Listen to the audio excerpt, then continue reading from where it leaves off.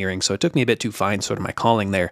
But if working on the sort of blue team and SOC-oriented work is something that you want to do, or a path that you want to start going down as you gain experience, well, I want to help you as much as I can, right? And that's really why I created this course, to share my knowledge and experience, and basically just my lessons learned, right? All of the things that I wish I knew as I was becoming a security professional. These are all the things that I wish someone had sat me down and showed me during my first SOC analyst job. And so I'm lucky to have this course as a platform or an outlet to share my stories and struggles from the field, or different insights, and present all of this along with endless hours of research and compilation, putting all of this together into an engaging and practical format for you to learn from. And so all of that to say, I really hope you enjoy the course and find value from the passion that was put into it. Before we cover the course objectives, well, let's first talk about why would you want to take this course in the first place? You're here, right? So you're obviously interested in the topic, but specifically there are a number of important tangible takeaways that I want you to get out of this course. The first one here is, well, something that we truly stand for at TCM, which is practicality. And so this course, save for the foundation section, is going to have a practical focus first. I'm going to dive into real tools and realistic scenarios, and walk you through hands-on labs that you can follow along with and complete yourself, and treat as projects and discussion points during job interviews. Additionally, there is absolutely a shortage of skilled SOC analysts and blue teamers in the industry, especially right now. Organizations are looking for talent with hands-on experience and practical skills. And it's true that many skills and tools can and will be taught on the job, but having exposure to the domains covered in this course is going to give you such a strong leg up and an ability to speak intelligently with hiring managers and future colleagues. Which ties into job readiness, right? And so having tangible skills and experience within these domains is going to build up such a strong holistic view of blue team operations and fill any knowledge gaps that you had previously, and honestly just set you on the right path. And even if you're already in the industry, even as a SOC analyst, well, I trust that we'll be able to fill in some gaps here and level up your blue team skill set. Right? There might be tools or methodologies that you don't typically see or interact with in your day-to-day operations. And so once again, giving you that holistic view and making you as strong of an analyst as you can be. All right, and here we go. These are the course objectives and all of the topics and methodologies that I want to cover throughout this course. And so first of all, we want to understand the foundational principles and practices of a security operations center. Right? And this is really important. We need to know what makes up a SOC. Or even what does a SOC analyst actually do? What different tools or metrics do they use and follow? We want to learn techniques for analyzing and identifying phishing attacks, right? So how can we safely and accurately analyze potential malicious emails? And also, how can we proactively protect our organizations from phishing as well? We want to develop skills in monitoring network traffic for security threats and anomalies, right? So how can we analyze network traffic and gather artifacts? Or how can we create detection and prevention rules to block malicious traffic? We're going to learn how to monitor and analyze endpoint security events as well, right? So how can we identify suspicious happenings and processes on a system? Or how can we work with our endpoint detection tools to triage alerts? We're going to learn how to use a SIEM for security event correlation and analysis and incident management, right? And so this is a big one here. But we're not just going to stick to the SIEM. So we're going to learn how can we analyze logs manually, and also with tools. And so how can we search through our SIEM to investigate and correlate and identify security incidents? And next, we're going to take all of this and sort of converge to learn how to leverage threat intelligence to enhance our security operations and incident response, right? And so what indicators or models or frameworks can we use to understand attacks better? And how can we write and consume detection rules to enhance our detection capabilities? We're going to develop an understanding of digital forensic processes and common tools and methodologies when it comes to forensics, right? So how can we acquire and analyze forensic data and artifacts and make conclusions? And lastly here, we're going to understand the process and procedures and best practices for incident response. And so technically everything we're doing up to this point involves incident response in some way, right? We're going to talk about the core concepts of a SOC analyst to monitor, detect, analyze, and respond. And the response effort, well, is always going to trickle up to any domain that we cover here. And so we're going to learn how organizations respond to incidents, and what role do us as analysts play in incident response or IR as well. And you can see how the objectives that we just covered here start to map nicely with the domains and the outline of this course. And I've kind of structured everything in a way that builds off of each other and flows nicely. And if you've taken a TCM course before, well, you'll notice that we're following a very similar structure and format here. And so the bulk of this course is going to be delivered through these bite-sized video lessons. And there's going to be a major practical focus here as well. And so you'll be able to follow along and set up your own lab machines to configure security tools and install appliances or applications, and perform a lot of hands-on analysis. And the course will also be full of resources and links and bookmarks for you to get your hands on additional practice or pass or research options to investigate anything we cover here in more detail. And within the public repository for this course, there will be a bookmarks file that's full of this kind of thing for you to add to your own browser for reference. And so with all of this, I'm super excited to jump in, and I really look forward to going through all of this with you. Okay, and so before we get into the lab setup, I want to quickly talk about prerequisites and the available course resources. And so on the prerequisites side, there aren't too many, to be honest. This is a beginner-aimed course, but I do have to mention that, in my opinion, cybersecurity itself isn't truly an entry-level field. Or to put that another way, not always a truly beginner-friendly field. And what I mean by that is, there's some knowledge that is often assumed when it comes to basic IT concepts or networking fundamentals. And while it's not impossible to get by without having this, well, having this foundational understanding of these topics will certainly make the learning process smoother and less confusing during certain sections. And so, in terms of some of the areas or concepts that would be beneficial for you to be familiar with, well, we have things like networking fundamentals, like I mentioned, right? And so understanding the TCP/IP or the OSI model. You know, you don't have to be an expert here and know it at a PhD level, and I will say I do break down the protocols here during the network section. But knowing how different systems interact with each other over the network, and being able to understand things like what a subnet is, an internal versus external IP address, network address translation, and how routers are used in the network to, well, route traffic through different networks. And again, I do cover this actually during the network security module, and I cover the main protocols that you're going to want to know as well. But, you know, knowing common protocols like SSH or FTP, or the differences between HTTP and HTTPS, you know, that kind of stuff. And then on the endpoint side, well, it would be beneficial to know how to navigate Windows and Linux a little bit, you know, and so you don't have to be an expert in the terminal or in the command line or PowerShell, but even just knowing what they are, you know, basic commands like cd and ls or cat, that kind of thing. Because we're going to be jumping into the command line and the terminal a lot throughout the course. And there's no real way to throw in an Operating Systems 101 section in the course. It's already pretty bloated as it is. But again, I'm always doing my best to explain what commands I'm running, or what arguments or parameters I'm using, and why I'm using them. And so lastly, on the InfoSec side specifically, there's going to be some assumed knowledge on, you know, the foundational security concepts like the CIA triad, or different security controls, and concepts like encryption or hashing. Again, just knowing about these things and why they're used is, you know, more than good enough for me. And while I know I do speak a bit fast sometimes, I do try to cover everything as verbose as possible, sometimes to my own detriment. But just know that I do this to make sure that you're able to follow along, right? And so I try not to just copy and paste commands and run them, unless they're super redundant or not super important. And I try to write out exactly what I'm running, and break down commands by their arguments to give you more of that contextual knowledge. And so now, we should also talk about the system requirements. And so to get the most out of this course, I want you to be able to follow along with the labs as much as possible. And to do that, well, there will be times where we need to run 2 virtual machines simultaneously, and we'll talk more about that in the lab install section. And so we're going to need to install a Windows and a Linux VM.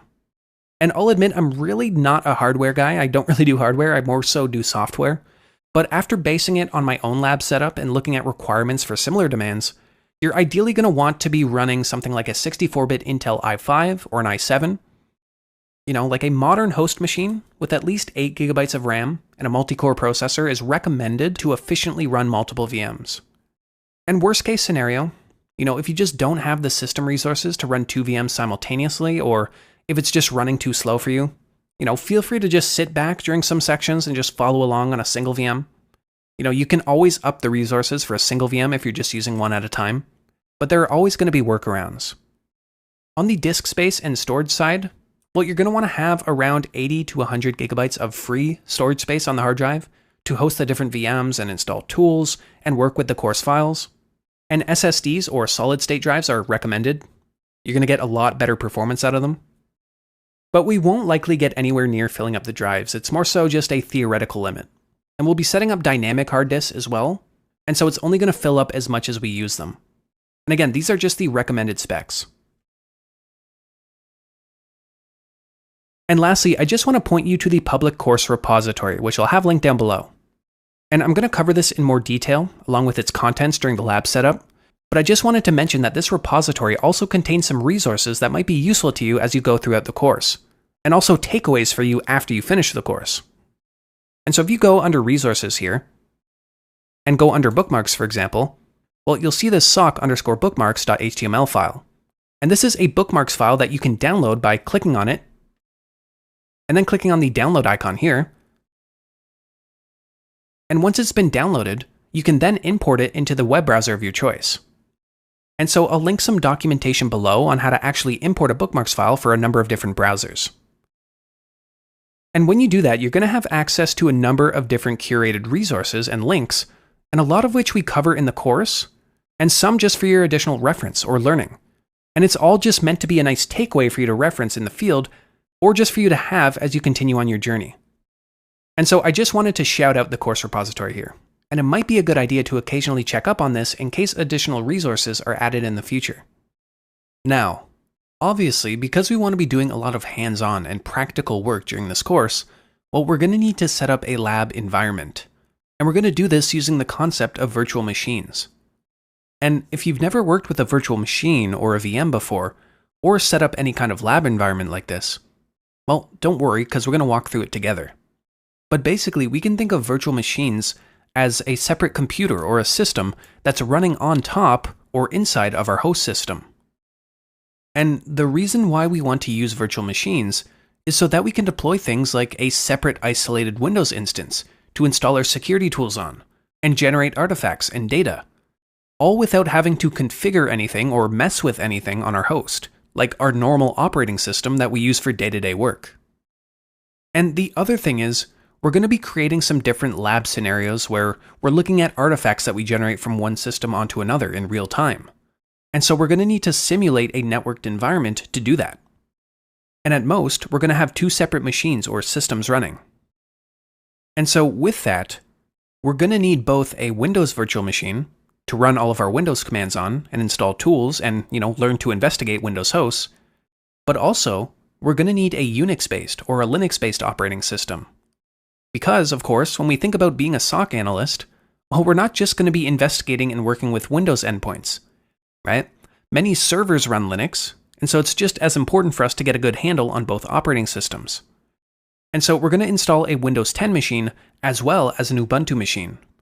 And to run our virtual machines, well, we need to install what is known as a hypervisor. And the hypervisor is the thing that actually creates and manages our virtual machines and allows multiple operating systems to, share a single set of hardware. And it provides that layer of abstraction between the physical hardware of our machine and our VMs. And so the hypervisor I'm going to be using, and the one I recommend for the course, is Oracle's VirtualBox. And that's because it's free, it's ready to go, and it's highly featured, and so we can use it to create snapshots. And the installation is also really simple. And so what we're going to want to do on our host machine is just open up our internet browser, and I'm just going to do a search for VirtualBox download. And we should come across this download page here. In reality, we can just go to virtualbox.org, and then just click on Download VirtualBox. And so I will include this actual link down below, as well as some guides if you're trying to install VirtualBox on Mac or Linux, because you can see there's different host packages here for whatever operating system you're running. And so in my case, I'm obviously on Windows, and so I'm going to click on the Windows host option. And that's going to start downloading here. And once we have it downloaded, well, we can locate the installer file, and it should be in our downloads folder. And so I'm just going to open up Explorer here, go under Downloads, and we can see the installer file. And so I'm just going to double click on it to run. Hit yes to this UAC prompt here. And if you're running into this error message here, well, we can see that we need to have Microsoft Visual C++ 2019 installed. And so we can just search for this package. And so I'm going to click on this Microsoft link here, And again, I'll have this link down below. And here we can find the latest version that we need to download. And so I'm just going to click on x64 here. And then in my downloads folder, I'm just going to run this installer file.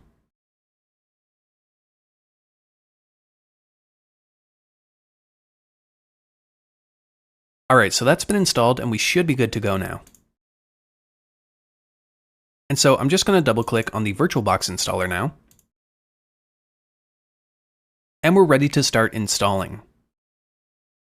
And so I'm pretty much just going to roll with all the default settings here. So I'm just going to hit next. We're going to get a warning about our network interface here. It's just going to temporarily reset and disconnect our connection. Just keep all the defaults selected here and then click on install.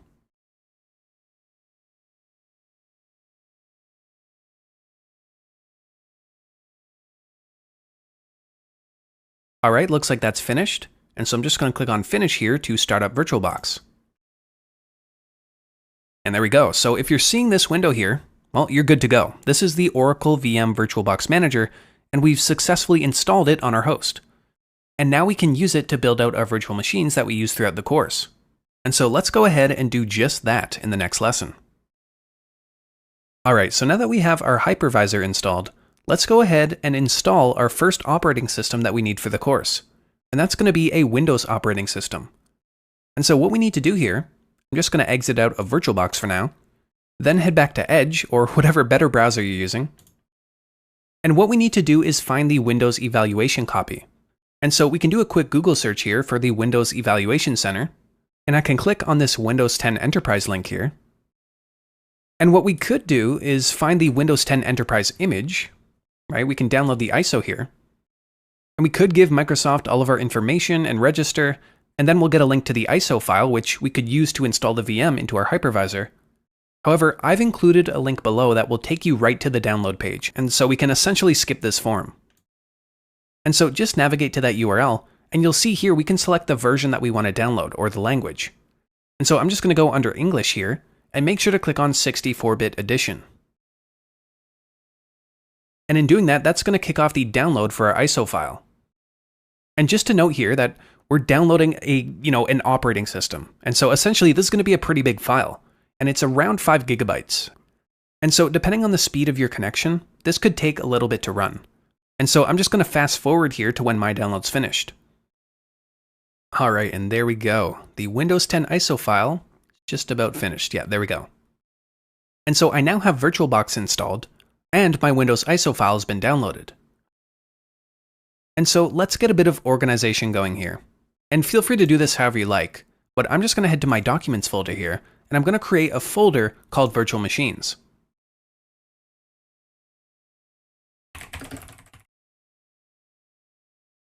And within my Virtual Machines folder, I'm just going to create another subfolder here called SOC 101. And this is basically where I'm going to store all of the virtual machine information for the course. And so I'm just going to open up another Explorer window here under the Downloads folder, and then locate the actual ISO file and just drag it into this SOC 101 folder. All right, there we go. And so now let's open up VirtualBox, and then click on the New button here within this main toolbar section. And from here, we can start to fill in all the information about the Windows virtual machine we're creating. And so for the name, I'm just going to call it SOC 101-Windows 10. And for the machine folder, well, I'm just going to override the default here. And so I'm going to click on Other, and then locate the SOC 101 folder under Virtual Machines that I just created under Documents. So I'm just going to select that folder. And for the ISO image, well, as expected, this is where we're going to locate the actual ISO file that we just downloaded. So again, for me, that's going to be under Documents, Virtual Machines, SOC 101, and this ISO file right here. And when we do that, it should automatically recognize things like the edition and type and version. And so that all looks good to me. And so next, I'm going to make sure that I check Skip Unattended Installation here. And then I'm just going to click on Next. Now, for our RAM or memory size here, it's technically possible to keep it at the default here of 2 gigs, but I can anticipate that you're going to run into some limitations. And so if you have the capacity, it's best to bump it up a bit. And I have quite a bit of RAM on my physical host, and I'm actually running a VM inside of this, and so there's a bit of VMception going on. But on my physical host, I have 32 gigs, and so, again, it all depends on what your max capacity is. And we're eventually going to be running 2 VMs at once. And so if you can bump it up to around 6 or 8 gigs each, well, that would be great. But it shouldn't be the end of the world, and we can always bump it up later if needed. And so, next, we can add a virtual hard disk to our machine. And specifically, we can create a virtual hard disk. And we can keep our disk here dynamically allocated, rather than setting aside the total amount of disk space needed immediately. And so to do that, just make sure you have pre-allocate full size unchecked. And for the storage amount, well, you can leave it at the default of 50 gigabytes here if you need to. And again, if needed, we can always adjust these values later on. And so I'm just going to hit next here, and we will get a machine summary here. And this all looks good, so I'm going to hit finish. And there we go. So our machine's been created. And so our new Windows VM here is staged and ready to go. And to kick off the Windows installation, well, we can just hit start here to start up our machine. This might just take a second.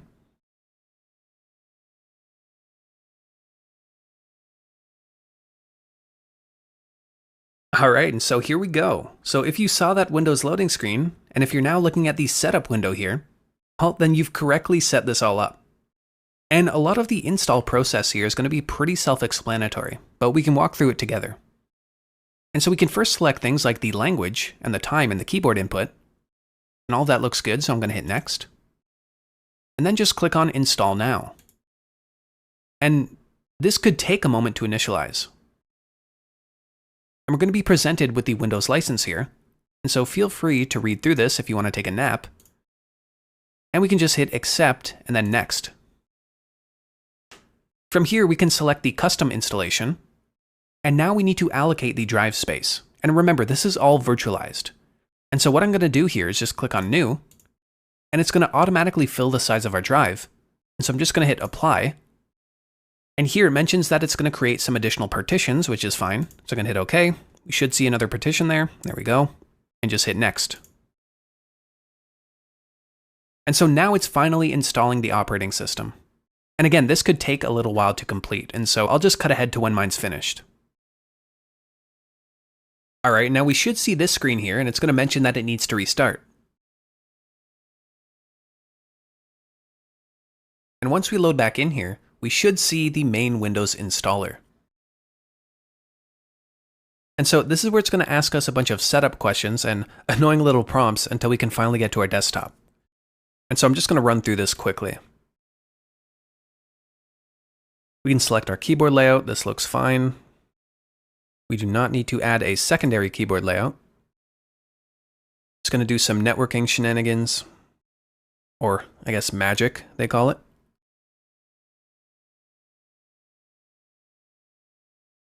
Now, again, this is going to be a lab machine, right? And so we can kind of skip all of the standard employee or the intended user setup features that Windows always asks for. And one of these is to sign in with a Microsoft account.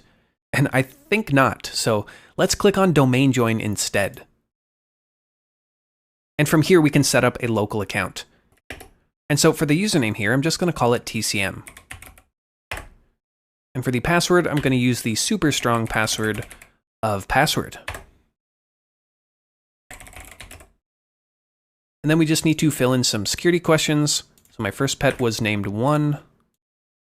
My childhood nickname was 2. And the city where I was born was 3. And so now we can turn off all of this dystopian, spying and tracking and privacy enrichment features that Microsoft is offering. And with that, we can just click on Accept. We can ignore Cortana here, so just click Not Now.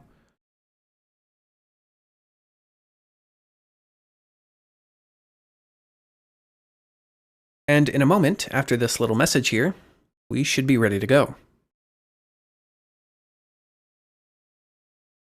All right, and if you see this Windows desktop here with this nice blue bright wallpaper, well, then we're good to go. We're set up. And now, there are a few more housekeeping things that we should do and we have to do before we continue. And the first being, well, let's get a bit of a quality of life improvement up in here, and so we're not stuck using this tiny cropped in box for our desktop. And so to do this and use an actual usable resolution, what we can do here is go under Devices and click on Insert Guest Edition CD Image. And this is going to load in an actual CD drive into our VM. And so what we can do after clicking on that is go under our Explorer window here, and then click on this PC, and we should see this CD drive for VirtualBox Guest Editions. So I'm going to double click on that to open it up. And from here, I can just double click to run this VBox Windows Edition -AMD64. So I'll just run this, hit yes, and just run through the very basic installer here. Just leave everything default. Should take a second. All right, sounds good. And we're just going to reboot now after doing that.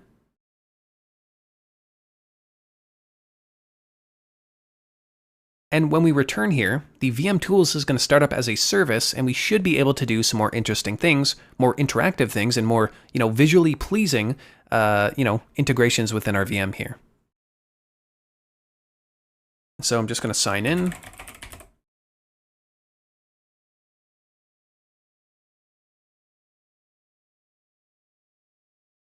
And so now what I can do here is go under the View tab and click on Full Screen Mode. And just hit switch, and there we go. That looks much better. Awesome. And the other thing that we can do now is, so now our toolbar is going to be at the bottom here, and I'm going to go under the Devices tab and go under Shared Clipboard. And then I'm going to change this from disabled to bidirectional. And so this is going to allow us to essentially share the same clipboard between our host machine and our Windows VM. And so that's going to be really useful when we want to copy and paste commands, from our host into our VM, or copy and paste output from our VM into our host. And so just to prove that it works, I'm going to open up the Notepad application here. And I know you can't see this right now, it's off screen, but I'm just copying the phrase hello world into my clipboard. And if I paste it, well, there we go. And for example, if I just copy the word hi here, and again, you can't see it, but I can paste this back into my host machine. And so our VM now is a lot more usable. And lastly, before we move on to customizing this install, well, let's take a snapshot of our base image. And this is really important in case you need to revert anything on your system, or if anything goes wrong throughout the course. Well, you can always then just revert to your base image and not have to go through the entire install process again, right? And you can be confident that your VM is set up and in a state that's ready to go. And so to do this, I'm going to go down to our options here and click on Machine. And then I'm just going to click on Take Snapshot. And I'm just going to title this base-install so I can reference it later. Hit OK. And now our VM is going to freeze up for a second just as it's taking the actual snapshot, which is all good. And so that's all finished. And with that, we now have our base image and we're ready for the next steps. Okay, so in a previous lesson, we installed our base Windows image that you can see here. However, to get ready for the course, we're going to need to do a couple of quality of life configurations and also get our course files onto the machine. And so let's start up our Windows 10 VM again if you don't already have it running. And once we're loaded in, and we're on this lovely desktop screen here, well, what we want to do first is some things that we would honestly never want to do if this was a real production system in the enterprise. But in the case for our lab environment, and being able to interact with our Ubuntu VM and set up some really cool attack and defense scenarios, well, we're going to turn off Windows Defender, our sort of built-in endpoint antivirus. And again, this is because we're going to be creating some very basic malware later on in the course so that we can see what kind of artifacts it leaves on our system. And if we don't do this step, well, then Defender is going to get in the way and be really annoying and basically just yell at us a ton, which is nice. I really appreciate it, but for the case of trying to showcase some safe examples of malware, it's not really ideal for a use case. And to demonstrate that, well, I can just open up a PowerShell window here, and you don't have to follow along. Don't worry, I'm just kind of demonstrating here. And within PowerShell, well, I can just run the invoke Mimikatz commandlet. And don't worry if you don't know what Mimikatz is, we're going to talk about it later on in the course. Just know that it's bad. And even if I try to run it, I don't even have Mimikatz installed on my machine, but it's already yelling at me that this script contains malicious content, even though the script doesn't even exist. It's already been blocked by, again, Windows antivirus. Another way to demonstrate this is I'm just going to open up my browser here, and I'm going to do a search for the EICAR test file. And this is basically a test file developed specifically to test out things like the response of antivirus programs. And it's completely harmless, but Windows Defender should kick in and pick it up immediately and say, hey, this might be malware as soon as we try to download it. And so what I'm going to do is scroll down to the eicar.txt file, and I'm going to try to download it. Smart Screen is probably going to yell at us, and so I'll click on more information and just click on continue. And this is it. This is the malware that Defender is already piping up against.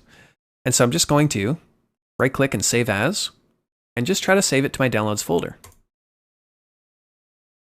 And immediately, we got an alert that Microsoft Defender found threats, and this file should not exist anymore. Yeah, there we go. And so, to disable Windows Defender, well, first what I'm going to do here is go under the Start menu and type in Windows Security. And I'm going to click on the Windows Security application and go under Virus and Threat Protection. From here, I'm going to go under Virus and Threat Protection Settings and click on Manage Settings. I'm going to scroll down to Tamper Protection and just check it off to turn it off. We're getting a warning here that our device may be vulnerable. That's okay. And what we want to do now is open up a PowerShell window as administrator. And so to do that, I'm going to go under the Start menu. I'm going to do a search for PowerShell. And when we see the PowerShell application, we can either right-click and click Run as Administrator, or go down here and just click on Run as Administrator. We just hit Yes to this UAC prompt, and we're now in PowerShell as an administrator. And from here, we just need to run a couple of commands, which fortunately now we can copy and paste, and I'll have them listed down below. And the first one here is going to disable the real-time monitoring features of Defender. And this next one here is going to disable the scanning of network files. You can see we're already getting notifications that Defender has been turned off. And then a couple more commands here. And lastly, we're going to add a key to our registry to actually turn off Windows Defender. And so this is a long command, so you don't have to type this out. Again, you can just copy and paste. And to paste into PowerShell, you can just right-click if you have something on your clipboard. So I'm just going to run that. We can see completed successfully. And now, if I search Windows Security again in the Start menu, go to Virus and Threat Protection, and you can see we have no antivirus provider. So now what I can do is open up PowerShell again. Again, you don't have to follow along here. I'm just kind of demonstrating that we can now run invoke Mimikatz. And this is not going to do anything, so we're going to get a different error, but it's not going to be the same error that it was, disabled or blocked by our antivirus. And so that is a plus. And if I return to this EICAR file, click on Continue, and just right-click, Save As, we should be able to save it now, and open the file with no issue. So good, that's great. And so next, with that out of the way, we can go ahead and actually get our course files onto the system. We didn't need to disable Defender to get our course files on the system, I'll just make that clear, but it's for stuff that we're going to be doing later on in the course. And so to do this, we're going to need to install Git, which is the version control system that we're going to be using to clone the course repository from GitHub. And this is all kind of in an effort to make sure that we're starting with the latest files in case anything changes over time. And so what I'm going to do here in my browser is go to git-scm.com. We're now on the web page for the Git version control manager. And under the latest source release here, you can see my case 2.45.2. I'm just going to click on Download for Windows. And then under Standalone Installer, I'm just going to click on the 64-bit for Windows Setup. Once that's downloaded, I can just open up the installer file, hit Yes, and I'm just going to leave everything as the default option here. So I'm just going to run through this installer. Everything looks good to me. If you wanted to, you can read these options and make sure, you're not signing away your life or anything like that. and it's now going to install. All right, so Git's been installed. I'm going to uncheck view release notes. Don't really care. And now what we can do is run the git command in our command line and actually clone repositories. And so to do that, I'm just going to type in cmd to open up the command prompt. And from here, you can see I'm in my c/users/tcm directory. I'm going to go into my documents folder. So I'm going to cd over into documents. And now I'm going to clone the course repository. And I will have the link to this repository down below if you want to check out the individual files, but we're going to be cloning the entire thing. And so what we can do here is just run git clone and then paste in the link to the git file. And just hit enter. And that's just going to take a second to download. And there we go. And so now, with this newly downloaded folder, well, we can unzip the course files onto our desktop. And so to do that, I'm going to open up an Explorer window, just with this little folder Explorer icon here, and go into the Documents folder. And we can see this SOC 101 folder here. Well, this is the Git repository that we just cloned. You can see all of the different files and folders within this. And so I'm going to open up the course file directory here, and you can see we have a number of zip files relating to each domain or section in the course. And so all we need to do now is just extract each of these folders so we get access to the contents inside. And so all we need to do is just select the first file here, right-click on it, and then I can click on Extract All. And what I can do is change the location of the extracted files, and so I'll click on Browse, and then I'll just send it over to the desktop. So I'll click on Desktop, and then select Folder. I'm just going to uncheck this to show extracted files when complete, and then I'll just click on Extract. And all we need to do now is just repeat that same process for the remaining files. So I'll right-click on this one, extract all, send it to the desktop, extract, and repeat.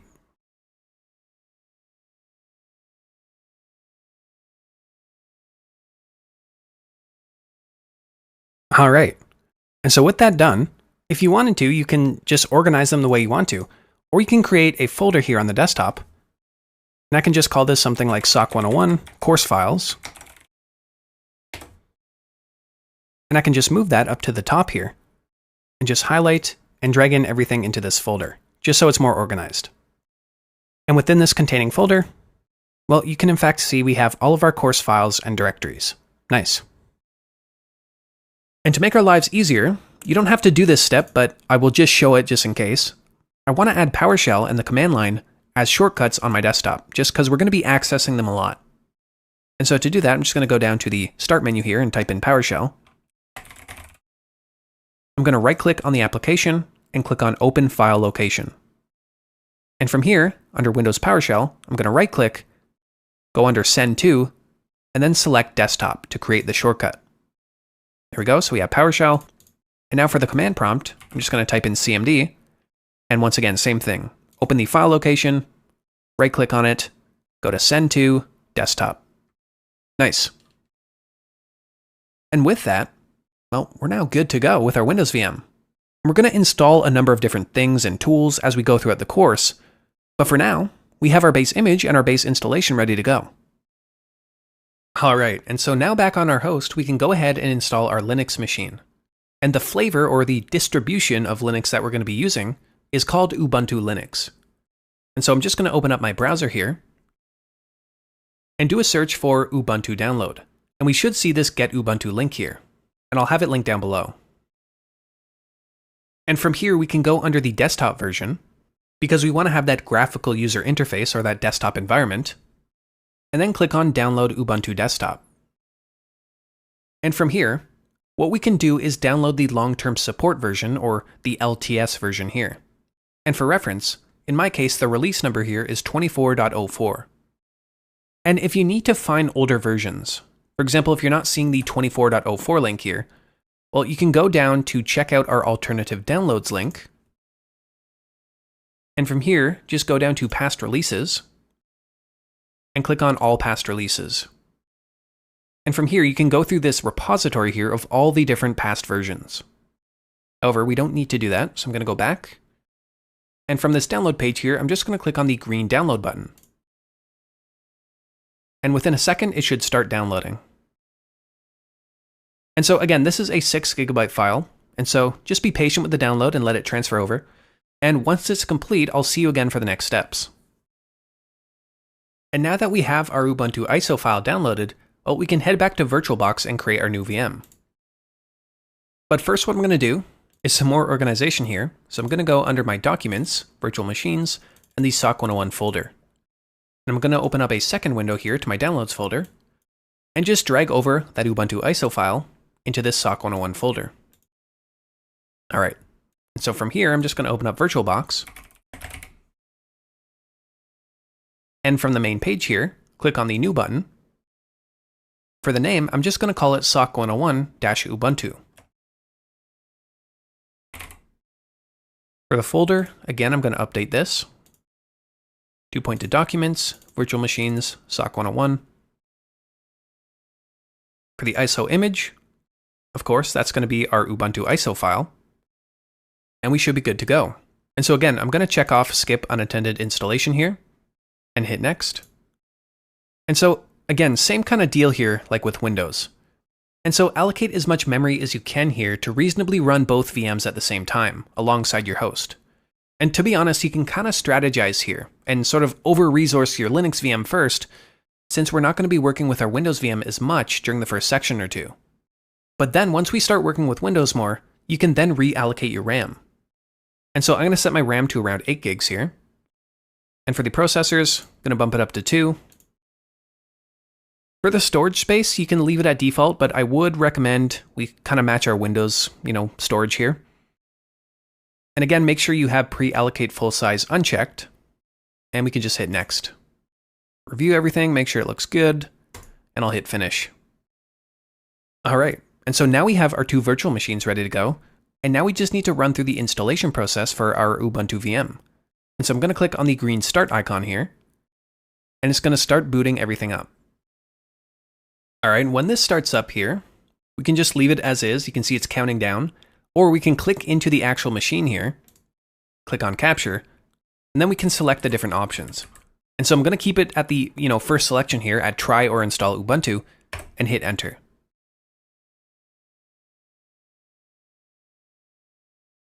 And if you see this loading screen here, well, then you're good to go so far. And from here, we can just run through the installation process. And so we can choose our language, hit Next. We can turn on some accessibility settings if you need to.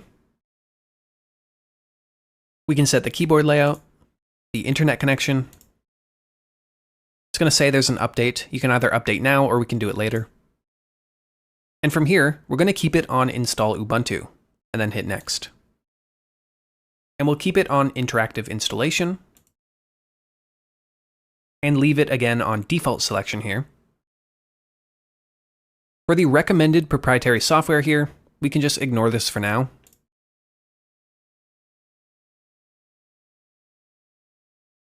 And for the installation screen, well, we can leave it again on Erase Disk and install Ubuntu. And don't worry, it's not your host disk that's going to be erased. It is the virtual hard disk that we just created. And so I'll just hit Next. We can set up our account. And so I'm just going to call my account TCM, of course. For the computer name here, you can set this to whatever you like. I'm just going to call it SOC 101. Again, for the username, just call it TCM. Password, the very strong password of password, once again. Actually, for the computer name, I'll just change this to SOC 101-Ubuntu, just in case when we're looking at it in the logs, we can actually, differentiate it. And then hit Next. We can select our time zone and review all of our selections, which looks good to me. So I'm just going to hit Install. And so now it's installing the actual operating system. And so, like with everything here, this could take a little bit, and so we just need to wait for it to finish. All right, and so that install finally finished. We can just hit Restart Now.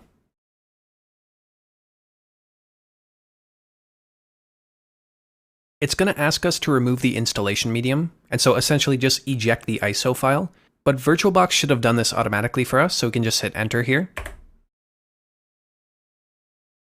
And we're now going to be taken, hopefully, to the desktop. And there we go. And so we can see the login screen here for the user TCM. Just going to type in my password.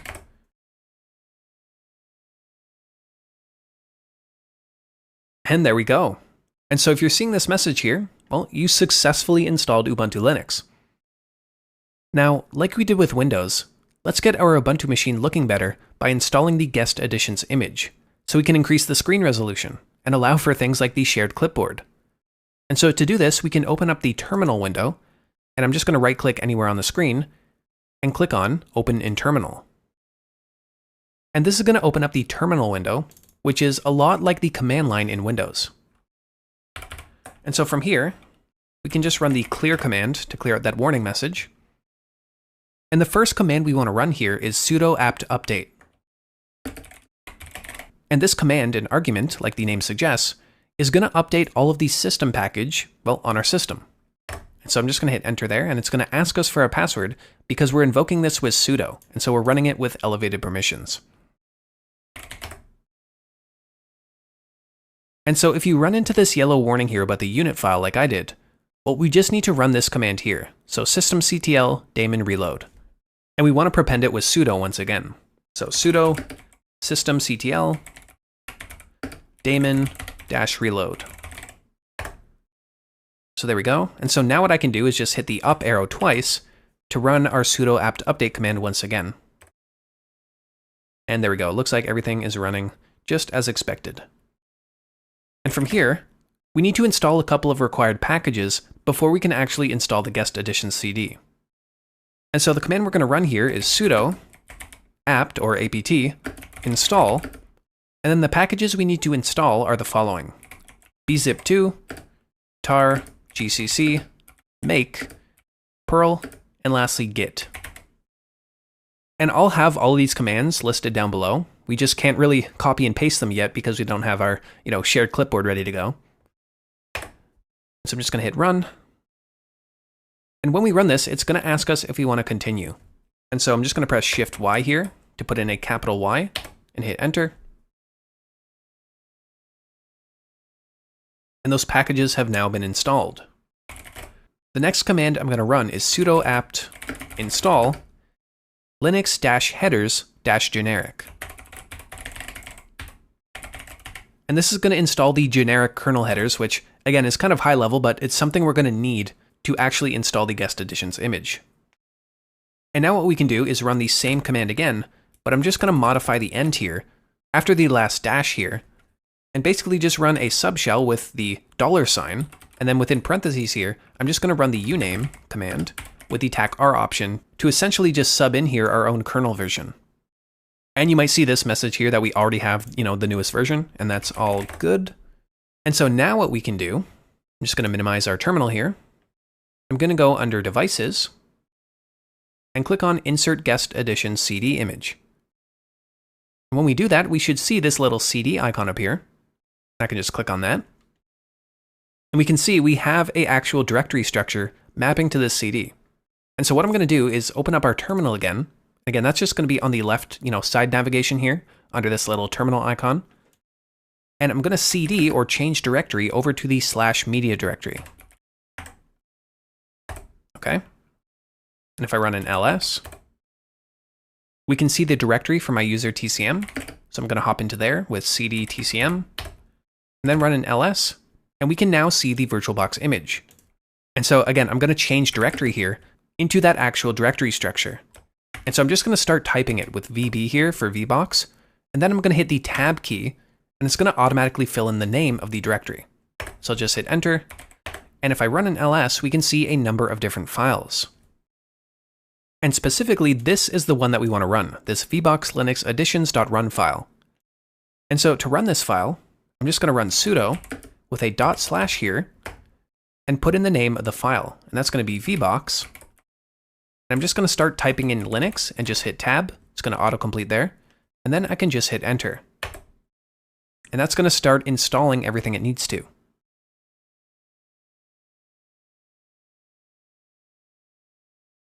And you can see it actually kind of shrunk our resolution here. So I promised I didn't just troll you. This is part of the process. And so what we need to do is just restart our VM now. And so I'm just going to run sudo reboot, and then just give it the now argument to make sure it reboots right at this very moment.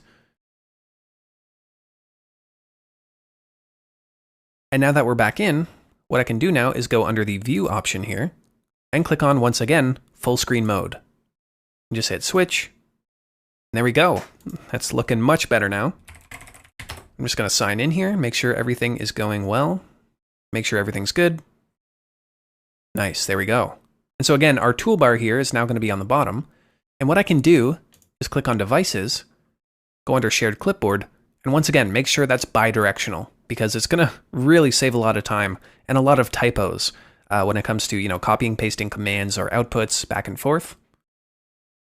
And just to demonstrate this, I'm going to right click on open in terminal. And again, on my clipboard, I have hello world from my host. Going to paste that in. Looks good. And to double check it's working, I'm just going to copy this. And I know you can't see it, but that pasted in no problem on my host. All right. And so with that, we now have our Ubuntu VM ready to go, and our lab is starting to come together. And so I will see you in the next lesson. All right, now it's time to actually configure our Ubuntu machine. And we just have a couple of things to do. And so first, let's make sure we have Git installed so we can clone the actual course repository. And we did install it earlier. I just want to make sure that it is actually installed in case you didn't run, one of the commands earlier or something. Let me just zoom in for you. I'm just going to type in which git, and this is going to locate the actual file itself, or the binary. Unfortunately, we do have it.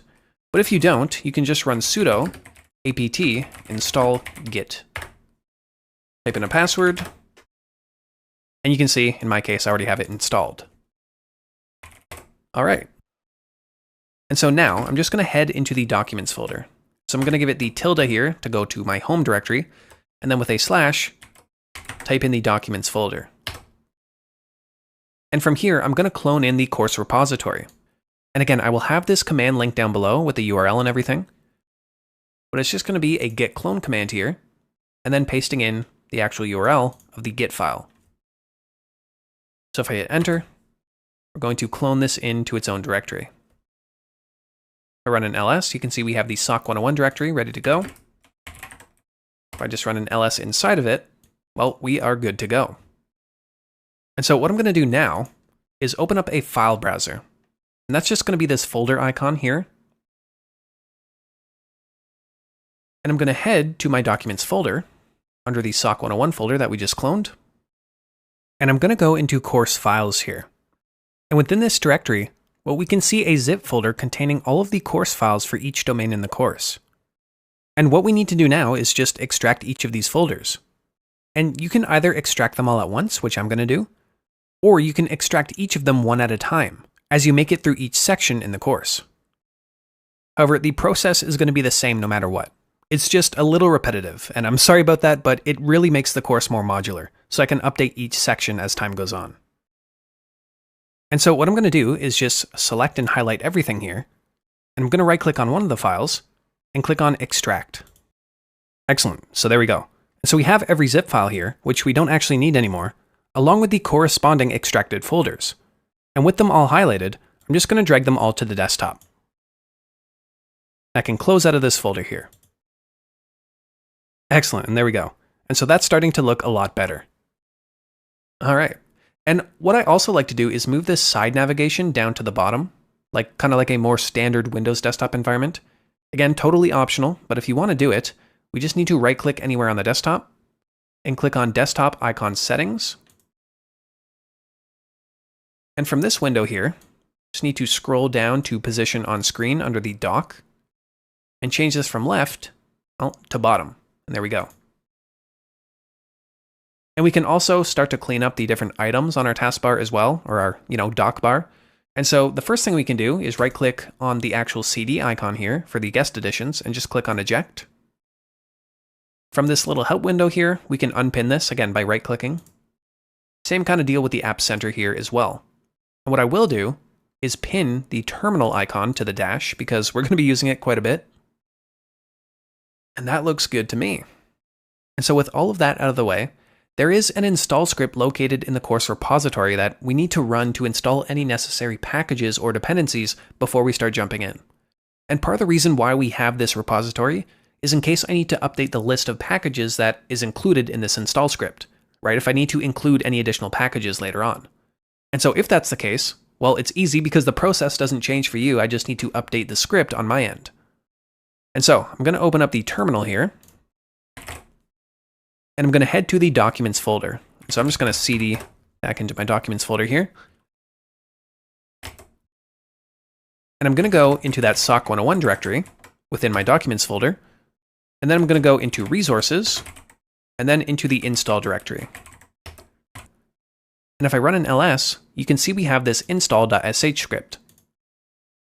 And so to make it executable, we can run the change mode command, or chmod, give it the +x to add that executable bit, and then provide the name of install.sh. And now if I run an ls, well, it should be green. There we go. And so now I'm just going to run the file with /install.sh. And it's just going to update our packages and just install a couple of things, so it shouldn't take long at all. And just like that, the installation has been completed and we are good to go. And so lastly, this is completely optional, once again, but I'm going to be super slick here and just update the desktop wallpaper. And so to get there, I just right-clicked anywhere on the desktop and clicked on Change Background. And from here, I'm going to go down to Background and click on Add Picture. I'm going to locate under Documents the SOC 101 folder, go under Resources, under the Wallpapers directory, and click on wallpaper.png. And I'm just going to click on that there. And now we're looking a lot better, in my opinion. However, this did kind of mess up my ordering here, so I'm just going to fix this. All right, and so now we're good to go. We just need to do a quick networking setup, and then we're ready to jump into the course. Now, lastly, we just need to make a couple of networking configurations between our two VMs that will allow them to talk to each other, but not to our physical host. And this is important to ensure that, both our VMs are physically separated from our host, but logically connected to each other. And to do this in VirtualBox, we just need to create a network and then apply it to the network adapters for our VMs. And it kind of sounds complicated, but it's really easy. And so under Tools here, I'm just going to click on the little hamburger icon here and go down to Network. All right. And from here, I'm going to click on the NAT Networks tab. And then I'm just going to click on Create. And now with our sample NAT, or Network Address Translation Network, created, well, I can right-click on it and go to Properties. And from here, what we want to do, well, is first name it. So I'm just going to call it TCM. And next, we need to set the IPv4 prefix. And so this is basically going to be the network range that our network is going to utilize. And you can leave it at 10.0.2.0 here if you want. It doesn't really matter. And best practice is to keep the actual range here separate from what your physical host is using. Or in other words, make it look different, right? So if my host machine is using 192.168, well, I can make my NAT network here 10.0.2. And so they just kind of look visually different. But anyways, in my case, what I'm going to do is just change this to 192. And feel free to follow along. Again, it doesn't really matter. It's just that anytime I reference my own IP range during the course, well, yours might be different if you set something different here. And that's fine, completely fine. Just keep that in mind. So 192.168.1.0. And again, I'm just going to make it a /24 network. Going to keep DHCP enabled. And that's basically it. So I'm just going to click on Apply. And now that that's ready and created, we just need to tell our two VMs here to use this network. And so I'll start with the Windows machine. I'm just going to right-click on the actual VM name here and go to Settings. And then go down to the Network tab. And the first thing I want to do here is click through all of these different tabs here, listing out the different network adapter cards. And I just want to make sure that none of them are checked, aside from Adapter 1 here. And under Adapter 1, I'm going to make sure it's enabled, obviously. And under Attach To, I'm going to change this to NAT Network. And under Name here, I'm going to make sure it's set to TCM, or whatever you just named it. And that's all good. I'm going to click on OK. And I'm going to do the same thing here for my Ubuntu machine. Go under Network, Again, make sure none of the other adapters are selected. And under Attach To, NAT Network, and make sure it's TCM. And there we go. And so if you want, we can verify connectivity here. So we just need to spin up both machines at the same time. And so we can just click on Start. All right, and with my two VMs running, you can see I just have them on different windows here. I'm going to start off with my Ubuntu machine and open up the terminal so I can get my IP address. And with the terminal open, I'm just going to run the ifconfig command. And so if I just hit enter, you can see I'm getting my IP address here under ENP0S3 under iNet. And you can see my IP address is 192.168.1.13. Over on Windows now, I'm going to open up the command prompt. And this time I'm going to type in ipconfig. And you can see that my IP address is 192.168.1.12.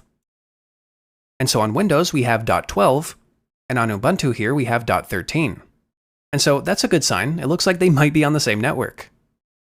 And so what I can do now from my Windows host is try to ping the IP address of my Ubuntu host.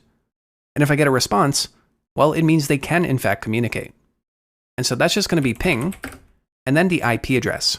And remember, your IP addresses here might be different, and that's completely fine. Just make sure you're using the right one. Don't just use mine if yours is different.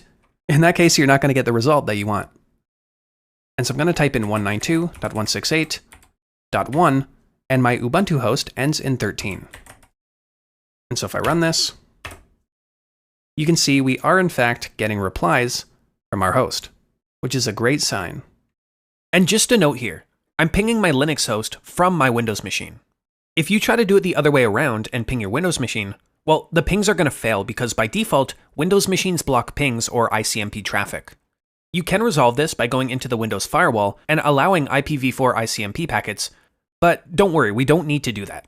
If you're getting pings back from your Linux or Ubuntu machine, then you're good, and the two systems can talk to each other. And so there we go. So we've finally set up our VMs, we've configured them, customized them, and now we have the networking set up too. And so thank you for following along for this lab setup. I know it was quite a bit, but now we get to jump into the fun. And so I will see you in the next lesson. Before we get into the main practical sections of this course, let's first understand what a SOC is, the components that make up a SOC, as well as some important terminology that we should be familiar with. Now, I have a confession here, and it's that this section of the course is going to be a bit of a death by PowerPoint section, and I'm really sorry in advance. But trust me, every other section of this course is going to be hands-on and practical. It's just that it's really hard to present some of this stuff in a less theoretical way. But I promise you that this is the only section that is going to be very slide-heavy like this. And trust me that this is going to lay a necessary foundation that we're going to build upon to grasp some of the hands-on topics. So within this section, we aim to gain a holistic understanding of security operations within organizations that you might find yourself in. So when we talk about the domain objectives for this section, we want to understand the core functions within a SOC, as well as the role that it plays within organizations. So we want to answer questions like, why do we have a SOC? And what is the business justification for maintaining a SOC from a resource or a financial aspect? We also want to explore the daily tasks and responsibilities of a SOC analyst. We want to understand what the day-to-day looks like in an average SOC. We also want to familiarize ourselves with different SOC models, roles, and organizational structures. So how is the team actually structured? And how do various roles and responsibilities disseminate amongst the team? We also want to learn several metrics that are used to evaluate the effectiveness of our security operations, right? So what does success look like for a SOC team? And how can areas of improvement be identified? We want to understand various tools that are used within the SOC for monitoring, detection, analysis, and response. And lastly, we want to identify and understand common cybersecurity threats faced by organizations, because of course, as our technology landscape grows, so does our attack surface, and we need to be able, as SOC analysts, to quickly identify common threats. So the first question we should probably ask is, what is a SOC? Well, a SOC is short for a Security Operations Center. And you're going to see many different definitions of SOCs out there. Some sources might define a SOC as the heartbeat of an organization's security posture. And some sources might describe it as the frontline defense against cyber attacks. And all of these are essentially true. And part of this reason, and something that's continually going to come up throughout the course, is that SOCs can vary greatly between organizations based on their size, or industry, or budget, or maturity level. But regardless of the terminology used, the core essence of a SOC remains the same. A Security Operations Center is a centralized unit within an organization that deals with security issues, incidents, and events. And this definition casts a wide net, and that's kind of purposeful, because SOCs serve many different areas of the business, which we're going to cover shortly. But the primary objective of a SOC is to minimize the impact of cyber attacks and protect sensitive data, and to ensure the confidentiality, integrity, and availability of the organization's assets. And so, of course, a SOC is going to be staffed with a team, and that team is going to consist of security analysts, and engineers, and incident responders, and basically a number of people that collaborate together in order to monitor, detect, analyze, and respond to cybersecurity incidents in real time. So let's cover all these different stages in more detail.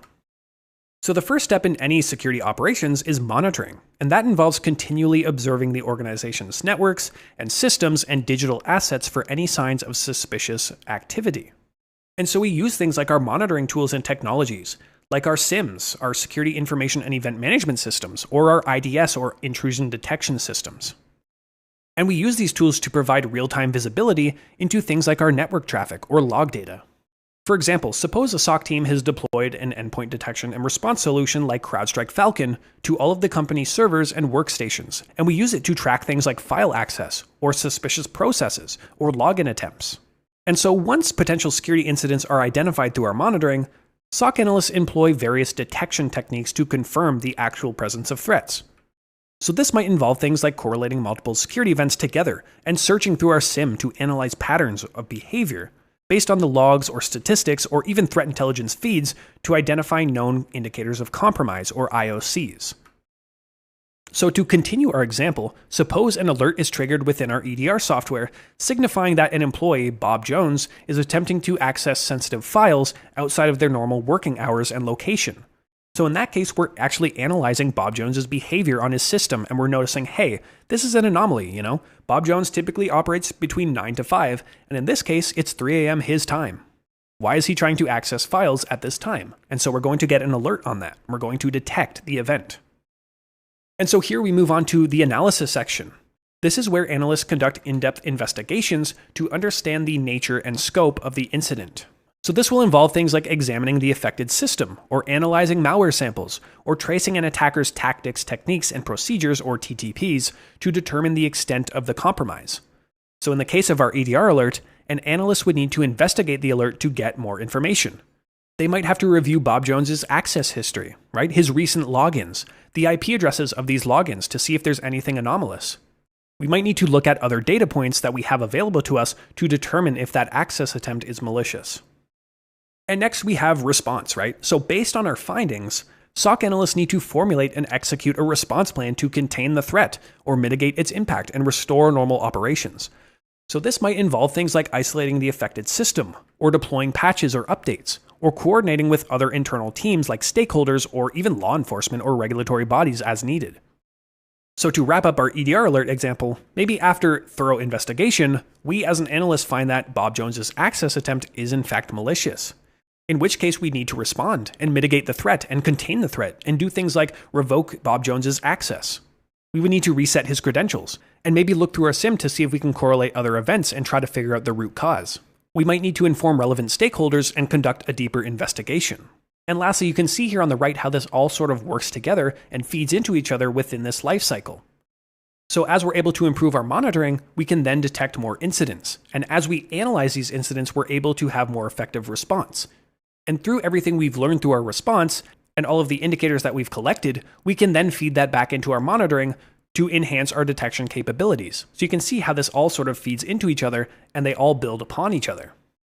So when we say that a SOC is centralized, you might be picturing in your head something like the image on the screen here, where we have a giant bustling room filled with rows and desks, and a bunch of analysts sitting shoulder to shoulder, and hundreds of monitors at the front all displaying intricate graphs and charts.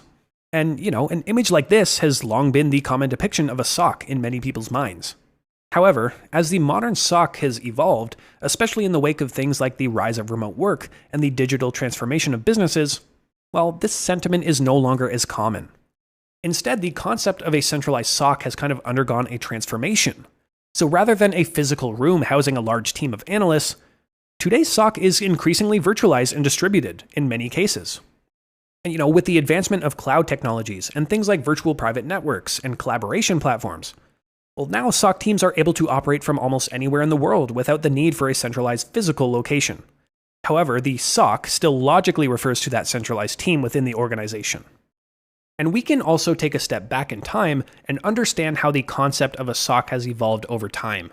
And maybe in doing so, we can better understand how the priorities and the functions within a SOC have shifted to meet the changing landscape of threats and challenges.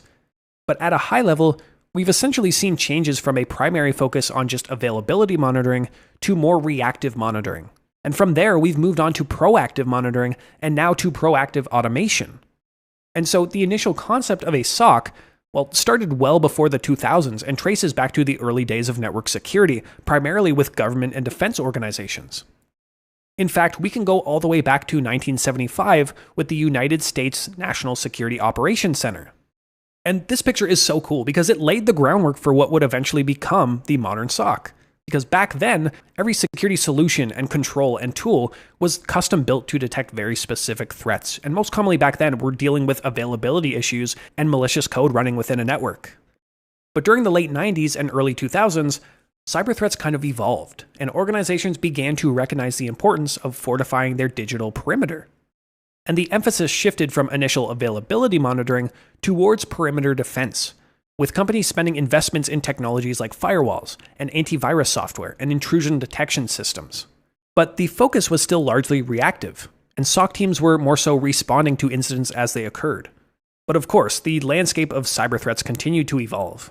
And around 2007, we saw the rise of Advanced Persistent Threats, or APTs, which kind of introduced a new breed of attacks that haven't previously been seen before that operated in this low and slow type of environment and evaded traditional security methods.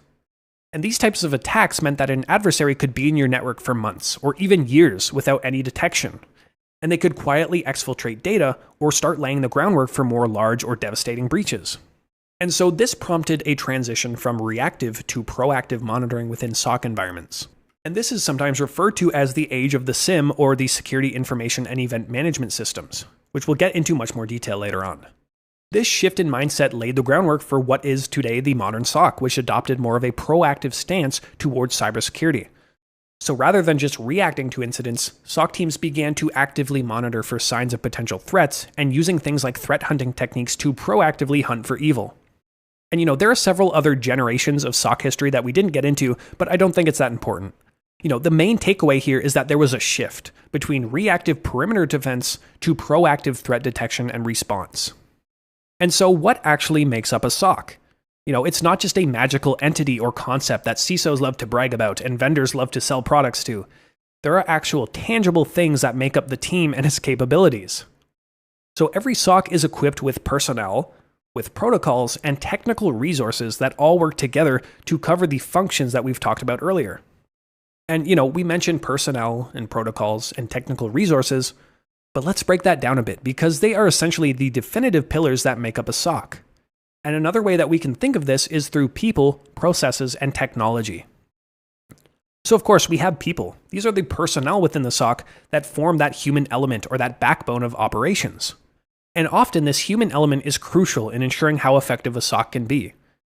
This personnel includes people like analysts and incident responders and engineers and threat hunters, who all work together to actually analyze, respond to, and resolve security incidents, or do things like build out detection capabilities or manage the team. We also have processes. So SOC teams also need to build out descriptive processes that streamline their operations and ensure consistency, efficiency, and agility to manage and respond to incidents.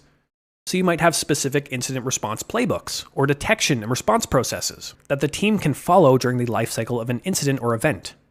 For example, when an alert is triggered, what predefined processes or procedures are in place to dictate how the SOC responds? What escalation paths are there? What investigation steps or mitigation measures can be taken? Of course, that's not an exhaustive list, but just understand that processes drive the way in which people within the SOC conduct their operations.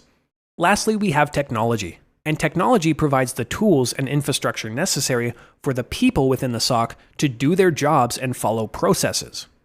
And of course, this is a non-exhaustive list again, but concepts that fall into the technology category can include things like our SIEM platform, our IDS or IPS systems, our EDR solutions, our SOAR systems, vulnerability management tools, or even our threat intelligence platforms. And of course, we're going to cover these tools and more in much more detail in the following lessons.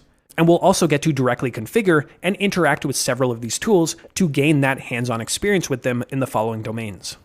Now, I also want to quickly touch on the concept of the CIA triad and how security operations centers use this model as a fundamental principle that basically guide every single practice, decision, and control that they make. And more specifically, the SOC supports the business by upholding these principles of the CIA triad. So we have confidentiality, we have integrity, and availability. We're going to cover each of these in more detail in a future lesson, but at a high level, the SOC aims to ensure the confidentiality, integrity, and availability of all assets within the organization. And we can think about how all of these concepts kind of intersect during an incident, right? So for example, in the case of a critical server failing, maybe we had a hardware disk failure in one of the servers and we did not have redundancy in place. Well, in this case, we'd be facing an availability issue because we are losing access to the data stored on that server.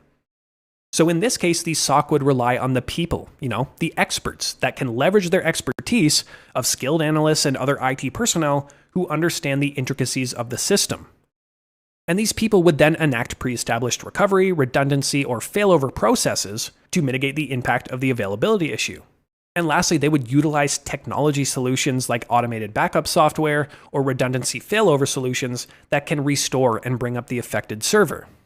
And lastly here, let's take a look at some of the key functions of a SOC, right? So we talked about what makes up the SOC and the value that they add to organizations, but what specific objectives do they actually serve on a day-to-day basis? Now, this won't be an exhaustive list, but it's going to highlight some of the high-level functions that a typical SOC will perform within an organization. And we can generally break down the key functions of a SOC into two distinct categories. We have reactive functions and proactive functions. So on the reactive side, these are functions that the SOC performs in response to cybersecurity incidents as they occur. So we have things like the primary role of the SOC, monitoring and detection. So this is where the SOC team is going to monitor network and system logs or endpoint devices, security alerts, and other sources of data to identify potential security incidents and threats in real time. So we're going to use tools that we have available to us like our SIEM platform, our IDS systems, our threat intelligence feeds, or even manual log analysis. And next we have incident response. So when a security incident is detected, the SOC is going to initiate an incident response or an IR process to investigate, contain, and mitigate the threat. So this is going to involve actually analyzing the incident and gathering evidence, and coordinating with relevant stakeholders to minimize the impact and restore normal business operations. And depending on the size of the SOC, you might have forensic analysis functions as well. This could be something that's conducted in-house, or maybe coordinated with a third party that specifically does forensic examinations. But overall, this is going to include conducting detailed forensic analysis to determine the cause and extent of any security breaches. This is also going to include preserving and collecting digital evidence for any potential legal or regulatory purposes. And depending on the size and severity of the incident, the team may have to collaborate with law enforcement agencies or external forensic experts as necessary. And lastly, here we have malware analysis. And again, depending on the size of your SOC, this is something that could be conducted in-house or coordinated with a third party. And this could involve running malware samples in controlled environments like sandboxes or VMs to understand their actions and potential impact on your systems or networks. It could also involve things like reverse engineering and deobfuscating malware to study its behavior. But the goal here is ultimately to collect indicators of compromise and attempt to attribute the malware to a specific threat actor or group to enhance your threat detection within the organization and inform more proactive defense measures. And speaking of which, we have proactive functions as well. And these are the functions that the SOC performs to prevent cybersecurity incidents before they occur or to mitigate potential vulnerabilities. So we have threat intelligence, and this is where the SOC team actively gathers and analyzes threat intelligence data either from internal or external sources, so they can stay informed about emerging threats or indicators of compromise, vulnerabilities, as well as other attack techniques. And of course, the goal here is to feed that intelligence into our detection tools themselves, so we can then enhance our detection capabilities and find incidents sooner.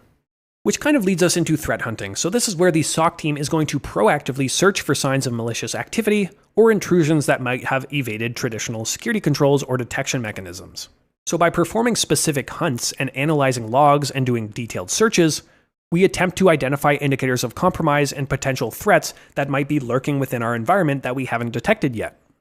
And next we have vulnerability management, and some might argue that this could be under reactive or maybe a blend between reactive and proactive, and I wouldn't disagree, because while it does involve reactively responding to vulnerabilities that are identified, it does so in a more proactive way to mitigate them and remediate them before they're exploited.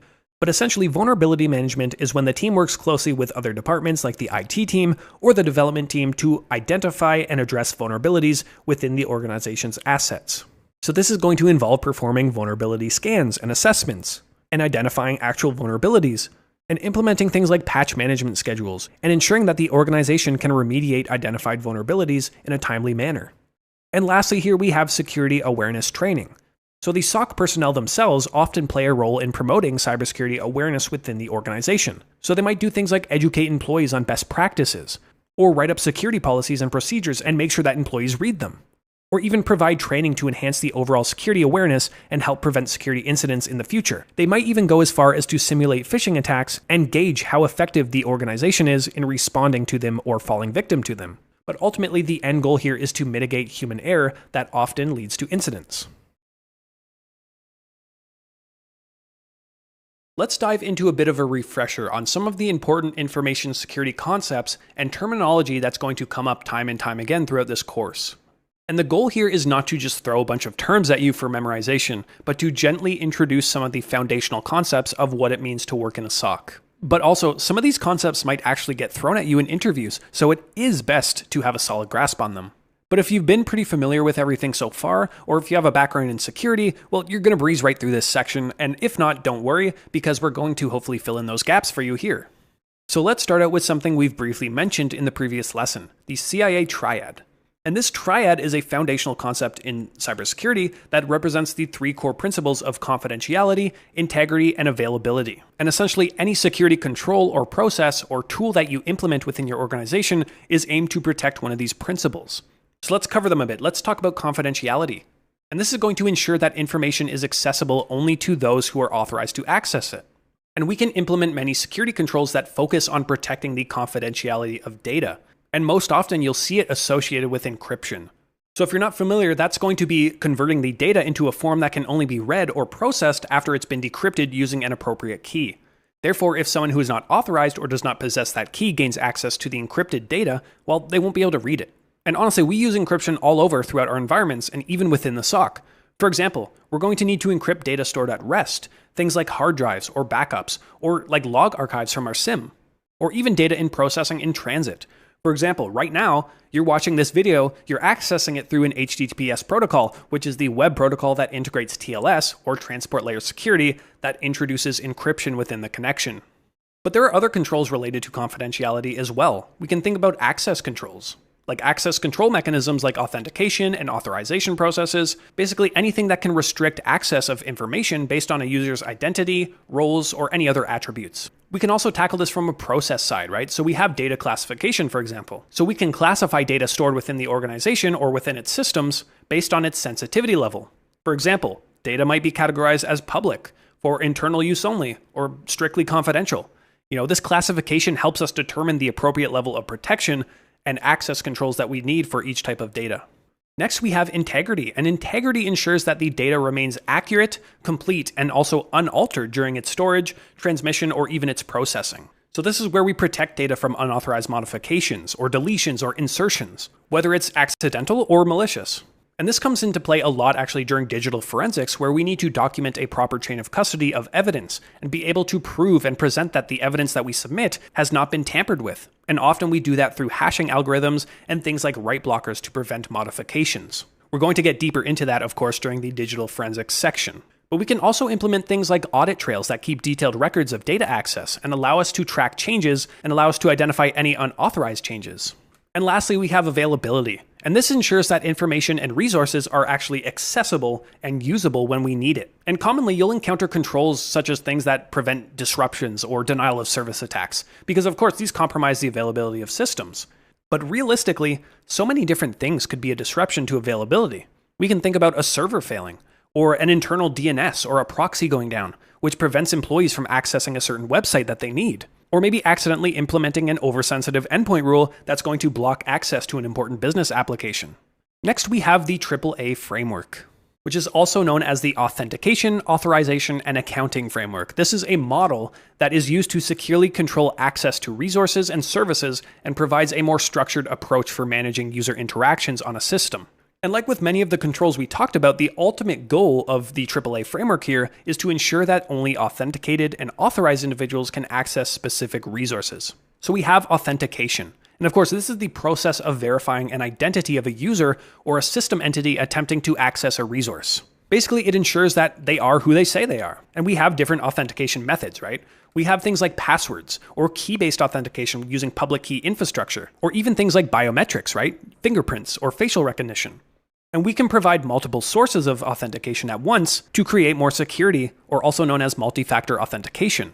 Next, we have authorization, and this determines what actions or permissions or what resources a user is allowed to access after they've authenticated themselves.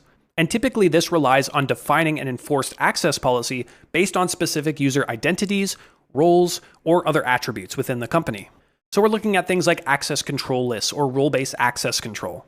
And lastly, here we have accounting, which is also known as auditing or tracking, and essentially it involves logging and monitoring user activities within the system. So it records details like who accessed what service and when, for how long. And often accounting is really crucial for meeting compliance standards, but it's also just as important for security event monitoring as well. And we can use things like native audit logs, as well as monitoring tools like our SIEM to record user activities and implement accounting. So next, let's make some important distinctions that often come up when talking about security operations.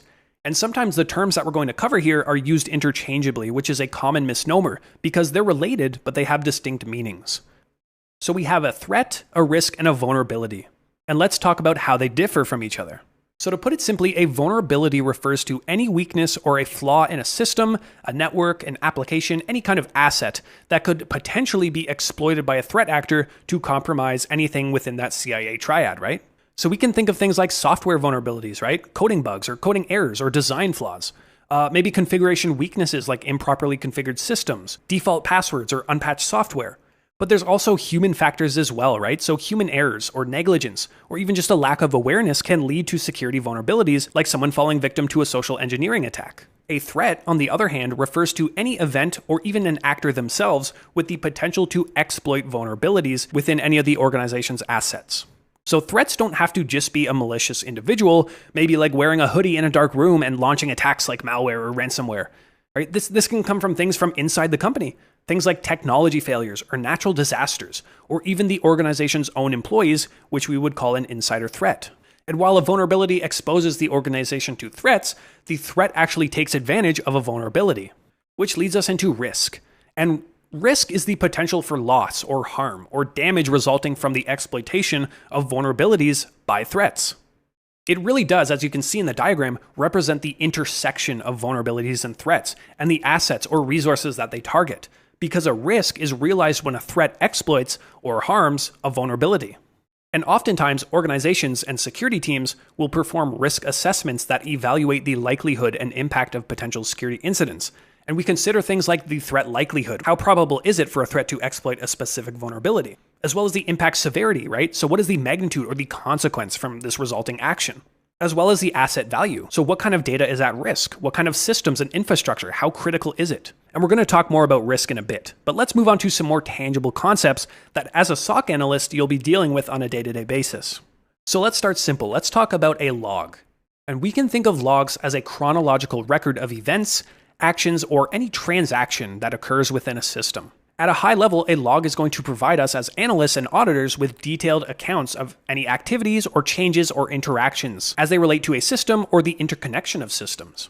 There are countless log sources out there, and many that we're going to cover, so this isn't an exhaustive list by any means, but we can start thinking about things like system logs or application logs or maybe network logs that, document network traffic or connections. So let's take a look at an example log from a web server's log file. The following log you're seeing here has been extracted from an Apache web server's access log file. So we can actually break this down section by section, right? We have the IP address here at the start. This is the public IP address of the system that made the request to the web server. We also have a timestamp here, right? We get the date and the time of the request. Next, this string is going to be the request line. So we can actually break this down farther into the HTTP method, or the GET request. We can see the requested URL, that's /admin.php, as well as the protocol version, the 1.1. And next we get the status code. So in this case, it's a 200, meaning that everything was okay. But if we were to get something like a 404 not found, or maybe like a 301 redirect, this would give us more information in terms of how the web server handled this request. And lastly, here we have this weird string. This is a user agent string, and it can actually tell us many things about the request or the source of the request, including the browser that the requester used, as well as the operating system used for the request. So we can actually take this IP address that we discovered and perform a lookup to identify where the request came from geographically, and what service provider the IP address belongs to. This, of course, can be useful information during an incident response investigation, and it can help us trace the origin of any suspicious activity. And like with the IP address, we can take that user agent string and actually parse it using tools to determine a lot of information that we talked about. So we can extract some valuable information about the user who made this request, such as the browser they used, the name and its version, the operating system they're running on, as well as the device type. Is it a desktop, mobile, tablet? And many other additional details. So let's talk about a security event. So a security event is any occurrence that has the potential to impact the security of an organization's informational assets or infrastructure. And security events can be defined as a wide range of activities, right? So we can think of things like failed login attempts, or high volumes of network traffic, or a user attempting to run an unauthorized program on their workstation. These may not always turn into an incident, but they should still be investigated nonetheless, right? All incidents are events, but not all events become incidents. Which brings us to a security incident. So an incident is a confirmed or suspected breach of any kind of violation of our security policies, or procedures, or controls that we have in place. And ultimately, this poses a threat to our confidentiality, integrity, or availability of our organization's assets. So again, all security incidents are events because they involve some sort of observable occurrence. However, not all security events escalate to security incidents. And next we have an alert. And an alert is a notification or a warning generated by a security monitoring system or our tools that indicate a detection of a potential security incident. And alerts are typically triggered based on predefined rules or thresholds or even patterns that we set up to indicate potential malicious activity. Security alerts will often include important metadata, things like the event details or the alert context. Alerts are also typically categorized based on their nature and severity, right? Are they a high or critical alert and require immediate attention? Or are they more low priority and still require attention, but do not pose an immediate threat to the organization? For example, let's take a look at a Snort alert that was logged to our SIEM. Snort, which we'll cover later on in the course, is a powerful open source network intrusion detection system. And when we look at the alert here, we can see, like with our log example from earlier, some information that we can extract, right? So we have the date or the timestamp. This is the date that the alert was triggered. We have the priority, in this case 1, which may indicate a high alert severity. We have the protocol, which is UDP. The class or the classification gives us some more context and detail into what the alert entails. And we have the source IP address from which the suspicious network traffic originated from, as well as the port, and the destination port and IP as well. We also get some more information with the SID or the signature ID, which is a unique identifier for this rule that we can then look up to get more information. We then have the description here, which provides a, of course, description of the alert, indicating in this case that Snort detected an inbound connection related to the zero access Trojan. So next, let's talk about security controls themselves and what types of controls we can decide to implement within our organization. When we start to implement security controls that complement and support each other, we aim to achieve the concept of defense in depth. And this is a strategy that involves deploying multiple layers of security controls and access controls within our organization to protect against a wide range of security threats and vulnerabilities. And this is a strategy that involves deploying multiple layers of security to protect against a wide range of threats. So rather than relying on a single point of failure or a single security measure, defense in depth will emphasize the redundancy and diversity and depth within our security defenses to create a more overlapping protection layer. And we can think of the Swiss cheese analogy in which we stack multiple layers of Swiss cheese slices on top of each other. And if you think about a Swiss cheese slice, it's going to have individual holes or weaknesses that threats can exploit.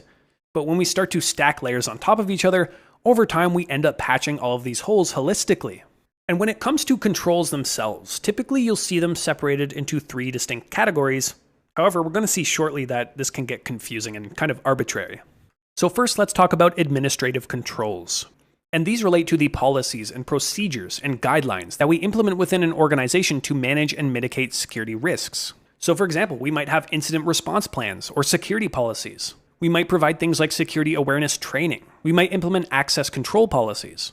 And we also have technical controls, and these are also referred to as logical controls as well.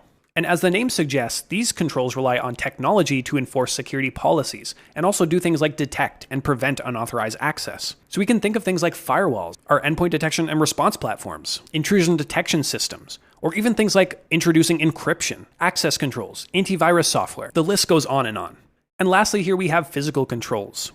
These are tangible measures that we can implement to protect physical assets or our facility and resources from unauthorized access or even theft or damage. These controls encompass security measures designed to secure the physical environment in which the IT and security systems and infrastructure operates. So we can think of things like surveillance cameras and biometrics or perimeter fencing, access control systems, right? Or even hiring security guards. These are all examples of physical controls. Now, we can also talk about security control functions. And these relate to an actual control's, function or goal or objective. And so to start, we have preventive controls. And these are security measures deployed to proactively prevent security threats and incidents from occurring. So for example, we can implement things like firewalls or access control lists or EDR tools or intrusion prevention systems. And we also have detective controls. So these are measures implemented to identify and detect attempted security incidents. And these focus, of course, on monitoring and analyzing. So obviously in this case, we have our IDS systems or our SIEM, different log monitoring and analysis tools, and things like audit trails as well. And next we have corrective controls, and these are security measures implemented to remediate and mitigate the impact of security incidents after they've been detected. So these controls focus on restoring systems or data or operations to a secure state and prevent similar incidents from occurring in the future. So we can think of things like having secure backups or incident response plans or having a patch management system in place. Which brings us to deterrent controls, and these are used to, deter threats from exploiting vulnerabilities. So we can think of things like placing warning signs or physical barriers or tamper seals to prevent tampering. And lastly, we have compensating controls. And these are alternative security measures that we can implement to mitigate risks when a primary security control is either impractical or ineffective or just plain unavailable. And these controls serve as substitutes or even enhancements to primary controls that achieve the same or similar level of security. And often when we're evaluating compensating controls, we need to have a process to accept and document carefully for auditing and compliance purposes. So we can think about using network segmentation as a means to secure sensitive and legacy endpoints from the rest of the network, right? If we have a very old system that we cannot patch, we physically cannot patch it, we need to have compensating controls in place. Maybe we air-gap the system because it can't feasibly be updated. You might have noticed that certain controls can fit into multiple categories. For example, we have surveillance cameras, right? Is it a physical control? Yes, it relates to physical equipment. But when we think about functionality, surveillance cameras can fit as a detective control, right? Because we're able to use them to monitor and detect for attempted security violations. But they can also be classified as a deterrent control, as the mere presence of having them can discourage physical intrusion attempts. So it's entirely possible that a single security control can fulfill multiple functions. So let's quickly talk about risk again. So SOC teams employ a range of strategies to manage risks effectively. And these strategies encompass various approaches. So we have things like transference or risk acceptance or avoidance and mitigation. Each strategy that we're going to talk about offers distinct advantages and is applied based on the organization's risk appetite or resource availability as well as business objectives. So first we have risk transference, and this involves actually shifting a financial burden or responsibility of managing a risk to another party, typically through some sort of contractual agreement or policy. So instead of directly dealing with the risk, an organization can just transfer it to a third party that is better equipped to handle or absorb it. So a common example that you'll see is purchasing cybersecurity insurance. By paying a premium, we can transfer some of the financial risk of the potential security breach over to an insurance company. We can also think of things like moving services to the cloud, right? When we move things to the cloud service providers actually abstract a lot of the physical and some logical controls away from us. So by paying a premium to shift things to the cloud, we gain a lot in security, as well as many other things that cloud providers offer. We also have risk acceptance, and in this case, it involves acknowledging and continuously deciding to tolerate or live with a certain level of risk without actually taking any actions to mitigate or transfer it. So this strategy is appropriate when the cost or the effort required to reduce a risk kind of outweighs the potential impact of the risk itself. So for example, in some cases, organizations might choose to accept certain operational risks. They might accept a minor service disruption during routine maintenance rather than implementing some costly redundancy measure to eliminate downtime altogether. Right? That's not the best example, but it's often this balance of resources and time and cost, as well as the impact. We also have risk avoidance. So this involves taking deliberate actions to eliminate or avoid specific risks altogether. So with this strategy, we aim to completely remove the possibility of encountering a specific risk, thereby preventing any potential negative consequences. For example, an organization might decide that the risk of data breaches associated with storing sensitive customer data is too high. Maybe for a simple e-commerce site, an organization doesn't need to be storing financial data for longer than necessary just to complete a transaction. So they put controls in place to only keep that data ephemerally. And lastly, here we have risk mitigation, and this involves implementing proactive measures to reduce the likelihood or impact of any identified risk. So for example, we can implement things like a strong patch management system or plan to mitigate the threat or the risk of threat actors exploiting vulnerabilities. Or maybe a strong redundancy plan to mitigate data loss and system failure, which would of course impact availability. Okay, we're almost done. Let's quickly talk about security policies along with a non-exhaustive list of some common policies that you might see.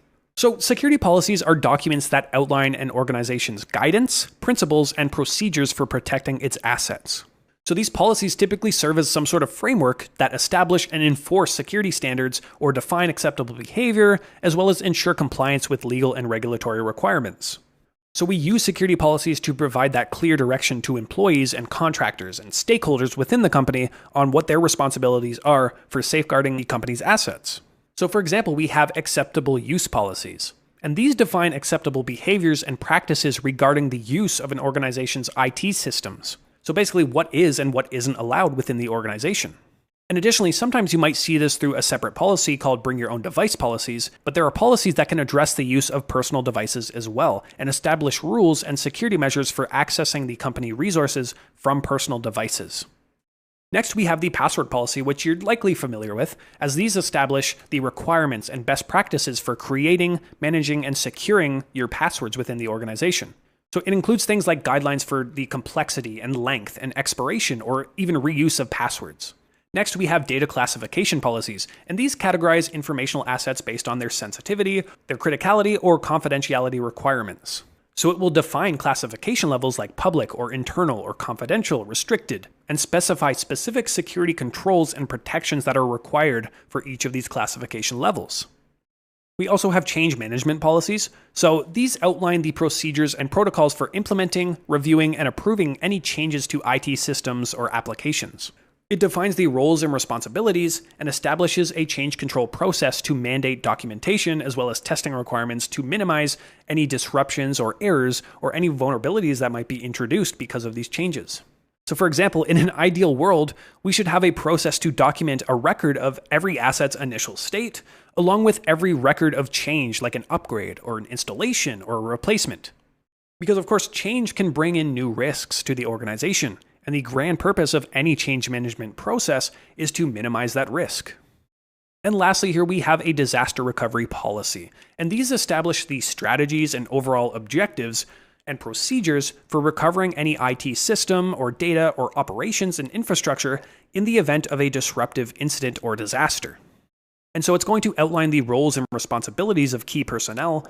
It's going to identify critical systems and resources and define things like recovery time objectives and recovery point objectives to adhere to. And through all this, a disaster recovery policy is going to help the organization ensure business continuity, minimize downtime, and also mitigate the impact of unforeseen events on organizational operations.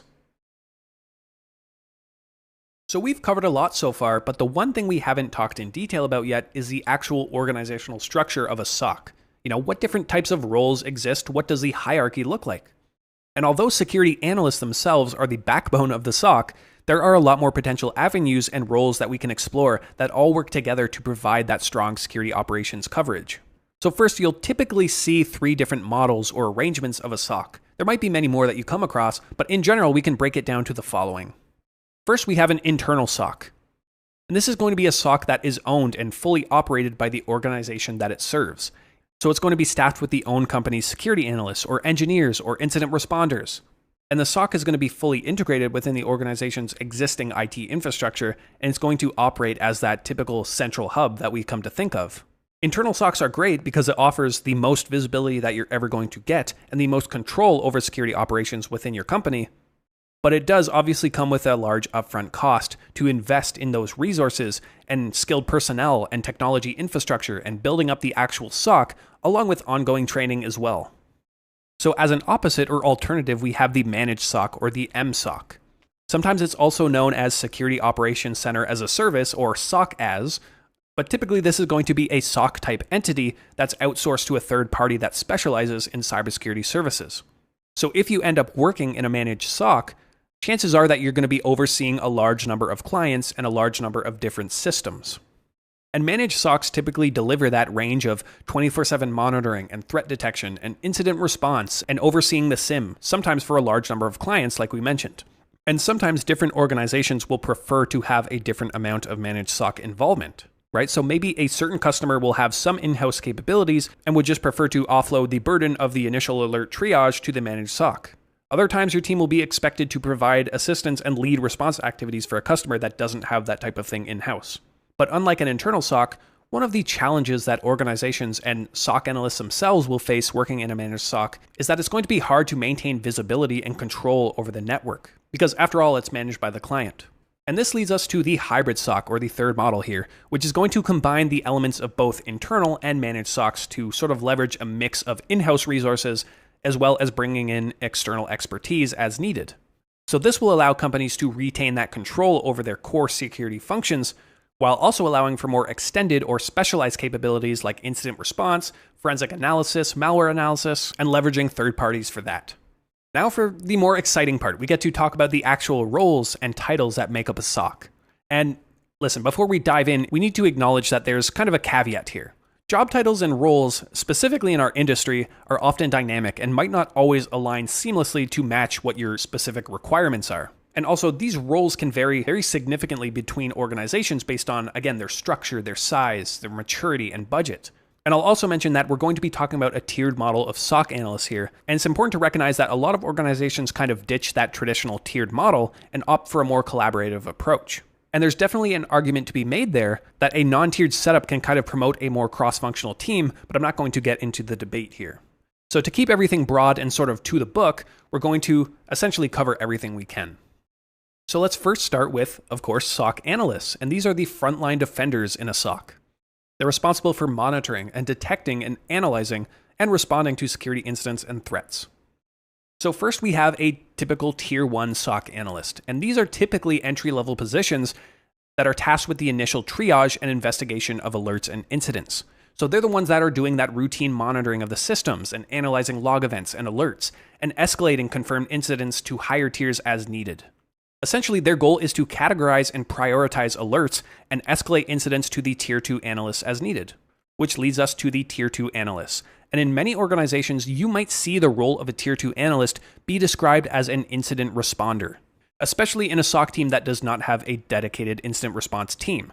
So these are going to be more senior analysts, and they're going to be the ones tasked with investigating and remediating escalated incidents. And lastly, here in our tiered model, we have the Tier 3, which is typically the highest tier that you're going to see.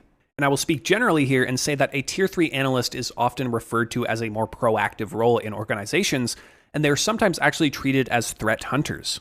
So these are going to be the most senior level analyst, and they're able to assist the Tier 2s with any complex incidents or anything that gets escalated to them, but they will have a primary focus on proactively searching for suspicious behavior or ingesting threat intelligence and performing threat hunting activities and assessments to detect advanced threats and areas of improvement to better their detection engineering efforts. And I've seen different cases of how this is structured. So you might have a setup where a Tier 3 analyst is doing typical incident response and triage during the majority of the week, and maybe they have specific days or specific parts of the week where they specifically focus on threat hunting. Again, this is all dependent on the organization and the management of the SOC. And lastly, here we have a SOC team lead, and this isn't always the case. If your team is large enough, you might have a dedicated SOC team lead who is the one who's responsible for overseeing the day-to-day operations of all the analysts and managing things like workload and providing guidance and mentorship. But sometimes the responsibility of this lead is served by a tier 2 or 3 analyst. So in addition to the SOC analyst, we sometimes have specialized roles that address specific cybersecurity challenges and enhance the overall SOC's capabilities. If your organization is large enough and they invest enough in the SOC, you might see one or several of these roles that you might want to actually work towards as you progress your career. So the first one being an incident responder. So this would be where you have a dedicated team that is responsible for responding to and containing security incidents. So they're going to be the ones that are actually leading the incident response efforts and assessing the severity and the scope and executing incident response plans and dealing with, the collaboration between stakeholders and management and IT and legal and all the other departments that are involved in an incident. So next we have threat hunters. And these, again, are going to be that proactive role that searches for signs of advanced threats and tries to find hidden security risks within the organization that isn't being detected. So they might be the ones that are developing custom alert and detection rules. They might be ingesting threat intelligence and using that to conduct threat hunts where they try to find known indicators of compromise within their environment. And this kind of leads us to threat intelligence analysts, which are the ones who are going to be gathering and analyzing and disseminating the actionable intelligence on emerging cyber threats or adversary tactics, techniques, and procedures, or TTPs, related to their organization's threat model. And they'll do this by collecting and analyzing threat data from various sources. So the organization might subscribe to proprietary feeds and actually pay for that threat intelligence related to their organization, or they might use things like open source intelligence or OSINT, or things like collaborations with information sharing communities. So typically they're going to be the ones producing intelligence reports. They're going to be reporting on indicators of compromise and developing actionable insights that can help things like the threat hunters or the tier 3 analysts and support things like making the organization more efficient with detecting threats. Next, we have a very important role, the security engineer, sometimes referred to as a security architect.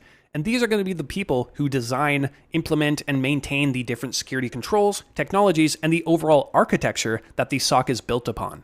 So they're going to be the ones getting that hands-on deployment and design and configuration to actively tune security infrastructure like firewalls or IDS and IPS systems. They might also be the ones conducting security assessments or audits and maybe reviews to identify weaknesses and recommend remediation measures to enhance the security posture amongst the organization, which kind of leads us into vulnerability management. And if you're in this type of role, you're typically going to be the one who's overseeing the identification, the assessment, prioritization, and also the remediation of security vulnerabilities within the organization's environment. So they might be the ones conducting vulnerability assessments or scans or coordinating penetration tests to identify weaknesses in systems or applications or any kind of infrastructure within the org. They're going to be the ones going through the reports and prioritizing vulnerabilities based on their risk factors, how exploitable they are, the potential impact and, relevance to the company. And with this analysis, they'll be collaborating with the IT teams and development teams to sort of implement patching strategies and remediation plans. Next here we have forensic analysts, and these folks specialize in digital forensics and incident response, or what we refer to as DFIR. So they're going to be the ones collecting and preserving and analyzing digital evidence to come up with timelines and reconstruct events and trace an attacker's activities to support legal and sometimes regulatory investigations. So sometimes this type of function is left to third-party companies that come in during or after an incident, or sometimes companies engage forensic analysts on retainers for this purpose. So again, these are the ones that are going to be doing the data acquisition to acquire evidence, or performing memory dumps, or documenting their findings, preparing forensic reports, and maintaining chain of custody. They might need to testify as the expert witness in legal proceedings, depending on how severe the incident is. And lastly, here we have a malware analyst. And again, this is one of those specialized roles which you may or may not see in your day-to-day. But they're going to be the ones that are specialized in analyzing and reverse engineering malware to understand its functionality, behavior, and impact on the systems. Personally, I've never seen a dedicated malware analyst at any of the SOC roles I've been in. You're primarily going to be looking at larger companies or companies that do a lot of research and development. We can think of things like EDR or antivirus companies, where having this function would actively benefit the end product of the business. So lastly, let's talk about management type roles. And obviously management roles are going to provide that strategic leadership and direction and overall oversight for all of these SOC operations. So first we have the SOC manager, and the SOC manager is going to be the one who oversees the day-to-day operations within the Security Operations Center. So they're going to be the ones managing the personnel, the resources, the budget, different activities and priorities within the SOC to ensure that the monitoring, detection, and response efforts are going as well as they possibly can. And sometimes you might have another role like a director of security. Not all the time, but this is typically going to be a senior leadership role that's responsible for defining and executing the organization's overall cybersecurity initiatives. So they're going to be the ones providing strategic direction and governance and general oversight for all aspects of security within the company. And this includes SOC operations. So they might be the ones implementing the standards and policies and controls that protect the organization and support the business objectives. They might be the ones collaborating with executive leadership or board members or external stakeholders to assess risk and prioritize investments. Which leads us into the C level here with the CISO, or the Chief Information Security Officer. And this is going to be the highest ranking executive that's responsible for the organization's overall security program and all of these security initiatives. So many of the things we just mentioned for the director often apply to the CISO. So again, they're going to be on that senior management level and on the board to advocate for investments within the cybersecurity capabilities within the organization. As we dive deeper into this course, we're going to be getting hands-on with incident and event management operations. Because of this, we should understand what goes into incident and event management and make some key distinctions that an analyst must make every day when dealing with handling alerts. So when we think about event management, we're thinking about the process of monitoring, analyzing, and prioritizing security events generated by our various systems. The goal of event management is to continually collect an accurate record of all the happenings going on across our environment, which gives us a strong visibility into our infrastructure. So as an analyst, we can turn this visibility into actionable insights and allow the SOC to identify potential security incidents or anomalies or threats in real time, so we can then take the appropriate actions to mitigate those risks. So a crucial first step in being able to manage events is to collect events, obviously, and we do that by first taking an asset inventory of all the systems and devices within our network to identify where the gaps are and determine what we need to collect. So the sources of these events include things like firewalls and intrusion detection systems or antivirus software, log files, network devices, user endpoints and hosts, and the list goes on. These events might include system alerts or network traffic logs or authentication logs and application logs.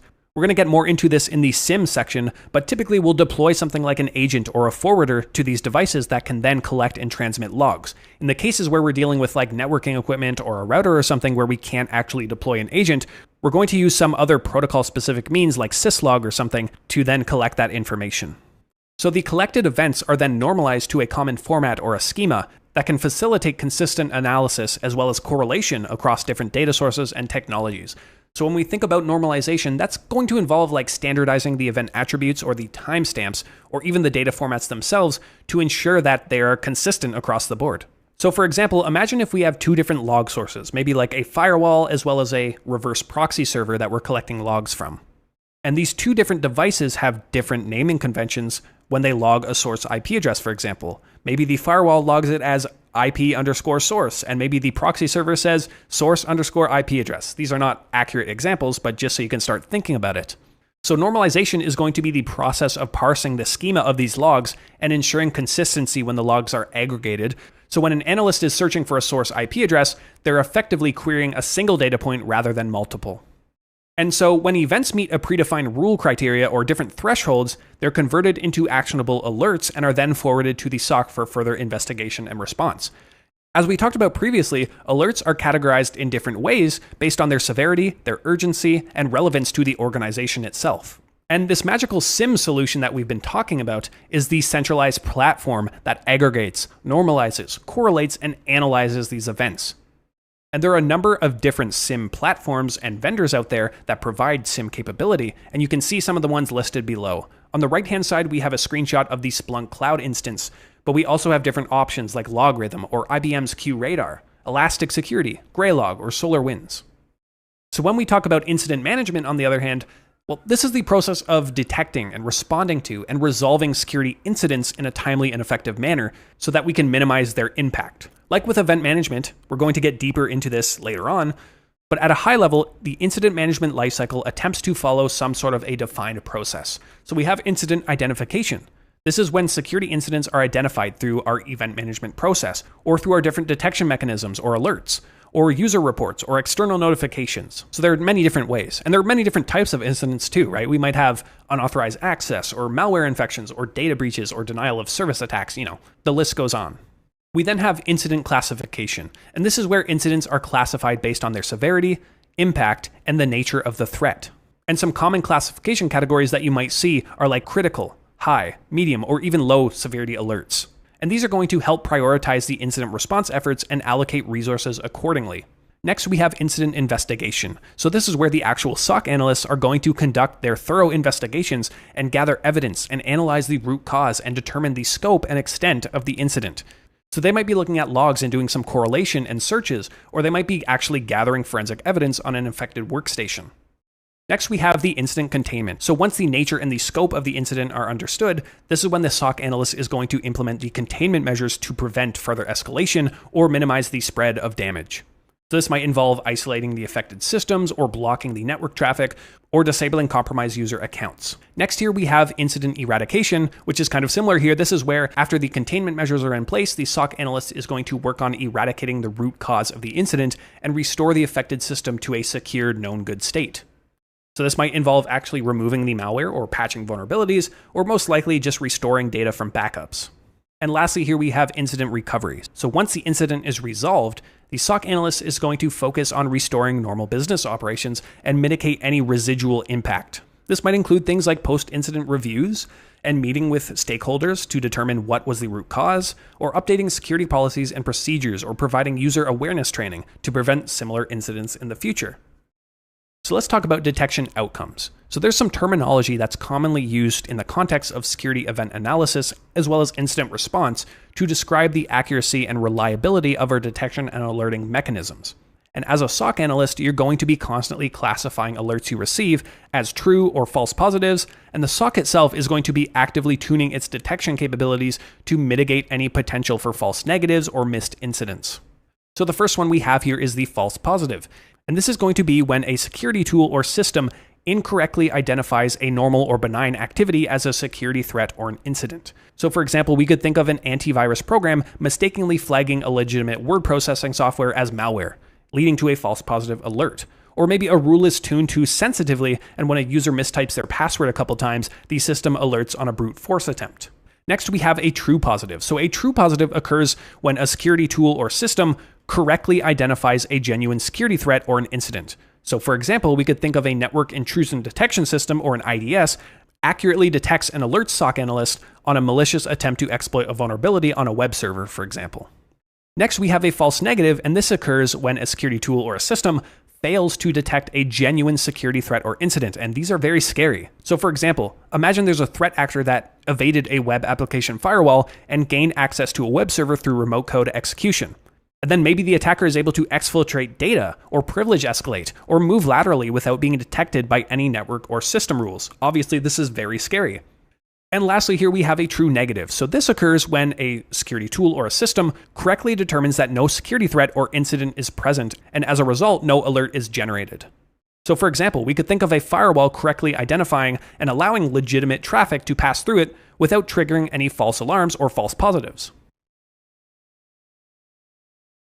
Now that we have a better idea of what aspects make up a SOC, let's quickly look at some of the metrics and benchmarks that are typically used to evaluate the effectiveness and performance of the people, processes, and technology within the SOC. This is an important point to cover because as an analyst, you will be the first line of defense and one of the most crucial contributors that actively impacts these metrics on the day-to-day basis. And the reason why metrics are so important to businesses, particularly SOC managers and CISOs, is their role in providing quantifiable insights into the SOC's operational efficiency, effectiveness, and also alignment with the organization's goals. So by collecting these metrics, it enables these stakeholders to assess the SOC's performance, identify any areas of improvement, and make data-driven decisions that optimize the security posture of the organization. And while there are a number of different metrics and strategies for measuring performance, you're likely going to encounter some of the following in your roles as they're quite common in the field. I will say, though, there are some arguments to be made in terms of weighing and prioritizing certain metrics over others based on organizational priorities and risk appetite. This is not an exhaustive list, but rather a starting point for evaluating SOC effectiveness and performance.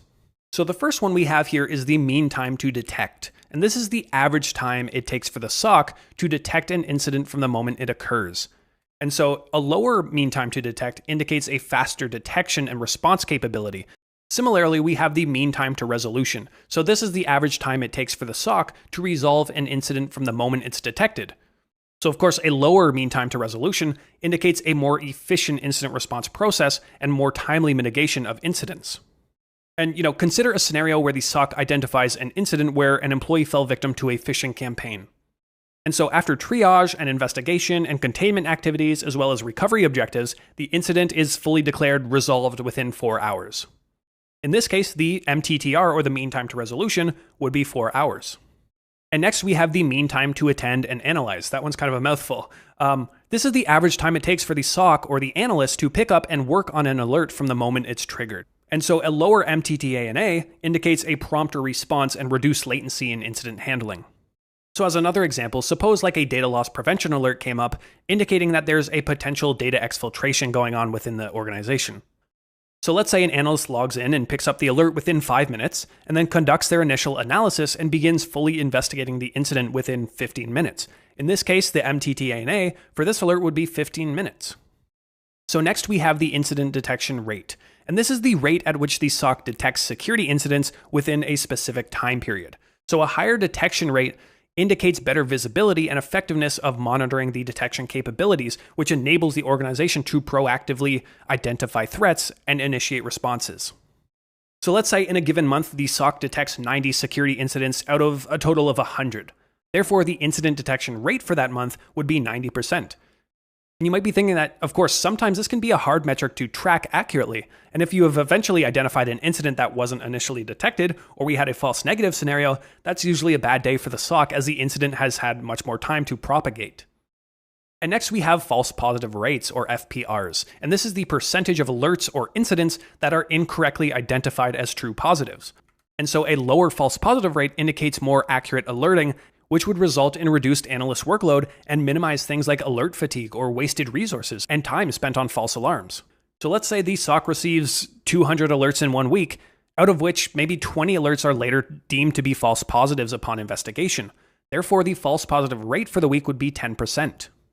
Next, we have false negative rates, or FNRs, and this is the percentage of true incidents that initially go undetected or missed by the SOC. In which case, a lower false negative rate indicates fewer missed detections and fewer gaps in our detection capabilities. And again, you can imagine this is a hard rate to detect unless in retrospect. So in addition to these specific SOC metrics, there are also more general terminology and frameworks that relate to performance measurement and management within the SOC. So we have KPIs, or key performance indicators, and these are more quantifiable metrics used to evaluate the effectiveness and performance of specific processes, activities, or functions within the SOC. So, all the metrics that we described on the left-hand side here can all relate and be applied to various KPIs within the SOC. We also have key risk indicators, or KRIs. And again, these are quantifiable metrics that we can use to assess and monitor the potential risks and threats to our organization's security posture. And so a key risk indicator is typically a measurement that management would use to indicate how risky an activity is. And organizations use these metrics proactively to provide an early signal in increasing risk exposures in various areas of the enterprise. So there's typically going to be some sort of threshold or trigger based on the likelihood and impact of the risk that categorize and define risk factors so they can be documented and risk analysis can be performed more efficiently. And lastly, here we have service level agreements, and we've touched on this a bit before. These are agreements between the SOC and its stakeholders. So if we're thinking in the example of an internal SOC, this would be between the SOC and the SOC's management or the organization as a whole. Or if we're thinking of more of a managed service provider, this would be an agreement between the SOC and the customers of the SOC. And these agreements define the level of service, performance expectations, and response times, most critically, for security operations and incident response activities. And so they help ensure accountability, transparency, and alignment with business objectives. So for example, an SLA may indicate that the SOC must acknowledge and begin investigating a critical security alert within 15 minutes of its generation. And so you can sort of see how metrics like the mean time to resolution are typically mapped closely with SLAs to identify gaps in areas for improvement. When thinking about the main pillars that make up a SOC, we've identified people, processes, and technology. In this lesson, let's focus specifically on technology and discuss the types of tools that SOCs use to actually conduct operations at a hands-on level. And while we're going to cover multiple specific tools throughout the course, the high-level emphasis that I'm always going to put within this course is that we want to understand the methodologies and processes, right? So it's crucial to recognize that tools are just tools, they evolve, they come and go. And while they have similarities between each other, they also have differences. So our goal isn't to become experts in any single tool immediately, but rather to grasp what they do, why they're used, and other methodologies around using them effectively within security operations. And you can see that there are quite a number of different types of tools that SOCs use. You may or may not use some of these in the field, or all of these. It's entirely dependent on your role and the size of the company and the actual capabilities of your SOC. But for the sake of being thorough, let's quickly go through each of these at a high level. So first, we have the Security Information and Event Management System, or the SIEMs. And a Security Information and Event Management System is one of the most important components in modern cybersecurity infrastructure. So much so that it's often referred to as the heartbeat or the nerve of the SOC. SIEMs serve as a centralized platform for collecting, correlating, analyzing, and managing security event data in real time. So at its core, a SIEM system aggregates logs generated throughout all of our technology within the organization. And then we can employ advanced analytics and correlation techniques to identify patterns or trends or anomalies within the collected data. And by correlating events from various sources, using a SIEM, we can differentiate normal activity from potentially malicious behavior, which can help us on the security side detect and respond to incidents as they occur. And with a SIEM, we can integrate functions like log management, right? So collecting and storing and normalizing log data from all these different sources. But also real-time monitoring, so we can analyze the incoming data streams and in real time identify security incidents as they occur and get alerted on them. Which brings us, of course, to alerting and notification. So we can actually generate alerts within our SIEM, we can set up rules and thresholds to fire off notifications for suspicious activities or policy violations, which allow us to rapidly respond. Which of course brings us to incident response. And we also typically have dashboards and reports and visualization capabilities. So we can actually generate reports to share amongst the team or with senior management. We can do things like set up visualizations and statistics to support ongoing monitoring and compliance efforts. And lastly, we can do things like threat intelligence integration, so we can actually incorporate external threat feeds to enhance our detection capabilities. So let's quickly talk about the Security Orchestration, Automation, and Response Platform, or the SOAR platform. And this is more of a holistic solution and kind of like a SIEM on steroids that can combine the power and orchestration and automation with intelligent rapid response. And not all SOCs are going to have a SOAR solution built out, but it can save a lot of analyst and administrator time by automating repetitive response tasks. We're never going to entirely automate incident response, but SOAR solutions can certainly alleviate some of the manual work. And we can do that through orchestration, right? So with this orchestration capability, we can seamlessly collaborate and integrate between different security technologies like our SIEM, our threat intelligence, and different security controls like our firewalls and ACLs, identity and access management systems, so we can automate some tasks that usually require manual work. Which of course leads us to automation, and we can free up security analyst time to focus on more complex and high priority tasks. SOAR platforms can even do things like automated artifact collection. For example, if a reported phishing email comes through the platform, it can automatically conduct an initial analysis and extract specific artifacts and indicators like domain names or emails or IP addresses. And through using automated playbooks or runbooks, SOARs can help streamline incident response processes and ensure that we have a consistent and effective response every time. And we can also integrate things like threat intelligence and then generate reports and metrics from our SOAR platforms as well. So next we have incident management tools, and this is kind of like a catch-all kind of term. Because in general, incident management tools are solutions we have that are designed for the detection, analysis, but more so the resolution of security incidents within the organization's infrastructure. So they provide this centralized platform for us as a team to coordinate our efforts, collaborate, document progress, and also manage incidents effectively. So we can start using things like ticketing management systems that allow us as analysts to create, assign, and track incidents throughout the entire incident lifecycle. And these tickets can serve as a central repository for all the information related to each incident. And we can also link incidents together as needed. We also have alert management, so through these tools, we can integrate with our security monitoring systems like our SIEMs, or any of our detection and prevention solutions to ingest security alerts generated from all these sources. So we can automate things with like workflow automation. So when we get an alert generated, we can automatically create a ticket for that alert and make sure nothing gets missed. And obviously here we have the whole collaboration aspect where we can effectively communicate and collaborate amongst our team, which is often very essential during incident response. You can see some examples here. Some of these are more general, just IT ticket managing systems like Atlassian's Jira or ServiceNow, Freshworks. We also have some specific ones like OnPage. Next, we have network security monitoring or NSM. And this specifically focuses on the detection and mitigation of network-related threats and vulnerabilities. So these tools provide us with the capacity to monitor network traffic, analyze network behavior, and of course identify potential incidents in real time based on different rule matching and anomaly detection and behavior detection. So we can do things like packet capture and analysis.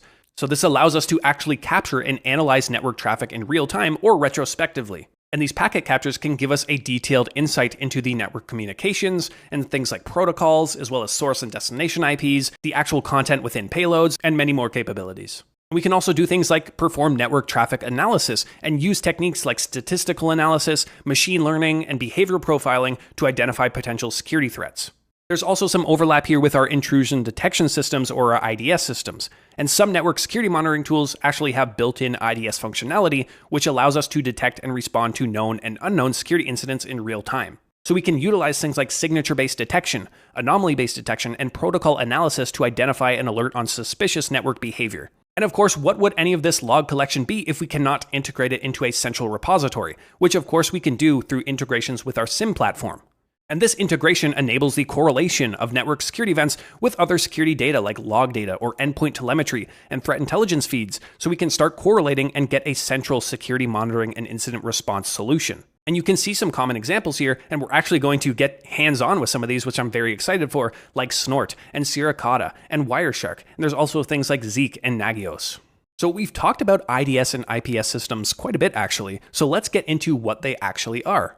So intrusion detection systems and intrusion prevention systems are designed to monitor network traffic, detect potential security events, and take action to mitigate and prevent unauthorized access and malicious activities. So what is the difference, right? So an IDS system or a detection system is going to passively monitor the network traffic and analyze it for signs of malicious activity. And so they're specifically designed to detect security incidents and generate alerts based on their predefined criteria, like known attack signatures or anomalous behavior or different policy violations that we set up. An IPS system, on the other hand, is used to prevent attacks, and it actually builds upon the capabilities of an IDS by actively blocking or preventing detected threats in real time. So in addition to detecting security incidents, IPS systems have the ability to take automated actions and mitigate or stop malicious activities before they can cause harm to the network. And of course, both of these tools are going to have detailed logging information that we can then forward to a SIEM or a centralized management tool for more event correlation. And again, we have some similar players here. We have Snort, or Sierra or Zeek. This brings us to endpoint detection and response, or EDR, and these tools specifically focus on the protection of endpoint devices, such as laptops or desktops, servers, and even mobile devices. EDR tools are typically deployed with an agent that sits on the endpoint, which provides our organization with that sort of single pane of glass capacity to detect, investigate, and actually respond to security events as they occur at the endpoint level. So of course we have real-time endpoint monitoring. So an EDR tool or an agent is going to be continuously monitoring the endpoint device for any suspicious activities and behaviors. And behaviors is the main thing here. We can look at things like suspicious processes that are starting up, or parent-child relationships, or unauthorized access attempts, or known malicious downloads.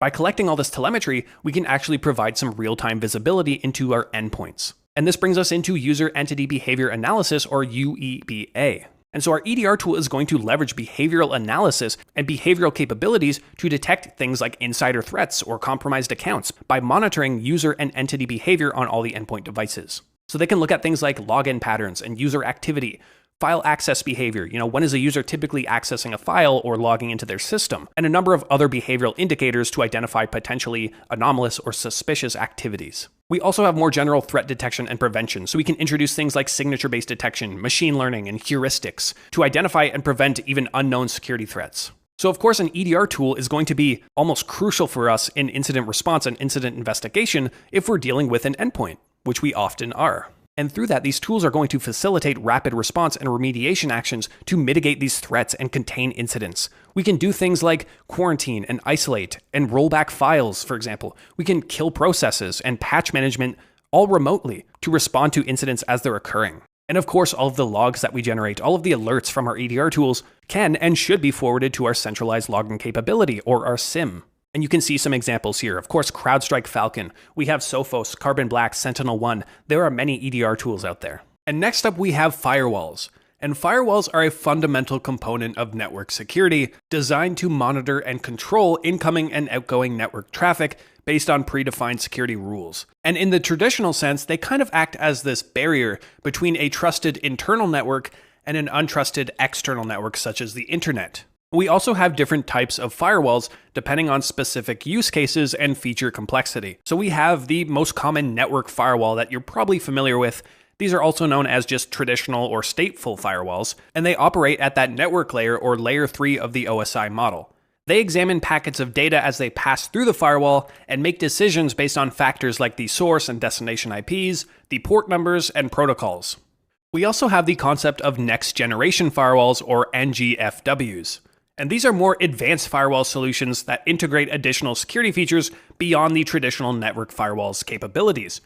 They combine stateful packet inspection with more advanced security technologies like deep packet inspection, where they can actually open up individual packets and inspect them at that level. Or things like application awareness, because again, they work on that layer 7 or application protocol.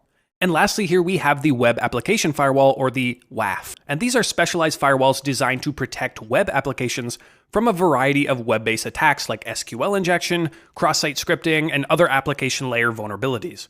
And again, unlike traditional firewalls, these also operate on layer 7 because they're dealing with the application layer.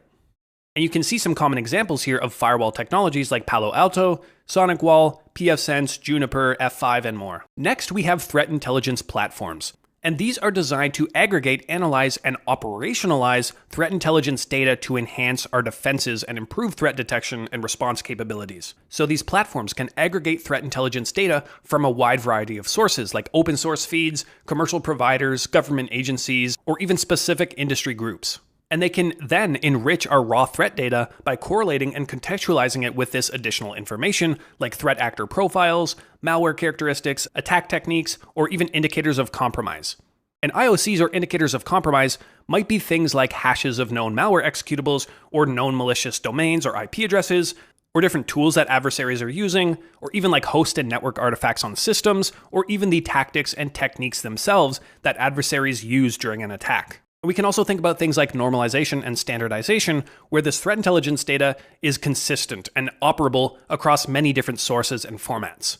And they use specific schemas and protocols, things like STIX and TAXII, which we're going to cover later on, which make it easier for security analysts to ingest and consume and analyze this threat intelligence data. And of course, we can integrate all of this within our SIEM, so we can actually get that data enrichment right from a single pane of glass. And we have a couple different examples here. We have OpenCTI, we have the MISP threat sharing platform, we have Maltego, or Maltego, however you want to pronounce it, as well as Recorded Future. Getting close to the end here, we have forensic analysis tools, and these are specialized pieces of software that are designed to collect, analyze, and interpret digital evidence from computer systems or networks or storage devices for the purposes of forensic investigations. And through these tools, we can do things like data acquisition and imaging, where we're actually creating forensic images or bit-by-bit copies of storage media so we can preserve the integrity of the original evidence. We can use tools that can perform file system analysis and actually extract metadata or file attributes, timestamps. We also have a suite of tools that can do memory forensics, so we can actually capture memory dumps from compromised systems. We can analyze that volatile memory, or RAM, for evidence of malicious activities, things like fileless malware, any modules or DLLs that were loaded, or even open network connections. We have tools for registry forensics, where we can actually uncover evidence of user activity and system configuration changes to find things like malware persistence mechanisms. Or even network traffic forensics, where we can look at things like network traffic logs or packet captures, which again, there's some overlap here with some of these tools. And we're going to be covering some of these tools in the digital forensics section, like autopsy and volatility. We also have the Eric Zimmerman tool suite, and things like CAPE and InCase as well. And lastly, here we have malware analysis tools, and these are specialized pieces of software that are designed to analyze and dissect malware to understand its behavior, functionality, as well as the impact on systems and networks. And it's also useful sometimes to know what types of threats and how advanced threat actors are who are targeting our organization. So we can do things like dynamic analysis, where we can actually execute and detonate malware samples in a controlled environment, like a virtual machine or a sandbox, so we can then monitor the behavior in real time. You can think about investigating a potential phishing email that contains a Word document attachment. You want to perform some dynamic sandbox analysis to determine if there are any malicious macros embedded inside that execute when it's opened. So we can observe and log the activities like file system modifications, registry changes, network communications, or processes that are being spawned. Basically any system interaction that helps us understand the malware behavior. There's also the concept of static analysis, where we can actually provide tools with a sample of malware for it to, without actually executing it, but focus on examining the file attributes and code structure, embedded resources, and metadata. There's also signature and pattern matching capabilities where we can look at known signatures or patterns or heuristics stored in malware databases and threat intelligence feeds so we can identify known threats and variants. And another way to say this is that we can integrate with our threat intelligence platforms to correlate analysis results with existing threat intelligence data and feeds. And to wrap this up, you can see some examples here. We have a screenshot of AnyRun, which is an interactive malware analysis suite. We also have other tools like Hybrid Analysis, Joe Sandbox, as well as Ghidra for actual reverse engineering purposes. Okay, we are finally at the home stretch of this section, so thank you for sticking this out. Throughout the course, we're going to be covering a number of detection and response efforts for a number of different types of attacks and subsequent incidents. And because of this, it's going to be very important for us to have a good understanding of what the most common attacks and threats are that SOC teams typically face. So you can see a number of different attacks laid out on the screen here that we're going to cover. And these various attacks can target different vulnerabilities or weaknesses, but ultimately they all have similar objectives or goals in mind to compromise a system or exfiltrate sensitive data. So let's start out with social engineering, and we've talked about it quite a bit before. Social engineering is an attack that exploits the human side of cybersecurity rather than any kind of technical vulnerability.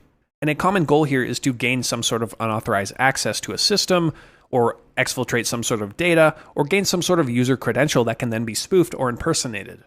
So for example, we can think of an attacker posing as a trusted IT technician, and maybe they call up an employee claiming that there's a problem with their computer or their account, and they request their login credentials so they can fix it. And the employee, thinking that it's a legitimate IT technician, might actually give their credentials over the phone, leading to an account compromise. And we've talked about phishing a lot too. And phishing involves sending some sort of deceptive email or a message to someone and appearing to be from some sort of legitimate source like a bank or a trusted organization. And these emails will typically contain an attachment or some sort of malicious link that when clicked, that can lead to a malicious website to trick a user into putting in their credentials or downloading some sort of malware. And we're going to cover phishing and analyzing phishing emails in the next section of this course, but at a high level, we have different types of phishing, right? We have spear phishing, which is a targeted form of phishing where an attacker is going to tailor their message specifically to an individual or an organization. So often this requires a lot of research beforehand, so an attacker can personalize their email with convincing details or gain some credibility to make them more likely to succeed. We also have whaling, which is a type of spear phishing, which specifically targets high-profile individuals within an organization. So we can think of people like senior executives or some sort of senior management because these types of people typically have more access or more exposure to sensitive information that can be stolen. We also have vishing or voice phishing, which was in our example. This is where an attacker calls someone over the phone and attempts to trick them into providing sensitive information, performing certain actions, or giving up their account credentials. Similarly, we have SMS phishing or smishing, which is the same kind of thing, but an attack conducted through text messages or SMS messages. So you may have gotten a suspicious text before from a number you didn't recognize that asked you to click on a link or visit a web page. Most likely this was a smishing attack. And lastly here we have quishing, which is a weird word, but essentially refers to QR code phishing. And this is a similar type of attack where an attacker is going to try to deceive someone into scanning a malicious QR code that is then going to lead them to some sort of phishing website. So let's talk about malware, or any malicious software that's designed to harm or exploit an organization or an individual, because there's several different types of malware that we can cover here. And the first one here being a worm. And a worm is a malicious program designed to replicate itself and spread across networks or on the internet, and often without requiring any user interaction. So they may do this by exploiting some sort of vulnerability so they can infect and propagate throughout a network and infect more people. We have a couple notable examples of worms. So first we have Stuxnet, which was a highly sophisticated worm discovered around 2010, but was in development from much earlier. And it was specifically crafted to target SCADA systems used in industrial environments, and particularly to attack Iran's nuclear program. And it did this by exploiting multiple zero-day vulnerabilities and chaining those together to infect and propagate. We also have Blaster, which is the one pictured here on the right. This is a hex output of what the actual worm looked like. And it was an older worm back in around 2003 that exploited a vulnerability in Microsoft Windows. And while technically a ransomware, if you remember WannaCry from 2017, it used worm-like capabilities to propagate across the network. Specifically, it exploited a vulnerability in Windows Server Message Block, or the SMB protocol, to infect unpatched Windows systems. So let's quickly talk about spyware and adware, which are similar but share some distinctions. And these are types of malware that either covertly monitor user activity or display unwanted advertisements, respectively. So with spyware, it's specifically designed to, again, secretly monitor and collect information from a user's computer without their knowledge or consent. And it can do this by things like installing a keylogger or tracking keystrokes, or capturing screens or the webcam. It can look at browsing habits of the user or gather some sort of other personal information and send that to somewhere else. Adware, on the other hand, is often bundled with other software like free applications or browser extensions you find. And again, it's typically installed without the user's explicit consent. But the primary purpose of adware is to generate revenue by delivering targeted advertisements to the user. So you might install adware unexpectedly and start to see a bunch of ads on your desktop or within the homepage of your browser or your search bar. So next we have Trojans, which is actually named after the famous Trojan horse from Greek mythology. And they're a type of malware that, as the name suggests, disguises itself as a legitimate program to deceive users into executing it. So unlike worms, which can actually self-replicate and spread on their own, Trojans will typically rely on social engineering tactics to trick users into installing or executing them. They're typically distributed through various channels, so things like phishing email attachments or on malicious websites, or within a software download, often masquerading as some sort of legitimate or innocent-looking file, like a game or some sort of extension or a productivity application. And most commonly, Trojans are going to be in the form of remote access Trojans or RATs. And these are a type of Trojan that gives an attacker remote control over a system. And they will typically create a backdoor on the infected system so the attacker can return and regain that access as desired. And this may lead into some sort of botnet recruitment, where a Trojan can be used to recruit infected systems into a botnet, which is a network of compromised devices that use a central command and control server. And we'll touch on botnets in a second, but lastly, Trojans can be used to actually deliver ransomware. And speaking of ransomware, well, ransomware is a very scary type of malware that's designed to encrypt files on a victim's computer or within a network, and it renders these files inaccessible by demanding a ransom payment in exchange for the decryption key. And typically, a ransomware attack is going to follow a specific sequence of steps. So first, obviously, there's going to be an infection. And this could be through a malicious email attachment, like a phishing email, like we said, or through a compromised website. Maybe someone accidentally downloads something. It could even be like a Trojan. Maybe someone thinks they're downloading a music app, but in reality, it's going to be ransomware. And once the ransomware gains access to the system, it's going to start quickly encrypting files using that strong encryption algorithm and using public key infrastructure so that they can't be decrypted without that specific key. And after encrypting files, you're typically going to see some sort of ransom note like we have on the right here that informs the victim that their files have been encrypted and provides instructions on how to actually pay the ransom back, which is typically going to be done through some sort of cryptocurrency, because cryptocurrency is a lot more difficult to trace. And lastly, we're going to have decryption if you're lucky, because this is a cyber criminal we're talking about. So even if the ransom is paid by an organization, there's no guarantee that they're going to actually get the decryption key back to recover their files, which is why having strong backups and recent backups is the most important and most useful way to get around ransomware. So we mentioned botnets before, and a botnet is a network of compromised devices or computers that are infected with malware, and they're typically referred to as zombies because they're essentially being controlled remotely by a single entity.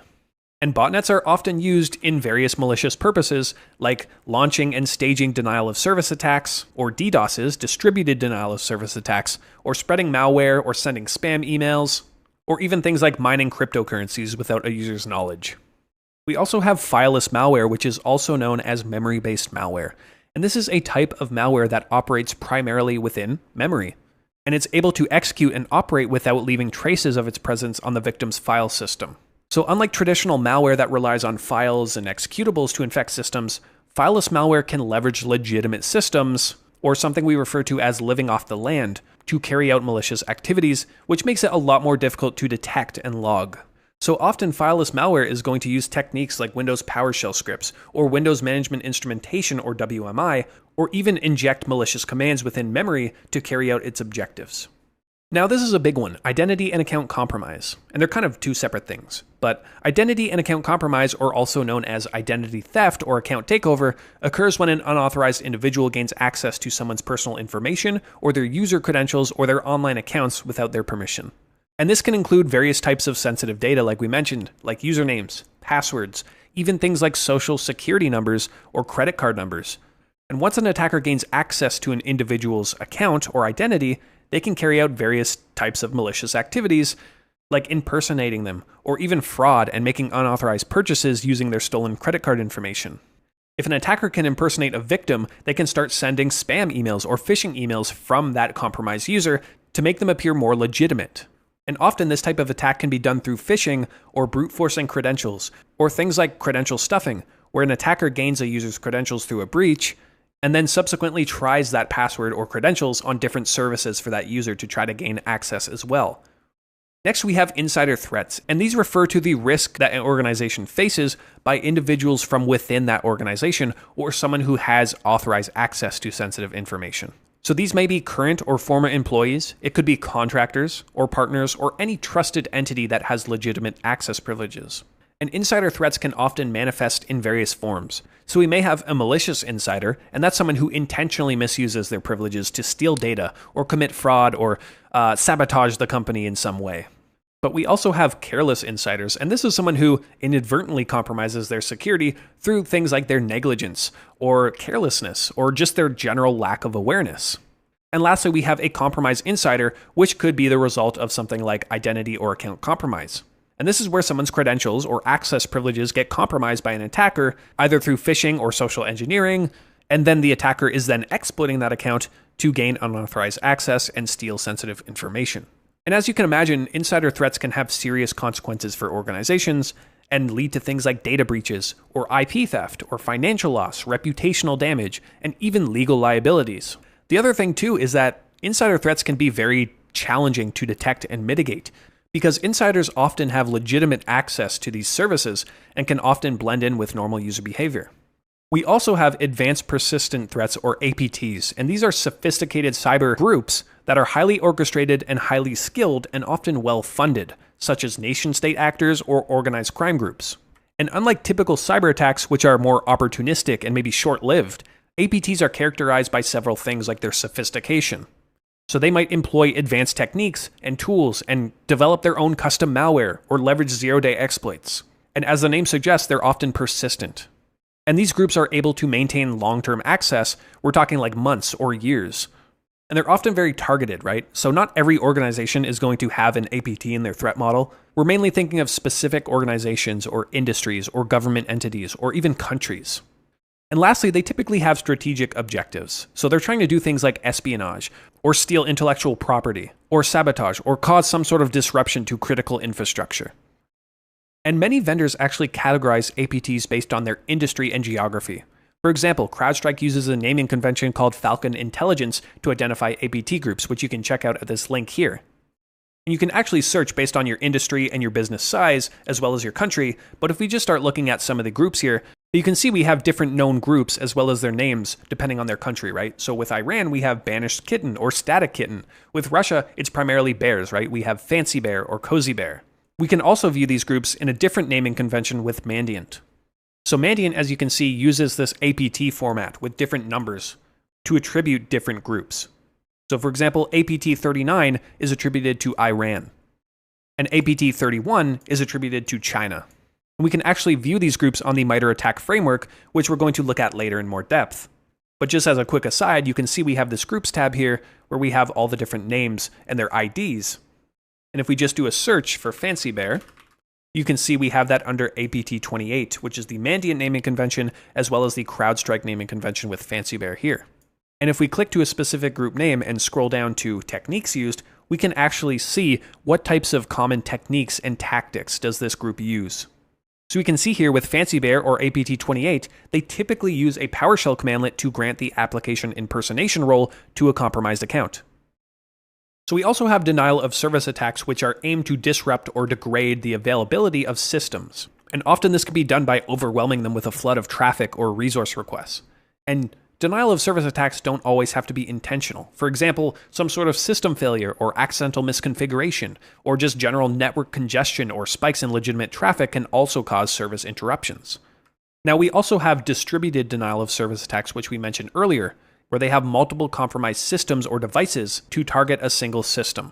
By using multiple devices and compromised zombies, an attacker can amplify their attack, making it much harder to defend against. However, there are a lot of service providers out there that offer things like DDoS protection, where they're going to leverage scalable and elastic cloud infrastructure to spin up extra resources in the event of a DDoS, so that the organization can ride out the storm, so to speak. But this can be costly, obviously. It's more of an insurance type of thing. So we have data breaches, which are going to occur when sensitive or confidential information is accessed or disclosed or stolen without authorization. And data breaches are often the outcome of some of the threats that we mentioned earlier, like cyber attacks or insider threats, but they can also be disclosed accidentally through human error or misconfigurations or just inadequate security controls, such as like a non-secured S3 bucket in the cloud. Just as an example or an anecdote, I once led the incident response efforts on an information disclosure incident where that the customer reports that were generated from one of our organization's systems were accidentally being hosted on publicly accessible links. The only reason that this was identified is because these links were being crawled and indexed by search engines, which was quite a serious concern and required a lot of recovery efforts and contacting multiple search engines and website archives to ensure that all of this data was wiped. So obviously with data breaches, we can think of a lot of reputational damage that can occur or regulatory trouble. And so nearing the end here, we have 0 days, which are software vulnerabilities that are unknown to the software vendor or developer and have not been patched or fixed to date. And these are called 0 days because they are typically exploited by actors before the vendor has a chance to release a patch, leaving vendors with 0 days to fix the vulnerability and users or organizations with 0 days to protect themselves. And 0 days themselves can often exist in various types of software, so operating systems or web browsers, applications, databases, or even firmware themselves. Historically, we can think of things like Heartbleed, or Shellshock, or Log4j. Typically, due to the nature of 0 days, organizations are left to rely on risk mitigation and avoidance strategies through implementing things like compensating controls until an official patch from the vendor is released. And lastly, here we have supply chain attacks. These are a type of threat or attack that targets the software supply chain to compromise the security downstream to organizations or users. So instead of directly attacking a target organization's systems or networks, attackers are going to exploit vulnerabilities or weaknesses in the software or services provided by third parties, vendors, or partners. And because of this, the threat is going to propagate down, which makes it hard to detect, right? Because this is a type of malware that's from trusted entities. It might actually be digitally signed as well by trusted entities. So hopefully this gives you a good understanding of the common threats organizations face and gives you a good primer that prepares you for the next section of this course. Welcome to the phishing analysis section of this course. And this is a topic that I really wanted to do justice and give it the true focus that it deserves. Because although we talk about how every SOC is different and every organization has different priorities or threat models or attack surfaces, one constant is that no matter any of these variables, chances are that phishing is going to be one of the consistent threats that your company faces. And this is due to its, ubiquity and its low barrier for entry for attackers, and quite honestly, its success rate. It is often a good return on investment for attackers to employ phishing techniques. And I also thought it would be a good idea to cover this first in the course, because although many of the analysis and response concepts that we're going to cover here are going to be built upon later on in the course, analyzing phishing emails is a great practical skill to have in any security analyst role, and one that we can readily dive into here. So let's quickly cover our objectives for this domain. First, we want to understand the fundamentals of phishing and its prevalence. We will soon learn why phishing is such a big deal in pretty much any organization that we find ourselves in. Next, we want to learn a strong methodology for analyzing phishing emails. If we want to analyze effectively and efficiently, well, we need to have a strong process that we can rely on. We also want to develop, of course, some hands-on skills, specifically in analyzing the email content or the email headers, and we want to be able to trace the original senders of emails. We're going to take a look at many real-life phishing email examples and how to extract malicious artifacts or indicators of compromise, and also understand the true nature of these emails. And next, we want to gain an understanding in identifying and analyzing malicious URLs and attachments. So we're going to look at some manual and automated means to, again, extract those IOCs and make determinations and judgments. And we want to explore both proactive and also reactive defense strategies against phishing attacks. So we're going to take a look at how organizations can prevent or most likely mitigate phishing at the source or through technical means. And lastly here, of course, we need to learn to document and communicate our phishing analysis findings correctly and proficiently. There's no point in building all of this methodology and gaining these hands-on skills if we can't communicate it or have another analyst follow our steps. So we're going to cover how to properly write reports and what we need to include when we close out phishing tickets. So first here, what exactly is phishing? We covered it briefly before, but at a high level, why is it something that we should be concerned about? And what role do SOC analysts play in the day-to-day for defending against phishing attacks? Well, phishing, as we've covered before, can be described as an attempt to steal information from victims through the use of social engineering techniques and various communication channels like email or SMS or even over the phone or on the web. And often this is done with a malicious individual impersonating a legitimate organization or a legitimate entity to trick recipients into revealing that sensitive information, things like their passwords or their credit card numbers or other sensitive files that the attacker finds useful. And another common goal of phishing attempts is to have the recipient either download a file or visit an infected site so that malware can then be downloaded and installed onto the victim device. And phishing attacks are so prevalent in organizations because they exploit what we would typically refer to as the weakest link in the security chain: the humans. These recipients or end users are often the first line of defense against phishing attempts because they're the ones who are actively receiving them. And it's very easy for attackers to cast a wide net by sending phishing emails to entire companies or departments and hoping that just one of those individuals will take the bait. And once a phishing email is successful, of course it can lead to severe consequences. Things like unauthorized access or account compromise, stealing sensitive data, or financial or reputational loss. And of course, this isn't to say that end users are the problem or anything. It just means that that's where we need to focus the most on proactive defense measures. And we'll get to that later on in this section. While we have many technical controls that we can implement to mitigate phishing attacks from getting to our users at the source, well, not everything is foolproof. At the end of the day, remember, we think of this concept of defense in depth. Us as SOC analysts need to be quick and efficient at spotting and analyzing, and of course responding to phishing emails because we are the frontline defenders against these threats. So how does phishing actually work? And phishing, or rather social engineering itself, exploits several human principles to achieve its objectives.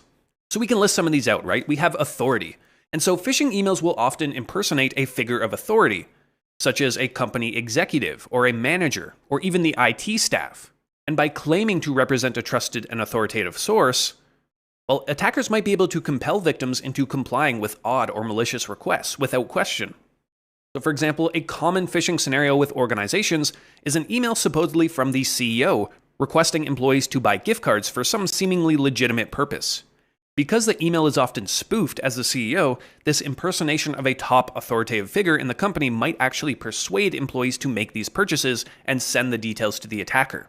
Another common example is someone seemingly from the IT department claiming to be conducting some sort of audit or a security audit and requesting employees to provide their login credentials to verify their accounts. The next one we have here is trust, and phishing emails often rely on elements of building up trust, such as using authentic-looking logos from trusted organizations or official-sounding language, or even making references to reputable companies or, internal company policies. And by crafting this illusion of trust, attackers aim to lead individuals into that false sense of security, which in turn increases the likelihood of compliance with their requests. So for example, an attacker might send out an email appearing to be from a well-known bank. Maybe the attacker actually went as far as to conduct research into the area and identified that a particular bank is very common among these employees. And so a legitimate-looking email from this bank requesting some sort of account verification might have a good chance at deceiving recipients into logging into some sort of credential harvesting page or providing their sensitive information. So next we have intimidation, and phishing attacks can use intimidation tactics to instill a sense of fear and attempt to coerce individuals into some sort of immediate action. So we can think of things like threats of legal consequences or account suspensions, or financial penalties.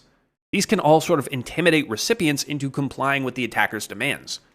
So for instance, maybe an attacker sends out an email warning of an impending legal action unless an employee sends over information or pays a fake invoice.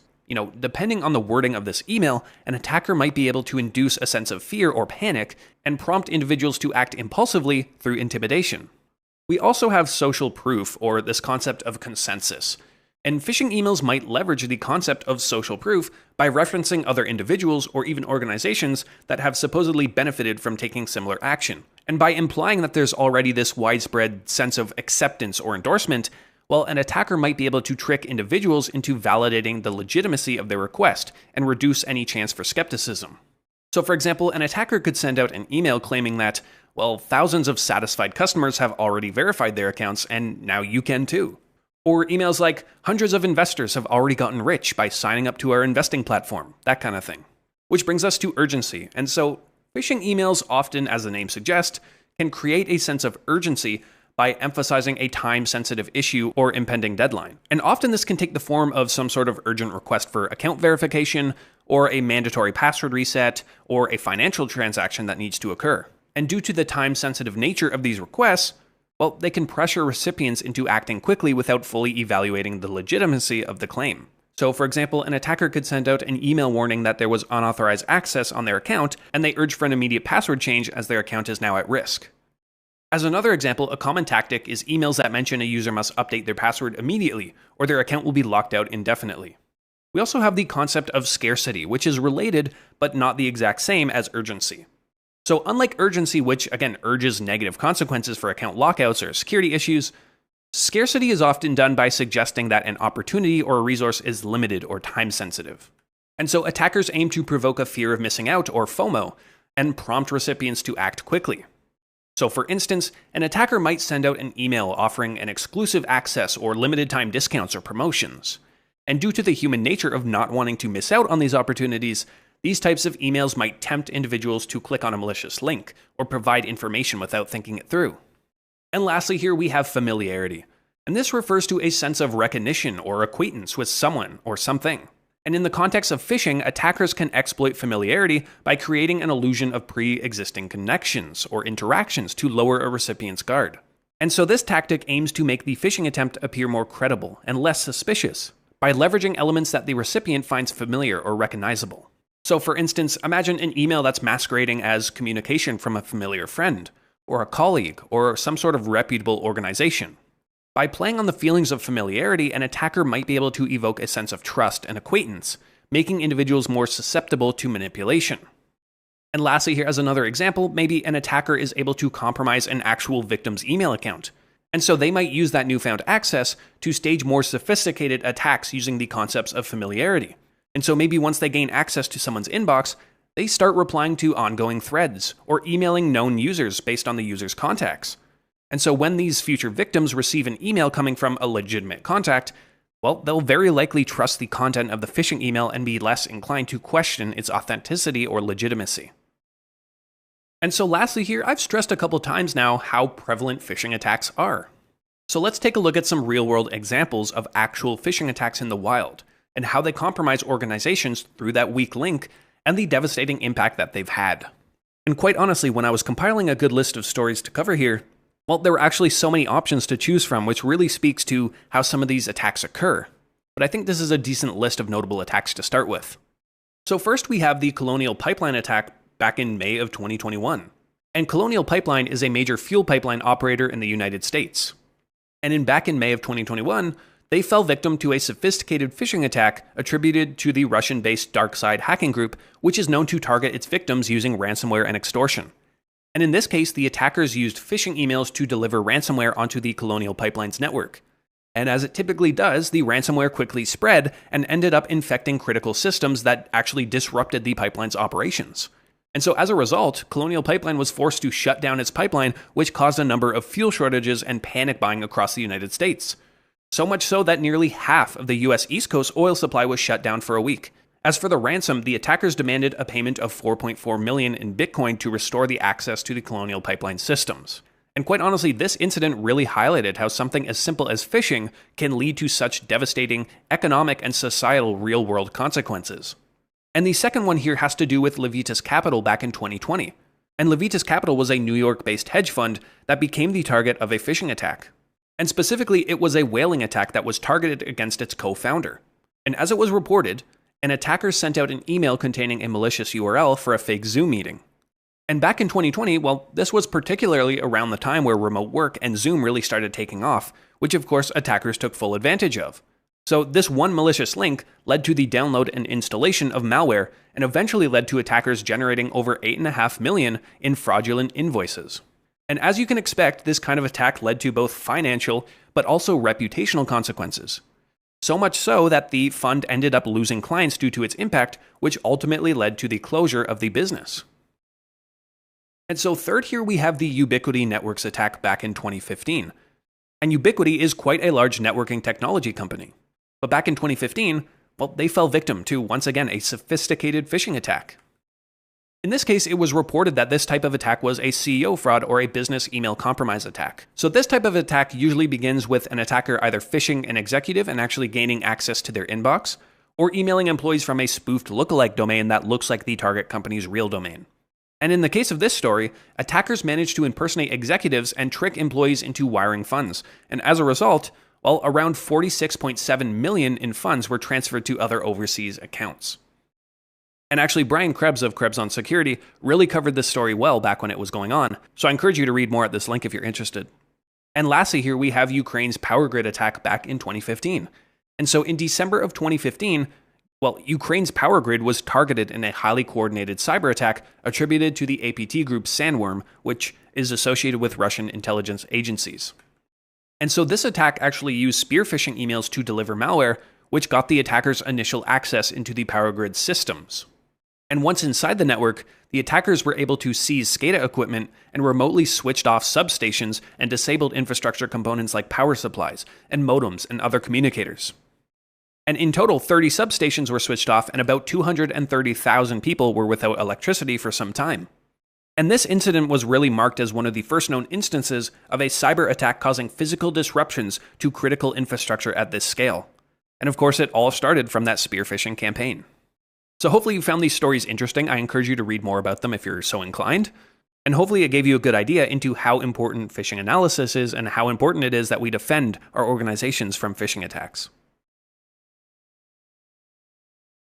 Let's quickly cover how email works, and it might seem a bit high level at this stage, but understanding how emails are transferred across the internet will help us with one of the most important strategies in email analysis: determining sender origin and attribution. And chances are you've sent and received emails before, either in your professional or personal life. But have you ever actually dove in to understand the components that make up and deliver email messages? Well, if you have, then you'll probably breeze through this intro, but if not, I think this is worth discussing. And at its core, sending email operates on a simple yet robust system called the Simple Mail Transfer Protocol, or SMTP. So let's break down the process a little bit. When you compose an email and hit send, your email client, like Gmail or Outlook or Thunderbird, communicates with an SMTP server.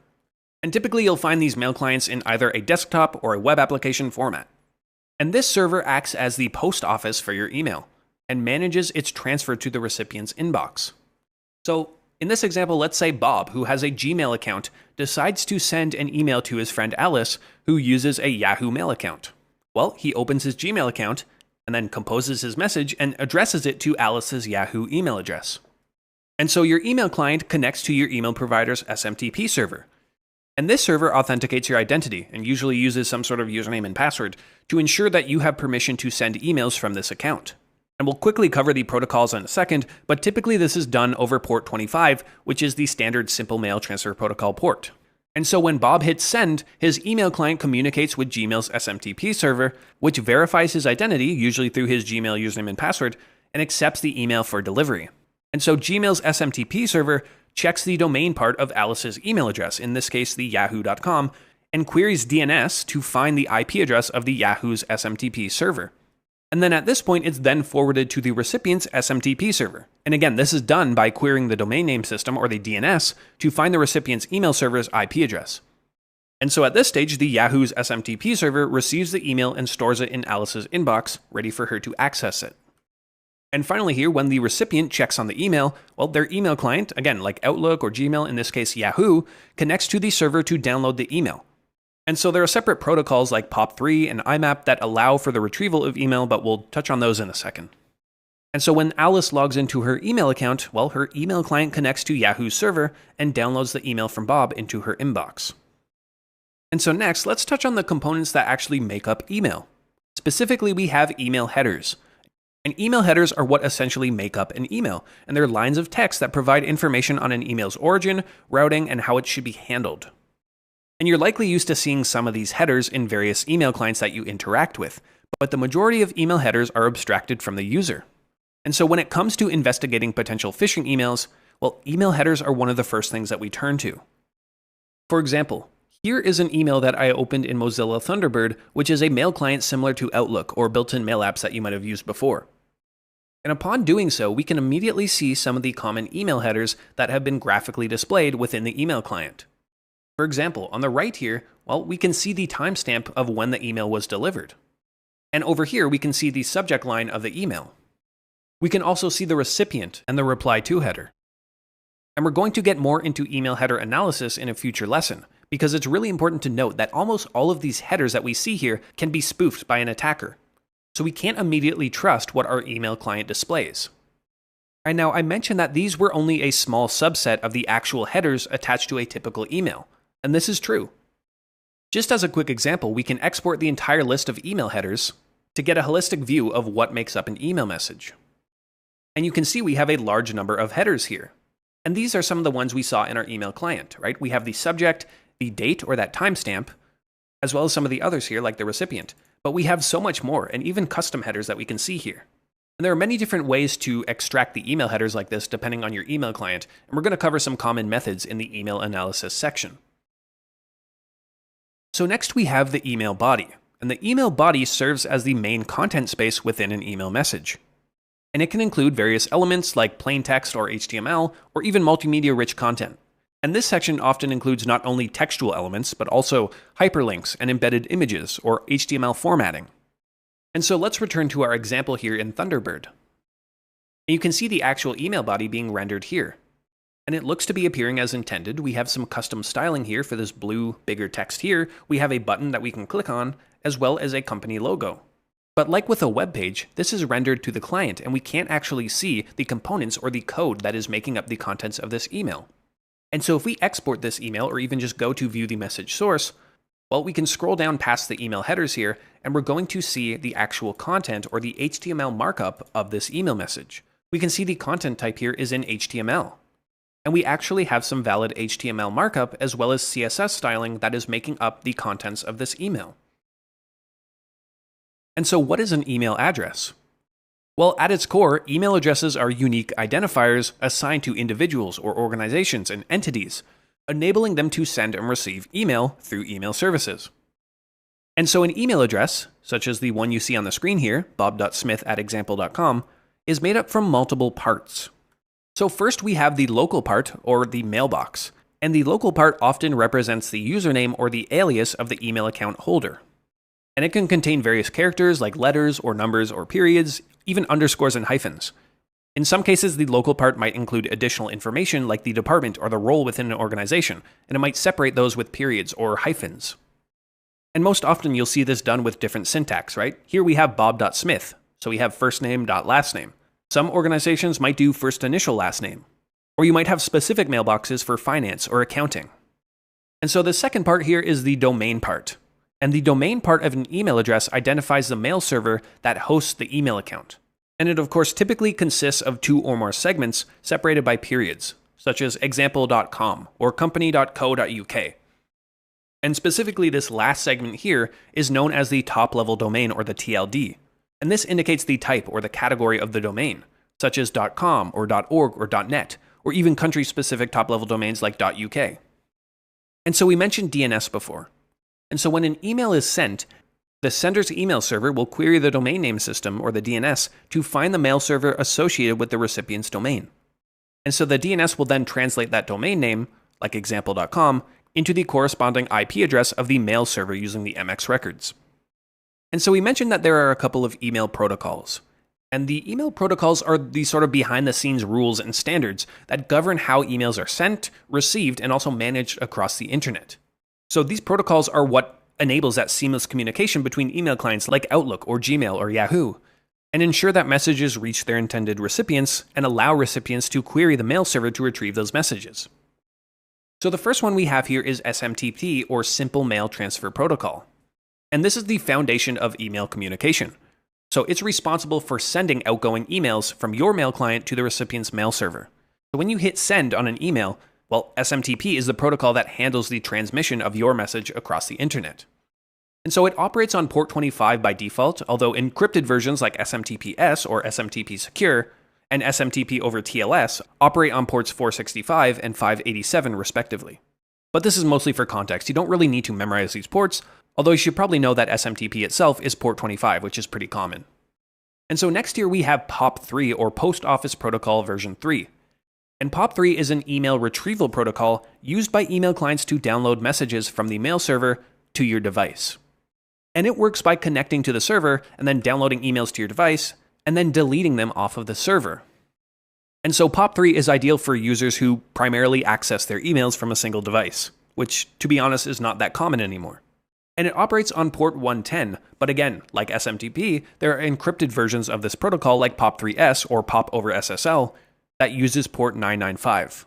And lastly, here we have IMAP, or Internet Message Access Protocol.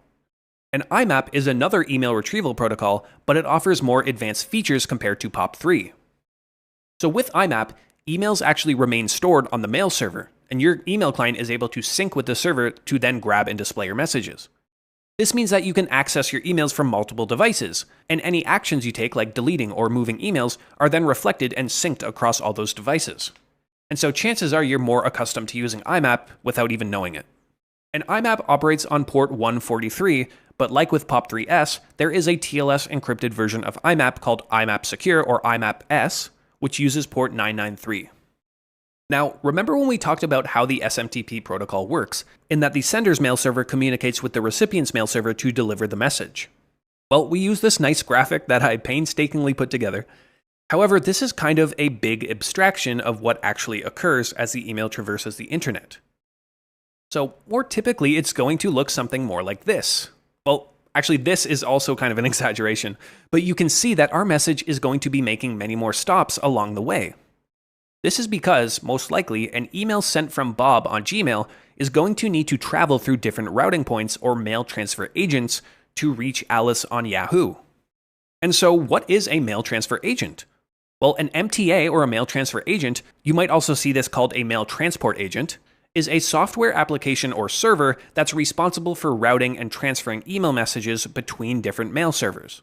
And so when an email is sent, the MTA on the sender's mail server accepts the message, looks up the destination domain, and then determines the appropriate route to deliver the email to the recipient's mail server. And so when an email is sent from one domain to another, it might have to traverse through multiple MTAs over the internet in a relay before reaching its final destination. And something that we'll cover later on in the header analysis lesson, depending on the amount of MTAs that an email has to traverse in transit from source to destination, an email will have multiple received headers, which should be read in ascending order chronologically.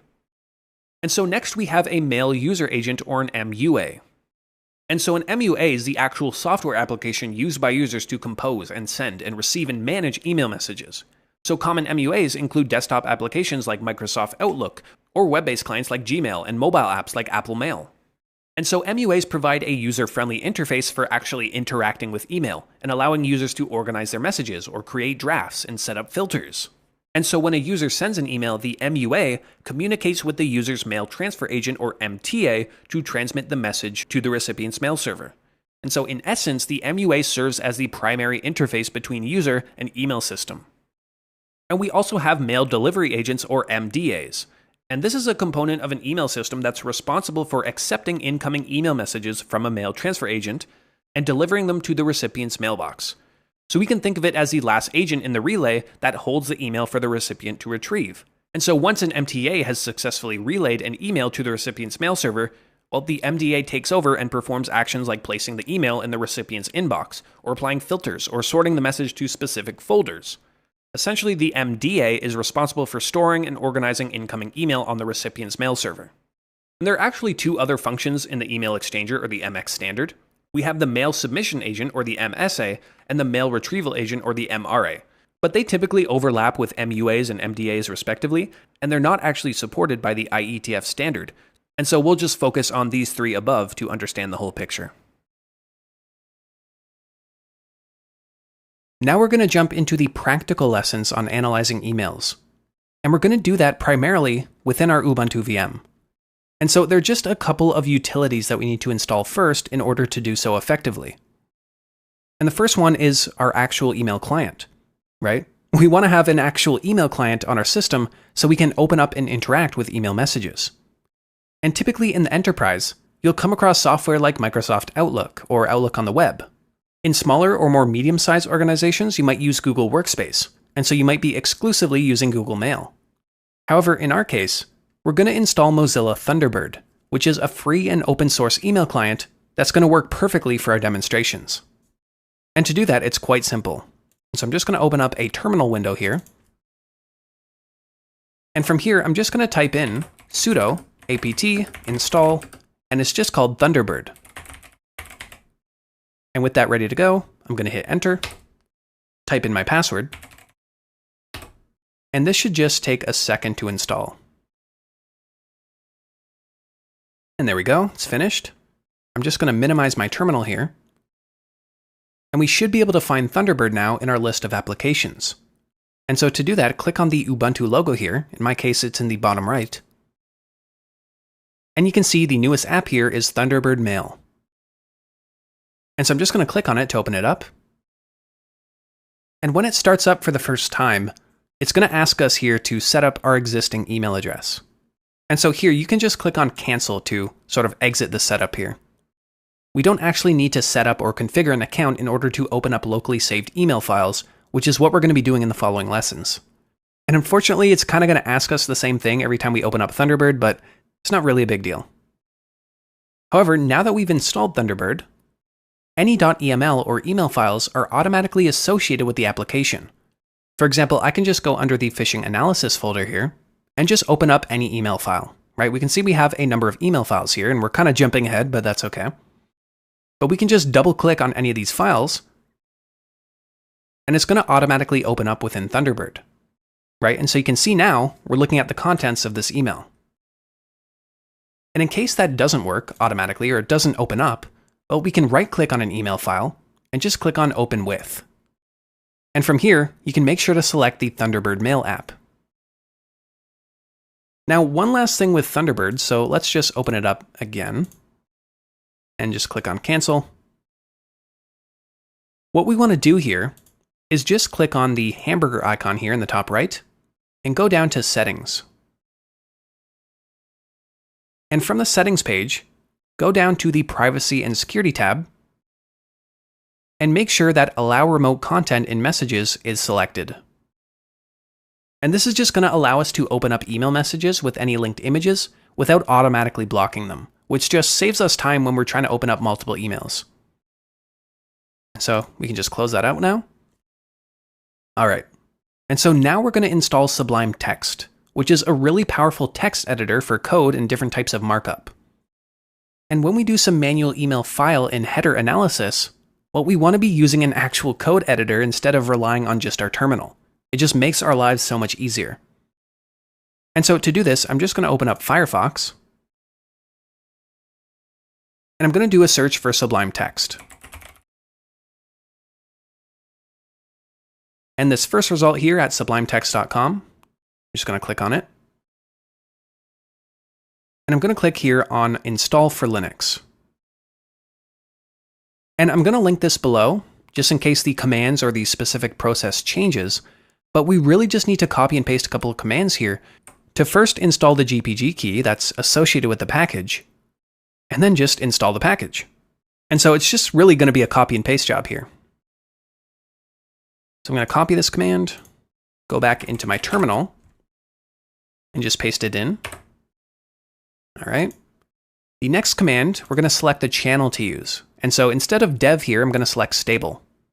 So I'm just going to copy this command here, Head back to my terminal, paste it in. And then next, we just need to run sudo apt-get update.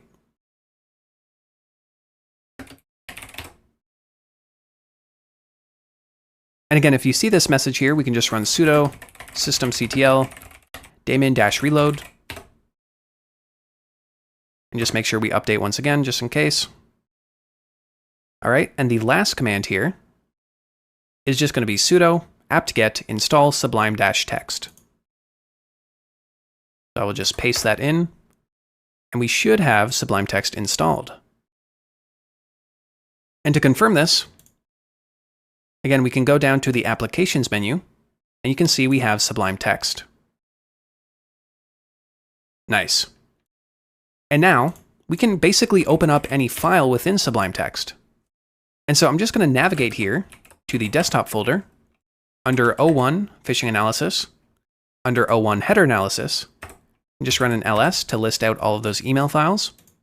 And to open up any of these files within Sublime Text, well, I can just run subl for Sublime, and then provide the name of the file. So sample1.eml. And so now we're really jumping ahead, but you can see how we can sort of open up files within Sublime Text. And that's what we're going to be doing in the next lesson. And so let's end it here and jump into the real lessons. As a SOC analyst, chances are that you'll frequently encounter a number of different types of phishing attacks, all with varying objectives and means to achieve their goals. But ultimately, phishing relies on deception, and in general, we can break down attack types into several categories. Now, first we have information gathering attacks. And in an information gathering attack, well, you might be wondering what the entire point of the message was, because it's not really an attack. These types of emails aren't trying to entice the victim to click on a link or download a file, but rather they're really just checking to see if a destination mailbox is in use, and also if the user on the other end of that mailbox is prone to opening email messages. And if they can manage to get a response from the victim, they might also be able to somewhat passively collect data, which can often be done from an employee's email signature, which can include things like their name, their job title, their phone numbers, and other personal or professional information. And this type of reconnaissance can be used to stage and craft a more convincing phish later on, or to tailor a specific attack to a specific individual or organization. So here's an example of one of these information gathering attacks. In this case, I don't see any URLs to click on, I certainly don't see any attachments attached to this email, and I don't see any requests really for sensitive information. It just seems to be a very generic greeting and asking if I'm available. And there are many different ways that an attacker can gather information from a seemingly innocent email. For example, if they attempt to send an email to a mailbox that doesn't exist, well, they will typically get an automated bounce back or an undeliverable message in response from the email server. And this can be used to determine whether the mailbox is in use or not. And we can actually take a look at an example of one of these emails here. You can see here that I attempted to send an email to a non-existent email account.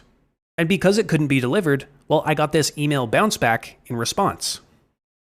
Another way to do this is through the use of a tracking pixel embedded within the email's body content. And a tracking pixel is a tiny transparent image that gets embedded within the email content. It's typically like a 1x1 pixel image so that it's virtually invisible to the recipient.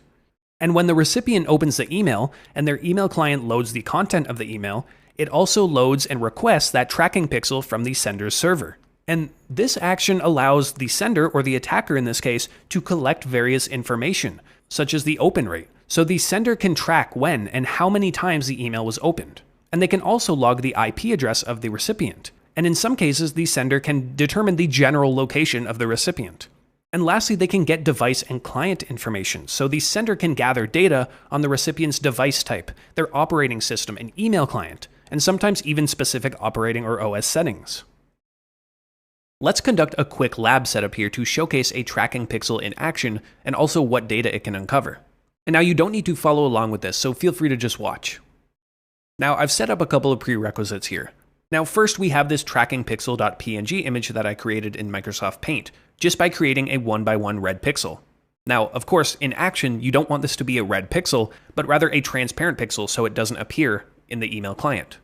And next I have this serve.py script that I put together, which uses the simple HTTP server in Python to set up a quick and basic HTTP server that I can use to log the requests. And in this case, I've added a specific directive so I can log the user agent.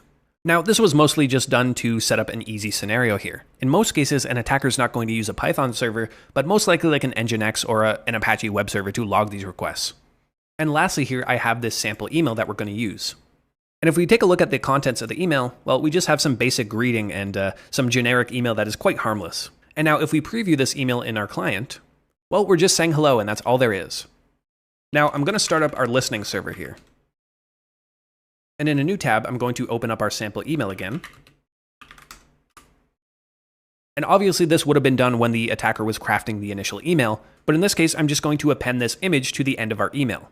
And you can see here we have an image tag. And within the source of the image tag, I'm adding a URL to our tracking pixel.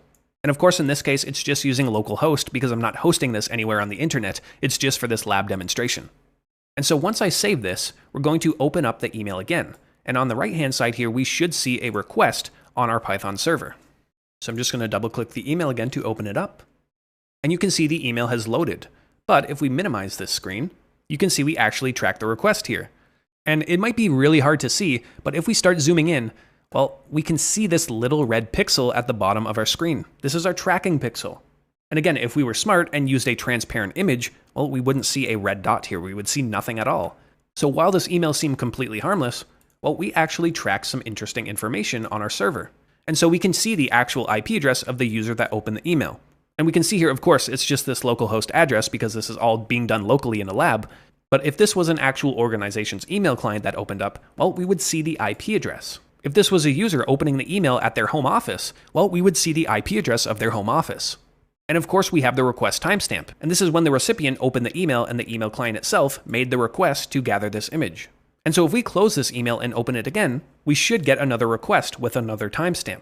And there we go, there's our second request. So not only are we getting the IP address of the opens, but we're also getting when and how many times it was opened. And lastly here, of course, we are getting the user agent of the actual email client. And we can see some very interesting information here. I'm just going to copy the entire user agent string and I'm going to parse it using a tool that we looked at before. So in this case, I'm going to do a quick Google search for a user agent parser. You can see this whatismybrowser.com parse a user agent string. Well, let's go here.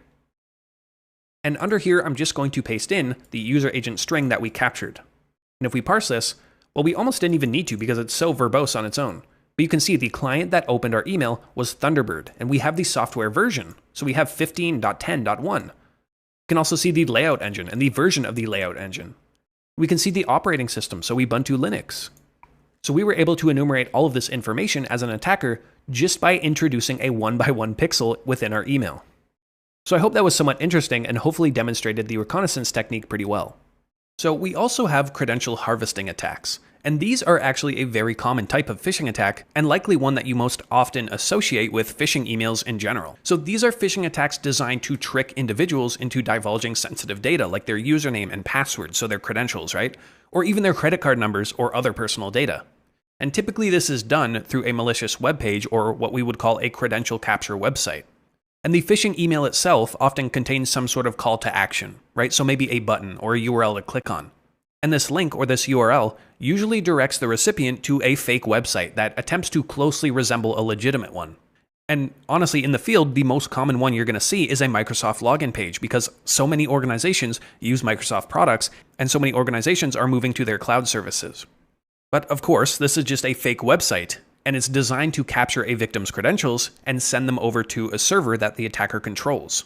And maybe if the attacker is really fancy, they'll then redirect the user to the legitimate Microsoft website or whatever it's trying to impersonate as to make it appear more legitimate and hide their tracks. For example, here is one of those credential capture phishing emails. We can see here in the subject line that this email is supposedly related to our Microsoft account, and we seem to have identified some sort of unusual sign-in activity. And we can see some information here saying that apparently we've had a sign-in on our Microsoft account, well, from Russia. And if we think about some of these social engineering tactics here, well, we might have some urgency in this case because apparently someone is in our account and we need to look at the activity. And so we have this call to action within the email that says view activity. And if we hover over this button, we can see the URL that's going to take us to this mc4-2.vercel.app. Now, immediately this does not look like a Microsoft-related web page, but the typical person might not notice this hyperlink, right? They might just see this button and click on it. And so let's do that. Let's see where this link takes us. And so if we click on the link, well, we're delivered to this web page, which seemingly looks like a genuine Microsoft login page. We even have the Microsoft logo, the sign in, and honestly, even the background here, this all looks to be a legitimate Microsoft page. For example, if we go to the real Microsoft page and try to sign in here, well, we get a very similar web page, right? If we go back and forth and get the zooming correct, if we go back and forth here, well, it actually looks pretty similar and pretty convincing. And someone that just got an email indicating someone's in their account from Russia, well, they might not notice the little details here like the font not being exact or some spacing issues. And of course, if we were to put in a fake username here and click next, surely it's going to ask us for a password. And if we type in a fake password here, and before I hit sign in here, what I'm going to do is open up the developer tools under the network tab, because I want to see where our credentials or our fake credentials are going to get sent to. And of course, this is not something we should include in our methodology, but I just want to demonstrate what an actual credential capture web page looks like and how it operates. So let's just hit sign in here, and we should be making a post request. There we go. And of course, we're getting this fake, your account password is incorrect. Surely it's not actually communicating with Microsoft servers to determine if our credentials were correct, right? But if we open up this post request and expand this a little bit, we can see we're making a request to this mc4.onrender.com, specifically to this user/add endpoint. And if we look at the request, well, we have our email and password within the raw data that we sent over. Now, of course, this is not an official Microsoft website, and likely the attacker is using some sort of legitimate service like OnRender to actually submit data, right? And if we were an actual victim falling for this, well, the attacker just got our credentials, right? They were sent over to that server. So next we have malware delivery. And in a malware delivery phishing attack, also known as a malicious attachment, of course, this is a type of phishing attack where the attackers use some sort of email that contains an attachment to distribute malware-infected files to their victims. And honestly, often this is done under the guise of like a fake invoice sent by supposed customers or third parties. And, depending on the amount of effort and research done by the attacker in the reconnaissance phase, well, an attacker might be able to actually spoof real customers that a victim interacts with. And these attachments are often things like PDF documents or spreadsheets or executable files. And it's either infected with malware itself, or maybe it contains malicious macros if it's an Office document, or maybe it's just a benign and normal Office document that simply contains a URL inside it to download a malicious file, in something what we would call a drive-by download attack. And a drive-by download is where malware is automatically downloaded onto a victim's computer without their consent or knowledge, simply by visiting a compromised website. And of course, as we discussed during the phishing case study section, well, these attachments or files can often lead to devastating ransomware attacks or deploy things like remote access Trojans that compromise a victim's device or demand money or steal sensitive information. And we're going to cover analyzing phishing attachments in more detail later on. So let's look at another example here. So based on the subject line, this appears to be a due invoice payment. And based on the contents of the email, well, it appears they've attached some sort of invoice or wire slip for us to take a look at. And if we look at the attachment here in our email client, we can see we have this quotation.iso file. And an ISO file is typically an image of an optical disc, like a CD or DVD drive. But it's actually a common technique for attackers to embed malware inside of ISO files and distribute them through things like phishing emails. And if we were on a Windows endpoint, well, we might be able to download this file from the email, mount it to our system, and then execute the malware. Now, we briefly covered spear phishing before, but just to recap, spear phishing is a targeted form of a phishing attack in which attackers craft personalized emails aimed at specific individuals or groups within the organization. And similarly, we have whaling attacks. And whaling takes spear phishing a step farther and specifically targets high-profile individuals within an organization, like executives or senior managers, or individuals that would likely have access to sensitive files or have more permissions in general. And we also covered things like vishing and smishing and quishing. Now, vishing, of course, is short for voice phishing and is a type of phishing attack that's conducted over the phone. So in a vishing attack, well, attackers are going to use social engineering techniques to manipulate individuals into revealing sensitive information, like passwords and again, like credit card numbers or PII. And they typically do this by impersonating a trusted entity like a bank or government agency or even IT staff. Similarly, of course, smishing is a combination of SMS and phishing, and this is a type of phishing attack conducted via text messages or SMS. And in smishing attacks, attackers will send deceptive text messages to individuals, typically containing a link to a malicious website or promoting the recipient to reply with some sort of sensitive information. And of course, lastly, we have quishing or QR code phishing, which is a type of phishing attack that exploits QR codes to trick individuals into visiting malicious websites or downloading malicious content. And with quishing attacks, well, attackers are going to create QR codes that when a victim scans them with their smartphone or some other QR code enabled device, it will redirect the user to a phishing website or a credential capture page, or even just initiate the download of some sort of malware. And quite honestly, this is so easy for attackers to do. I just Googled generate QR code and I have all these options to choose from. So I'm just going to click on this one here, and you can see that we can generate QR codes for all these different types of things. For example, a URL.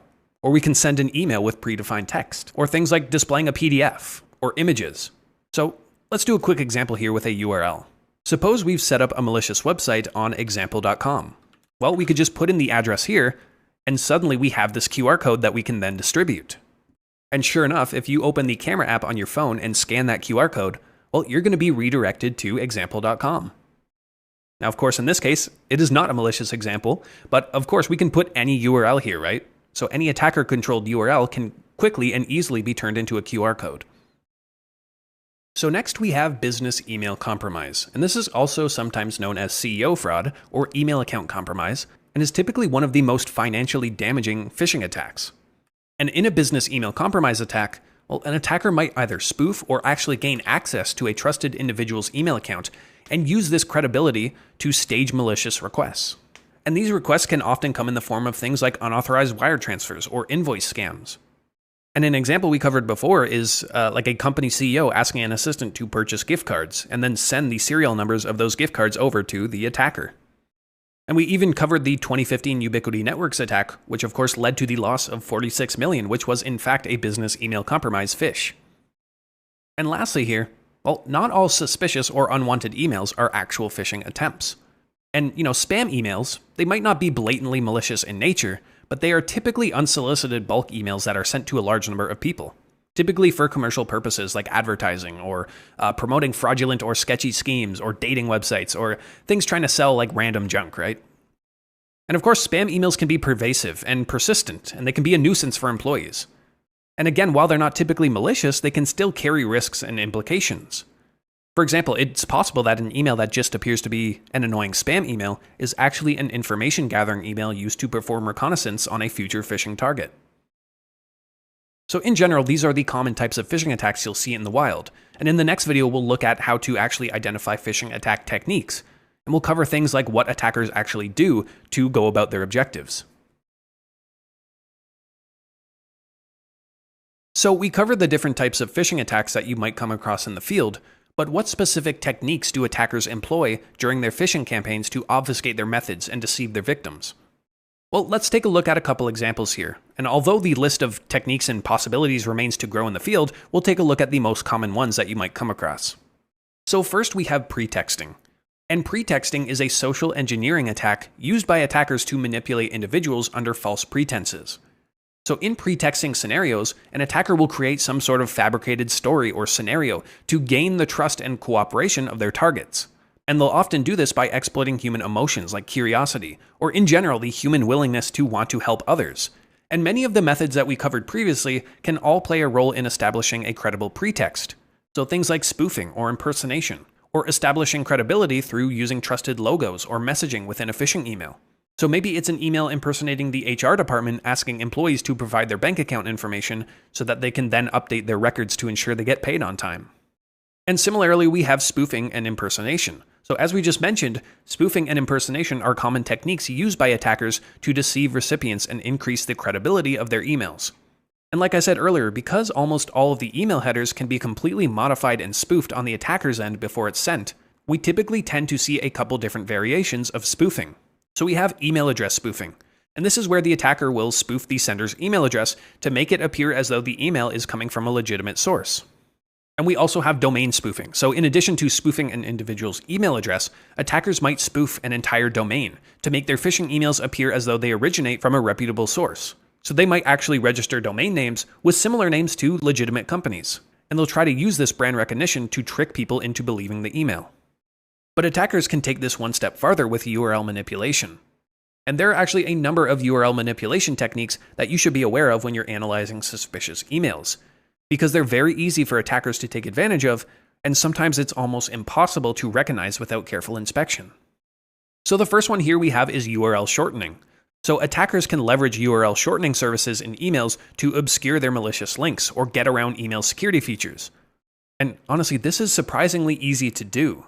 And while there are some security solutions out there that will, of course, detonize and analyze the true destination of these shortened links, well, this isn't always the case. For example, let's showcase one of the most popular services for shortening URLs, Bitly. But of course, there are many others out there like TinyURL or Short.io, and many more if you just Google. And Bitly is a service that allows us to do things like shortening URLs, or generating QR codes, which we showcased in the previous video. So if we click Get Started for free, well, we can sign up for a free account here. And once we're signed in, we're taken to this dashboard where we can do a number of different things. So let's get started and create a short link. So let's say we wanted to create a shortened link for TCM Security's website. Well, I'll just paste in the destination there. We can give it a title, and we can actually create what is called a custom backhalf. And this is going to be what is shown in the URL itself rather than a, automatically generated string. So we can actually set this to whatever we want. And for example, if I was trying to impersonate a specific bank, well, I might call this banking services or something similar, right, as an attacker. But let's just leave it with totally amazing website and scroll down to create here. You can see we have created the link at bit.ly/totallyamazingwebsite. And if you were to type this into your browser, well, you're going to be redirected to the TCM Security's website. And so you can see if we were to edit this URL to something malicious, well, we can just give people this link, and they would be in the dark as to where this link actually takes them. But there are some services that we can use to expand this link, right? So if we go to unshorten.it, well, we can paste in our bit.ly link here, and we click on unshorten it, and you can see it actually detonates that link for us and follows all of the redirects. So in this case, we can see where it's actually going. So next we have subdomain spoofing. And subdomain spoofing is a technique used by attackers to deceive users by creating a fraudulent subdomain that mimics a legitimate one. And this method capitalizes on the trust that users have in well-known domains or subdomains. And this is actually a very common tactic. So suppose a malicious email that is sent from a real mailbox of google.maliciousite.com or within a URL in an email that leads to something like facebook.loginsystems.co.uk.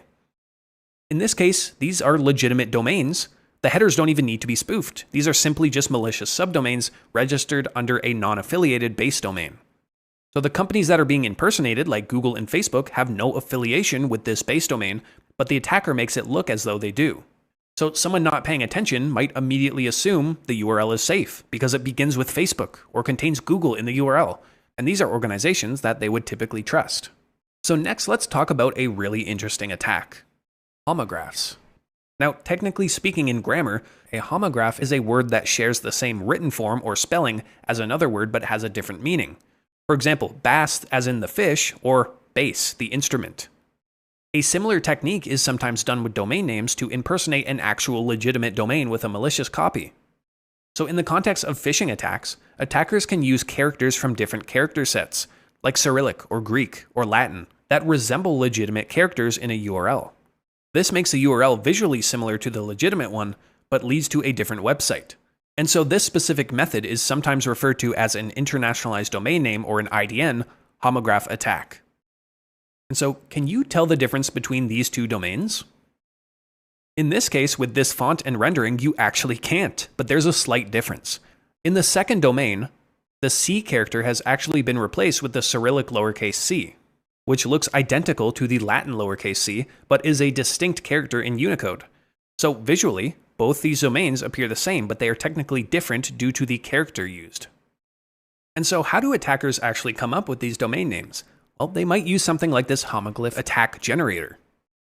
So first we would type in the name of the legitimate domain that we're trying to mimic.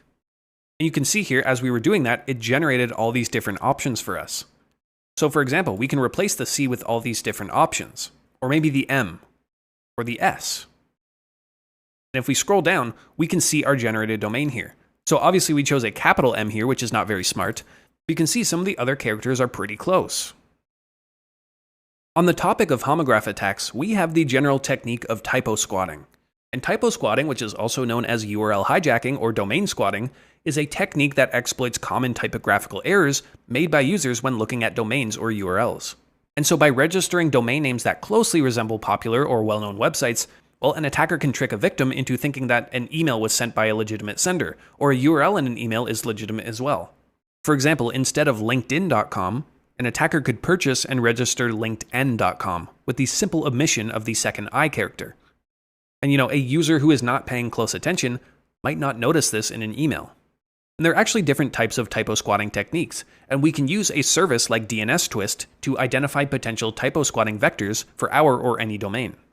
So this is actually a Python tool in which I'll have linked down below, but we can run it to find lookalike domains that adversaries can use to attack us. Alternatively, this is actually something hosted on the web as well, so we don't actually need to download this and run it locally. So in this case, we can just put in a URL, and it will scan it for us. And it will start generating all these different types of typo squatting vectors. And we can see here the ones with IP addresses and name servers have actually been registered already.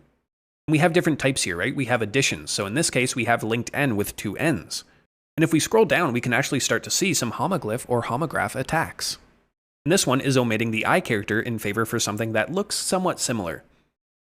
And you can see just how many of these have been registered and probably used for phishing campaigns in the past. But many organizations will proactively purchase some common typo squat domains to prevent malicious uses. For example, Facebook.com with only one O redirects to the legitimate Facebook.com. Goggle.com without the second O redirects to Google.com. And actually, one of my first projects as a junior security analyst years and years ago was to build a tool very similar to that DNS Twist tool. And it was so that our SOC could proactively get alerted on potential typo squatting domains if they were to be registered, and to also provide a report on domains that we could proactively purchase to mitigate these attacks.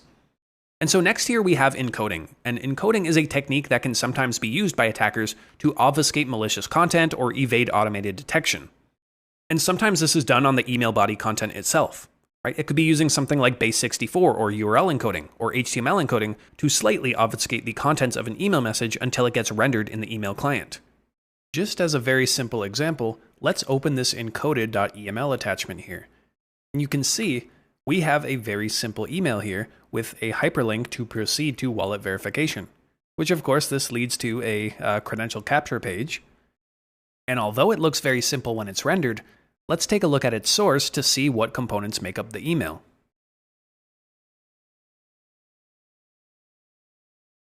And if we scroll down past the normal headers, well, we're going to see a very long string of seemingly random data at the bottom of this email.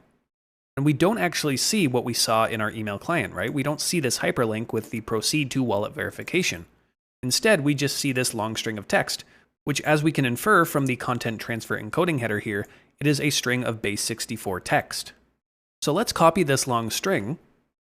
So I'm just going to open a terminal window here, and I'm going to echo out that long base64 string that we copied. And of course, echoing it out like this is not going to do anything interesting. But what I can do is echo this out and pipe it to the base64 command. And then I'm going to provide the tacd argument to decode. And you can see here it actually managed to decode that URL that we saw in the email when it was rendered. And so that was just a very simple example of base64 encoding, but we're going to cover encoding in more detail later on in the course. As we discussed previously, and we'll do so in more detail shortly, a common technique in phishing emails is to include a malicious attachment, or even a benign attachment that eventually leads to a victim downloading a malicious payload and being compromised. We also have abuse of legitimate services. So interestingly, an attacker doesn't always have to rely on their own means to deliver and host malware and weaponize content shared within their emails. Attackers frequently exploit legitimate file sharing and collaboration services, such as Google Drive or Dropbox, and many others, to facilitate their phishing campaigns and distribute malicious content to users. And so by leveraging the trusted reputation of these platforms, attackers can evade traditional email filters and security controls, making it easier to get to their victim's inbox. And so an attacker would upload their phishing content, like their malicious document or an executable, to a file sharing platform like Google Drive or Dropbox. They might even password protect it and zip the file so that it can't be sort of detonated by any automated means. They'll then distribute the links or the public sharing links to these hosted files within their phishing emails and include some sort of call to action for users to click on the links and access the malicious content. And because the URL is legitimately coming from Google or Dropbox, and the former almost always being trusted within environments, maybe not so much for Dropbox, but definitely Google, these URLs will often go undetected, and there's nothing preventing users from downloading these files until their endpoint security hopefully kicks in. So to hopefully demonstrate the use of a legitimate service, well, I'm using a site called PhishTank. And you can think of this as a big repository of potentially malicious URLs that people can submit from all over the world. We're going to cover this in more detail in the URL analysis lesson, but for now, I just looked at some of the most recent submissions, and I can already see a docs.google address right here, indicating that someone is trying to abuse Google Docs to phish someone. And so I'm just going to click on this submission right here, and I'm going to copy the URL to see if we can find out what's being hosted. And so, again, this is something you should not do, but considering I'm in a VM and I'm just doing this for research purposes, I'm going to see what is actually being hosted here. Okay, so very interesting. It appears to be hosting some sort of image. And this is, of course, an Amazon account lockout image. This is not actual HTML. This, again, just appears to be an image of some sort, but it also has a hyperlink. And if we just copy this link, well, I'll just showcase it in a terminal window. I'm going to paste it here. And we can see some very interesting things here. So it looks like it's using an actual google.com base URL here, but it's passing in an additional shortened URL using bit.ly within this query parameter.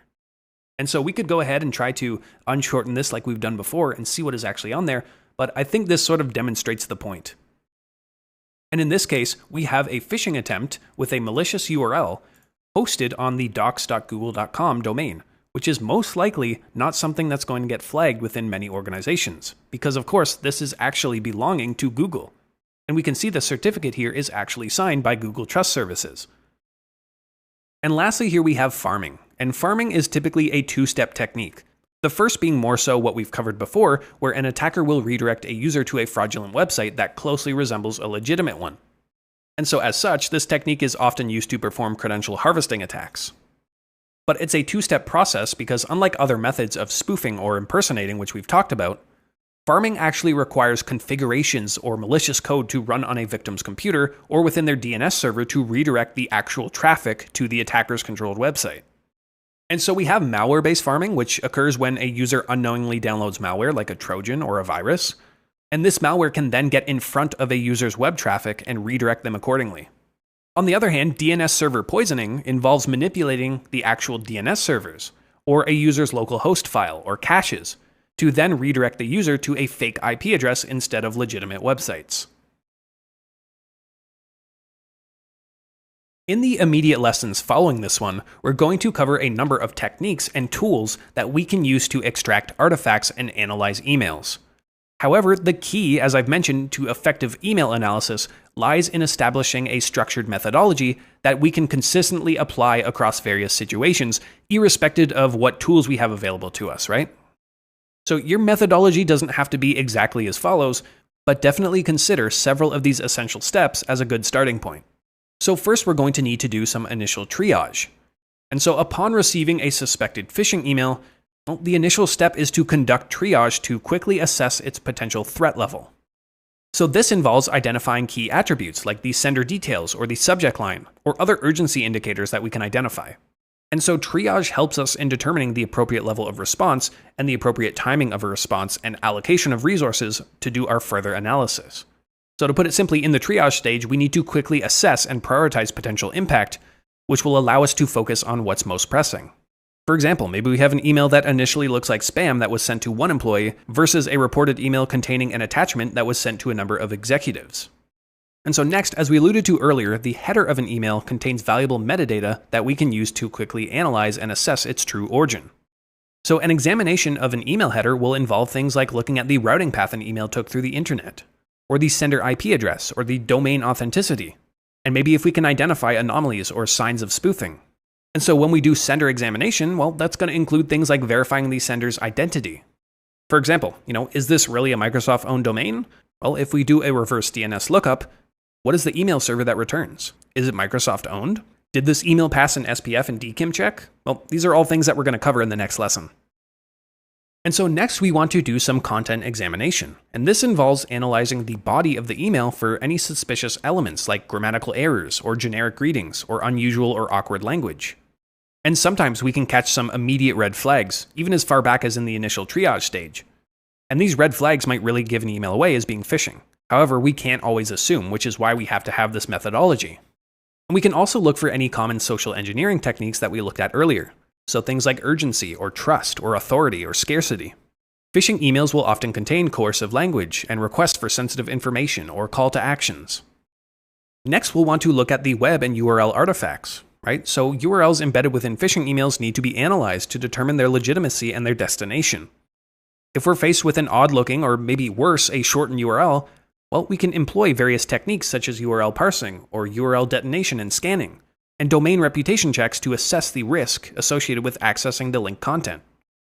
And like with any URL artifacts that we find, well, any email attachments also need to be investigated. And so we'll employ malware analysis techniques like sandboxing and file signature analysis and behavioral analysis.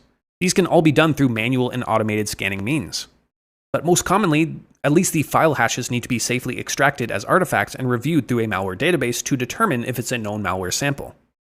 And in addition to the hands-on analysis we perform, well, we should also include some holistic analysis and consider the broader organizational context, as well as recent security incidents to gauge the credibility of a phishing email. So we can look at patterns within our organization, or look in our ticket system for recent or similar phishing emails. Maybe we assess the scope and look at the IOCs or artifacts that we've identified, and perform almost a mini threat hunt over the organization's email system to see if there are similar attempts going on. And maybe we can identify recurring themes, like a sender's address or tactics used by threat actors, that will allow us to more efficiently and proactively integrate defense measures. And speaking of defense measures, well, upon identification and verdict of any phishing attempt, well, we need to take either reactive or proactive defense measures, or both, depending on if the attempt was successful or not. So reactive defense measures are going to include things like invoking incident response procedures for containment and mitigation and remediation in the event of a successful phishing attack. For example, if a user was successfully phished and they provided their credentials, well, we need to initiate incident response procedures to temporarily disable their account, or review their login history and change their credentials, or rotate any keys, and even perform a full system scan or reformatting depending on a deeper investigation. And on the other hand, proactive defense measures will involve things like implementing technical controls like email filtering, or DNS blacklisting and endpoint protection based on the IOCs and artifacts that we've identified. And we should also be educating users about phishing awareness, and provide guidelines on how to identify suspicious emails, and how users can report incidents quickly to the SOC. And lastly here, this brings us to documentation and reporting, which in reality should be a step that is followed through each stage of the methodology, not just something that we shoehorn at the end. So while we investigate emails and collect artifacts and analyze our senders, and even look at URLs and attachments, well, we need to keep detailed notes and update our tickets accordingly and accurately. And if we take any defensive actions, well, we need to document these as well. Like if 6 months down the road, a stakeholder is asking why the SOC blocked a certain domain or an email, well, we need to be able to go back and justify our actions. Our documentation needs to be clear and thorough, so much so that any other analyst can come by after us and make the same determinations and verdicts based on our findings. So as our investigation progresses, we should be continually updating the status inside our ticket management system, and we need to make sure to close out the tickets and communicate to users on the reported email's verdict as needed. Let's start analyzing some real emails and learn how we can use header analysis to identify the sender of an email as well as their legitimacy. If you recall, email headers are just simply text files with multiple lines indicating a header name and a header value. Because of this, we can essentially use any text editor or even command line tools to view the header information of an email as long as we have a copy of the email saved. In some cases, depending on the email client, we can actually view these headers directly in the program itself. For example, in Thunderbird, we can just go under the View tab here and click on Message Source. In Gmail, for instance, we can just hover over an email under the More icon and either go down to Download Message to download a .eml file of the email, or we can go up to Show Original. And if we click on Show Original, this is going to give us a full output of the email headers, which we can then download or copy to our clipboard. On an Outlook-based system, specifically Outlook on the web, we can do something very similar, where we head over to these three dots for more actions, click on it, and we can then go to Save As if we want to download the email, or alternatively, we can go to View and click on View Message Source. And by clicking on this, again, we will get an output of the email headers, which we can then copy. And you can easily look up the steps to view email headers depending on the clients and the tooling that your organization uses. Additionally, if you're using some sort of ticketing system like Jira or ServiceNow to handle phishing reports, and you have some sort of workflow in place that allows users within the organization to report suspicious emails, what typically happens is that the email will automatically forward itself as an attachment to a phishing analysis mailbox. And there might be some further automation in place that will subsequently create individual tickets or alerts within the ticketing system to create cases for analysts to then triage. Within these tickets themselves, the extracted email, and typically within a .eml file format, will be available to view and download. And this file contains all of the original headers that we're interested in. And note that if a user forwards an email the typical way through pressing the forward button in their email client, in most cases the original headers will be lost, which makes the analysis portion much more difficult. This is why it's important to forward the email itself as an attachment, which is typically an option in email clients if it's not already being done through some sort of automatic workflow. So now that we have some copies of emails we want to investigate, we can use a number of different tools or methods to view its contents. So first, for this lesson, navigate to the phishing analysis folder on the desktop, and then open the header analysis folder. And from here, let's start with sample1.eml. So we just double click on this to open it up in Thunderbird, and you might see this connection failed. You can just ignore that message, but eventually the email will open up as seen above. So this is the first email that we're going to be analyzing. And so we can see what it looks like initially. We can see this Chase Bank logo. It appears to be asking us to restore or reactivate our account. And we can see some of the common headers. So we have the from field here, which is alerts@chase.com. We have the to field, which is Bob Sanders. The subject line, so your bank account has been blocked, as well as the timestamp over here on the right, which we've looked at earlier. So these are some of the common headers that we've seen before. But I mentioned it's essentially just a text document that makes up email messages. So if we go back to our folder, I'm just going to right click and click Open in Terminal. This is going to open a terminal session in the folder that we were looking at. And from here, I'm just going to run an ls to list out the contents, and we can see the sample emails that we have in this folder. Well, I'm simply going to cat out the sample1.eml file. And just as you can see, when we were exporting the source of the email itself, we're getting the same information here. So this is the HTML markup that is making up the email body. And if we scroll up, well, we can actually get to the actual headers. So much so that we don't need to just cat out the file. If we wanted to find something like the from header, well, we could just run a grep command like this. And we can see immediately we get the from header returned with alerts@chase.com. But again, working with it in a command line like this isn't ideal. So what we can also do is open it in a text editor, like Sublime Text. So to do that, I already have Sublime Text installed in this lab. So all we need to do is just run the subl syntax here to open up Sublime Text and provide the file that we want to open, sample1.eml. You can see here we have the email message opened up in Sublime Text. But when we open up an email in Sublime Text, by default we don't get the benefit of syntax highlighting that makes our lives easier. But fortunately, Richard Davis, the founder behind 13 Cubed, developed a super useful package that we can install in Sublime Text to assist with this. And I will have the link down below, but essentially this is a syntax highlighter plugin that we can use specifically for email messages. So all we need to do is go up into the toolbar here under Tools and click on Install Package Control. And we'll get this message that it was successfully installed. And then we want to press Ctrl, Shift, and P to open the command palette. We just want to type in Install Package, and then we're going to click on this option here. And then we can just start typing in email. We can see the first option here is the email header syntax highlighting plugin, developed by 13 Cubed. And this is the one that we want to install. So I'm just going to click on this. And now, once we go to our syntax here in the bottom right, well, it's currently set to plain text. If we click on this and we start scrolling up, well, we can see this new email header option here. So if we click on this, we can suddenly see our file becomes much more readable. So we have some color and highlighting here that is separating out the header name versus its value. And we have an additional color here to separate extended or custom headers, which we're going to talk about in a bit. And next, I quickly wanted to look at the IANA, or the Internet Assigned Numbers Authority page, specifically the standard that outlines message headers. And so this link contains all of the various standardized message headers, including their names and descriptions and any associated protocols. And you'll see that there are tons and tons of headers here, some of which are more common and some not so much. Because I don't want this lesson to be a week long, well, we're going to focus on the most common and most useful and important headers that you're going to want to know about. So let's get back to the email and take a look at some of these common headers. So the first one here is the date. The date header in an email specifies the date and time when the message was composed or sent.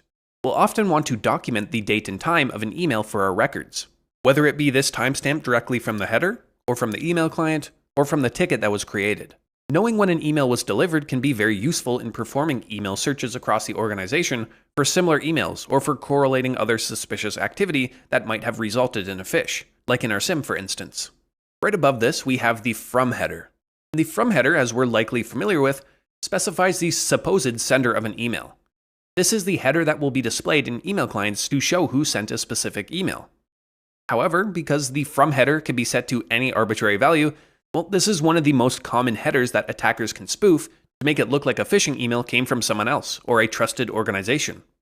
But we should still document this though, because we can use it to find discrepancies as well as use it as an artifact to search off of. So next we have the subject line. And again, we're used to seeing the email subject, which is of course the subject that appears in your email client when you receive an email in your inbox. Again, this is a useful header to document because we can almost think of it as a signature or a fingerprint of an email should we determine it to be malicious. For example, we can use a subject line to perform searches against our email gateway and look for other associated emails, or in rare cases actually block specific email subject lines from entering our organization. And along the lines of fingerprinting an email through artifacts, well, we have the message ID field as you can see here. And the message ID header is a very useful one for us because it is a unique ID generated by the first MTA that the message traverses through. And these message IDs should always be unique by the server that generates it and pertains to a single version of that email. That means if we ever find a duplicate message ID in our email gateway, well, it could very likely be an indication of something malicious going on. And these IDs are made up of two parts. And so anything before the @ sign here, or this left side of the ID, the standard documents that it should be a unique identifier, although there are no specific algorithm requirements in the standard. And on the right hand of the message ID, well, we expect to see the domain name or the IP address of the host in which the message identifier was created. That means, in theory, if we identify a specific mail system domain that the email originated from, but the message ID contains a different domain name, well, again, this could be a hint that the email was forged. We also want to document the recipient email address during our triage stage because this is where we can determine scope, and we can do this through the to header. If we have multiple users that receive the same suspicious email, well, we need to be aware in case we need to take action across anyone else that received it. And you might not always be able to see multiple emails listed under the recipients. It's quite trivial for an attacker to utilize blind carbon copy, or BCC, to include multiple recipients and prevent each of those recipients from knowing who else received the email. In this case, this is where our timestamps and subject line and from headers become useful to have documented, so we can perform our own search at the email gateway level. And next here we have the reply to address. The reply to address in an email message specifies the email address to which replies should be directed to when a recipient responds to it. And it's different from the from address, which indicates the sender of the email. And of course, there are legitimate uses for a reply to address, but many times if an attacker is spoofing a legitimate domain, well, they have to specify a different reply to address because they don't actually have access or have control over the legitimate domain that they're spoofing. For example, if an attacker has spoofed accounts@microsoft.com in the from header, well, any replies to this email would not actually be received by the attacker since they don't have control over the actual accounts@microsoft.com mailbox.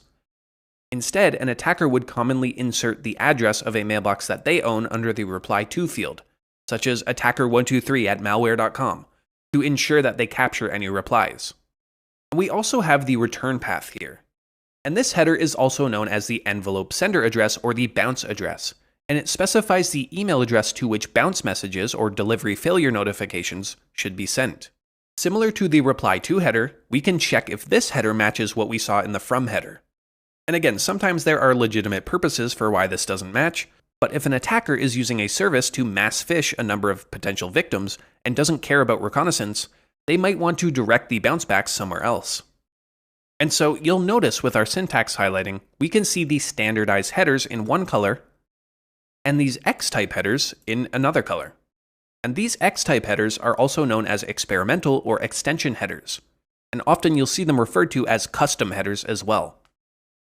And these are additional headers that don't fit within the standards adopted from the IANA, but they are sometimes used by mail providers or security solutions to add additional functionality to email clients and filters, and do things like spam checks or tracking or authentication results and other additional metadata. And we have some that are particularly useful for us, but not always present. For example, here we have the X sender IP. Now, this is one of the most commonly seen X headers out there, and is actually pretty useful for us as an investigator if it's present, but of course it's not always present. You might also see a header called X originating IP, and it essentially serves the same purpose. And again, you might see this or not, or one or the other. It entirely depends on the email infrastructure. And the X originating IP or the X sender IP header typically indicates the IP address of the device or server from which the email originated from, and it's added to the email headers by the sender's email client or the message submission agent. And the catch here is that certain providers will not include this header. For example, Google does not include the header, while Microsoft typically does. And once we obtain the originating IP address, we can perform certain investigative actions, like geolocating it to determine where the server is geographically, and what autonomous system organization or ASN does it belong to. We can also check the IP's reputation, or perform a reverse DNS lookup to identify what domain or hostname the mail server resolves to. And now, if we don't have access to this header, there are still ways in which we can retrieve the originating IP address. The most useful and reliable way is through the received headers, and we have to scroll to the top to see these received headers. Now, I wanted to cover some of the more basic headers to get a feel for what makes up an email.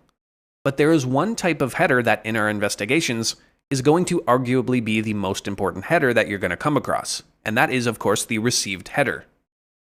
And now, the main thing you'll notice here is that there are multiple received headers. And this is normal, and you'll typically see more than one. If you remember when we talked about how the email protocol works, we mentioned that emails typically go through a relay of mail servers or MTAs as they are routed from sender to recipient. The number of received headers you see are going to vary depending on how many MTAs the message had to traverse within its journey. And so each email server that handles the message adds its own received header, creating a chronological record known as the received chain.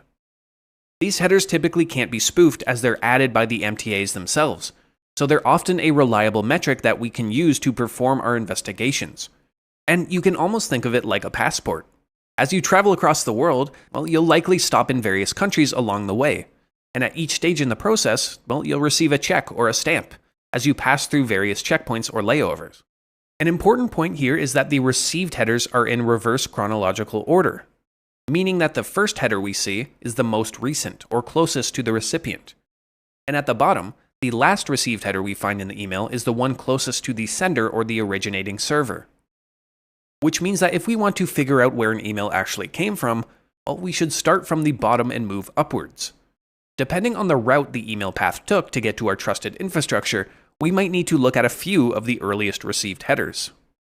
And as such, it's technically possible that the original sender of the email might have included spoofed headers to try and hide that they are the original sender of the message instead of just a waypoint along the way. As such, the only received headers that we should trust are the ones generated by our own trusted internal infrastructure, or basically when the email is passed along to the MTAs that we trust. And so another way to put this is that the most important hops in an email's path across the internet is the first time that our trusted infrastructure, you could think of this as Microsoft or our own organization's MTA, interacts with the server that is sending the email. And we could go as far as to say that anything under this trusted received header cannot be trusted, as the attacker could have modified or spoofed anything below this. In this case, we can see this first received header here, which was supposedly sent by a Proton mail address, but we can see it was received by the Outlook domain with the Microsoft SMTP server. And so we can be relatively sure that this was the original sender and this was the original sender's IP address. And if you recall, this is the same IP address that we saw in the X sender IP header. So now that we've identified some IP addresses that could be useful to us, we can perform some further investigation to obtain more data about the original sender. So to do this, we can use any free IP or domain lookup service out there, or even the whois command in our terminal. And if you don't have whois installed, well, we can run sudo apt install whois. Just need to put in your password there.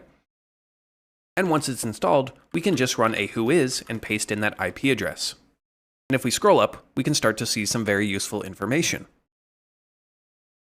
Similarly, we can go to a site like whois.domaintools.com. And again, if we paste in that IP address and click on search, we're going to get the same results in the browser. So here we can see that the country that this IP address belongs to is in Switzerland.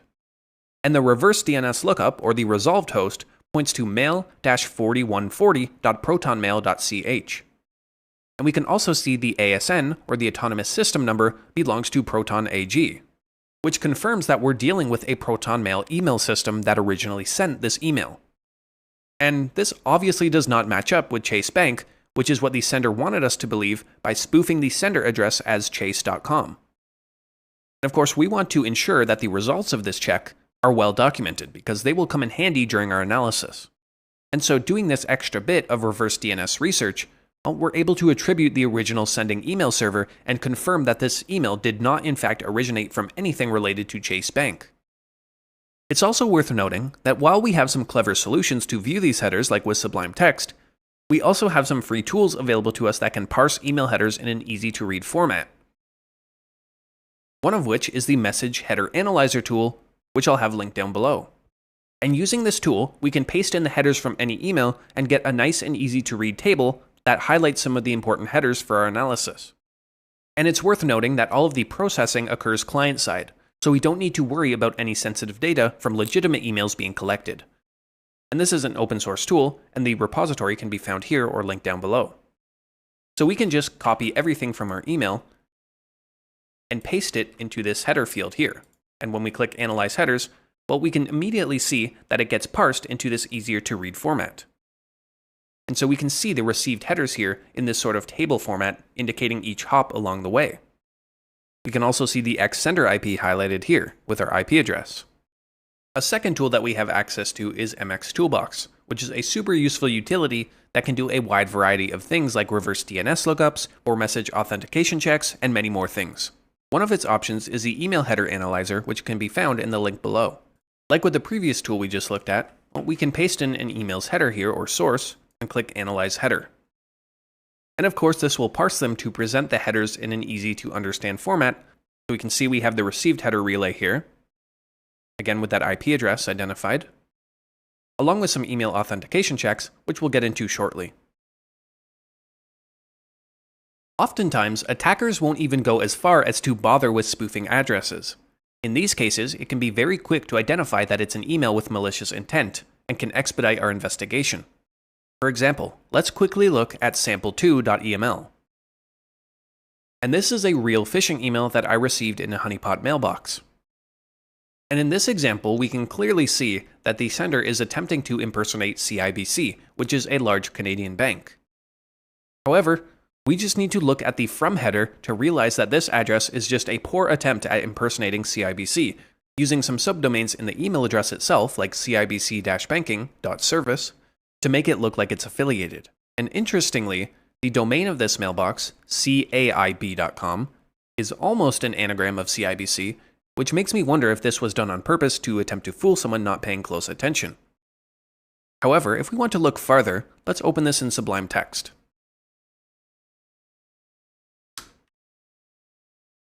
We can notice that the return path is set to a different email address, which raises our suspicion. Additionally, if we look at the received headers from the bottom up, we can notice that the originating mail server is affiliated with Comcast Business. And if we look at the X sender IP or continue looking through the email headers, we'll notice the IP address of 190.6.201.67. And so to be thorough and complete here, well, let's do a reverse DNS lookup again. So if we paste in that IP address, we'll quickly find that the IP address is located in Honduras and is affiliated with a Honduran telecommunications company called Cable Color, which is not at all related to CIBC Bank. So I think that was a good first look into email headers, and I'm going to cut it short here so we can talk about authentication headers specifically in the next lesson. Now, let's talk about email authentication headers because we've been hinting at them a few times so far. There are three major email authentication technologies out there. We have SPF, DKIM, and DMARC. And using these protocols, we can check if a domain actually did send an email and essentially identify potential email spoofing. So first we have SPF, or the Sender Policy Framework. And this is a mechanism that allows domain owners to specify which mail servers are authorized to send emails on behalf of their domain. And it works by publishing SPF records in the domain name systems, or the DNS, for a domain. And these SPF records contain a list of IP addresses or domain names of servers that are authorized to send emails for the domain. For example, we can check the SPF records for any domain manually using the nslookup or dig command. So for example, if I want to check the SPF records for shodan.io, well, I can just use the nslookup command. I can set the type to text because this is the format in which the SPF records are published. I can specify the domain, so shodan.io. And because this is going to give us all of the text records for the domain, well, I can pipe this to something like grep, where I can just search for SPF records. And if we run that, we can see this string here, which is the SPF record itself. Now, before we jump into this, we can also do this with dig. So if I run dig, I'm just going to search for text records for shodan.io. And again, I'm going to pipe this to grep, where I can search for SPF. And again, we get a very similar string here, which is the record that was published. So let's look at this in more detail. So first we have the version, and this specifies the SPF version being used, which in this case, and in most cases, is going to be version 1. Next we have this IP address here, along with this IP address. So this specifies that these IP addresses are allowed to send email for the domain. We also have include and spf.google.com. So this includes the SPF record of this domain here, this _spf.google.com, when evaluating SPF for the Shodan domain. So this allows Google servers to send email on behalf of Shodan. So this is basically saying include everything from this SPF record. And if we were to look at that SPF record, well, we can see everything that it's going to include. And lastly here we have this -all. And this specifies the policy for mail servers that don't match any of the previous mechanisms. And in this case, the -all indicates a strict policy, meaning that emails from unauthorized senders should be rejected. And the other one you'll see is the -all. And this qualifier is the soft fail. And this suggests that the server should accept mail from IPs not explicitly listed in the SPF record, but it should treat them with suspicion. But the -all that we can see here, this means a hard fail. So it specifies a strict policy in which emails from IPs not explicitly listed in this record should be rejected. It is the most secure option, but it can potentially result in legitimate emails being rejected if not configured properly. And so when an email is received, the recipient's email server is going to perform an SPF check by querying the DNS records of the sender's domain. If the IP address of the sending mail server matches any of the authorized IPs or domains listed in the SPF record, well, the email is going to pass that SPF check. However, if the IP address is not listed or is listed with a different domain, the email is going to fail the SPF check. And so you might be thinking that this doesn't actually verify whether a sender is legitimate or not. All it does is verify that the sender matches or is authorized by the domain specified in the email's from address. You'd be exactly right. If an attacker registers their own domain, maybe a lookalike domain, and sets up SPF records themselves, or uses a service like Gmail or Yahoo, well, the attacker is going to pass that SPF check with no issue. So it should never be looked at in a vacuum. This is why it's equally important for us to look into the sender's actual domain along with performing these authentication checks. So next we have DKIM, which stands for Domain Keys Identified Mail. And this is a method used to authenticate the origin of email messages. Its primary purpose is to allow a receiver to verify that an email message was indeed sent from the domain that it claims to be, and also that the message content has not been tampered with during transit. And it does this using PKI, or Public Key Infrastructure. And so when an email is sent from a domain with DKIM enabled, the sending mail server is going to add a digital signature to the email header using a unique private key associated with that domain. The public key corresponding to the private key that is used is then published to the DNS record of the sending domain. And so upon receiving the email, the recipient's email server is going to retrieve the public key from the sender's DNS record and use it to verify the DKIM signature. If the signature is valid and the message content hasn't been tampered with, well, the email is considered authentic or passes the check. And again, it's crucial to note that DKIM alone doesn't evaluate the content of the email or the intent behind it. While it establishes the legitimacy of the domain, it doesn't assess whether the domain itself or the sender's intentions are malicious or not. For example, an attacker could still use a typo squatting attack to register a domain that looks similar and set up DKIM and SPF themselves to pass on their own lookalike domain. Or perhaps a legitimate mailbox was compromised. And of course, in this case, it's going to pass the DKIM checks if it's being sent from an actual mailbox. And lastly here we have DMARC, or Domain-Based Message Authentication, Reporting, and Conformance. And DMARC works alongside SPF and DKIM to enhance the overall email authentication with additional reporting mechanisms. And so while SPF and DKIM individually authenticate emails by verifying the sender's domain and ensuring message integrity, DMARC adds an extra layer of control and visibility for domain owners. And so DMARC allows domain owners to specify policies regarding how their emails should be handled if they fail SPF or DKIM checks. And these policies can include things like None, which instructs receiving mail servers to only report on email authentication results without taking any action. We also have Quarantine, which directs suspicious emails to the recipient's spam or quarantine folder. And we also have Reject, which outright rejects email for failed authentication. And so it's important to note that DMARC policies only outline what actions receiving email servers should take when they encounter emails that fail DMARC checks, but they don't technically mandate or enforce compliance. And so ultimately, the recipient's mail server administrators can choose whether or not to honor DMARC policies set by sending domains. And now that was quite a bit of theory here, so let's look at some email authentication headers in action. And so let's go to our phishing analysis folder, open up the header analysis folder as well, and go to sample3.eml. And we can see here we have an email that claims to be from Namecheap Renewals, and Namecheap is a domain registrar. And it looks like we're getting some sense of urgency here because we only have 7 days left to renew our domain. So let's open this up in Sublime Text. When we look at the received headers, we can identify when the email was routed from the sender's mail server to our trusted Google mail server. And the IP address that we can identify here is 149.72.142.11. So this is the received header that tells us when the message left the sender's hands, or who the sender claimed to be, and into our trusted infrastructure, in this case Google's mail servers. And so we can genuinely trust that this IP address relates to our sender, because it can't be spoofed. There was a genuine TCP connection that was made between these two servers. And this is the artifact from it, this received header. And so if we perform a lookup on this IP address, we can see that it actually returns as SendGrid, which is a very common email marketing solution, which could in theory be abused. But we can also see the reverse DNS of this mail server, which does in fact return as namecheap.com. And so now that we know the original sender and mail server, let's look at the authentication checks. And so this is where we should focus our efforts, particularly with our first check, which will be SPF. We can see the header received SPF.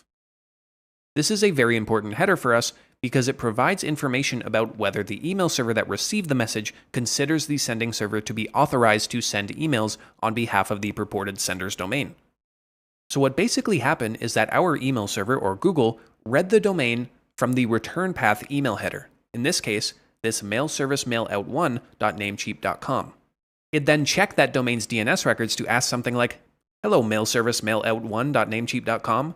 Do you have any SPF records published, and if so, do you send email from 149.72.142.11?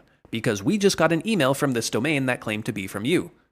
And so we can manually check the SPF records ourselves and mimic what Google did here on the back end. And so if you remember, we can use something like dig or NSLOOKUP to do this. So I'm just going to look for text records for mailservicemailout1.namecheap.com. It's actually emailout1. I was scratching my head figuring out why that wasn't working. It's mailservicemailout1. And if you remember, this is going to return all the text records, so I want to grep out specifically for SPF. And we can see here we have the full SPF record that was published. And in this case, the SPF record is include SendGrid.net, which means that it includes itself and all of the records within SendGrid.net within this SPF record. And if we look at all the records designated by SendGrid.net, well, we can see a number of IP address ranges published as authorized senders in their SPF record. And specifically, we can see this block here of 149.72.0.0 on this /16 subnet. And this is a CIDR block containing all of the IP addresses in the range of 149.72.0.0 all the way to 149.72.255.255. And of course, the IP address of the original sender that we identified earlier and the one that our email server used to check SPF is within this range, meaning it passed the check. So in summary, the email originated from this 022.mailservice.namecheap.com with this IP address, which is authorized to send emails for mailservice.email-out1.namecheap.com. And the SPF record for this domain includes SendGrid.net, indicating that emails may be sent through SendGrid's infrastructure. And the receiving email server, in this case Google server, verified this and allowed the email to pass through. So next, let's look at DKIM. And you can see we have a DKIM signature header here. Well, actually we have two, one for Namecheap and one for SendGrid. Both signatures seem to be using the same body hash and including the same set of header fields, but they will come from different domains and selectors. And this can indicate what we already confirmed, which is that the email was processed through multiple email systems, each applying its own DKIM signature. And since we're looking for integrity with DKIM, well, let's focus on the signature closest to the source, or the Namecheap one, and break down its components. So first we have the version, and this is version 1, which typically should always be 1. Next here with this A field, well, this actually refers to the algorithm that was used to generate the signature. In this case, we have SHA-256, which is what you'll typically see, but also be warned if you see a weaker algorithm like SHA-1, it doesn't necessarily mean that it's a malicious email, it just means that a weaker algorithm was used to generate the hash, indicating a higher chance of hash collisions, but it's not really something to worry about. We also have this C equals relaxed/relaxed. And this refers to the canonicalization algorithm used for both the header fields, this first one, and the body of the message. So DKIM uses this to ensure that the signed content, like the headers and the body, are consistent across email systems to prevent these signatures from being mismatched or failing due to whitespace or formatting changes. And so relaxed means that, minor changes in the whitespace and line breaks are permitted between the header and body, which are accepted variations that still maintain the content's integrity. And we also have the domain here, so namecheap.com. And if we look down to S here, this is the selector. And so together, the domain and the selector are used to locate the associated public key that email systems can use to verify the signature. So now that we know the domain and the selector, we can actually manually check the public key ourselves through DNS. And so to do this, the syntax will be the following. And again, we can use NSLOOKUP or dig to do this. I'll use NSLOOKUP because we can also do this on Windows as well. And I'm going to put in that selector as the subdomain here. And typically the syntax here is going to be an underscore with domain key. And then we're going to put in the domain, so namecheap.com. And if we look this up, well, we get this response. We can see there is a canonical name set to this SendGrid.net domain, but we can also see the contents of the public key itself. And if we go back to our email, well, we also have a couple other fields. So we have BH here, and this is the body hash, which was computed using that hashing algorithm and encoded in base 64. And under that, we have the B field, which is the DKIM signature itself, which is calculated based on the header fields and the body hash itself. And now, we don't have to verify this manually, of course. Obviously, our email system has done this automatically for us, but we can also use several tools at our disposal to do this ourselves. Now, instead of using NSLOOKUP, well, we can do this lookup through MX Toolbox. Now, if you remember, we had the domain name, which was namecheap.com. And we had the selector, or S1. And if we do a DKIM lookup, well, we can get the same result. We can see the public key here, along with the other details of that DKIM signature. And now, if we go to the email header analyzer, and we copy the contents of our email and paste it in, we can analyze the header, which will perform some DKIM checks for us. If we scroll down to dkim namecheap.com with this S1 selector, well, this was the dkim signature that we were analyzing manually. If we click on Show here, we can see all of the checks that were performed. So we can see that the dkim record was found and that the record was valid. We can see that the public key was present, which of course we verified manually, but that the signature was also valid. We can see that the signature domain matched and there was alignment with the signature in the domain. And so alignment is when the dkim signing domain matches the header from domain. In this case, it was namecheap.com, so it does check out. You'll notice that the body hash did not verify. And this is something you want to make note of because it means something in the contents of the email message were changed, obviously breaking integrity. However, in this case, it's actually expected here because for the course, I had to manually redact some identifiable information, like the original recipient. So just trust that we don't need to worry about the body hash check for this example. So let's put all of this together using the authentication results header, which we can see here. The authentication results header is used to convey the results of all these various authentication checks. And in our email, it indicates that dkim passed the check for both Namecheap and SendGrid. In this case, we can see that SPF passed as well. And lastly, we can see the actual DMARC policy. In this case, we passed. But had we failed, well, it's set to reject, indicating that it would tell mail servers to reject this email if it did not pass. So after all of the analysis we done, well, do you think this email was real or was it a phishing attempt? Well, if not obvious already, with all our checks, it was in fact a legitimate email. Now, I will stress again that these email authentication checks are not a silver bullet for determining the legitimacy of an email. They simply confirm that the email has passed through certain authentication protocols like SPF and dkim. While passing these checks is a positive sign, it never guarantees that the email is completely safe or genuine. Right? So attackers have various methods to exploit loopholes in these authentication systems, like for example registering a lookalike domain and setting up the infrastructure to pass these checks themselves, or actually compromising a legitimate mailbox. Or an attacker might leverage legitimate email services like Google or Yahoo, which will pass all of these checks. So, of course, while they're important, they should not be blindly trusted. Malicious emails can sometimes slip through these checks, and legitimate emails might also occasionally fail them, mostly due to configuration issues. And so it's essential for us to conduct further analysis beyond just relying on authentication results.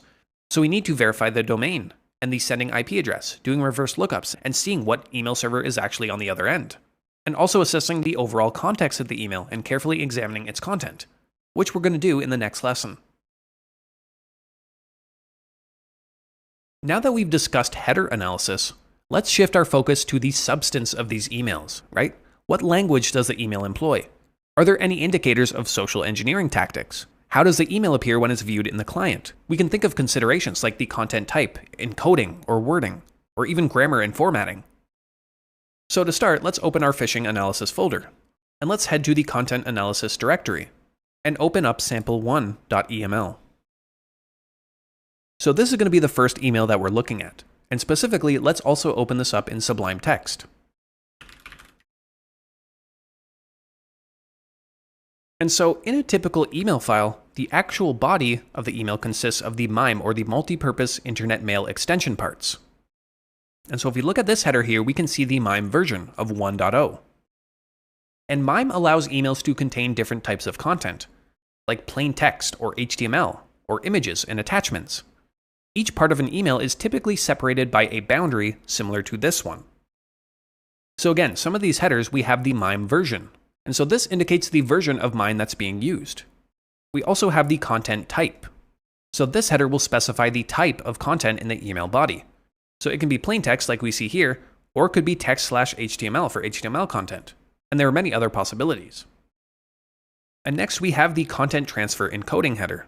And this header specifies how the content is encoded for transmission. So common ones you'll see are 7-bit or 8-bit, or even base 64, which we looked at earlier, or quoted printable. And of course, in our example, it's 7-bit, and this means that no encoding is applied. And we talked about the boundary. And so each MIME part is separated by a generated boundary string. And so this boundary is used to differentiate and distinguish different parts of the email body. And so the presence of two boundary strings here indicates that the email contains two parts. And this is a common practice in MIME encoded emails to provide an alternate representation of the same content. In this case, we don't have any plain text content. All of it is under this HTML here. and we can see the text HTML under the content type, indicating that this is going to be HTML rendered content. Just as a quick aside, this is a completely separate email, but you can see if we scroll down to the content section, we have two different types of content here. The first version of the email, as signified by the content type header, is a plain text email. And we can see here, this email is just written in plain text. If we scroll down, we can see a second content type partitioned by the content boundary. And in this case, it is an HTML version of the same email. And if we were to open this in our email client, well, we can obviously see the HTML version of the email signified by the images and the different styling here. But if we go up to the View tab and go down to Message Body, well, we can change it from original HTML to something like plain text. And now we're visually seeing that plain text version of the email. Now let's return to the email in the client. And we can see some oddities right off the bat that might provide red flags that this isn't a legitimate email. Well, first off, the email is claiming to be from Trust Wallet, a cryptocurrency trading platform. At first glance, I didn't know what Trust Wallet was. But a simple Google search showed me that the organization that the email claims to be from is somewhat legitimate. However, the first thing I notice is that there is a discrepancy between how the company name is spelled in the email versus how the company name is actually spelled. So we can see in the email, well, we don't have a space between trust and wallet, it's all one word. But the actual company is two words, trust and wallet. And there are also a couple of random grammar and spelling oddities in the email, such as the greeting. So we can see, "Hi dear, customer." This appears to be a failed attempt at writing a generic greeting since it sounds awkward and contains awkward punctuation. Sometimes you'll see phishing emails that can actually parse and decipher a mailbox's associated name, such as Andrew or Bob or Emily. But in this case, less configuration was done on the attacker's end to just give a generic customer greeting. The first line of the email here also indicates a potential attempt at inducing a sense of urgency, claiming that we have an unverified account that will be suspended if we don't action the email. And of course, this isn't always a case closed kind of indicator, but seeing these types of social engineering tactics come into play should raise our suspicion and warrant further investigation. You'll often see this done with expiring accounts or claiming accounts will be suspended, because in many cases, money and bank details are involved, like with banks and cryptocurrency exchanges. Well, victims might feel a heightened sense of urgency and quite easily click on malicious links. And so let's take a look at sample 2. And again, this also claims to be from Trust Wallet. And we can obviously go into the headers and almost immediately identify this as a spoofing or impersonation attempt, but let's just focus on the content. This time, they seem to have typed the Trust Wallet name correctly, but we're still getting a generic greeting with "Dear Customer," and a lot of poor grammar. For example, we can see the possessive accent here next to NFTs, which grammatically shouldn't be there as it's indicating a plural. Lastly, down here, the word assistance is spelled incorrectly, indicating whoever wrote this email might not have English as a first language. And surprisingly, this is a very common occurrence. You don't have to be an English major, but being able to spot grammatical or spelling errors can quickly raise suspicion that an email did not come from a professional source. But on the other side, with things like AI and options like ChatGPT are becoming so readily available, well, attackers from all around the world can quickly generate legitimate sounding copy for emails, which is why this alone can't be our only barometer. So next, let's take a look at sample 3. And in this case, we'll find a genuinely convincing looking body resembling an Amazon account suspension notice, and it uses all the correct formatting and logos and fonts. They likely copied this from a legitimate Amazon email. And so you can imagine that someone who might have recently ordered something on Amazon, which of course is quite common these days, could receive this email and jump to conclusions out of fear and manipulation of authority. And in this case, the content of this phish was done so well that we can't just rely on content inspection alone. And of course, we never should. And so we'll need to look at other methods of analysis, like header analysis and URL inspection, which we'll get to in the next section. And now we talked a bit about encoding before. Base64 encoding is a method used to encode binary data into ASCII characters, making it suitable for transmission over text-based channels like email. And so Base64 is very common within emails, because it converts binary data into a string of ASCII characters. And so Base64 encoding is often legitimately used within email messages for things like presenting non-ASCII characters, or email attachments, like images or documents. But it can also be used to obfuscate the email's content and potentially evade detection by very weak email filters. Either way, we should be familiar with recognizing and decoding it to reveal the true email content. For example, let's open up sample 4. And let's also open it up in Sublime Text. So if we scroll down to the content of this email, and we can also see it from the preview window here, we have a long block of base64 content. And how do I know it's base64 data? Well, partly due to experience and knowing what base64 strings look like, and admittedly there's some common indicators like this 1 or 2 equal signs at the end, which indicate padding characters. But of course we can also just scroll up and realize that the content transfer encoding here is set to base64.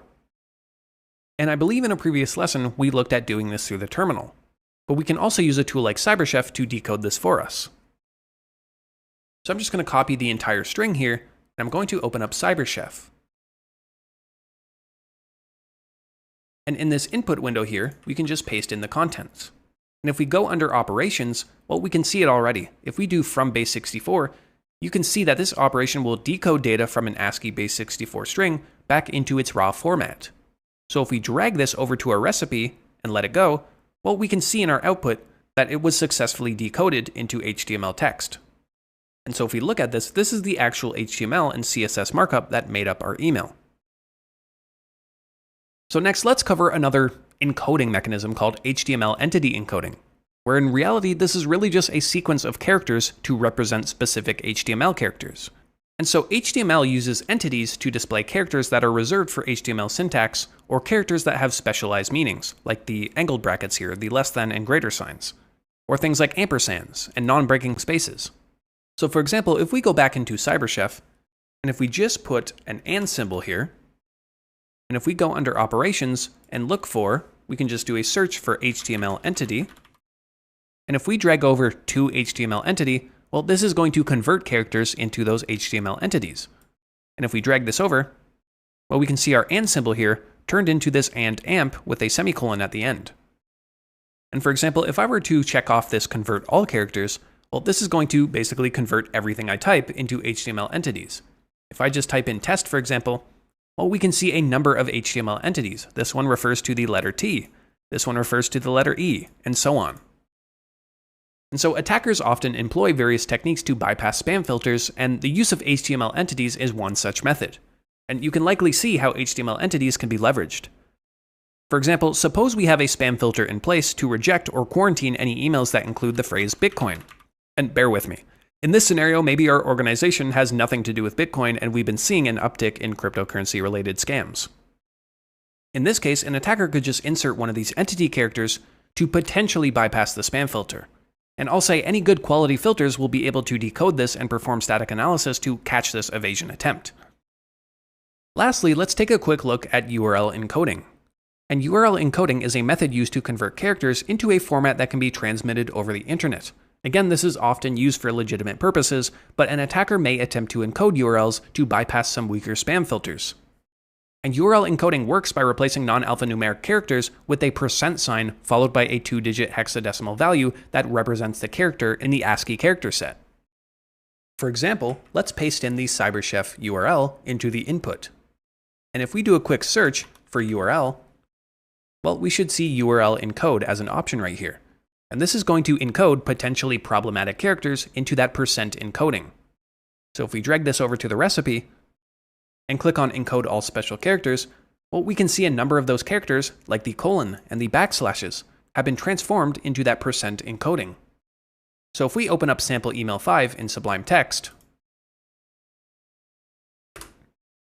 and scroll down to the body content, and if we hit Ctrl F to do a search, we can search for %2e. And we can see a long string of text here that is both URL encoded and also HTML entity encoded. And of course, we can decode this using CyberChef. So if I just find where it ends based on the quotation here, and go all the way to where this URL starts based on the first quotation, I can just copy this. And interestingly enough, if we scroll up here to the content transfer encoding, we can also see that this content is encoded with the quoted printable. And so basically that's 3 layers of encoding we have here in that URL. So let's head back over to CyberChef and paste in that URL. And we can see it doesn't really look like a proper URL because it's been encoded using that quoted printable. So first, let's look up quoted printable, and we can select the From Quoted Printable option. Let's drag that over to a recipe, and we can see our URL is starting to look a little bit better. But remember, we also have HTML entity encoding, so let's look up that as well. If we scroll down to from HTML entity, again, we can drag that into our recipe. And we can see that our URL was cleaned up a little bit. And lastly, let's look up URL and go down to URL decode and drag that over, and we can finally get to our full URL without any of that encoding. And so now that we have the URL decoded, we can now pass it over to some tools to conduct URL analysis. And speaking of URL analysis, well, let's get into that in the next lesson. Now, arguably the most important thing contained in the content of an email message is going to be the URLs, which is not something we've covered yet. So let's dive into URL inspection and analysis within this lesson. So let's first quickly go over the anatomy of a typical phishing URL, because we can learn to identify some indicators that might heighten our suspicion as we go about analyzing these links. So in a standard URL, like the one you can see on screen, we often have some or all of these components. So first we have the protocol. And this indicates the communication protocol to be used for accessing the resource and describes the way in which browsers should retrieve the information. So common protocols you'll see might be HTTP, or Hypertext Transfer Protocol, or of course HTTPS. But there can also be protocols like FTP here as well. And next, you might have a subdomain. And so a subdomain is like a subdivision of the domain that can be used to organize or distinguish different sections or zones of a website. And so we can think of mail.google.com or drive.google.com. And in this case, we have the Academy subdomain of the TCM domain. And so next, of course, we have the domain name itself. And the domain name consists of the second level domain, which is the name of the website, in this case TCMSec, and the top level domain, which specifies the type of website that it's going to be. And so you might see things like .com or .net or .edu or .gov, or even country-specific names like .ru or .ca, .is. And the combination of this top-level domain and the second-level domain is the only part that is unique in the URL. And so this is very important because attackers can spoof subdomains or register identical domains under different top-level domains, right? But the combination between the second and top-level domain cannot be copied. And so when we put all of this together, this becomes the host name, and this is made up of the domain name as well as any subdomains. And so next we have a subdirectory. And this is a directory or folder within the website's file structure or a defined route on the server side that is used to organize content. In this example, we have a subdirectory called courses, which holds files for various courses hosted on the site. And speaking of files, well, this is the specific file or resource being accessed on the server. So it could be an actual file with an extension like a .php, or just a route that points to a file in more modern applications and might not contain a file extension. And together, we refer to the file being accessed along with any subdirectories as the path or the entire location of this resource. And optionally, you might see things like parameters. And so parameters in a URL are additional pieces of information that are appended to the end of the URL after the question mark symbol. And these parameters are often used to provide specific instructions or data to the server when you're requesting a resource. And they're typically structured in these key value pairs, right? We have t equals 129. And so we have the name of the key along with its corresponding value separated by an equal sign. And of course, we can have multiple parameters in a URL by separating them with the ampersand. In this case, this is just a made-up example, but maybe the T key refers to a timestamp of a specific video that you're watching on the Academy. In this case, the value might refer to 129 seconds. So when you navigate to this URL, the server knows to retrieve or display the video starting from the 129th second. And YouTube actually does this exact thing. Now, this was a clean example of a URL, of course, but let's look at some actual recent phishing URLs that I pulled from a malware database, and we can see how they're constructed. And in this case, the first thing that jumps out is the absence of the HTTPS protocol in the URL. This indicates that the connection to the website is not secure. And most often, legitimate login pages, especially those with sensitive information like email credentials, will use HTTPS and automatically upgrade non-secure connections to encrypt data transmission. And of course, there are still legacy sites and bad configurations out there, but it should be one of those indicators that makes us suspicious. And so next, we actually have an attempt at subdomain spoofing, which we can see here. The subdomain apple-login suggests that this URL is associated with Apple's login system. However, if we look at the base domain, dnsdin.net, well, this of course does not match Apple's official domain. We also have a somewhat unusual domain extension, and this is not a huge indicator, but we can see the .net here is a little odd because it's typically not a top-level domain that Apple would use. And so next here we have an odd subdirectory, and to be honest, I'm not sure what this means. And you might see odd generated UIDs or strings or specific routes in certain applications. But in this case, it just seems a little odd, and if I were to take a guess, the attacker probably uses this base domain to host a variety of different phishing campaigns and likely titles them with unique identifiers like this one. And if we jump to the end here, we can see a suspicious parameter. And this parameter seems to be collecting email addresses. And I actually redacted the original email from the URL, but in the case of this actual email, well, the victim who received it had their email pre-filled into the URL. And this is actually something you'll see quite commonly and is one of those red flag indicators that should immediately make you suspicious of a URL. Like, phishing websites will often request personal information like email addresses and passwords. And to make them seem more credible, attackers might try to pre-fill certain fields in the URL or web page to make it look like the website is real and it saved your information from last time, right? Like email addresses. And they can do this very easily by appending it in URL parameters. So let's look at another one here. In this case, we have another example of subdomain spoofing. The subdomain metamask-restoration-support, well, this suggests that there's a connection here to MetaMask, which is a popular cryptocurrency website. However, if we look at the actual base domain, this webflow.io, well, it does not correspond, obviously, to MetaMask in any way. In this case, we have the abuse of a legitimate service, and so Webflow is actually a custom website builder, and attackers commonly use services like this, or services like Wix, to quickly spin up a hosted web page that already has the trust of a legitimate service. And speaking of that, here is another example of subdomain spoofing and the use of a legitimate service. And quite honestly, I see the wixsite.com/mysite string so often that, in my opinion, it's probably a good idea to just block any email containing this string. And so, can you see what's wrong with this URL? Well, in this case, we have a form of typo squatting where the letter R was omitted to create a lookalike domain. And so a user not paying close attention could fall for something like this very easily if the web page itself closely resembled Microsoft. Now, how about this one? Can you see any red flags? Well, we have some potentially suspicious subdomains, and also, this query parameter is a little hard to understand. But actually, in this case, this is a legitimate URL, and I wanted to include this to show that legitimate sites can have a number of subdomains, especially in the login process. In this case, we have connect.secure. But we can see that the base domain or the full domain is wellsfargo.com, which is the legitimate site for the bank. And legitimate sites can also use weird or vague parameters to control different aspects of the page or rendering. In this case, we have origin equals COB. And in this case, I'm not actually sure, but it could be indicating that the login request is coming from the consumer online banking or the COB platform. And of course, this is just a guess, and we don't actually have to go around trying to deconstruct every parameter we find, but it's definitely something to look out for. And now what about this one? It looks very similar, but do you see it? Well, the S was omitted to read Well Fargo. Now, of course, this is not a real example, I just modified the one from before. But in this case, in our example, the attacker would have set up the web page and the subdomains in such a way to mimic the original almost exactly. This is why it's so important to understand that the only true unique portion of a URL is the combination of the domain name and the top-level domain. Now, lastly, what about this one? And it's identical to the ones before, but in this case, the top-level domain has been changed. Now, remember, the second-level domain, or Wells Fargo, and the top-level domain .com cannot be spoofed. They're completely unique.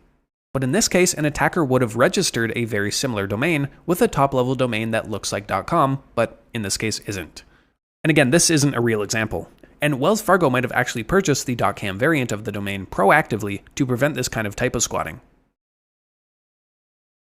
Okay, let's get back to business. So the first step in URL analysis is, of course, extracting the URLs from the email content. And this can either be done manually or through a number of different automated tools or scripts. So the first method we'll cover is not something I'd typically recommend, but still something that we can demonstrate. So first, let's navigate to the URL analysis folder within the phishing analysis section. And let's open up sample1.eml. And you'll probably recognize this Chasebank phish from the header analysis section. So now that we have the email opened up in our client, we can actually use our client itself to hover over and view URLs or hyperlinks within an email. So for example, if we move our mouse over to the reactivate your account link, Well, we can see in the bottom of our client where that URL leads to. And for any links or URLs that we find, we can right-click on the link itself and click to copy the link location manually. And the issue with this method is that when we're potentially dealing with malicious URLs. So you can imagine that a simple misclick, like if you accidentally hit the left mouse button instead of the right, well, it means that we could accidentally end up visiting the page. And also, this method relies on visual inspection.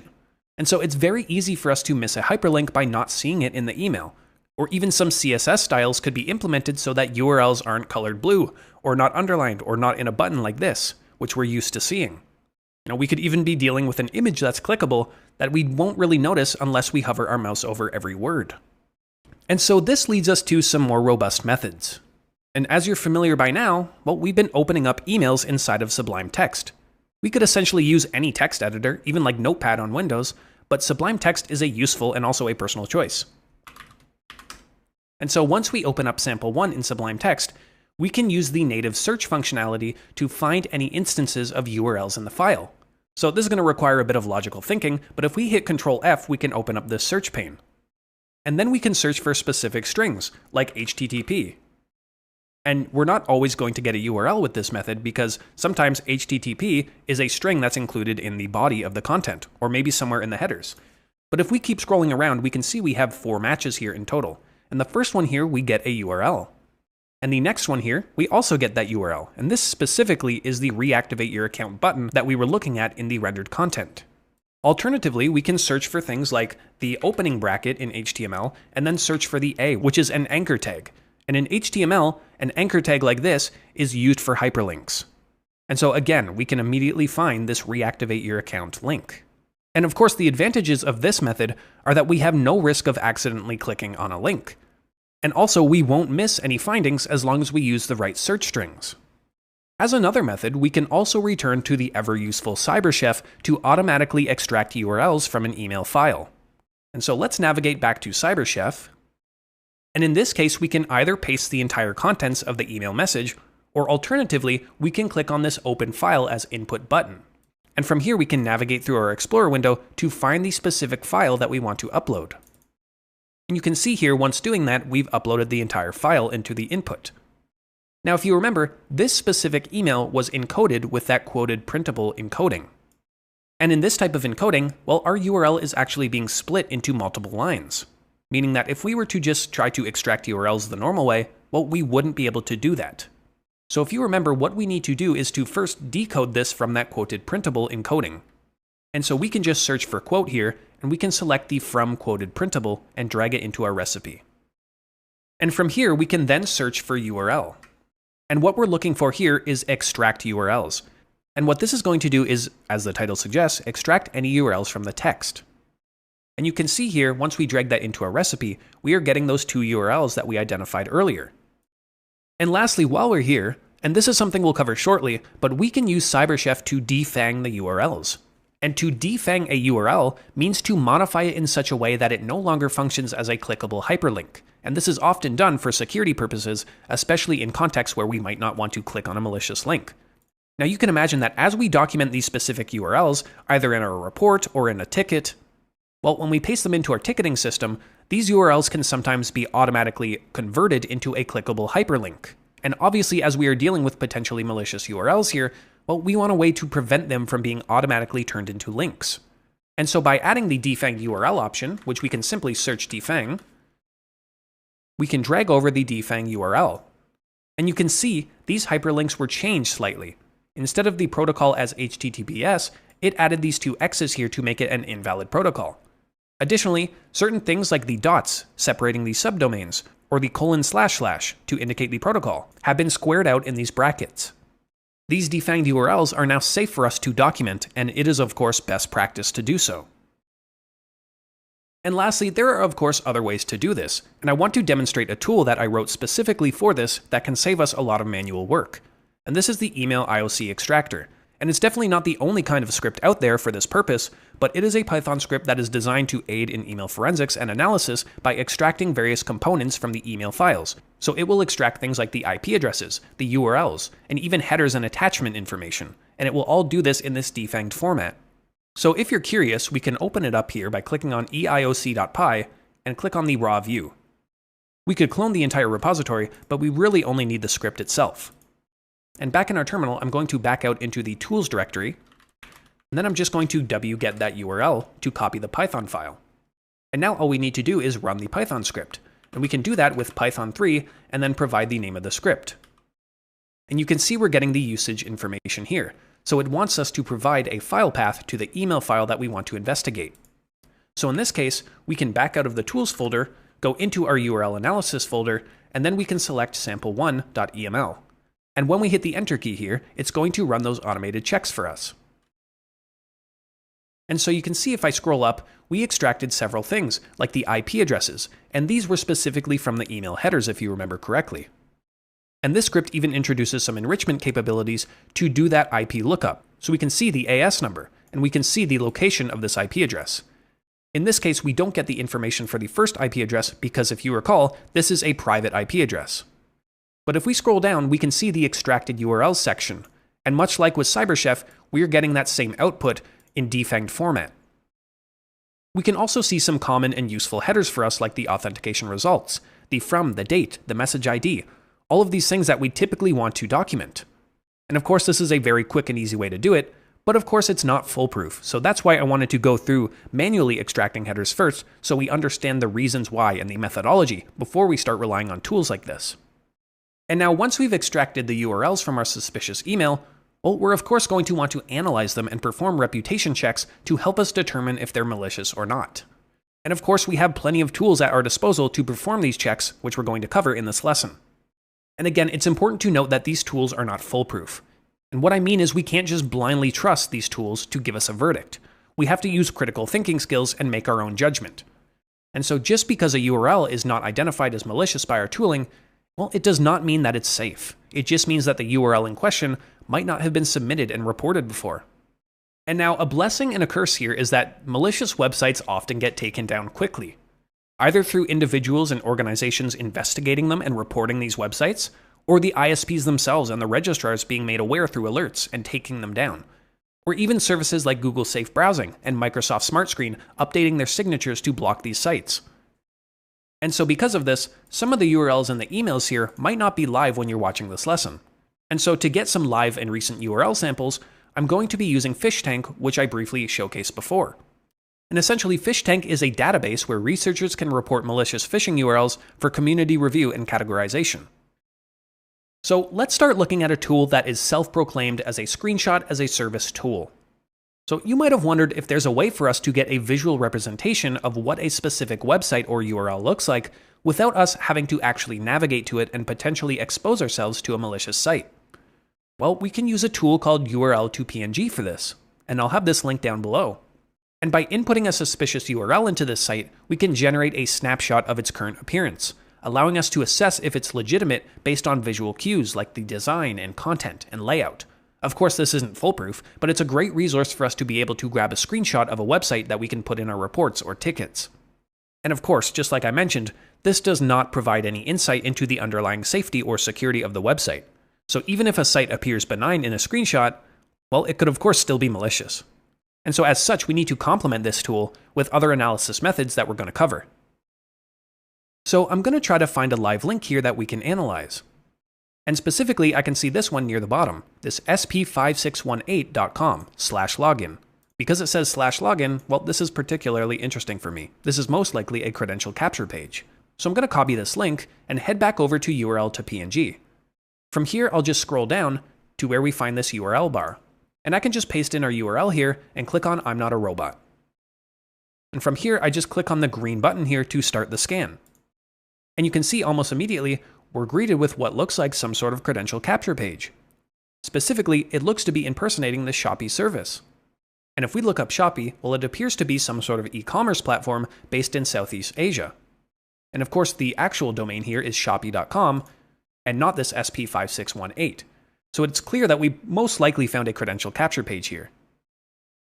And so this leads us to urlscan.io. And this is an online sandboxing tool that allows us to analyze and inspect the behavior of URLs in a controlled environment. So I'm going to head over to urlscan.io, and we can see a bunch of recent scans here that other people have performed. And one of the key advantages to URL scan is that its ability to provide detailed reports on the analyzed URL's behavior. And these reports can then include information about the reputation score of the domain, or verdicts based on previous reports and scanning, or even the underlying web technologies that make up the site. And similar to URL to PNG, we can often get a screenshot of the site as well, so it really does it all. So one thing to note here is we want to go under Options and click on a private scan. If we don't, well, our scan result and report is going to be made public, which you can see with all these results here. And sometimes you might be dealing with a potentially sensitive URL that might contain some real data, right? And so to preserve some of our privacy, we're going to click on this private scan here. And then we're just going to paste in our URL. So let's use the same one from before and run a private scan. And now the report is finished, we can immediately see some interesting things. First, it looks like it did manage to get that screenshot for us, and we're seeing the same credential capture login page. But we also get a ton of more information.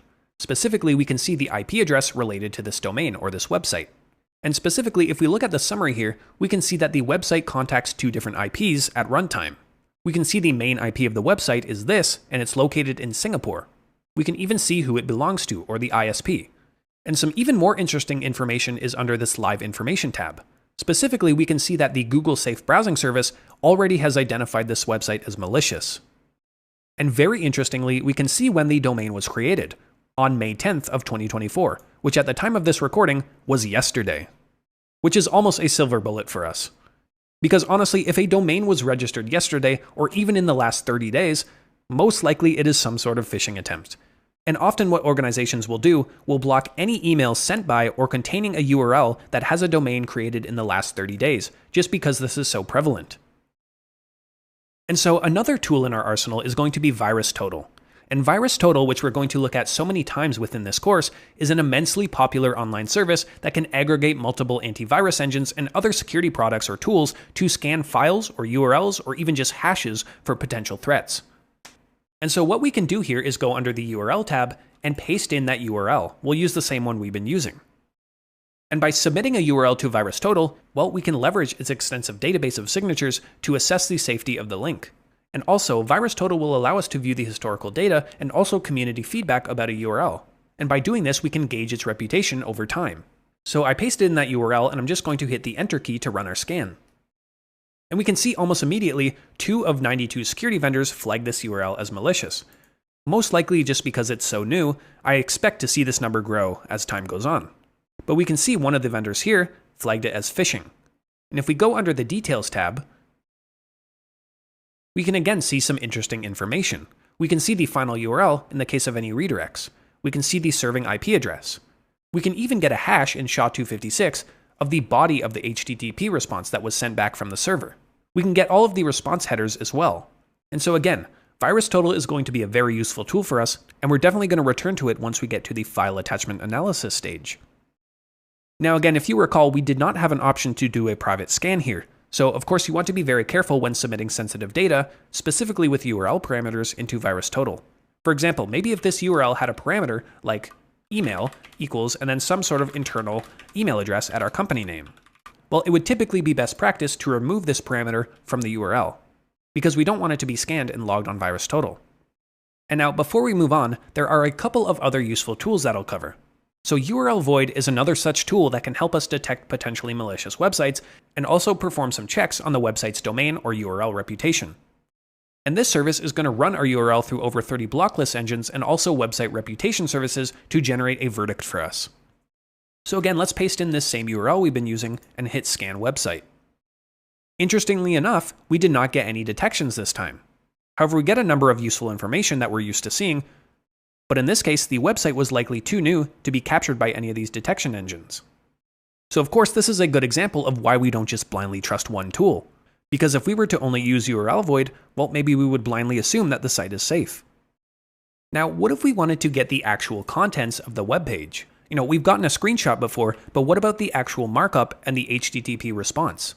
Well, we can use a tool like WannaBrowser to simulate a browser and get the response for us. So I'm going to paste in the URL and hit Get here.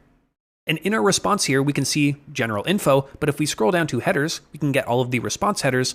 And interestingly, if we go to the body, we can see the entire body of the response. And interestingly, we can see some inline script tags with this JavaScript here. So in cases where we wanted to return the actual markup or response of the body, well, we can use a tool like WannaBrowser. We also talked before about shorten URLs and how attackers can use services like Bitly or tinyURL to shorten and obfuscate their malicious URLs to get around detection.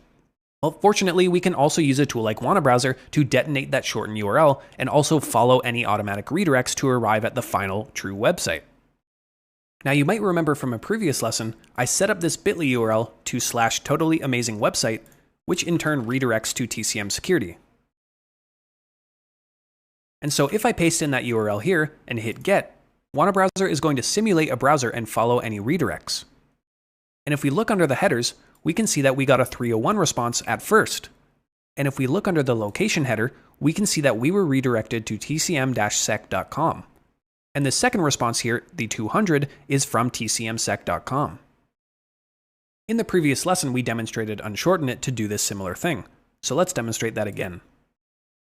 And you can see the destination URL was in fact tcm-sec.com. And lastly, there might be cases where we don't get any solid results using the above methods. In this case, we can turn to some open source malicious website exchanges like PhishTank, which allow researchers to submit suspected phishing emails to verify and analyze submissions. So for example, we can do a search for that same sp5618.com website and click on Is it a phish? And when we click on that, we can see the previous submission. So while this hasn't been assigned a verdict yet, we know from our analysis that it most likely is a credential capture page. Similarly, URL House is a collection of malicious URLs submitted by researchers and automated scanners. When we view the database, we can see when a specific URL was added, the URL itself, as well as its status, like is it still up or has it been taken down? And we can also get some tags, like what kind of phishing or credential harvester is hosted, as well as who reported it. And lastly, we can use Google Safe Browsing to check the status of a specific domain. If you recall, the domain that we were looking at was apparently flagged by Google Safe Browsing.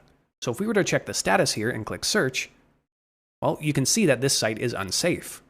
And if we were to attempt to visit this in a Google browser, well, we would receive a similar warning. I'll also mention that it's very important for us to also do a scan of the base domain. And what I mean by that is, suppose we identify a URL that has multiple subdomains attached to it. Or maybe, for instance, we have a number of subdirectories in our URL, or various query parameters. Well, when we want to understand the extent of the attack and the scope, well, it will be just as important for us to understand what the base domain of the URL is hosting as well. We might be able to determine if the phishing attempt is isolated, or if it's part of a larger campaign, or if the attacker is attempting to use a legitimate service to conduct their phishing operations. Or perhaps the base domain itself is an actual legitimate website that the attacker managed to compromise and started to host malicious subdirectories and files on the website itself. Ensuring that we scan both our URL as well as the base domain will ensure a more thorough response. And it's just something that we always want to document as well. And now you might come across URLs that actually come from legitimate services, like Google or Dropbox. In these cases, of course, the URLs and the email itself can't be immediately written off as clean. Remember, the technique that attackers often use is to host malicious websites or documents using legitimate services to get around spam filters and security analysts. Take, for example, this Google Docs URL. Well, this is going to come back clean on all of our checks, because it's affiliated with the legitimate Google service, and so we'll need to dive deeper into the contents of the URL and what's actually being hosted on Google Drive to continue our investigation. And you can see here when we submit this to URL scan, well, it's coming back as no verdict. We're not getting any malicious classification here. When we look at the summary, well, we can see this is a legitimate Google URL that belongs to Google US. And we can see the main domain is in fact docs.google.com. And we can see all the IP addresses that were contacted do in fact belong to Google. But interestingly, we can see this screenshot here. And of course, like we looked at before, this is another one of those images that is attempting to impersonate an Amazon security alert. And I'm sure if we click on continue verification here, well, it would lead to a malicious website. But sometimes you might get a Google Drive link. In that case, you need to get a copy of the file hosted on Google Drive and then perform attachment analysis, which we'll get into in the next section. Now, at this point, if you still haven't been able to make a determination either way, even after all of these tools and services, it might be time to start looking at and setting up a secure virtual machine to sandbox the link and do some manual inspection and analysis. But remember, it's always best to err on the side of caution. If we still have suspicions at this stage, well, it's often best to assume it's malicious. And we can also leverage our additional analysis that we should have already done at this stage. For example, if we can already determine the original sender was fishy during our header and content analysis, well, it's likely that this URL can't be trusted either. Now, alternatively, we could use a tool or a service like Joe Sandbox, which if we use the free or basic version, it allows us to run a maximum of 15 analyses per month. In many of the SOCs I worked in, we typically invested in a tool like this that allows multiple analysts to run many more scans per day, and it can be quite useful in expediting the triage process. And we're going to get more into Joe Sandbox later on and specifically use it for attachment and malware analysis. But just note that it can also be used to browse and dynamically detonate URLs. And so lastly, just remember that tools are always evolving. There are always going to be new tools and new updates to tools, so we need to understand the methodology first. And this methodology is that we need to collect artifacts in the form of URLs and check their reputation against known sources, as well as using our own analysis to determine if they're safe to open. And so in the next video, we're going to get into email attachment analysis, which is going to have a similar methodology, but we're going to use some additional tools. So far, we haven't dealt with any emails that contain attachments. So let's change that and start demonstrating how we can safely analyze email attachments. And so email attachments can come in various forms. They can range from things like actual innocent benign documents to potentially harmful files like executables or malicious macros and scripts. And now a word of caution is that anytime we're dealing with analyzing potentially malicious files, well, we need to do so in a secure and controlled environment. And we have many tools at our disposal which we'll cover that allow us to abstract any potential dangers and analyze files for us. But in most cases, we don't even need to look at or run the file to perform a quick analysis and perform reputation checks. And that can be done through file hashes, which we're going to focus on in this lesson. So as we mentioned in the fundamentals section, file hashes and hashes in general play a crucial role in cybersecurity and file integrity verification. Essentially, a hash is a unique fingerprint generated from the content of a file. It's a fixed length string of characters that's typically represented in hexadecimal format. And so even a minor change in a file's content will result in a wildly different hash value. So what that means is that if a specific malicious file or document was found in an attachment we're analyzing, we can potentially look up the unique file hash or fingerprint to see if it has been reported elsewhere or automatically picked up by a number of different antivirus and threat intelligence platforms. And so common algorithms that we use to generate file hashes are things like MD5 and SHA-1, and most specifically SHA-256. And while in practice, it's typically recommended to use a stronger hash value like SHA-256 due to things like hash collisions, well, it's not as important when we're dealing with collecting a files hash for reputation checks. And it's also very simple to just quickly collect all three. Now, how you actually obtain the attachment for analysis entirely depends on your organization's workflow and tooling and procedures. For example, if you're dealing with a phishing report through an alert in a ticketing system, well, there might be some workflows and data enrichment capabilities in place to extract the attachment from the email or even do things like retrieve its file hash for you. Otherwise, you might need to manually extract the attachment for analysis. And most email clients allow you to save attachments to your local system. But of course, ensure that you handle the attachment with caution to prevent any accidental execution. And so our goal is to save the attachment to our computer and of course not open or execute the file inadvertently. So just as a quick example, let's go to the phishing analysis section and go under the attachment analysis directory. Let's open up sample 1. And we can see we have a suspicious email here requesting a wire transfer. And specifically, if we scroll down, you can see there is an attachment associated with this email. And so what we can do specifically in Thunderbird is right-click on the attachment itself and we can hit Save As. And so we just need to select where we want to save this. I'm just going to put it right in the attachment analysis folder and I'm going to hit Save. So you can see here that we successfully extracted the attachment from the email and saved it into our directory. In a Microsoft environment, specifically through using Outlook on the web, we can simply click on the action icon next to an attachment and click on Download. And of course, this will download the file to our disk. And within a Google-based environment, it's quite honestly as simple as hovering over the attachment and clicking on Download. And this is going to download the file to our disk. Next, I'll showcase an additional script that will allow us to extract the attachments from emails all from the command line or the terminal. And this is the emaildump.py script, which I'll have linked down below. And this is actually part of the Didier Stevens suite of tools, which we're going to cover some more of these tools later on. And so to get this script, well, we can just click on the raw view here, and we can simply wget this URL. However, you should already find it in the tools folder. And so to run it, I'm just going to call Python 3 and back out into the tools folder and find that emaildump.py script. And to get some usage information, I'm just going to append the tag for the help page. And if we scroll up, we can see basically the options of how to use this tool. So essentially, we just need to provide it the MIME file along with any options that we want to include. So to start off, I'm just going to provide it our sample email and hit run. And so you can see it extracted multiple parts of this MIME file. And it breaks it down in different indexes. For example, we have the header information here, but then we have the HTML content of the file. And lastly, in this fourth header, well, we have the quotation.iso file that we want to extract. And so to extract this, well, we just need to modify our command and specify the stream that we want to collect. In this case, it's 4 because this fourth index here is the stream of the quotation.iso file. We also want to provide the tacd argument to actually do the dump itself. And if we just run this as is, well, it's going to print everything to standard output or to our terminal, which we don't want. So I'm just going to direct the output into a quotation.iso file. And if we just run that, you can see there we have the quotation.iso file. So again, that's another way to extract attachments without having to use the GUI of your email client.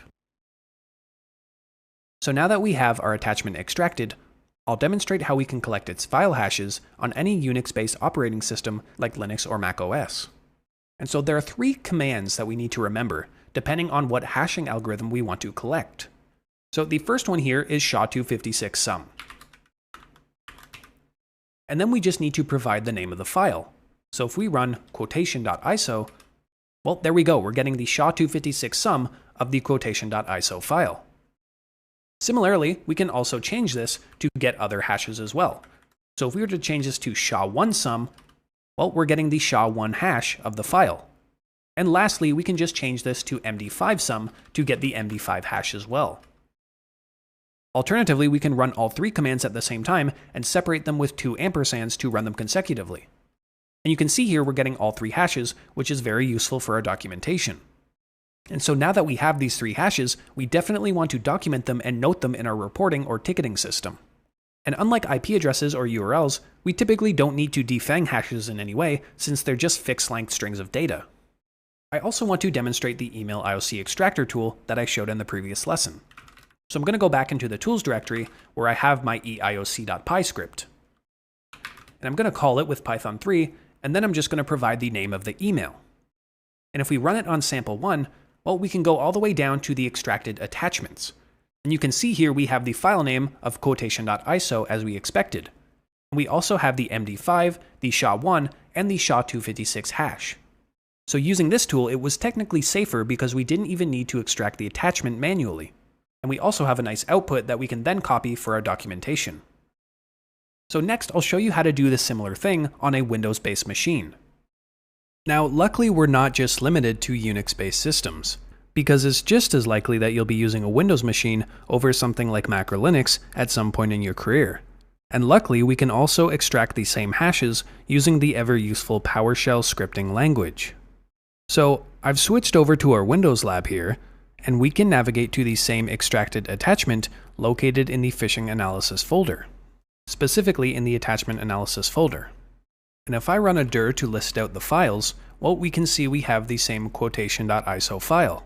And so all we need to do now is run the get-file-hash command and provide the name of the file. So if I type in get-filehash, and then provide the name of the file with that /sourcing, I can just hit tab to autocomplete, and then I'm just going to hit enter. And you can see by default, we got the SHA-256 hash.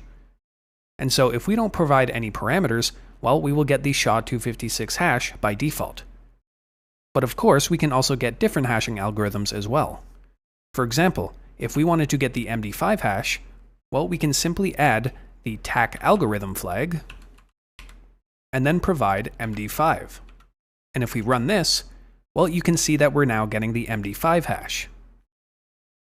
And of course, if we go back and change this to SHA-1 and hit run, well, we're getting the SHA-1 hash.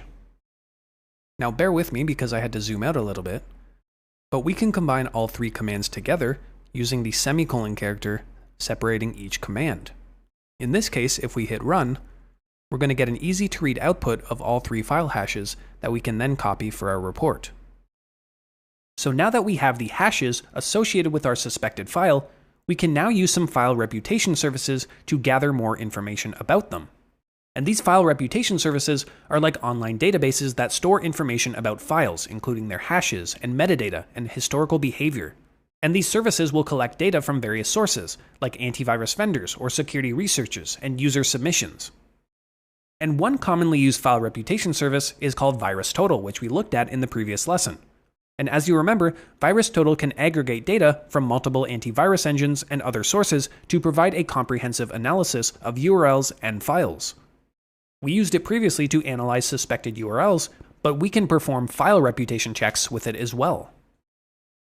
And you can see that we can directly upload a file itself, or under the Search tab, we can input a SHA-256 hash. And so the decision to upload either a file's hash or the file itself to VirusTotal depends on a number of factors, specifically our organizational policies, as well as the nature of the suspected file and also what our objectives are. My personal recommendation is to only ever upload a hash to VirusTotal. Imagine if you had a suspected file, like an invoice, but it turns out it was actually clean. Well, if you submitted it to VirusTotal, anyone with the enterprise subscription will be able to download it. And so by uploading a file hash, well, it's considered generally safer from a confidentiality perspective because it does not expose the actual contents of the file to any third party. In many cases, SOC analysts might initially opt to submit the file hash to VirusTotal for a quick assessment of its reputation. And if the hash lookup yields any inconclusive results, or if further analysis is needed, we might then choose to upload the file itself after some more thorough examination. But typically we'll have more private means for dynamic analysis like Joe Sandbox, assuming we have a company subscription. So in this case, let's copy the file hash. Specifically, I'll use the SHA-256 hash and head over to VirusTotal under the Search tab. I'll paste in the hash here and hit Enter to run. And you can see almost immediately we got our results returned with 43 out of 61 security vendors flagging this file as malicious. And if we start to look at some of the analysis here, we can see that many of these vendors indicate it as a Trojan backdoor. Some vendors are even associating it with a specific type of malware. And if we look under the Details tab, well, we can get some more information as well. We can also get the MD5 hash and the SHA-256 hash from previous uploads and reports. If we look under History, we can see when it was first submitted, all the way back in 2020. We can also see some other names of this file, and these are file names that would have been associated with the exact same hash, which is also very interesting and useful for us if we want to do a search for something like application.bin, in addition to quotation.iso within our environment. Under the Relations tab, we'll see many different things, so we can actually see things like contacted URLs and domains that this piece of malware contacts during its execution. We can also see the IP addresses that were contacted. Specifically, this IP address was detected as malicious. Under the Behavior tab, we can see some interesting things about the actual executable's behavior when it's executed. So we can see it's making an HTTP request for some reason to get the root certification from apple.com. But we can see it's also resolving some other DNS names. And we can see that it's actually dropping a file. In this case, this protected_68a4bbo.exe file. And lastly, if we go under the Community tab, we can see some other results. For example, we have an AnyRun scan here, which shows that the verdict is malicious. We also have some other checks here that we can dive into should we want to, but it's very safe to say that this file is indeed malicious. Another tool that we can use to perform file reputation checks, along with even IP or URL or domain reputation checks, is Cisco Talos. And Cisco Talos is a threat intelligence and research organization operated by Cisco Systems, and it specializes in providing advanced threat intelligence and research and analysis and other cybersecurity services to help protect against a wide range of cyber threats. And so if we scroll down here to the Intelligence Center, well, we can simply paste in the SHA-256 file hash of our suspected malicious file. So I'll paste in that hash and click on Search. And if we scroll down here, we can see, much like with VirusTotal, this file has been determined to be malicious. And we can see very similar detection aliases that we saw on VirusTotal. Like with all of our checks and analysis thus far, we always need to ensure that we're documenting our findings during the process. So we can take screenshots of our VirusTotal or Cisco Talos outputs, or even having reports downloaded are great methods to ensure the information is not lost. We can actually copy the links to VirusTotal scans, but we can't always assume that these links are going to be accessible as our only documentation. So it's always important to manually collect this information and even collect screenshots as much as possible. Because of course, having strong documentation in our tickets ensures that the organization has a clear record of all of the analysis that we performed, including the files that were checked, and the hashes, and of course the obtained reputation verdicts. And of course, this documentation is critical for us when it comes to making verdicts and taking appropriate actions. For example, if we find a file to be malicious and we take defensive actions to block the sender and perform a deeper investigation into the user's computer, well, we need to have documentation in place to justify why we took these actions. So hopefully that was a nice overview of how we can investigate file attachments using their reputation from their hashes. In the next lesson, we'll look at some more dynamic attachment analysis and also some sandboxing capabilities. So let's talk a little bit about dynamic attachment analysis and sandboxing. And sandboxing is a security technique used to isolate potentially harmful files from the rest of our system.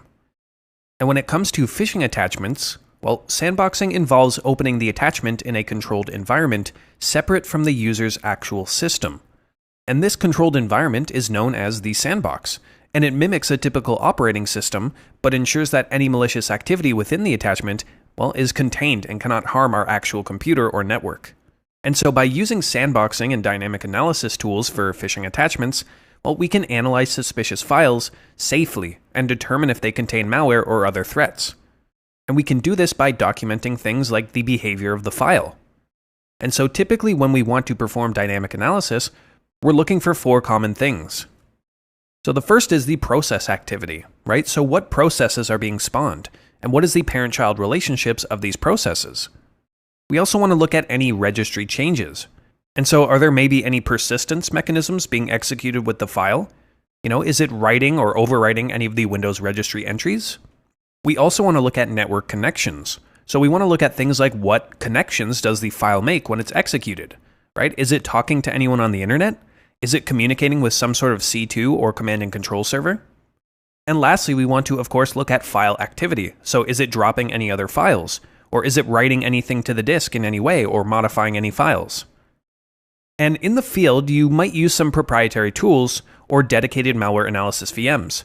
But for this lesson, we're going to look into free online platforms to perform this analysis for us. And I'll say if you're interested in this topic and you want to dive deeper into building your own malware analysis lab, well, I can definitely recommend TCM's Practical Malware Analysis and Triage course, produced by Matt Keeley or Husky Hacks.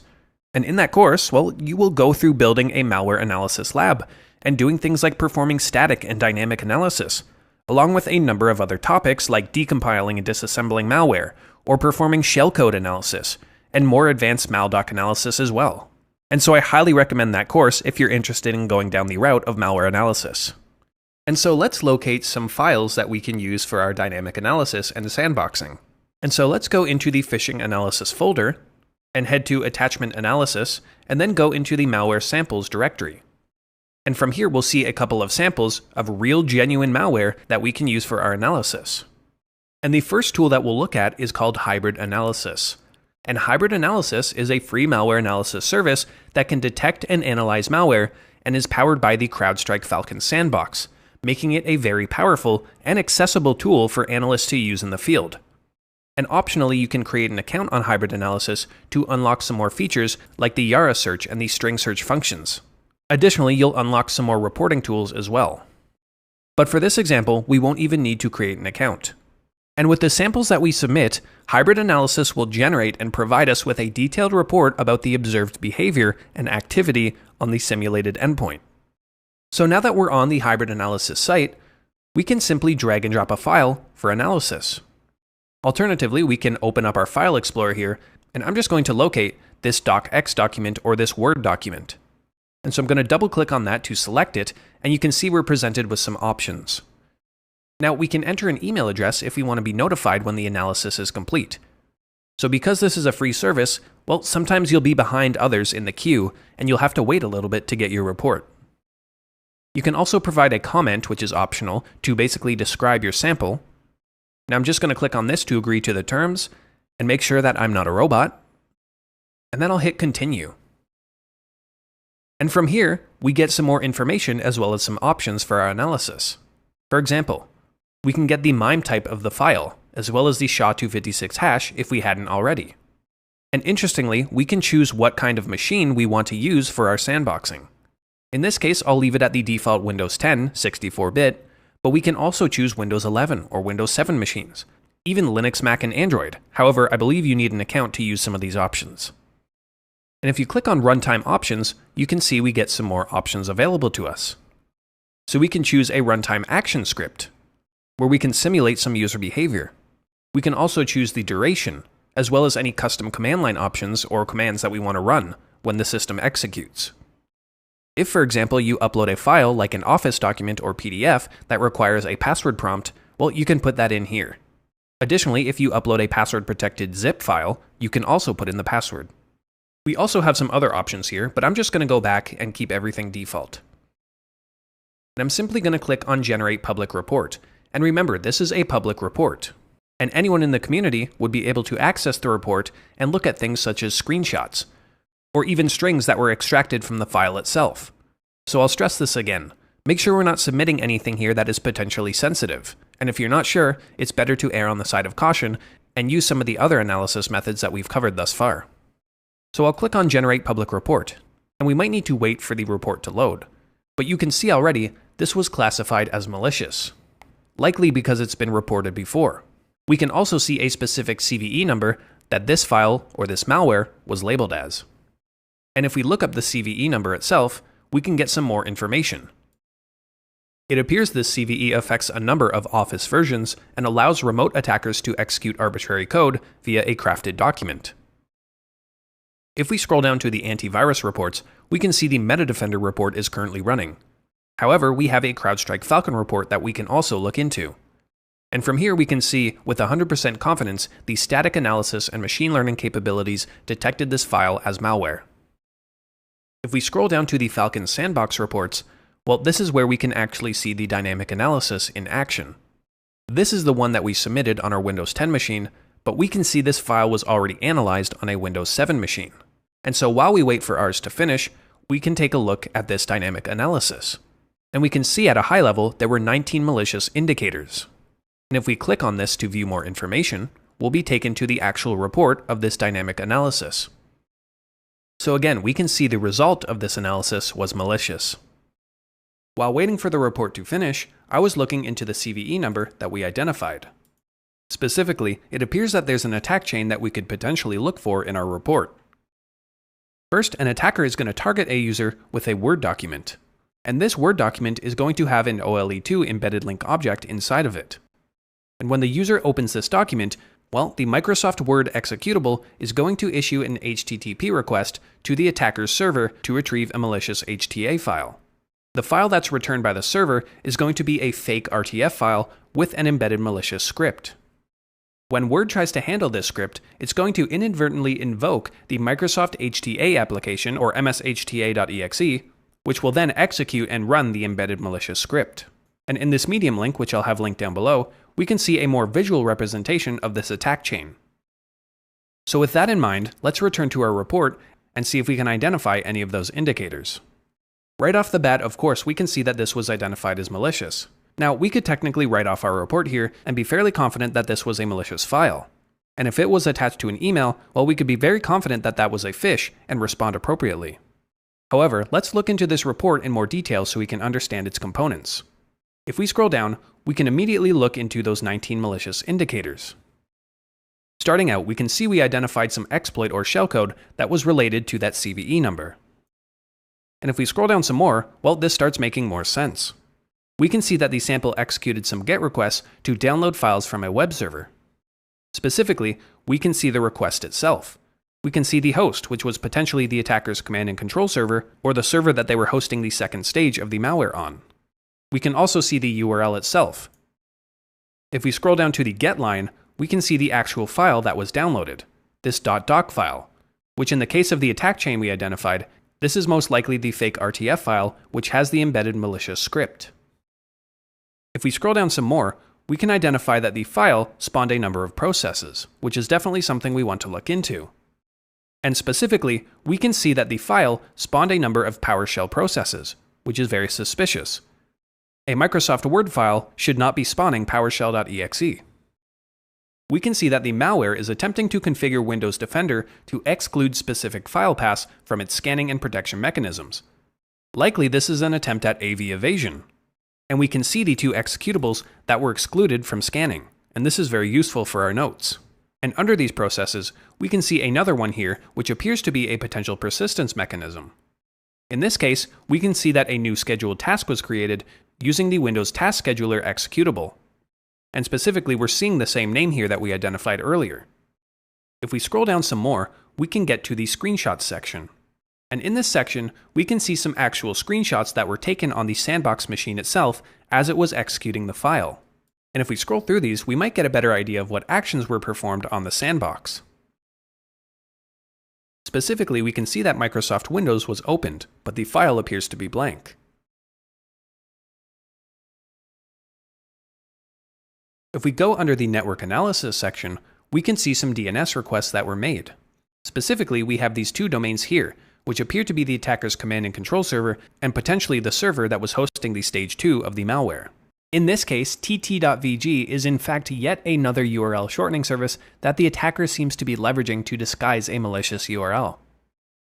And we can also see the IP addresses of these domains, along with some additional information, like the registrar and the country they belong to. And in line with the attack chain we identified, it appears that the WinWord or the Microsoft Word executable was in fact making those HTTP requests over port 80 and 443. And it was making these requests to that tt.vg domain, which we identified was hosting the fake RTF file that had the embedded malicious script. Under HTTP traffic, we can see the actual request that was made to the web server. Specifically, after some redirects, it appears to be this request here, as we can identify by the same file name in the URL. If we go to the extracted file section and scroll down, we can in fact identify that fake RTF file. We can even take that SHA-256 hash and head over to VirusTotal for more analysis. If we paste in the hash and run the scan, well, we can immediately see that over half of these security vendors flagged this file as malicious. Now, that was quite a bit of information, but the main thing that we can take from this is just the large amount of malicious indicators that we found. And so it's no question that this file is malicious. And if it was attached to an email, well, we can definitely write the email off as phishing and respond appropriately. Now, we also have Joe Sandbox. And Joe Sandbox is a very powerful malware analysis engine, and it allows us to analyze files on Windows or Mac, and even Android operating systems. But unfortunately, Joe Sandbox requires us to register with a business email, and they will manually verify your account. And so because of this restriction, I'll quickly showcase it here, but we'll stress that hybrid analysis is a much more accessible option. But fortunately, with a business email account, we can access the Joe Sandbox Cloud Basic tier, which limits a number of configuration options such as custom commands or browsers and network options, but we'll still have access to some really useful features. For example, I'm going to upload the same file that we've been using. And scrolling down, I can select the analysis system. And we have access to Windows 10 or Windows 7. For this case, I'll just leave it on Windows 10. And now we have this option for live interaction. And this will allow us to dynamically interact with the sandbox as needed. And so I'll check this off to demonstrate. And I'm also going to check off Generate Deep Analysis Report after execution. Now we can enter some settings here, like we can add a comment and change the execution runtime, and we can click here to show the advanced settings. So we can do things like turning off internet access, which we don't really want to do. And so I'll just leave everything as default. And before we analyze here, remember, once again, anything we submit here is going to be published and accessible to anyone, and anyone will be able to download the sample as well as look at the screenshots. If we want to run private scans, well, we're going to need to pay. And so with that in mind, let's click on Analyze with Joe Sandbox. And it'll give us that warning once again. And so right now, our sandbox machine is booting up. And you can see it's opened up to the Microsoft Word document. And we can interact with this sandbox, right? So I can close it and reopen it. And you can see already we're getting a number of signatures and IPs detected. So I'll wait for the report to finish to start looking at these, but just note that this is an interactive environment. I can type whatever I want, and this is very useful if we're dealing with embedded files or objects or scripts within a Word document, for example. And we can dynamically interact with the document and click on any links that we need to, or download any files from a Google Drive, for example. And so this is why sandboxing is so useful for us as a SOC analyst if you're trying to do more deep investigation. And so I think we've let this run for long enough. So I'm just going to hit stop in the top right here. And now Joe Sandbox is going to generate that deep malware analysis report for us. But we can already see some interesting things here. Specifically under signatures, well, we can find a number of malicious identified signatures. If we look in the IP section, well, we can see some IP addresses that were contacted. Specifically, we have 3 down here that were identified as clean. These are most likely normal Microsoft IP addresses. However, we have the same 172 address that we identified earlier as malicious. Under domains, we can see that tt.vg domain that once again was identified as malicious. And we can even see the URL that was hosting the second stage of the malware. So after a few minutes, the report is finished and ready for us to take a look at. And we can see immediately the file itself was identified as malicious. And if we look down, we can start to see some IOCs, specifically the IP address and the domain. If we click on full report here, as the name suggests, we get a full report of everything that was detected and run. If we scroll down, we can immediately see all of the signatures that were detected. The red means that it was most likely malicious.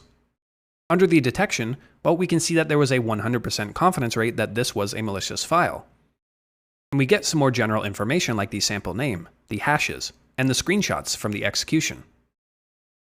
You can see this was everything that we performed when we were in the sandbox. Now, I'm not going to go into this report with the same amount of detail that I did with hybrid analysis, because we should see many similar things here. So at a high level, it's just important to note that there are other sandboxing tools out there, like Joe Sandbox. Speaking of other tools, well, the last one I'll quickly cover here is called AnyRun. And like with Joe Sandbox, in order to use the free version, well, you need to sign up for an account. And unfortunately, you do need a business email in order to sign up for an account. And so as such, you don't really need to follow along here. I'm just going to showcase how to quickly start and run a scan. And as mentioned earlier, I would definitely recommend hybrid analysis due to its accessibility. And AnyRun is an interactive malware analysis sandbox that allows us to provide things like URLs, or files, or even email files. And it will dynamically investigate and extract things like IOCs and look at behavior. And because it's interactive, well, we can actually interact with the sandbox like we could with Joe Sandbox. And so our options are going to be severely throttled and limited with the free version, but I'll quickly showcase how we can analyze a file. And it's also important to note that anything we upload, well, will be publicly available. If we look at public reports here, we can see all of the public submissions from other users. And so even if you don't have an account and you're interested in seeing what the report looks like, well, you can go through the public submissions here, and you can even search based on hashes or tags if you're interested in a specific sample. But to start our own analysis, I'm just going to click on Analyze Files here. And as you guessed, I'm going to pick the same files so we can compare the different services. So I'm going to select this bank payment document, which will open up this new analysis window. And from here, I'm just going to click on Pro Mode so we can see all of the options. And now we can choose a number of different things. For example, we can change the start object from where the sample is executed. By default, it will be the temp directory, which I'll leave it at, but we can also choose things like the desktop or the user's home directory. We can change some network settings. For example, we can completely disable the network from the sandbox. However, since we're analyzing malware and want to see those network connections, well, I'm going to leave it connected. And note under privacy here, we only have the public option. If we were on a higher tier or a business plan or an enterprise plan, we would be able to run private scans. Under operating system here, on the free tier, we only have access to Windows 7, so I'll leave it at that. And so with these selections, I'm just going to click on Run a Public Analysis. And it's going to give us a warning that this is, of course, a public task. So I'm going to click I agree, and it's going to start up the sandbox for us. So you can see our sandbox and our dynamic analysis VM is starting to boot up. And we can see in the preview window here, it's currently opening Microsoft Word. And we can interact with this machine. For example, I can click on the Start menu here, and I can start clicking on any of these applications. But I'll just let it do its thing and open up Word. Similar to Joe Sandbox, we can see under here some of the IOCs. We can see some connections that are being made. We can see some DNS requests. For example, this tt.vg domain, well, we're quite accustomed to seeing. And so once our sample is complete after that minute, we can look at the full report. Specifically, we can start with looking at some of the IOCs that were detected. And so we're getting the hashes of the file itself, along with the DNS requests. And you can see here that this domain has been identified as malicious, which of course we've already found out. We can see the IP addresses of the connections, along with the URLs that were contacted as well. So specifically, this was the URL that we identified previously was hosting the second stage of the malware. And so as you can tell, we're getting a number of the same information and the same classifications. For example, this of course has been identified as a malicious file. But any run can provide us some very useful reports that we can download and put into our documentation. If we click on text report here, it's going to take us to this full report of all the behavior and activity that it analyzed. And if we wanted to, we could click on the print option here and save this as a PDF. And this would be very useful to include in our report or documentation. And just to very quickly cover this report, well, we can see very quickly under the tags here, we're getting that same CVE number. We're also getting the file hashes as well. But as we scroll down, you will see a number of interesting sections within this report, like the behavior activities, or the screenshots from the report itself, and all of the processes that were captured, along with this behavior graph. We also, of course, get things like registry activity and file activity, and of course, network activity as well. And like with all the tools and solutions we've looked at in this lesson, they all provided us with very interesting information and also gave us a verdict on the malicious activity of the file we submitted. And just to wrap up, like I said before, sandboxing is a very useful technique for us, and it can really allow us to do some deeper analysis on files that we haven't been able to determine are malicious or not. And through using interactive sandboxing tools, we can do interesting things, like safely download files or browse through malicious URLs. And so I'll leave it with the sentiment that dynamic analysis and sandboxing is always going to be a very useful tool in your arsenal, but it should never be the only thing that you rely on. And so I hope this was a good introduction into some of the options out there. Before we dive into our next section, I just want to again thank our sponsor for this video, Flare Academy. Cyber threats are evolving fast, and staying ahead is not just an advantage, it's a necessity, and that's where Flare Academy comes in. Flare Academy is an educational hub designed to democratize cybersecurity knowledge. Backed by the Flare research team and leading threat intelligence experts, they provide accessible training, collaborative discussions, and cutting-edge resources. With the support of Flare's industry-leading research team, members gain access to hands-on insights and training while connecting with peers and experts to tackle the toughest and newest challenges together. This is through practical sessions designed to solve real-world cybersecurity challenges, the opportunity to engage with industry leaders, researchers, and fellow professionals to grow your skills, community meetups to share insights and experiences in both virtual and in-person events, and exclusive research and tools such as access to cutting-edge reports, tooling, and intelligence from Flare's experts, tailored specifically for the community. With Flare, you can learn and grow through in-depth training sessions on credential management, reconnaissance techniques, OSINT, and much more, delivered by industry leaders like Jason Haddix and backed by Flare's research team. You'll get exclusive access to expertly crafted solutions, playbooks, and session materials designed to address real-world cybersecurity challenges. You'll be able to participate in expert-led discussions and Q&A channels, and stay ahead of emerging threats with exclusive reports, feeds, and insights from Flare's comprehensive cybercrime intelligence. And verified members gain access to premium resources and private insights while contributing to a community that thrives on shared knowledge. And so if you're ready to level up, join Flare Academy today through the link in the description. Now, let's take a very basic look into performing static analysis on malicious Office documents, or MalDocs. And I really mean a basic analysis. I don't want to turn this into a malware analysis course. For that expertise, I would once again suggest the Practical Malware Analysis and Triage course by Husky Hacks. And even performing some of this analysis is a bit of an overstep and most likely not something you'll have to do in the field. However, I still think a basic analysis of MalDocs can fit nicely into this section because you will definitely come across MalDocs or macro-enabled Word files or Excel files very often in the field. You know, if we think about the ubiquity of Office software, we have tools like Word and Excel and PowerPoint. And while this ubiquity is a goldmine for attackers to try to exploit due to the number of organizations and businesses that use them daily. And so a MalDoc is short for a malicious document, as you probably suspected, And it refers to a weaponized document file, such as a Word document or an Excel spreadsheet, or even a PDF, that has been crafted and modified to carry out malicious activities when it's opened. And so commonly this is done through things like macros embedded in the file, or different embedded objects. And so macros are scripts that are embedded into these Office documents that can be programmed to execute a series of commands automatically. And so when a user opens a document and enables the macros, well, these scripts can run without further interaction. And macros are a legitimate and powerful tool that can be used to automate repetitive tasks in these files. However, of course, this power can also be exploited to run system commands. And attackers can write malicious macros to perform things like downloading and executing malware, or stealing data or altering system settings, or even providing remote access. And since a lot of end users might not fully understand the implications of enabling macros, well, they can quite easily be tricked into enabling them and allowing this malicious code to run. And VBA, or Visual Basic for applications, is typically the language used to write these embedded macros. And so to effectively analyze MalDocs, well, we can combine various static and dynamic analysis techniques. And of course, in the previous lesson, you learned how to dynamically analyze samples in an online sandbox. And this is typically as far as you're going to need to go. But in this lesson, we'll quickly look at a simple utility or tool that can carve through these Office documents and find potentially malicious embedded content. And ultimately though, no matter our method, well, our goal is going to be to determine, of course, if the document contains malware, and if we can extract specific indicators of compromise like IPs or URLs or domain names, or even specific scripts that we can then use to fuel our team's threat intelligence and detection capabilities.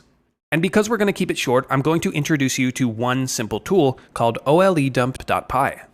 And you might recognize this repository because it's part of the Didier Stevens suite of tools that are very useful for analyzing these types of files. And previously we used the emaildump.py script to extract attachments from emails through our terminal. And this script will be linked down below, but I have also included it in the tools folder.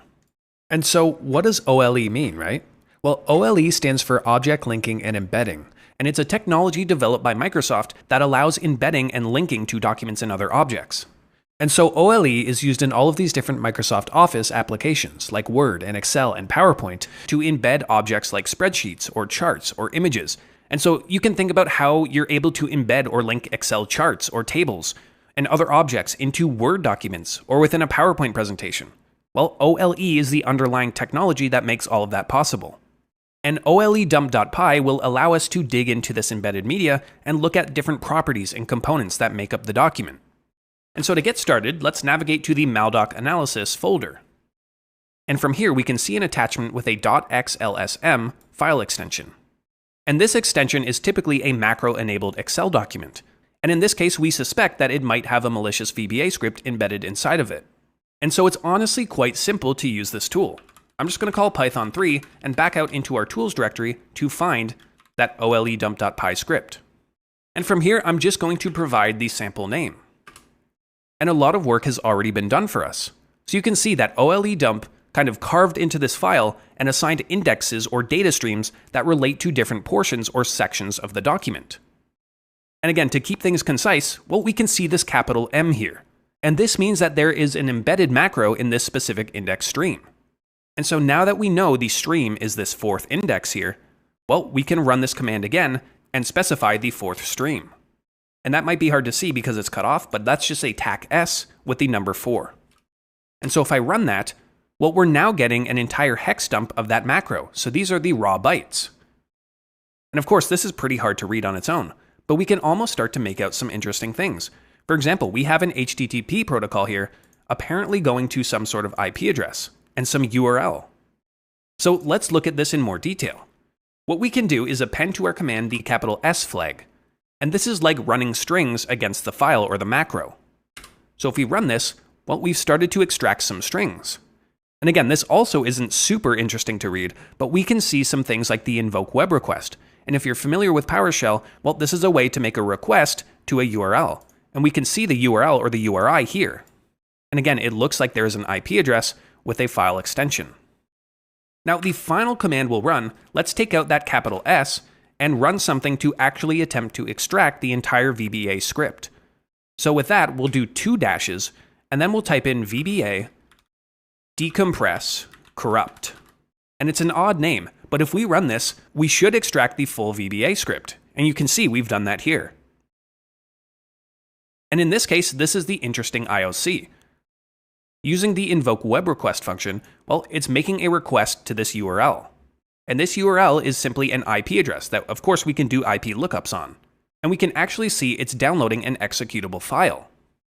And then through this start process command, well, it's actually executing the file that it downloaded. And so in summary, this macro is designed to run a hidden PowerShell command that will download and execute a file from this URL. And of course, we can infer the overall intent here is likely to run some sort of malicious code and executable on the user's machine without their knowledge, because this will run in the background when the file is opened. And so I'll admit this kind of static analysis is a bit out of scope for the course. It's doubtful that you'll be expected to do this kind of analysis on the job, and you're typically much better off simply analyzing file hashes and performing dynamic sandboxing as necessary. But I thought it would be very interesting to include a quick demo here, because it's such an easy script to demonstrate, and it's really a good foray to those who are interested in more in-depth malware analysis. Along with malicious Office documents, well, one of the most prevalent attachment-based threats that you'll encounter as a SOC analyst is malicious PDFs. And similar to the previous lesson, we're not going to do a full curriculum on static malware analysis. However, I think that understanding the composition and structure of PDFs, along with some simple tools that we can use to dig and carve into them to find anomalies and embedded content, can benefit your overall comprehension when it comes to analyzing attachments. To be honest, in most cases, attackers don't even go as far as to embed malicious content within PDF files themselves. I would argue that the most common technique that I've seen in the field involves simply containing a clickable URL within a PDF file that then leads to a malicious web page or a drive-by download. And the reason why an attacker would use a PDF to send a simple payload like a URL is due to things like user trust and familiarity, and potentially the ability to evade email filters. For example, most organizations will allow for PDF attachments since it's so widely used across organizations for a number of different business purposes, like invoices or forms or policies. And as such, users are very accustomed to receiving PDFs and will typically trust them more than any other file type since they interact with them daily. Additionally, email gateways and email security technology may not have the capacity to open up the documents themselves and statically analyze or extract any URLs within the content itself.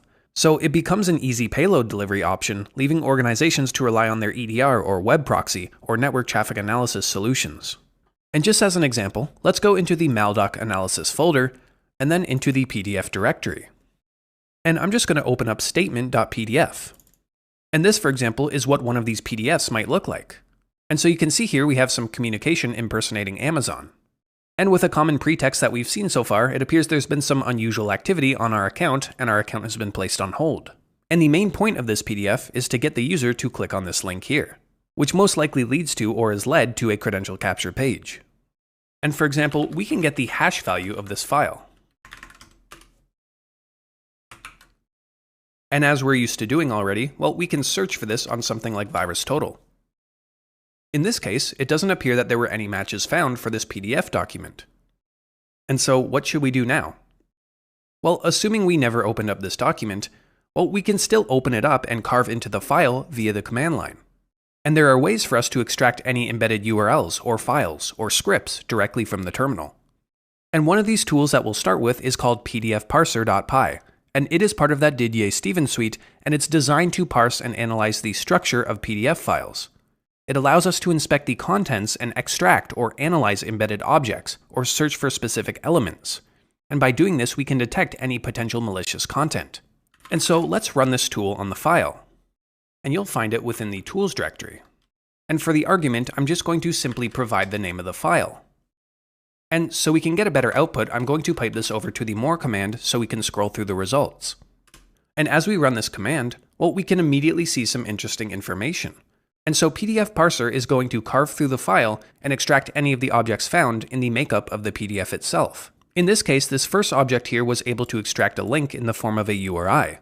And specifically, we were able to extract the exact URI that we found when we opened up the file. And so of course, this is a useful IOC for us.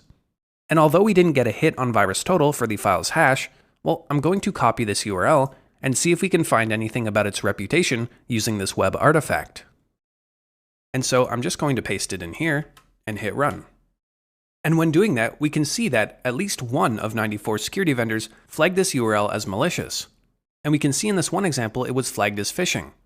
And so I would typically expect to see more here, but given the fact that it's using a legitimate Google service, and it was probably taken down quite quickly, well, we don't have many results to go off of. But being able to extract and analyze the URL itself, instead of just the file hash, gave us a bit more to go off of. So let's look at another example here. In this case, we can look at the Book 04 PDF. And in this example, it appears the attacker is using a blurred image to make it look like there's a PDF on the other side of this download link. And of course, we can extract the URL from the PDF itself, but we can also do it through safer means, in which we don't need to actually open up a PDF viewer. In this case, I'll run PDF parser again and provide that book file. We do end up getting a lot of information, but since we're looking for a URL, or rather a URI, what we can do is make a slight modification to the command. We can add the S flag to search for a specific object. In this case, I'm going to search for /URI. And you can see we were able to pull back this URI object, specifically with the URL itself. And so once again, if I copy this URL and take it over to VirusTotal, I can paste it in and do a search. And in this case, we have 2 instances of vendors flagging this URL as malicious, which gives us a bit more to go off of. And remember, I'm just using VirusTotal here for a short example, but as discussed in the URL analysis section, well, there are so many tools that we can use at this point to analyze the reputation of URLs and domains. And so that was just 2 quick examples of how we can extract and identify any URLs embedded inside of a PDF without having to open it in any PDF viewer. Now, let's talk about PDFs that can be a little more sinister and actually contain things like embedded malware, or scripts, or even documents. Well, in this case, we'll use this example to go off of. And this is a test PDF file developed by Didier Stevens that we can use to test some of the tools like PDF Parser or PDF ID, which I'll cover next.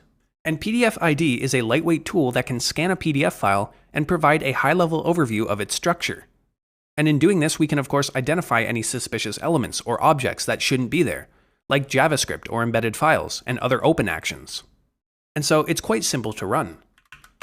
I'm just going to call Python3 and go back into the tools directory and call pdfid.py. And then I'll simply provide the name of the file as the argument. And in this case, we get a very easy to read output of all of the components and objects that make up this PDF file. And as I mentioned, there are a couple of objects that we typically want to look out for when analyzing a PDF. For example, we want to look for any JavaScript or JS objects, which would indicate that the PDF contains embedded JavaScript. And we can see that this file has both JS and JavaScript objects. And these embedded scripts can be used to potentially steal data, or make connections to an attacker's server, or attempt to start and execute external programs on the victim's system itself. We also want to look for any open actions, which we can see this file has one. And open actions can potentially cause the PDF reader itself to take some sort of action when opening the file. And we also want to look at any launch objects. Again, this could be used to potentially launch some external software when the PDF is opened. And of course, we want to look for any embedded files. In this case, we can see that there is an embedded file. It's possible for an attacker to embed malicious files, like macro-enabled Word documents or malware, into the objects of the PDF itself. And so we can use PDF Parser to extract the embedded files contained in the PDF, and also look at any embedded scripts. And so I'm just going to call PDF Parser and provide the name of the file. And again, I'm going to pipe it to the more command so we can scroll through the output. And so we can see this first object here, this catalog object, is referencing a file called eicar.dropper.doc. And this is probably the embedded file, but we can continue scrolling through this output to find the actual object that contains the file. As we scroll through, we can see object 7 here, this file spec object, is making another reference to this doc file. And we can see object 8 here actually refers to the embedded file object. And so we can see the file's data stream along with its length. And so we can actually extract this file, but first, let's take a look at object 9. In this case, it appears to be the embedded JavaScript, and it's telling the PDF viewer to execute JavaScript code when the action is triggered. And it appears to be attempting to launch the dropper document. And so let's go ahead and extract the file. And of course, we can do this through PDF Parser itself. So I'm going to rerun the same command here, but I'm going to provide some additional arguments. For example, we identified that the object containing the embedded file is object 8. And so let's provide that using the double dash and then object argument. Next, we can see that the file itself has been encoded. And so we can provide the filter flag to decode the data stream. We also want to provide the raw flag to display the output in raw format. But we don't want to display it to our terminal. So lastly, we want to provide the dump option and save it to a file. In this case, I will call it the same name that we've identified through the file itself. And so with all of that set, I'm just going to hit run. And we can see that the file was decoded. If I run an ls, we can see the EICAR dropper.doc. And if I run the file command on this file, we can see that it's a composite document file version 2 document. And this is an older Microsoft Office document format that can contain embedded macros. And so since we've extracted a doc file, well, we can perform similar actions that we did in the previous lesson to look for any embedded macros or malicious scripts inside the document. And if you remember, we use oledump.py to do that. And so just as a quick example, I can run it against the file, where we can identify the module 1 macro on the 7th index, identified by the capital M. And so I'll leave you to do any further analysis on this macro if you'd like. But at a high level, we covered some various methodologies and tools that we can use to either extract URLs from PDFs or extract any embedded media or scripts. And similar to the previous lesson, checking the file's hash reputation and potentially performing any dynamic analysis is typically the quicker and easier option in the field. And you'll typically not be required to go in depth into static analysis or even perform static analysis at all in the day-to-day, but I thought it would be interesting to include some basic methodologies and syntax within this section, and so I hope you enjoyed. Now, wouldn't it be great if we could expedite the phishing analysis and triage process with some automated extraction and enrichment and analysis? Well, we've covered some tools and scripts already that can simplify the artifact collection process, but is there some sort of magic solution out there that can take all of the manual effort off of our shoulders? Well, I wouldn't say it's a magical solution, but in this lesson, I want to introduce you to PhishTool, which is a web-based phishing analysis solution that allows analysts and researchers to quickly and automatically analyze and categorize emails and generate investigation reports. And so using PhishTool, we can gather contextual analysis of email metadata and URLs and attachments, and quickly turn those into actionable findings. And now there is an enterprise edition of PhishTool, but fortunately we can do all of the analysis we need using the free tool. And so I'll have this site linked down below. And so we can just click on Get PhishTool Now for free. And of course, this is going to require an account, so we can just sign up here. And fortunately, we don't need a business email account, so you can use any Gmail or Yahoo or Hotmail account that you want. And once we're signed in here, you can see we're taken to this dashboard. And once we start uploading some emails to analyze, well, this is going to start getting filled up with interesting charts and graphs. But we can start by analyzing our first email. So we can either head over to the analysis section here, or just click on this blue Analyze button. And upon doing that, you can see we can drag and drop an email, or we can just click on Choose File to select one from our Explorer window. And from here, I'm just going to go into the phishing analysis section and go to the header analysis. And from here, I'm just going to select Sample 1. And if you remember, that was the Chase Bank phish. And so it's going to upload, and you can see we immediately have a number of useful indicators. On the right-hand side, well, we can see a rendered version of the email. If we click on HTML, we can see the actual HTML markup that makes up the content or the body content of this email. If we click on Source, we can get the full source of the email file, which is what we were looking at when we opened it up in Sublime Text. And on the left-hand side here, we can see some interesting artifacts that were automatically collected from the email. For example, we have the subject line at the top. We have the from and the to header. We have the timestamp of the email. We have the reply to and the return path, along with the originating IP and the RDNS or the reverse DNS. If you remember, this is the resolve host field that we were looking at when we were doing the IP lookup. In this case, PhishTool conveniently did this lookup for us, and we can see the Proton mail address. Now you'll notice some exclamation marks next to reply to and return path. If we click on the exclamation mark, we can get some more details as to why this was flagged. And of course, this immediately highlighted that the reply to email address is inconsistent with the from header, which of course is something suspicious that we should keep in mind. The same deal if we look at the return path. We can see that the domain name proton.me is inconsistent with the chase.com domain from the from address. If we click on the Received Lines tab, we can get all of the different hops or the MTAs that the message traversed through on its way from the source to the destination. And these are all extracted from the received headers. We can see we get the timestamp and the mail server that sent it and received it. In this case, we can get the IP address of the original mail server, which was of course that proton.ch address. This tab makes it really easy for us to look through each of these hops. Under the X headers, this is going to specifically extract any of those extended or custom headers.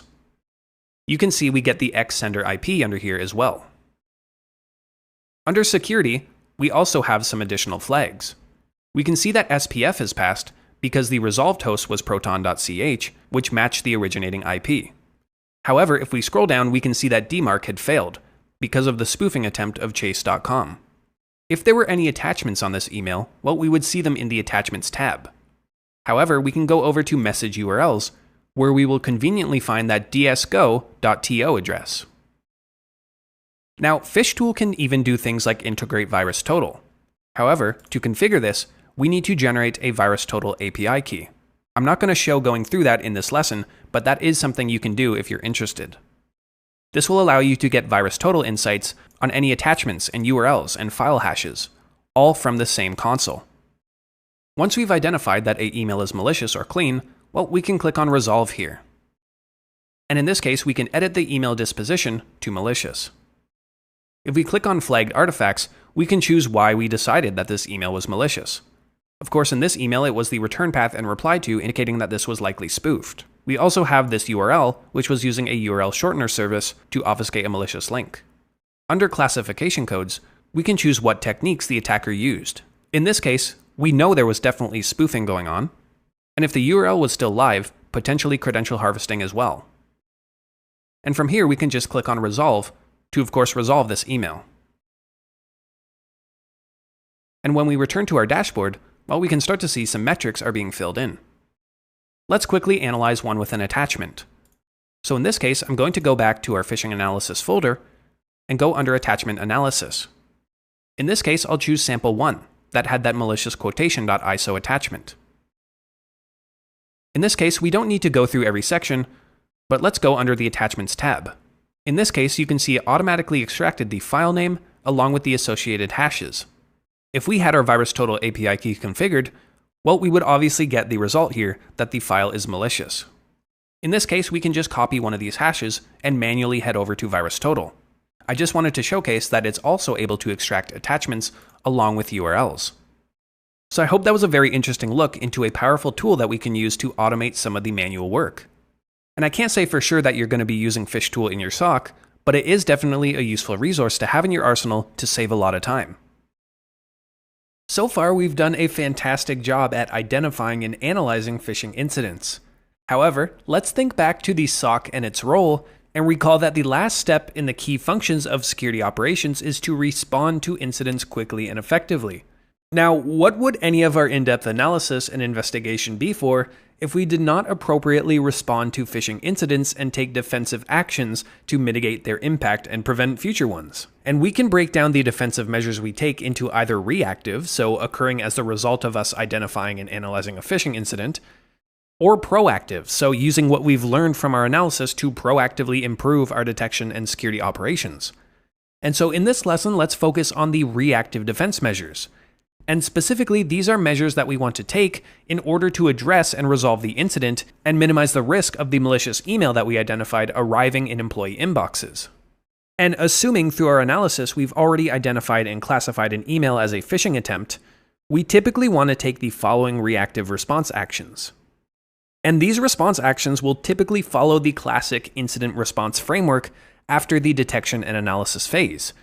And we'll cover these in much more detail within the IR section of this course. But at a high level, we want to first think about containment strategies. So as mentioned, after we've detected and analyzed the phishing incident, well, we'll need to perform some containment actions. And this involves taking immediate steps to isolate the phishing threat and prevent it from spreading further within the organization. So the first thing here is we want to determine the scope. And for example, was this an email that was just sent to a single user, or was it sent to an entire department or team? And also, was this a third-party contractor that rarely uses their email account, or was it a high-ranking executive with access to critical systems and sensitive information? And so understanding these details is essential as they really directly impact the severity and potential consequence of the phishing attempt. And we can determine the scope either at the email header level, so where we're looking into the recipient or the carbon copy headers, and through these headers attempt to determine all of the users who receive the email. However, it's often more efficient and effective to perform this kind of scope analysis at the email gateway level. And so within a Microsoft environment, we can typically utilize the message trace functionality to determine the scope of an email message. And so using the artifacts we collected during our analysis stage, things like the sender's email address or the timestamp, or even the subject line, well, we can easily identify all the recipients and copied recipients of an email. And the exact steps and procedures will be different depending on your organization's infrastructure and tooling, of course. For example, in a Google or a G Suite environment, we can utilize the email log search feature for this same purpose. But no matter the tool, the methodology remains the same, with the same objectives of using artifacts that we previously identified to narrow down our search and find every recipient of an email. And so now that we've identified the scope of the phishing incident, the next important step in the containment process is to prevent further spread and mitigate potential damage. And one effective containment strategy here is quarantining. And so to quarantine involves isolating suspicious or potentially malicious emails or files or attachments and prevent them from reaching end users' inboxes or systems. And in both Microsoft and Google environments, we can utilize the native quarantine features to isolate phishing emails and associated attachments. And so next we can get into blocking specific artifacts. And so at this stage, we've likely identified a malicious sender, a sender who is most likely related to an ongoing phishing campaign. And as such, we need to ensure that we prevent future phishing attempts from reaching users' inboxes. And we can use various strategies to block sender artifacts, including things like blocking specific email addresses or domains or IPs, or even subject lines of the email itself. And all of these artifacts that I just mentioned should have already been collected during our triage and analysis stage. And so again, we can block things like the specific email address, but that might be less effective against sophisticated attackers who can frequently change their email address or use disposable mailboxes. Or we can just block entire domains, and that of course can be an effective strategy, but we need to be careful because it might lead to collateral damage, especially if the attacker is using a legitimate service. We could block the IP address of the mail server, but again, we have to be very careful here. Attackers can easily change their IP address or use a different mail server. And of course, we could block the subject line of the email, but of course, that's very easy to change. And I mentioned being cautious around blocking entire domains.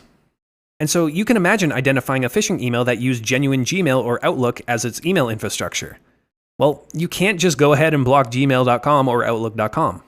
Of course, blocking legitimate domains like these can lead to a number of false positives and also disrupt business operations. And quite honestly, people are not going to be very happy with you, especially the IT support staff when they start getting thousands of requests as to why their emails aren't sending.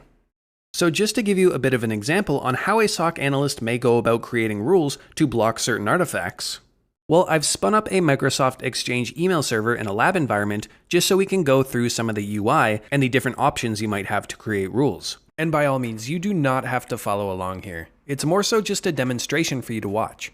If you are curious, you can look up any tutorial out there on how to set up an Exchange server, but I won't cover how to do it in this course because it takes a bit of time to set up and won't really be relevant to other sections that we'll cover here.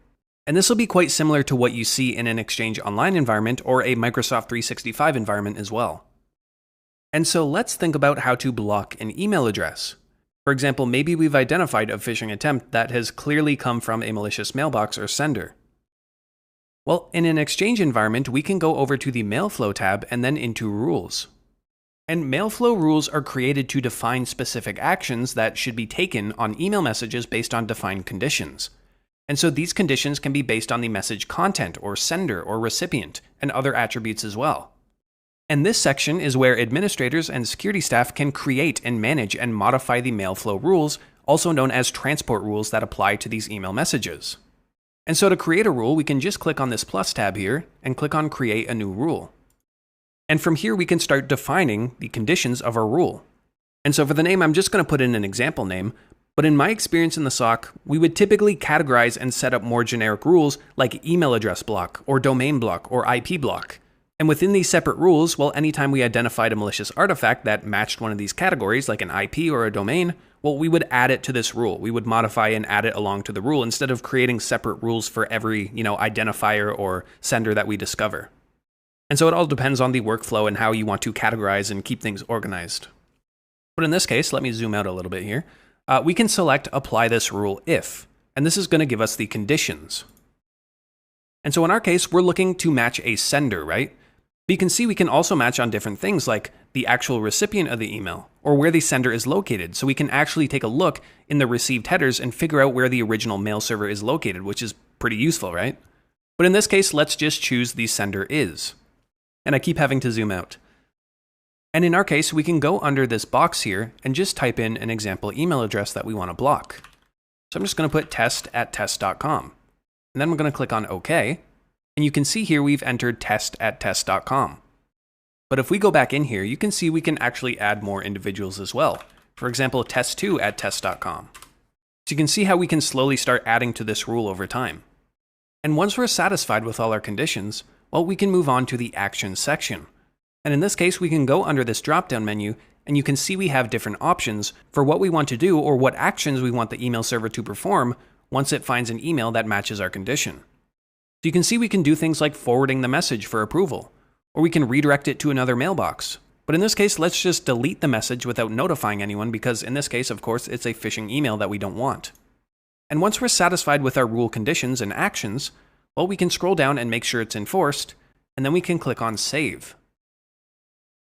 And you can see once our rule is saved, we can look over to the right here and start walking through what this rule is going to do. So for example, if we receive an email from test@test.com or test2@test.com, well, we're going to immediately delete that message without notifying the recipient or the sender. And optionally, we can add rule comments here. So if we go back into the rule, we can click on More Options. And you can see once we do that, we unlock some more features, right? We can start adding more conditions and start stacking multiple things, right? So if we click on the recipient, we can start choosing other options here, like specifying if the recipient is external or internal, or if they're a member of a specific group in our organization, or we can start specifying domains, right? And if we scroll down, you can see we can actually add a comment. So for example, we can put in something like phishing, and maybe we want to reference a specific ticket or incident ticket that we can refer to later on. And so you can see once we've saved that, we have this rule comment now under the rule comment section. Now, when we think about other sender artifacts, we don't have to specifically choose a mailbox. For example, let's create another rule here. This time, I'm first going to scroll down to more options so we can unlock some more conditions and actions. In this case, I'm just going to call it example domain block. I'm just going to search for the sender, and specifically, I'm going to look for the domain. And in this case, we can specify an entire domain. For example, if I choose maliciousdomain.net, well, we can add that to our rule. And remember, we can start stacking multiple domains into one rule to keep things clean. So now that we have some domains set here, we can click on OK. And you can see we've listed them here. And in this case, we can just delete the message once again. And I'll put in a comment once again and hit save. And you can see on the right here, our new rule is created to match any email with the sender's address matching one of these domains. Now, we can also block sender IP addresses. For example, if I create another rule here and go down to more options, well, I can go under our conditions and once again go under the sender. In this case, I want to go down to IP address is in any of these ranges or exactly matches. And as this suggests, we can choose a valid IPv4 address range or just a specific IP address. For example, we can start putting in some IP addresses, or we can put in an entire range. And once we hit OK, well, we can once again select our action. In this case, we'll just block and delete the emails. And so you can see here we had 3 different ways of blocking these sender artifacts based on IPs, or domains, or even the specific mailbox. And lastly, let's look at another option that we have. If we go to create a new rule, instead of going under the sender, we can go to the subject or body. And here, of course, is where we can match specific subject lines, or any phrases included in the body of an email. For example, I'll go to subject includes any of these words. And from here, we can specify words or phrases to match. For example, maybe we've been getting a number of emails with urgent request, and maybe some sort of unique identifier, like 2 exclamation marks at the end. Well, we can add that to our rule here. And of course, we can block the email and click on Save. And with this rule enabled, well, we will match any email that comes in that includes the phrase urgent request with 2 exclamation marks in the subject line of the email. Now, in addition to blocking senders, we also need to consider blocking various web artifacts that we've identified. Things like the URLs or the domains associated with phishing emails in their campaigns. And this can be done at the email gateway level to, again, ensure that we block any emails that arrive with these malicious URLs. But importantly, we can also block URLs and domains at the endpoint level through our EDR tools, or even at the network level if we're using an organization-wide web proxy. But with the rise of remote and hybrid work, well, the web proxy example is becoming less common. But there are still ways that organizations can funnel employee traffic through a secure gateway, like using VPNs and blocking URLs at the firewall level. But ultimately, our goal here is to prevent users from accessing malicious links that were contained in phishing emails. And by doing this, we can effectively reduce the risk of compromise and also reduce things like employees falling victim to credential capture techniques. And we can either do this from a specific URL or endpoint level. For example, if a credential capture page is hosted in a specific subdirectory, we can block that whole subdirectory. Or we can look at more generic domain and subdomain blocks. But again, we need to be very cautious about blocking specific domains and be sure that we conduct thorough analysis and due diligence on the reputation and context around the domain first. Because while this can be a very useful technique if an attacker is using a malicious domain to stage multiple campaigns, for instance, well, it can lead to disaster pretty quickly. For example, it's very easy to block a domain of maliciousite.net. But what if you identify a URL that abuses a legitimate service like Google? Well, blocking google.com, again, is going to be a very bad day for the organization. And so we always need to gauge and understand the potential business impact by blocking a domain. And so ask yourself questions like, are employees and executives ever going to need to visit this domain in the future? If not, then you're most likely good to block it, but a URL block is more specific and typically safer from an availability standpoint. For example, what if we wanted to block any email message that contained a specific URL in the body? Well, of course we could create another rule for this. And in this case, we can look for the condition of specific words in the body of the email. So in this case, I'll select subject or body includes any of these words. And from here, I can put in a URL. Or I could even put in a domain itself. And this will match any email that contains these phrases within the content of the email itself. A good metric that you can use is the age of the domain, which we can find out by doing a domain lookup. For example, has this domain been around for years or decades? Well, if so, then make sure you really do your due diligence on the domain. If it was registered yesterday or last week, then it's most likely a phishing webpage that should have already been proactively blocked. And when we talk about proactive methods, well, we'll talk about some strategies to proactively block these domains as well. Just to showcase how we can look up the domain age, well, I'm just going to find a random URL on this page. For example, let's try this one, shoppyvip.shop. Well, this one sounds like it might have been registered recently. I believe earlier in the course, we actually found a credential capture page that was impersonating this Shopee website, so it seems to be a popular target for impersonation. I'm just going to head over to the Whois Domain Tools website, and I'm going to paste in that domain. And I'm just going to click on Search. And from here, we can immediately see under the Dates category that this domain is only 2 days old. And we can also see it was registered with GoDaddy.com. And quite honestly, because of how recent this was registered, it's fairly safe to say that this is a malicious domain that was used to impersonate the Shopee website. And lastly here, we should block file artifacts. And so blocking file artifacts, things like the file name or the hashes associated with malicious files, is another important aspect of phishing incident response. And so by preventing users from downloading or accessing or worse, executing malicious files, well, we can mitigate the risk of malware infections and data breaches. And an effective tool that we can use to block file artifacts is to leverage our endpoint security solutions like our EDR to block files based on their attributes like, again, their name or their hash. And so this is why it's so important for us to extract things like the MD5 or SHA-1 or SHA-256 hashes from malicious documents, so that we can then block these files from appearing within our organization. And so this means that whenever a file with this hash is downloaded or accessed on an employee device, well, the EDR tool will kick in and immediately flag and delete it from the system, and also notify the SOC. But of course, this is not a foolproof method. Like I mentioned before, hashes are so easy to change and they're so susceptible to change. One slight alteration to a file is going to result in a completely different hash. And this gets kind of into the pyramid of pain, which I'm going to talk about later in the threat intelligence section. And so technically we can also block file names, but often this is not the best method unless the file name is extremely specific or uses a unique identifier for us to alert on. And often there's no reason why we wouldn't just use the hash instead. For example, if we wanted to create a rule around file attachments, well, we can do just that. If we click on Create New Rule, well, we can select the condition under any attachment. And from here, you can see we have various options. For example, we can block any email that might have executable content or is password protected.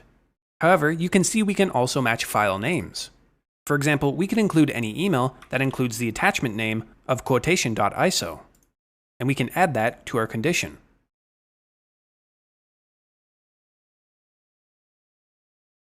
And so this leads us to eradication.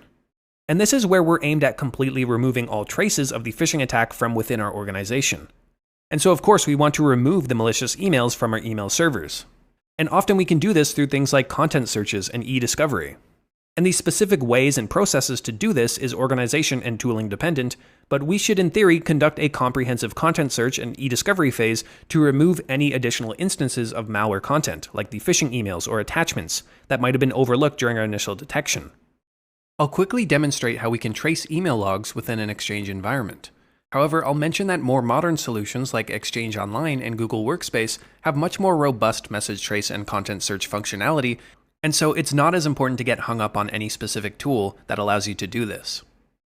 For example, in a Microsoft 365 environment, we could leverage the Security and Compliance Center or the Microsoft Purview functionality to perform a content search and capture all instances of a malicious email, and then purge them using the Compliance Search Purge feature or through PowerShell. And more so, we should just focus on the methodology and what our objectives are, right? We can always look up the documentation if we need it. In this case, I'll just showcase the message tracking feature in Exchange. So we can first go under the mail flow section and then into the delivery reports tab. And this is quite a limiting feature, but it allows us to search for delivery information about emails sent to or from a specific person. For example, I can specify a mailbox here. Right now I just have the administrator user. And so I can search for any messages sent to that administrator user. And so I'll just add that there. And then if I just hit search, well, we can see we have 2 results just from previous testing. Optionally, if we wanted to, we could search for messages from a specific sender. So I could add the administrator here or put in whatever I want, right? So if I run this search, well, we're not going to get anything, but in theory, you could search for a specific email address, right? We could also search for specific subject lines. Right, so if I switch this back to administrator, you can see we have 2 results. But if I search for a specific key phrase in the subject line, like hello, well, we've limited our results to 1. So this is not a very in-depth example here, but you can see sort of how we can start narrowing down mailboxes and track specific emails. To gain a bit more flexibility and power, we can use something like the Exchange Management Shell to search for email within our email server using various syntax. And the commandlet that we want to use for this is called getMessageTrackingLog. And there are a few parameters that we can use for this commandlet, like the tax sender, or recipients, or even with the message subject. So for example, if I wanted to find all the emails delivered to the administrator user, well, I could simply put in recipients here of that administrator user. And if we run this search, well, you see we can pull back all of these examples of just test emails that I've sent. If I wanted to find all the emails sent by a particular address, even an external one, well, I can run a similar command, but change this to sender, and then put in whatever I want for the email address. And of course, this is not going to return anything in this example. Or if I wanted to search for a specific subject line, I can specify a sender, as well as the subject argument, and then put in any keywords or phrases that I want. In this case, we'll search for hello again. And you can see we limited our original search down a little bit to only contain messages with that hello in the subject line. And there are of course many other filtering and formatting options that we can apply to only search between specific time ranges or, other qualifiers, for example. But we don't have to turn this into a whole lesson on the getMessageTrackingLog feature. And again, I'll also point out that this is not the most user-friendly option. And as I mentioned, with modern Exchange Online environments, well, we can utilize things like the message trace and content searching features that make it a lot easier for us to find and search for specific emails. And if you're curious about how those tools work, well, you can definitely look up the Microsoft documentation, which I'll have linked down below as well. And I mentioned removing malicious files. So if there were any attachments that were downloaded or even still in employee mailboxes, well, we need to remove them from these systems and the servers and endpoints. And so we might need to leverage our EDR tool to quarantine and delete these files. We might need to run PowerShell scripts in our Microsoft Exchange environment to look through our email server and delete all the instances. If the phishing attack involved using malicious domains or URLs to host phishing websites or distribute malware, well, we should always report these domains to relevant authorities and registrars. And by reporting malicious domains, well, it will help further spread and abuse, and the registrars themselves may be able to suspend or take down the malicious site. And so let's return to the Domain Tools website for that shoppy domain. If we scroll down, you will typically find an abuse contact, which we can see under this Registrar Abuse Contact email. And this specifies the email address where abuse complaints or submissions can go to. Alternatively, since we identified that GoDaddy is the registrar here, we can simply do a search to see if they have a public abuse form, which is quite common for large registrars. So I'm just going to look up GoDaddy abuse. And we can see a number of results here. If I just head to this first page, we can see the terms that GoDaddy has around reporting abuse. And if we scroll down, we can see the different types of abuse, because they all have different abuse report forms. In this case, we've identified this as a phishing attempt. And we can see all of the required information that's needed to make the report. For example, we need the full domain path, which we found on the PhishTank website. And note that in the case of a phishing report, the website must be live and it must contain a login area or a credential capture page.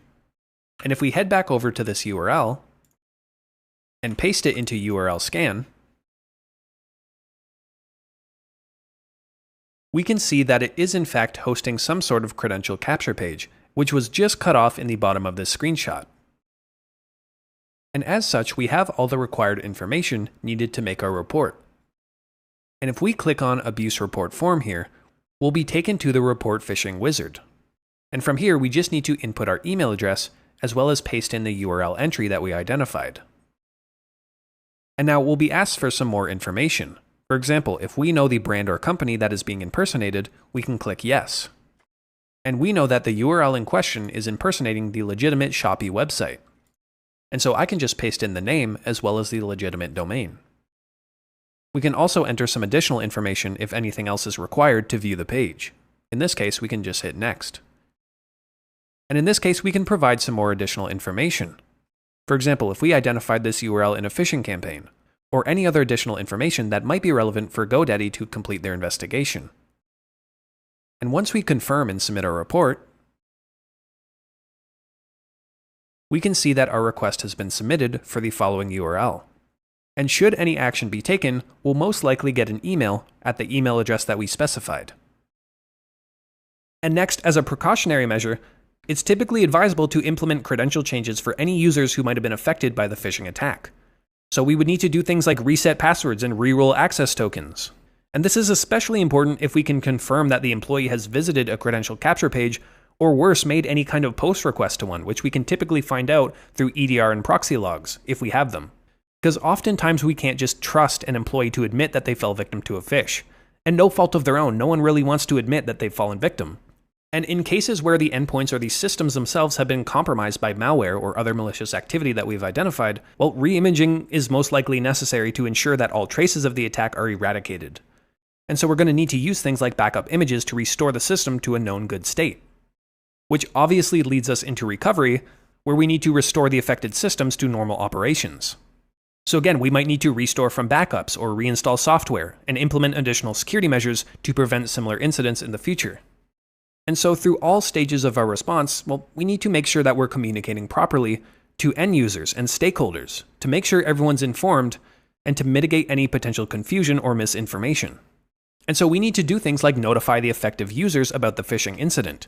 So this might involve sending the users an email, letting them know that they received a phishing email, and provide them a timestamp and description, and also let them know what actions we've taken and what we need to take. And so having this clear and concise communication is going to help ensure that all of these users are aware of the situation. And this might also extend to stakeholders like senior management or IT teams. We need to make sure that everyone that might be involved is informed. If we need to take specific response actions or schedule certain procedures, well, we need to make sure the relevant people are aware. We can also talk about user education. Because if an employee falls victim to a phish, well, that's kind of on us to make sure that they're properly trained to identify suspicious emails and report them effectively. So oftentimes organizations will budget for solutions that allow us to enroll employees into security awareness training. And through this training, the goal is to teach employees how to recognize phishing attempts and what to do if they encounter suspicious emails or links, and also how to report phishing incidents to the IT or security team. And so while user education is an ongoing and proactive thing, we also have the option of assigning employees remedial training if they were to fall victim to a phish. And speaking of proactive measures, well, let's get into that in the next lesson. Along with our reactive defense actions, well, there are of course more proactive actions that we can also take to help mitigate the risks and impacts of phishing attacks within our organization. And not all these strategies we talk about here will be feasible or available within your organization due to tooling or budget restrictions, but these are just some of the general ideas to keep in mind that can supplement our reactive functions. And so to kick us off here, we have email filtering, which we've talked about quite a bit already. And email filtering is also a foundational proactive defense measure against phishing attacks. And we can do things like automatically detect or block suspicious emails before they reach our end users' inboxes. And we can do this either through predefined conditions or rules, or by using more advanced threat detection techniques like heuristic analysis or pattern matching, behavioral analysis, and even machine learning depending on the solutions that we have. And we covered creating some reactive email filter rules in the previous lesson, but there are tools and solutions that we can leverage to focus on filtering proactively as well. And so we can do this through email security appliances. And so we can think about deploying security applications or tools and various email gateway solutions to proactively prevent phishing emails and malware from entering the organization. And so some of these commercial tools can utilize detection capabilities like the ones we've talked about earlier, so heuristic analysis and pattern matching, machine learning, and even threat intelligence to detect and block phishing emails. And these solutions can also do things like scan email attachments and any URLs or links, and use signature-based detection and sandboxing techniques. And some examples of these appliances include things like Barracuda or Proofpoint or Mimecast and Symantec. All of these solutions can help provide that multiple layer of phishing detection and mitigation. But we can also consider implementing some proactive efforts to keep employees alert and remind them about the risk of certain senders and emails. And so a very popular way to do this in many organizations is to mark external emails by prepending them with warning messages that can prompt employees to be more aware and more focused when they receive an email from a potentially unknown sender. And so marking external emails can allow users to quickly distinguish between an internal or an external communication. And it can raise that awareness about potential risks associated with emails from unknown senders. And most email server technologies like Microsoft Exchange or 365 and even G Suite environments will have their own specific way to do this. And typically it's just a quick Google search away to find the correct documentation. But let's walk through setting up a simple rule like this in Exchange. So in a Microsoft Exchange environment, we can create a simple mail flow rule to mark external email in the subject line as well as in the body content. So if we go over to mail flow, under our rules tab here, well, we can create a new rule. In this case, I'm going to click on More Options, and I'm simply going to call this rule Mark External Email.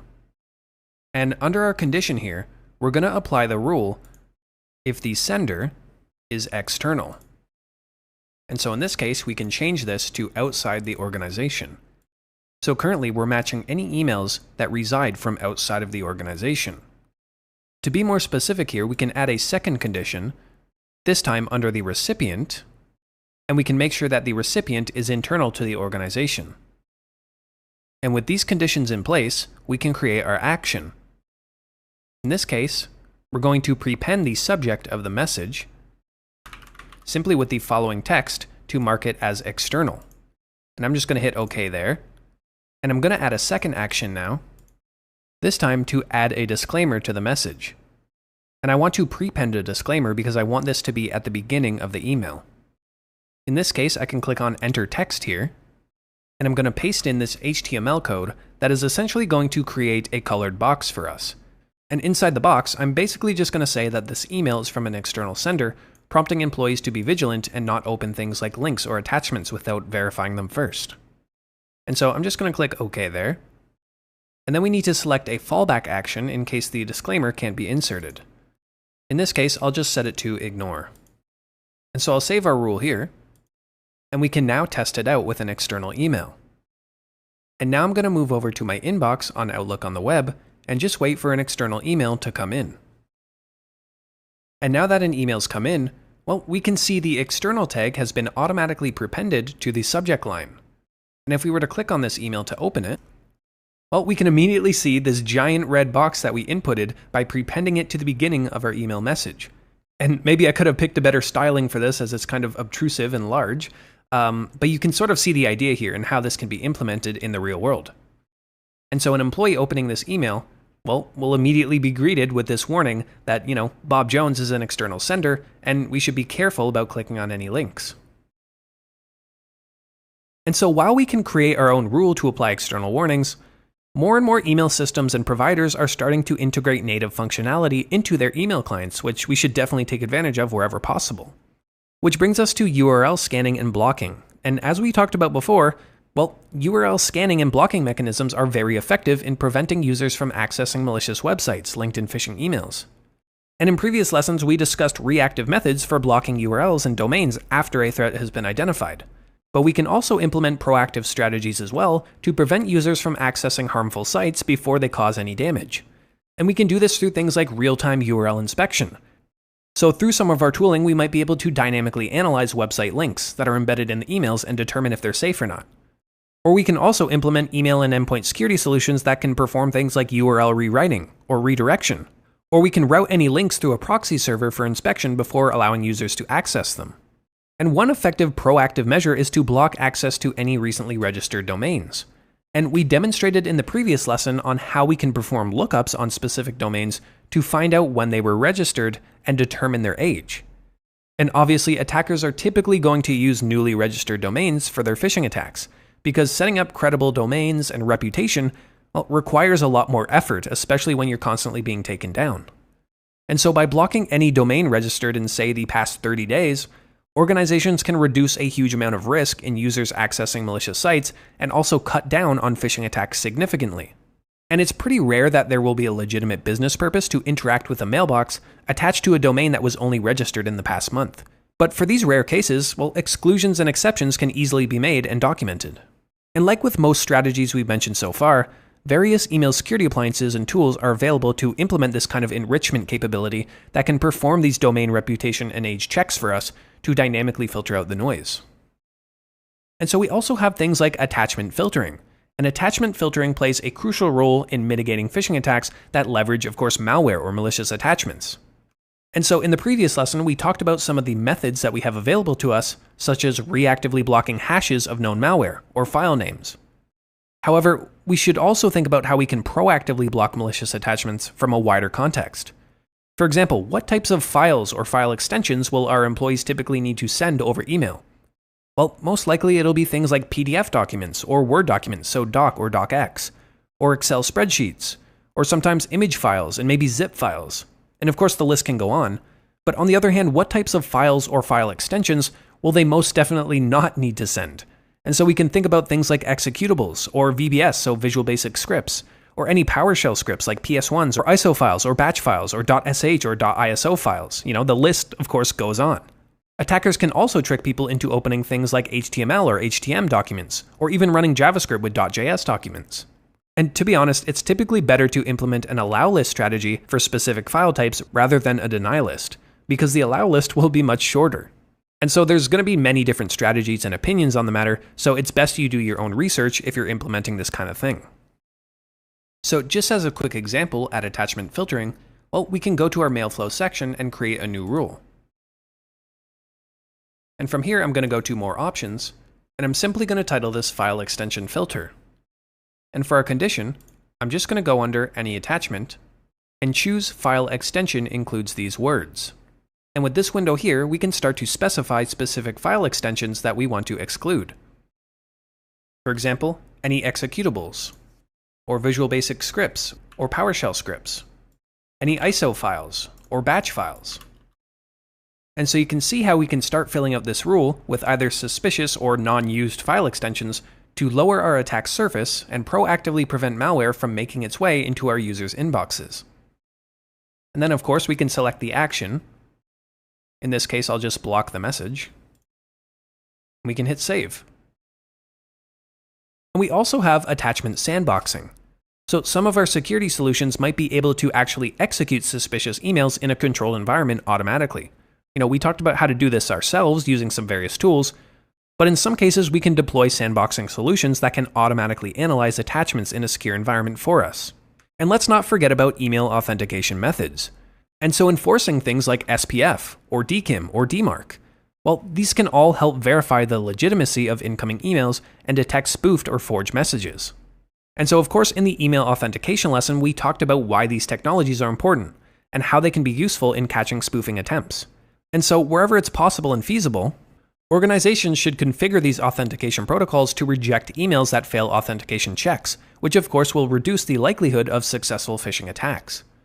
And of course, there will always be pushback on this strategy because it can result in false positives, but there are also ways and best practices around this. For example, when implementing DMARC, for instance, it's often recommended to start with just a monitor policy, right? So if we think of the P equals none, and we begin monitoring before we start quarantining or rejecting email. And so this allows the organization to gather data on email sources and authentication issues without immediately going into affecting email delivery. And so lastly here we can talk about user awareness training. And of course we talked about user education and awareness training in the previous lesson with the strategy of assigning remedial awareness training to employees who have fallen victim to a phish. However, we can also look at awareness training from a proactive side as well. For example, it's pretty common for organizations to invest in a phishing awareness tool like KnowBe4 or Boseron Security or Huntress Sat and many others. And these solutions are often configured to automatically assign and deploy security awareness training to employees or specific departments. And it can be done annually or maybe every 6 months to help build that consistent culture of awareness and reduce the likelihood of social engineering and phishing attacks. And this training is often in the form of short videos or presentations, and it can be paired with things like quizzes or activities to track employee progress and completion, which can also help for compliance purposes as well. Additionally, these solutions can also provide the option of simulating phishing attacks within the organization to gauge how susceptible their organization is to these attacks. And so these simulations can help identify which employees are more prone to falling for phishing attempts and also highlight areas where additional training might be necessary. And these simulated attacks are designed to mimic real-world scenarios.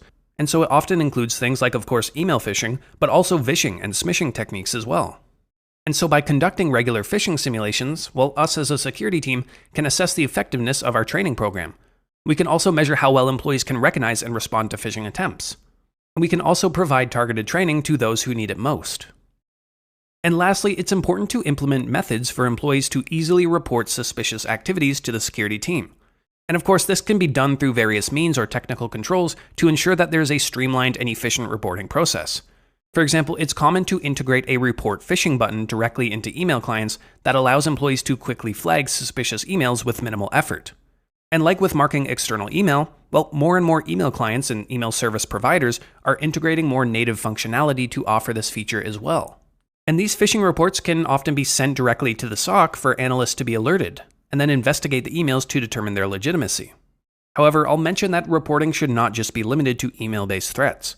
And so organizations need to extend these reporting mechanisms to cover other types of social engineering attacks, like smishing or vishing, or just essentially any kind of security incident that might be going on. And so there needs to be a clear and defined process for employees to report any suspicious activity that they encounter in their job, regardless of the medium. And these reporting methods need to be clear and user-friendly and accessible, or else they won't be used. And so this is not an exhaustive list, but hopefully it gives you some ideas on some of the proactive phishing defense measures that organizations implement in the field. As I've mentioned all throughout this section, accurate and thorough documentation is going to be the most important part in your investigation and response to phishing emails. And so strong documentation, of course, ensures that all actions are tracked and justifies any response actions you've taken. It provides a reference for future incidents, and ultimately it aids in the continuous improvement of the SOC processes. However, we want to make sure that when we're writing our documentation and updating our tickets, well, we're keeping our notes clear and relevant and concise. And many organizations will have their own templates and possibly even some automated functions to assist in having you write concise and consistent documentation within tickets. So the exact method you go about this will definitely be something you pick up on the job. However, to prepare you, we can keep things at a high level and keep it more general to make sure you know what is important to include. So just know that what we'll cover here is just a starting point. You can definitely grow and expand on this as you'd like. And essentially, we can return to the methodology that we outlined earlier in this section to guide us through our documentation. And so as we investigate an email message, either through its headers or body content or URLs we identify or attachments, well, we will of course collect a number of artifacts in the forms of IOCs or indicators of compromise. And we can think of indicators of compromise as any artifact that we observe that will most likely help us with attributing and linking an attack, in this case from a phishing email. And so we're definitely going to want to document these IOCs as we find them to fill out our report. And after identifying all these artifacts, we of course want to analyze them and obtain evidence that will support our eventual verdict and conclusion. And after our analysis has been completed, we need to of course give that verdict and document any defensive actions that we've taken or need to take in order to resolve the incident. So to start off, let's head to the phishing analysis folder and then go into Tools and finally the report directory. And let's open up sample1.eml, and we'll use this email as our example as we walk through the documentation process. And while we open the email, I'm going to open up the report_template.txt file in Sublime Text. This is a sample generic document that I put together that we can use to guide us through the analysis and make sure that we document everything typically required as we work through an alert. And feel free to save this template for your own use. It'll also be included for you under this video as well. And it will come in handy during the challenges that are coming up at the end of this section. And so you can see that this template is divided into several sections that will help us systematically analyze the email and any associated artifacts. And so starting off, we have this header section where of course we want to document some of the most important headers that will be used in our analysis later on, like the timestamp or subject and different things like sender IP. We also of course have a section for URLs and attachments that are involved in the email. Next, we have a section for a description, and this is where we can put in a short description of what we find in the body content of the email. For example, what social engineering tactics have we identified? Or what is the email actually asking us to do? We also want to ensure that we provide detailed notes on all of the analysis actions that we performed, such as the sender or URL and attachment reputation checks. This will be the section that supports our verdict from a technical and evidence level and should include screenshots and tool outputs as needed.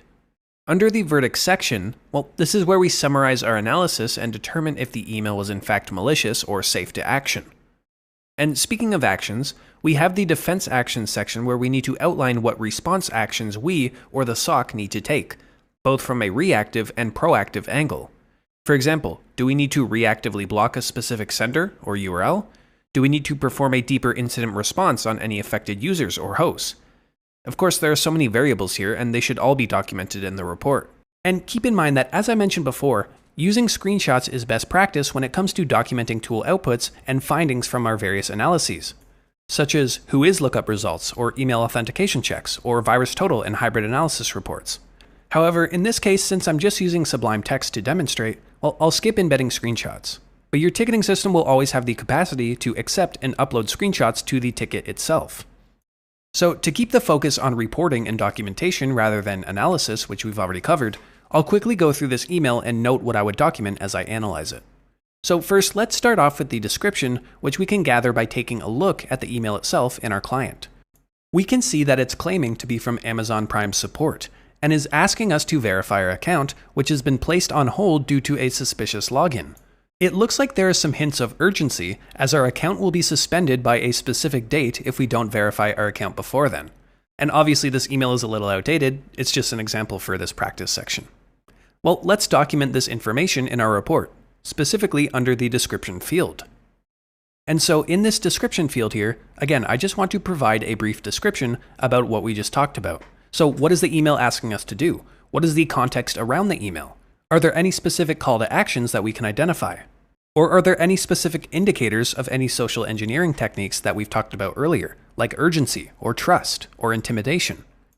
Well, we should note these here so we can better understand the content and the context of the email message itself. And so with that out of the way, let's start filling in useful headers that we want to be sure to document. Fortunately, the eioc.py script that I showcased earlier can gather a lot of this information quite quickly for us. And so I'll just run the script here and provide the sample email file. And you can immediately see we've extracted a number of useful headers, which matches up quite nicely with our template document. And so I'll just start copying these headers over to our template document. And since there's no reply to header in the original email, well, I'll just take that out from our template for now. We also need to figure out the resolve host. And if you recall, we can do that using the Domain Tools website or any website that allows us to do a reverse IP lookup. And so I'm just going to paste in the IP address we identified here and click search. And you can see that we've extracted the resolve host or the reverse DNS lookup of that IP address, which points to a google.com domain. And so I'll just paste that in here to fill out our headers. And next, in terms of any email authentication checks, it looks like this email was lacking any SPF or DKIM information. However, we did note that the resolved host or the reverse DNS for the original setting email server was a Google address, which is a bit odd from an email claiming to be from Amazon since they typically have their own email infrastructure. Additionally, the return path domain that SPF would have checked ends in .ovh, which is an odd top-level domain because that means it's affiliated with OVH Cloud, which is a cloud company that offers virtual private servers and other dedicated web services. And so I'll just make a mental note of that for now. And we don't have any attachments to go off of on this email, so let's get into URL analysis. And you can see we have quite a number of URLs in this email file. Mostly it looks like it's linking a lot of external resources like fonts and images. However, what I'm really looking for is the link that we can identify when we hover over the button here. And I can see the domain in the URL begins with cabinet. And so I can return to our output from eioc.py and simply pipe it to the grep command where I can do a search for the word cabinet. And once I do that, we can identify the domain in question, which I'll just copy so we can do a lookup. So I'm just going to take this domain and paste it into urlscan.io. And I just need to refang it here so URLscan can analyze it correctly. And once our scan finishes, we can see it has been identified with potentially malicious activity. And so I just want to make sure I note this URL and paste it into our template or our report in the defanged format because it's definitely something useful to us. And I also want to make sure that I take a screenshot of the URL scan output because this is going to become very useful for us when it comes to making our verdict. When we view the screenshot from URL scan, well, it definitely looks like some sort of credential capture page, which is impersonating SwissPass. It also appears to have redirected us from our original URL to this .host domain as identified from the submitted URL versus the effective URL. To make sure we get a second opinion here, I'm going to go over to VirusTotal and also paste in the same URL. And once our scan is complete, well, we can identify that 7 out of 94 security vendors flag this URL as malicious due to phishing. And so I of course want to get a screenshot of the VirusTotal output as well, because this is once again more supporting evidence that this URL is indeed malicious. And so let's start to fill out the analysis section of our report. So let's start with sender analysis. And as we identified, although claiming to be from Amazon Prime, the from address in the header clearly indicates a mailbox originating from an unrelated domain. Additionally, the return path and received headers indicate that this email originated from a google.com mail server, and it also utilized OVH Cloud hosting, neither of which are typically affiliated with Amazon. And so onto URL analysis. Well, after performing our URL reputation checks using URLscan and VirusTotal, well, the URL within the call to action button of the email was found to be malicious as it redirects to a phishing website. Additionally, it appears to be hosting a credential capture page which we identified through our URL scan. And due to the nature of these pages, we can infer that when submitted, it will log and steal the credentials of any victims. And so with all of this in mind, when it comes to our verdict, well, due to the original sender being unaffiliated with Amazon, well, this email is a clear impersonation and spoofing attempt. And secondly, after analyzing the URL contained in the call to action, well, it was flagged by multiple vendors as malicious. And of course, we want to be sure that we include any screenshots here that we took previously. In this case, since I'm just doing a short example here through Sublime Text, I can't actually insert screenshots. And so to wrap up our report, well, let's think about defense actions. So what actions do we need to take in order to respond to this phishing incident? Well, first of all, let's say we've done our scope analysis already. And so after performing a message trace, we identified that no other users within the organization received an email from this sender or with a similar subject line. And so because of that, we can move on to reactively blocking the email sender. And so to prevent the malicious sender from sending any other emails to the organization, well, we can identify the email address in the from header. And so we can be sure to and document that we blocked that email address at the email gateway level. And let's also think about the URL that we identified. Well, we want to be sure that we block and also document that we've blocked any incoming emails that contain that URL. Well, we also need to ensure that no employees or users can access that malicious URL either. So we want to document that we blocked the domain at the EDR level as well as the web proxy level if applicable. And so this was just a quick run through to show how we can start filling out this template. And again, just use this as a starting point. When we move on to the challenges in the following lessons, well, you can use this template to guide you during your analysis. And speaking of those challenges, well, I think now is time that we finally get into them. So join me in the next lesson where we take a look at the first challenge. Now, I definitely encourage you to continue practicing your phishing analysis skills. And so to cap this section off, I wanted to give you 3 resources that you can use to find additional email samples and URLs and malicious files to investigate. And I'll have links to all these resources down below. And so the first one here is going to be this GitHub repository. And this phishing pot repository here, well, is a collection of real phishing samples that were collected with honeypot email accounts. And so the purpose of this repository is to provide a reliable database for researchers and students and developers to practice their analysis or to develop detection solutions. And so you can use this resource to look through and download real phishing emails and perform things like header and content analysis to test your skills. So if we just open up the email directory here, well, we can see thousands of sample emails for us to look through. And if you want to download one, well, you can just click on it. And once you have it open, click on the raw view here, and we can just wget this URL. So I'll just open up a terminal and wget that URL. And now we have that sample email for us to look through. So we can open this in Sublime Text, for example, and start going through this email and looking at the headers. And if you really wanted to, well, you could clone the entire repository and get access to every single sample email. And next in the list, well, we've of course looked at PhishTank before, which is a collection and database of live suspected phishing URLs. And as you've seen me do throughout the course, well, we can use PhishTank to perform URL inspection and analysis and test out our tools like URL scan and URL to PNG, as well as other web artifact investigation methods. So we can go through any of these URLs here and just click on its ID. And once we have the submission open, well, we can see the full URL here. And in this case, it looks like it's using some sort of URL shortening service. So this is a perfect opportunity for you to use your skills to unshorten this URL and investigate it properly. So PhishTank is a fantastic resource if we want to look at URL analysis. And lastly here we have Malware Bazaar, which is a database of malware provided by the threat intelligence community. So if we click on the database here, well, we can start to browse through and see some of the malware that has been submitted.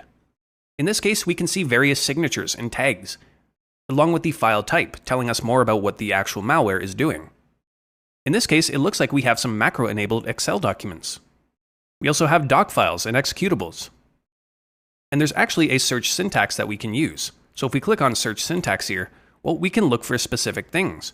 For example, if we were looking for PDFs to analyze, well, we can type in file type with a colon here and then just put in PDF.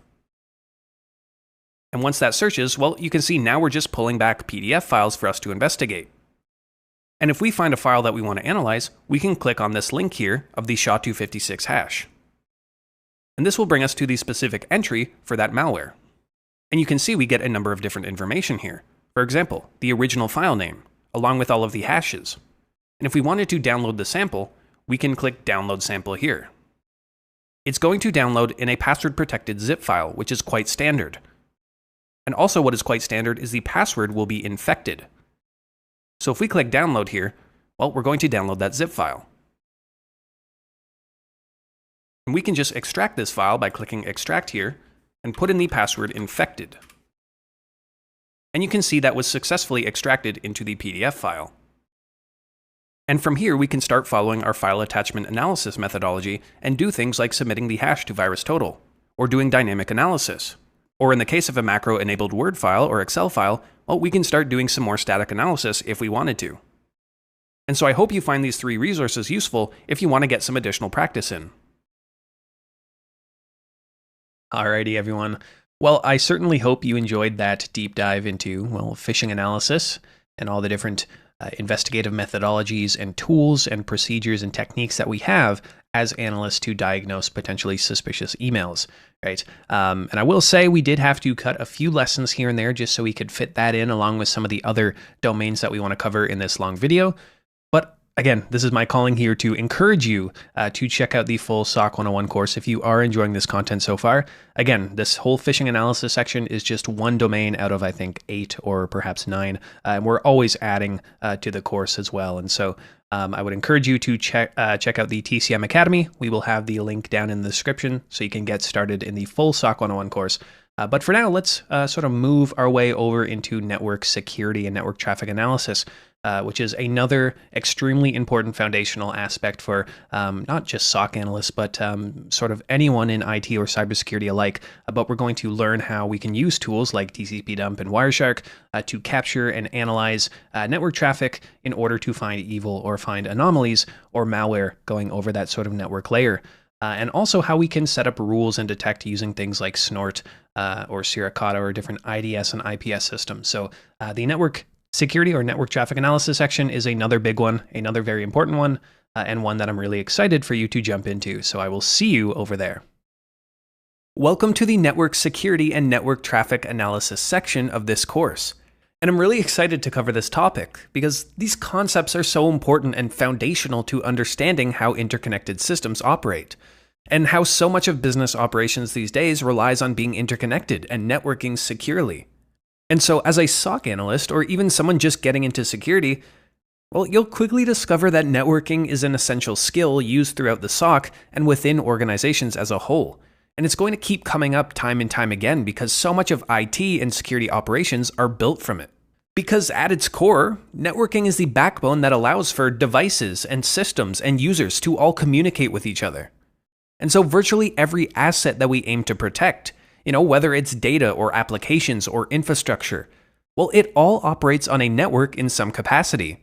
Like unless we're talking about a nuclear power plant's control system or a root certificate authority that's completely air-gapped, well, essentially every asset will most likely be connected to a network in some form, whether it be through an internal network or with the wider internet. And so consequently, all of the controls that we implement to secure these assets, well, they will also interact with the network environment as well. And as such, this is also where we're going to find and come across many of our organization's threats. For instance, a SOC analyst might need to occasionally investigate in network-related alerts that come from things like our IDS or IPS. And these alerts can indicate a wide variety of things, right? Like unauthorized access attempts, or unusual traffic patterns, or recognized malware communication. And back in the intro section of this course, well, we looked at a sample Snort alert. And we're going to get more into Snort, of course, in this section. In some cases, a SOC analyst might need to actually capture or analyze traffic on a live endpoint to analyze it farther, and look for malicious activity like command and control communication, or drop malware, or sensitive information being extracted, ultimately with the goal of mitigating potential security threats, and analyzing IOCs like IP addresses, or domain names, or other network and host artifacts. And so let's talk about our objectives for this domain. Well, first we of course want to understand fundamental network security principles. So we're going to look at things like packets and frames and various concepts that make up our network stack and communication channels. So we'll look at common ports and protocols and services as well.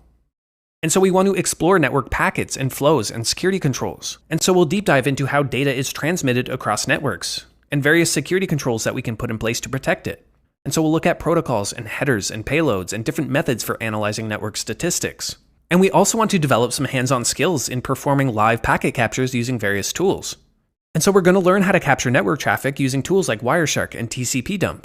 And we'll understand the importance of packet captures and how things like PCAPs will assist in our identification and analysis of network-related security incidents. And of course, once we capture these packets, well, we want to learn how to investigate them and perform network traffic analysis. And so we'll learn to understand what's going on at the communication level. We'll learn to identify anomalies and intrusions and other potential threats. Right? So we're going to learn to examine the packet content and identify patterns and correlate data to understand the scope of the captured traffic. And so a lot of what we just talked about is focused around network traffic analysis. But we're also going to touch on some network security monitoring concepts as well. And so we're going to learn to configure and manage intrusion detection and prevention systems, right? We've mentioned IDS and IPS solutions so much already, and so it would be a crime not to cover them in detail here. And so we'll look at tools like Snort and Sierra and how we can actually deploy these solutions to detect and mitigate network threats in real time. And similarly, we'll learn to actually write and implement network prevention and detection rules. And so we'll look at how we can configure the above-mentioned solutions to write things like custom detection rules. So we'll look at rule syntax and logic and best practices for writing network monitoring rules. And so that's going to be quite a bit of exciting stuff to cover. And so with that, I will see you in the next lesson where we'll jump right into the fun stuff. If we're going to be analyzing how computers talk to each other, well, we need to make sure we understand how computers talk to each other, and how actual data and what we refer to as packets traverse across networks. And this is not going to be a network fundamentals course, as this stuff can easily turn into a 10-hour course alone on networking, which I don't want to do. We'll refresh on some basic networking concepts, particularly as they relate to the SOC and incident response activities, but I trust you to understand the most foundational concepts like how IP addresses work, how they're assigned, and things like the OSI or TCP/IP model. But ironically, speaking of the TCP/IP model, well, let's kind of start with that. Let's talk about how different network layer protocols work and how they work together to encapsulate and transmit data across networks. Because later on, we're going to be looking at packets and doing actual packet capture or PCAP analysis, and so I don't want to bore you too much with the high-level stuff, but I do think it will be important and beneficial to walk through a quick catch-up here before we dive in. And so let's start with a protocol you're most likely familiar with, the Internet Protocol or IP. And the Internet Protocol is the fundamental communication protocol that facilitates the transmission of data packets across networks. And so it's kind of that backbone of the Internet, and it's responsible for addressing and routing packets from its source to destination. And if we are thinking about that OSI model or the Open Systems Interconnection model, well, the Internet Protocol falls into the network layer. And at the heart of the Internet Protocol is the concept of IP addresses. And you're most likely pretty used to seeing IP addresses now. In fact, we looked at a number of them in the previous section. But an IP address is a unique numerical label assigned to each device connected to a network that uses the Internet Protocol for its communication.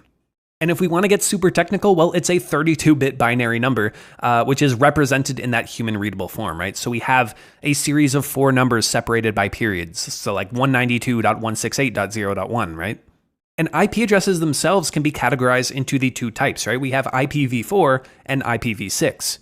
And IPv4 addresses are the traditional format that you're used to seeing and are still widely used today. But due to the limited number of IPv4 addresses, remember we think about that 32-bit binary number, we sort of started to make a transition to IPv6 to address the exhaustion of IPv4 addresses and to sort of future-proof the ever-expanding internet. But honestly, for the most part, as it stands now, you're primarily going to be dealing with IPv4 in the day-to-day still. And we can also think about the concept of IP routing. And this is the process of how data packets are directed from their source to destination across a network. And routing is going to do things like determining the most efficient path for the packets to traverse through the network. And so when a device sends a packet to a destination outside of its local network, well, it's going to be forwarded to a router, which is going to examine the packet's destination IP address and basically look into its routing table to determine the next hop along the path to the destination. And that process is going to repeat and continue until the packet finally reaches its destination. And so this kind of brings us to TCP, or the Transmission Control Protocol. And this is the other core communication protocol within the TCP/IP suite, and it kind of provides that reliable connection-oriented communication between devices over a network.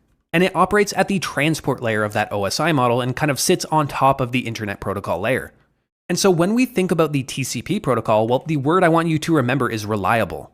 And so TCP establishes a reliable communication channel between devices by using various mechanisms like acknowledgement flags and sequence numbers.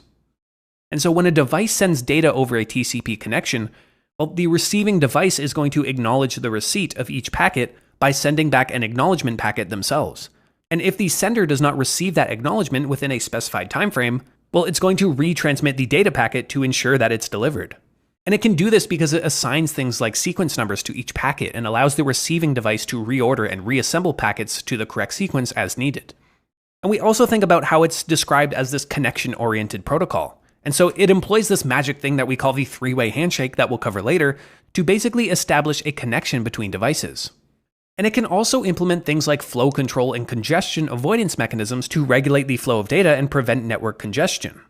And we also have the concept of multiplexing and demultiplexing of data streams, which sounds pretty high level and complex, but basically, we can think about using port numbers to identify different communication channels within a single TCP connection. Right? So each TCP segment contains port numbers to both the source and the destination devices, which allows for multiple concurrent connections to coexist on the same network interface. And we'll touch on this a bit more later. And so lastly, this brings us to UDP, or the User Datagram Protocol. And this is a connectionless communication protocol, right? So unlike with TCP, UDP does not provide any reliability or sequencing of data transmission. Instead, it can offer things like a lightweight and best effort delivery mechanism that's more suitable for applications where speed and simplicity are prioritized over reliability. And so when we call it an unreliable protocol, it kind of carries a negative connotation. But really all it means is that there's no guaranteed delivery or sequencing of the datagrams themselves, right? So there's no acknowledgement or sequence numbers. And so it's more susceptible to packet loss or duplication or out of order delivery. And while it kind of seems like a drawback, it makes up for itself with higher performance and lower overhead compared to TCP. And so we can think of very common use cases, right? So voice over IP, or anything when we're streaming, right? So streaming media like videos or audio or online gaming, any of these scenarios where the real-time communication and low latency is more important than, the reliability of the connection. And so as we've covered at a high level what each of these protocols do, let's look at the logical makeup and the standards behind these protocols, specifically through their headers. And a protocol header is a structured section at the beginning of each data packet that contains various metadata and control information that's necessary for the transmission and interpretation of the data being sent. And so let's start off by taking a look at the typical IPv4 header. And as we start going through this, you might be thinking like, whoa, there's a lot of sections here. Why is networking so unnecessarily complicated? Let's quickly go through some of these sections to get a general idea of what makes up this header. And so we have things like the version of the IP. We have the header length and the type of service, which is sometimes used for quality of service parameters, but in most cases now it's kind of just for packet priority and handling. We also have the total length, right? So including both the header and the data that's appended to it. We have different flags that can be used for controlling or identifying fragments. We have the time to live, which kind of represents the maximum number of hops or routers that a packet can traverse before being discarded, right? And so there's a lot here, and I went through it kind of quickly on purpose because, yeah, this is great and all, right? But how does a system actually know where to send a packet or data? And how does the receiver know where to send the replies to? There are two main pieces to this header that we really only need to focus on from a practicality standpoint. To be honest, we can pretty much abstract the majority of this graphic, so you don't need to memorize this at all. It's rarely going to come into play in your day-to-day, so we can tune our focus to these middle two headers, right? So we have the source address, which specifies the IP address of the packet sender, and of course the destination address, which specifies the IP address on the packet's intended recipient. Right? So we can think of mailing an actual letter, if that's even relevant anymore. So you would jot down the recipient or the destination of your mail on the front of the envelope. And you would also put a return address or the source address to say who it's from. And so with these two headers, the sender and receiver are identified within the packet itself. And our appliances like routers will perform the magic of examining these addresses to determine the best path for the packet to reach its destination. And this is how the internet works, right? It doesn't work through domain names. We use DNS to translate domain names that are more friendly and things that we can remember, like google.com, into an actual internet protocol address. So we can demonstrate this really quickly, right? So let's say we wanted to check the availability of tcmsec.com. We can use the ping command and simply type in tcmsec.com. And so if I run that and immediately stop, we can see right away that the tcmsec domain was resolved into this number or this IP address, right? So through DNS, this friendly domain name was transformed into this IP address that can then be used for routing over the network layer using the IP protocol. And if we just do an NS lookup with the type of A, which is the address record, and it's the type of DNS record that is used to map a domain to the corresponding IPv4 address, right? And if we just put in tcmsec.com, we can get the same IP address here. Right? So in simpler terms, it translated the human readable domain into a machine-readable IP address like 190.92.188.190. And yes, that's how DNS works, and I'm sure this isn't the first time you're seeing this. And so it's great that we know where to send packets to and where we'll be receiving packets from, but we didn't touch on anything related to ports and protocols with IP, right? And so let's return to the TCP protocol again and take a look at its header. And remember, we have the IP protocol, and what can sit on top of that is TCP. And the IP header gives us that high-level indication of the direction of travel, right? So it basically says, go to this destination IP address, or this packet came from this source IP address. And so when we get into a more session layer protocol like TCP, well, we're talking about things like making reliable connections between parties, and doing things like network address translation, or having multiple connections made on one system. And so obviously a big thing with TCP are ports. And you can see we have 16 bits separated for the source port and 16 bits for the destination port. And because of that, that's why we end up with 65,535 available ports out there. And that kind of brings us to the topic of ephemeral or high-level ports, right? And so on the server side, we typically have some well-known and established or standardized recommendations through various RFCs that dictate which port numbers should relate to which service, right? So we can think of FTP on port 21 or HTTPS on port 443. Well, we also have this concept of dynamic high-level ports that get assigned by operating systems to facilitate the communication between client and server. And so when a client application initiates a connection request to a server, it will typically select a random high-level port from a range specified by the operating system. And this is the port that will serve as the source port for the connection. And so when the server receives this packet, well, the server has already allocated its own well-known port, known as the destination port, that corresponds to the service that the server is providing, like port 80 for HTTP, for example. And the server will select the client's high-level port or the ephemeral port to be the destination port in the response. And so by using these ephemeral ports, well, it's essential basically for enabling multi-client server connections simultaneously and ensuring that each connection is distinct and identifiable. Right? So you can think about having multiple browser tabs open. So each connection to a different website is using port 443 in most cases, but they use different high-level ports to differentiate the communication. For example, google.com might be using port 54321, and amazon.com might be using port 45535, right? It doesn't really matter. They're high-level random ports. And so within the TCP header, right, we have the source port and the destination port. We also have something called the sequence number, and this is a field that's used to specify the sequence number of the first data byte in the segment's data. And it helps in ordering and reassembling segments at the receiver's end. And so it really comes into play with this whole idea of reliable and connection-oriented delivery. And so when a TCP connection is established, well, each byte of data that's sent over the connection is assigned a sequence number. And because TCP guarantees the ordered delivery of data, well, these sequence numbers allow a receiver to reassemble the received data in the correct order, right? So if any segments arrive out of order, well, TCP can use these sequence numbers to rebuild and reorder them before delivering the data to the application. And we also have an acknowledgement number. And so if the acknowledgement flag is set, which we'll get into, well, this field will contain the value of the next sequence number that the sender of the segment is expecting to receive. So this is kind of how we can get in sync between client and server. We also have things like a data offset. We have some reserved bits for future use, as well as many different flags. And so there are a number of flags, but the main ones that we can focus on are like the acknowledgement. And so when the acknowledgement flag is set, well, it's used to acknowledge the receipt of data. And so every TCP segment after the initial three-way handshake, which we'll talk about soon, is going to have this flag set. We also have things like the reset flag. So if anything, like I said, gets out of sync or out of order, or if a packet arrives unexpectedly, well, it's able to sort of reset the process and the communication. And then, as I mentioned, we have that SYN flag, which is used during the initial steps of establishing that TCP connection. And we also have a FIN flag, which is used to indicate that the sender has finished sending data. And so it's part of the termination process of a connection.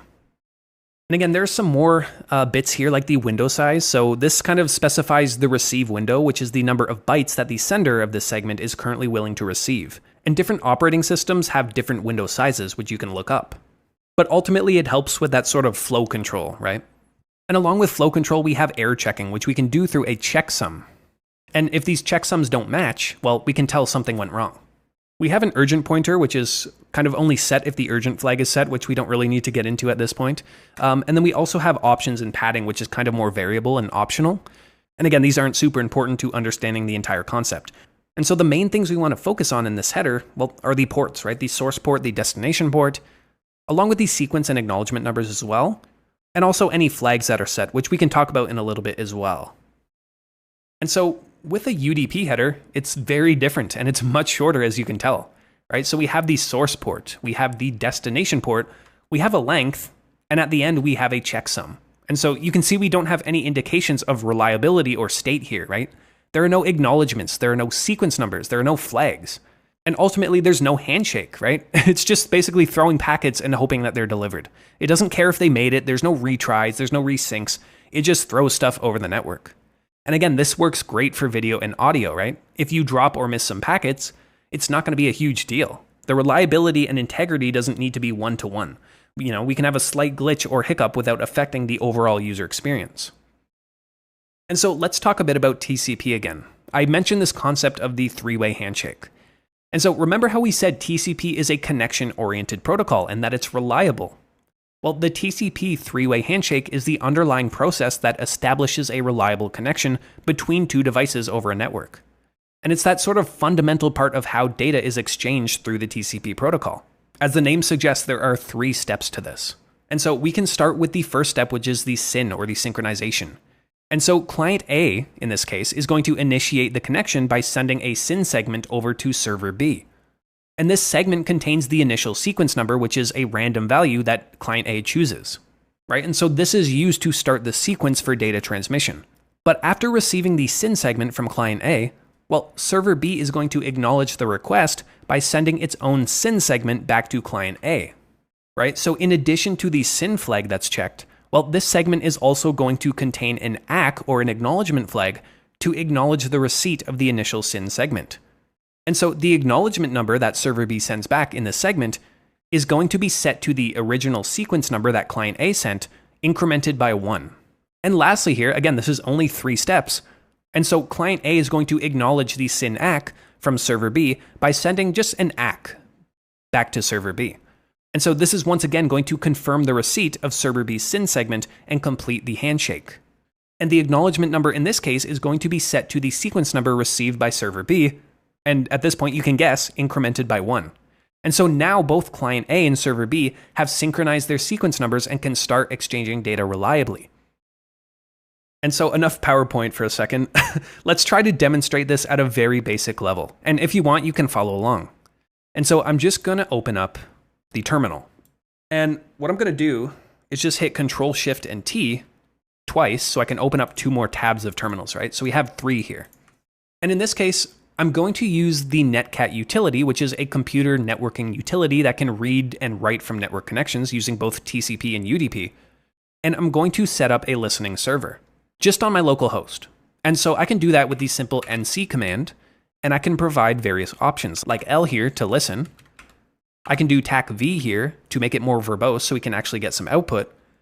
And with the TAC P, I can specify the port that I want to listen on. In this case, I'll just choose 1234. And I know there are some people out there that have used Netcat before and are probably internally yelling at me for not combining these arguments into a single one, right? So what we can do is just do a TAC LVP, and that's going to both listen as well as set the verbose option and also specify the port, right? So we can just run this. And you can see there that we're listening on 0.0.0.0, which is our internal local host address on port 1234. And so on this second tab here, well, I'm going to act as if the client in this model, right? So if we think of this as the server that's listening for the connection, well, this will be our client. And in this case, I'm going to run netcat again, and I'm going to specify my local host. And so if we think about DNS quickly, well, I can just type localhost, right? And that's going to resolve to this specific localhost IP address. And how does our system know to do that, right? Well, we can take a look at what's called the etc host file. And this is a file on Linux. There's also a version on Windows as well, which kind of provides a local list of DNS names to resolve, right? So if I just do cat etc hosts, well, we can see that localhost here. We can think of this as a domain name. This resolves to 127.0.0.1. So we can use either, right? We can use localhost or the IP address. It doesn't really matter. And then if you remember, the port that we're listening on is 1234. And I'm just going to provide TAC V there to make it verbose so we can see the connection being made. right? So you can see immediately we have a connection over that port. We can see it was successful. If we hop back over to our server, well, we can see that the connection was received. And look at this. What does that look like to you?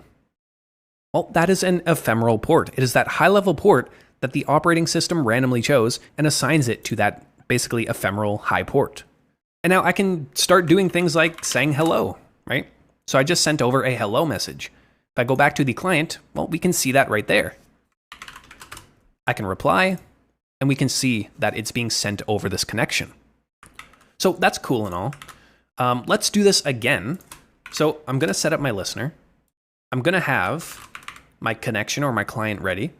But in this case, I'm going to first set up what is called tcpdump.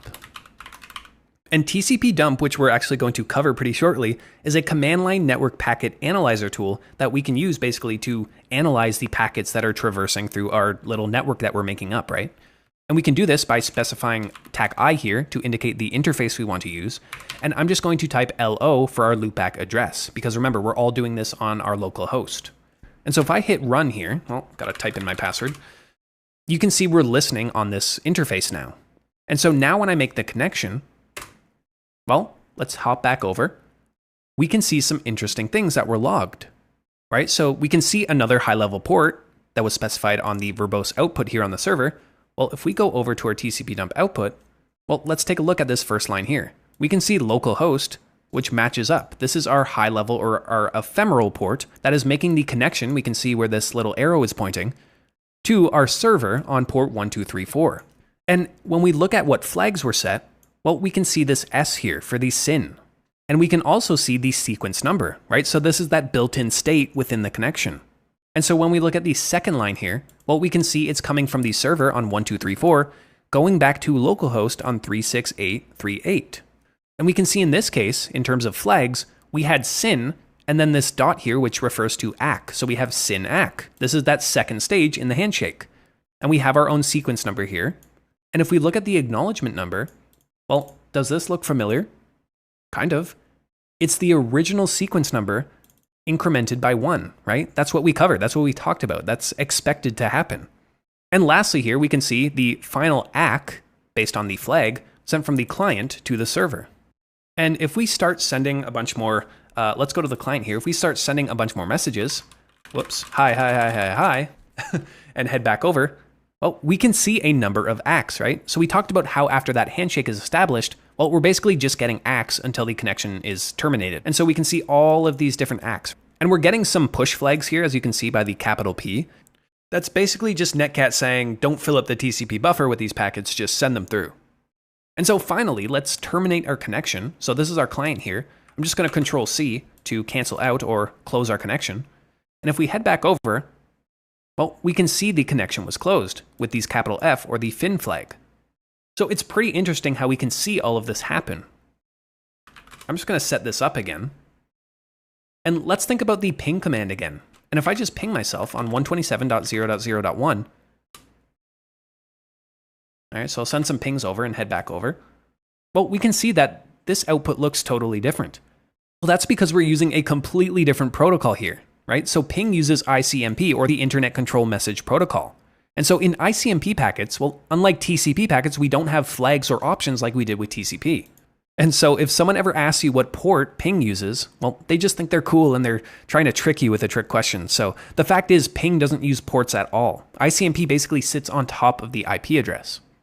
Speaking of ports, as SOC analysts, we're going to often investigate network captures that include evidence of interactions with various ports across the network.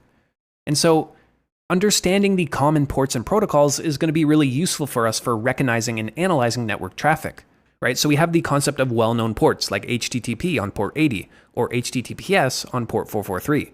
Well, the other thing here is that services can technically run on any port. So we can't always make assumptions based solely on the port number. And so you're not expected to immediately memorize all of the common ports out there, but over time it will become more natural for you to associate certain port numbers with their typical protocol. And if you ever come across something you're unsure of, well, the answer can be found a quick Google search away.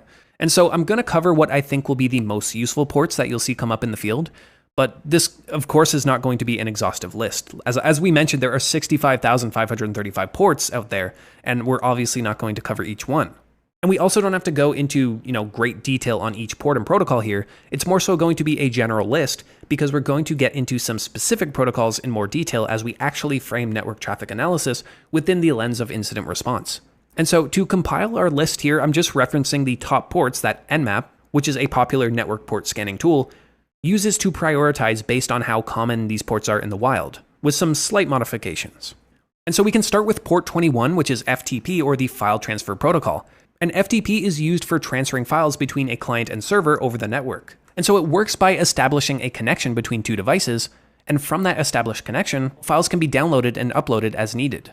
So next we have port 22, or SSH, or Secure Shell, and SSH provides secure remote access and management capabilities to servers and clients, and allows users to securely log into a remote system over the network.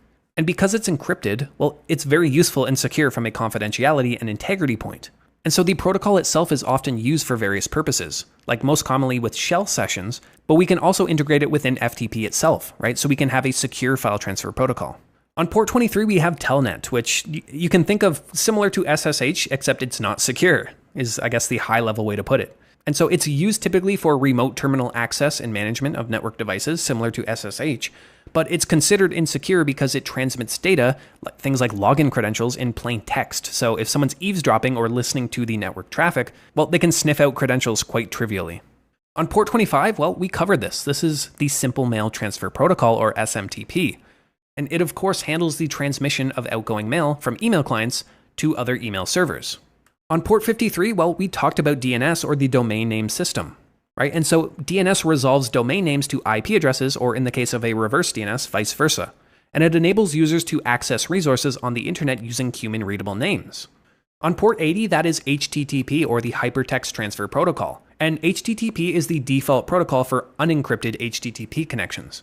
So web browsers can communicate with web servers and request web pages and receive HTML content and images, all without any encryption.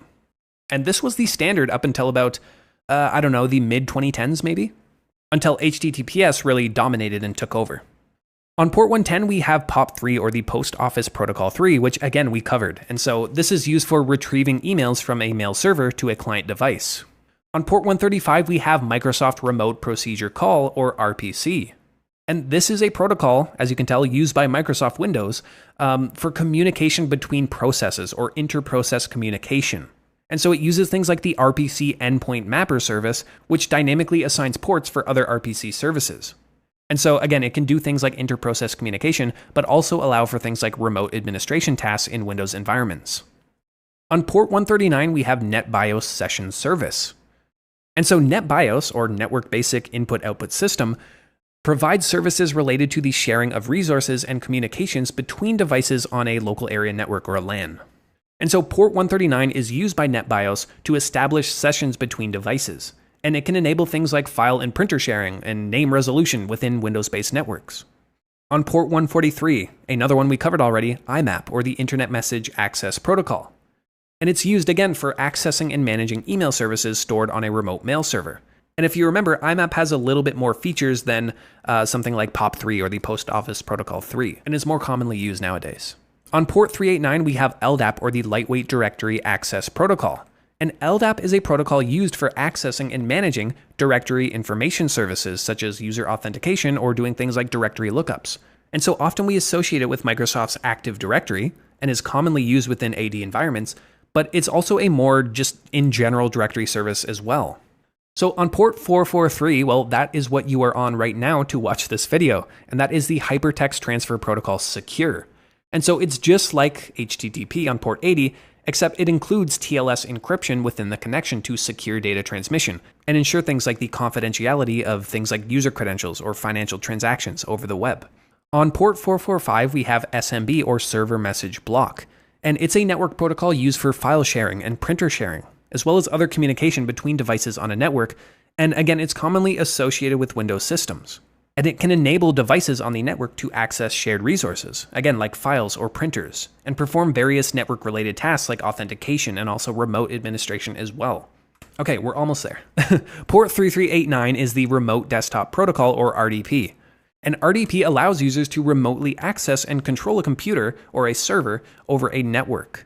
right? So it can actually transmit desktop graphics and keyboard and mouse inputs between the client and remote host all over the network. And so if you've ever remoted into a system and had access to a GUI or graphical environment, well, chances are, if it was a Windows system especially, you were using remote desktop protocol on port 3389. And lastly, here we have port 8080, which again refers to, in most cases, hypertext transfer protocol. Again, none of these ports have to match up with these protocols, right? We're just going based off the standards and RFCs. This is a common alternative to port 80. And you'll commonly see it used in development servers, right? So if a developer is standing up a quick server to test something or run something, or in the case of proxies where you're actually proxying traffic without conflicting with any other services. And so this is a big list, right? And you don't need to memorize all of these numbers. But over time, as you start doing more analysis and you start looking at more evidence and doing your own research, well, you're going to start slowly associating protocols with their ports. And we also covered quite a bit in this lesson as well. And so take a breath, take a breather, and I'll see you in the next video where we will continue. When it comes to network traffic analysis, there are countless different approaches and strategies to determine the best way to collect and detect and analyze network data. And so in this lesson, we'll talk about two high-level approaches to capturing and storing network data, and how they're often opposed to each other, but in reality, they kind of complement each other very well and serve their own purpose in the grand scheme of network traffic analysis. And these two approaches are packet-based analysis and flow-based analysis. So first, let's talk about what is a packet, right? So a network packet is a unit of data that is transmitted between devices over a network. And so it contains both the actual data being transmitted in the form of a payload, and also the control information or the metadata that's used for routing and managing the packet as it traverses the network. Specifically though, we can think of packets as a single piece of an entire puzzle that we want to send over a network. For example, when retrieving a web page over the internet, well, the entire web page can't be sent over in a single piece. Instead, it's broken down into packets of data and sent over the network to be reassembled on the client's end to make up the full web page. So to put it another way, packets allow systems to transmit data efficiently over the wire by breaking it down into smaller chunks that can be routed independently and reassembled at the destination. And typically, a packet is made up of three main parts. First, we have the header. And if you recall in the last lesson, we talked about various packet headers in great detail. And so packet headers are the important part of network packets that contain all of the information and metadata required to direct the packet during its transmission and its handling across the network. And if you recall, we talked about the IP header and how it will contain a source and destination address to ensure that the packet can route between sender and receiver. We also looked at TCP and UDP headers. Specifically the TCP header, we looked at things like the source and the destination port, along with the sequence and acknowledgement numbers. So as a TCP IP packet traverses across the network, well, it goes under a process of encapsulation, with the TCP header encapsulated within the IP packet. The IP header is then added to the front of the TCP segment. And so upon reaching the destination device, the IP packet is received and processed. The destination device determines the IP header to determine if the packet is destined for itself. If so, the IP header is removed, and the encapsulated TCP segment will be extracted through a process of de-encapsulation. And this encapsulation and de-encapsulation will continue as the data traverses through the different layers within the TCP IP model. And so beyond the headers lies the payload, and this is the core content of the network packet itself. And so the payload contains the actual data being transmitted from the source to destination. And this data can vary widely depending on the application or the protocol that generated the packet. Right? So in the case of web browsing, well, the payload might contain the HTML, the CSS, and the JavaScript, or other content that makes up the web page. If it's an email communication, well, maybe the payload would include the body of the email message. In the case of FTP or the file transfer protocol, well, the payload might encompass the content of the actual file being transferred. And also, depending on the application and source of the packet, the data within the payload could be encrypted, which of course is a good security practice, meaning that if the packet is intercepted by any unauthorized parties, well, the data within it will remain secure and confidential. However, for us as SOC analysts, well, this encryption can also add a bit of overhead and complexity when it comes to actually monitoring and analyzing the data within the payload. And lastly here, following the payload, some network protocols will include a trailer or a footer section at the end of the packet. And while not all protocols incorporate a trailer, those that do will typically use it for a specific purpose like a checksum or error detection or data integrity. In some cases, the trailer or footer might be used for padding purposes, where it will add extra bits of data to the end of the packet to ensure that it meets a minimum size requirement specified by the protocol. An IP packet, for example, does not contain a trailer, but Ethernet frames, for example, do. And so when we think about the process of performing packet captures, this is going to involve intercepting data packets as they traverse across the network. And once these packets are captured, well, they can be stored for further processing and analysis. And this can become very useful in an incident response scenario. And there are many methods and strategies for capturing network packets, and each of them have their own advantages and use cases. So, for example, we have the concept of port mirroring or using span ports. And this involves configuring a network switch to copy traffic from one or more ports, or VLANs, and send it to another designated port for analysis. And so by doing this, we can monitor the network traffic without interrupting the normal network flow. We also have solutions in the form of inline network devices, such as IDS or IPS systems, which can capture and analyze packets as they pass through. So these devices would be placed directly within the network path and can take action on packets based on predefined rules. And we also have network taps, and these are physical devices that are connected to network cables that can passively capture the traffic. And so these provide more of a non-intrusive way to monitor the network traffic. And each of these methods have their own considerations in terms of cost and complexity, and also scalability. And so the choice of method will depend on specific requirements of the network and the goals of the organization. We talked about logging and storing packet captures. Well, typically this is going to be done through the use of packet capture or PCAP files that store these packets for detailed inspection. And so a PCAP file is a binary file format that's used to store network packet data that's been captured during network traffic analysis. Each packet in a PCAP file typically includes the raw binary data of the packet itself, along with any metadata such as timestamps or packet lengths, and possibly other information depending on the capture tool that was used. And when we're going through the process to collect PCAPs that contain all of this network data, so including both the packet headers and payloads or all of the ones and zeros, we typically refer to this as a full packet capture. And once we've collected the PCAP files, we can leverage tools like Wireshark, which can provide a graphical interface to analyze the PCAP files and allow us to dissect and filter packets in more detail to identify anomalies and malicious activity.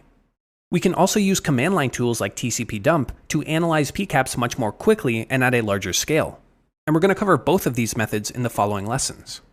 And so, as mentioned, a full packet capture is going to be the most useful method for us as analysts when it comes to incident response, since it captures every single bit of data and provides the most detailed record of network activity.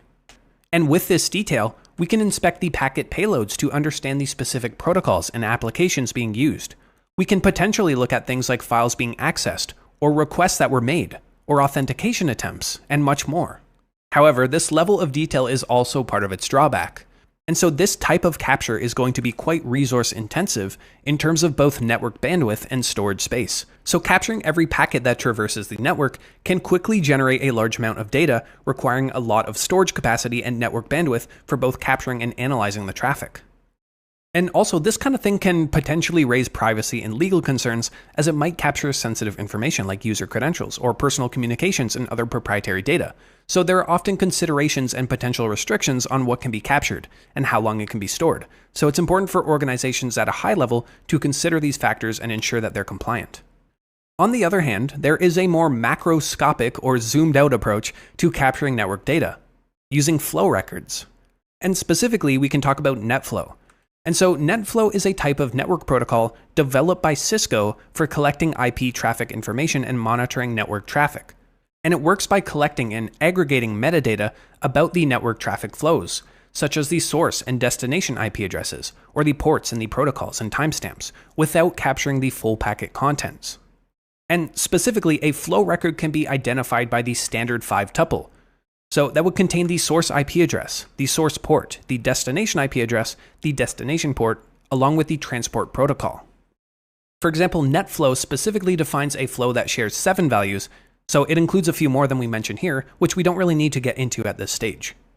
We can think of the comparison here almost like reviewing the transaction logs on a cell phone bill, right? So flow records or NetFlow will act like a summary on the phone bill and provide an overview of, who called whom, when the call occurred, What was the timestamp of the calls, and for how long did they last, so the duration? And this will give us a bird's eye view and allow us to grasp the broad patterns and trends in the communication. On the other hand, PCAPs or packet captures go much deeper and capture every packet exchanged during the conversation. So this would be similar to not only having a phone bill with the summary of call transactions, but also having a full voice recording of what was said over the phone. Is this the Krusty Krab? And so flow data is typically generated by network devices like routers and switches and firewalls, which can export flow records to a NetFlow collector for analysis. And these flow records can provide us insights into network traffic patterns and allow us to identify trends and detect anomalous behavior. So one of the key advantages to NetFlow or flow records is its efficiency in terms of network bandwidth and storage requirements. So unlike full packet captures, which can generate large volumes of data, well, NetFlow data consists of a compact flow record that can summarize network activity. And it's much smaller and much more efficient and much more scalable. And so it makes it much more suited for continuous monitoring purposes without placing a significant burden on network resources. And because the records are much smaller, well, they can be stored for much longer as well. I mentioned earlier that there are other standards or protocols than just NetFlow. There are a number of similar network flow protocols like JFlow, SFlow, AppFlow, IPFix, and various others that initially stem from Cisco's efforts. But because of the desire of other vendors to avoid reliance solely on Cisco technologies, well, this is why a number of alternative standards have emerged.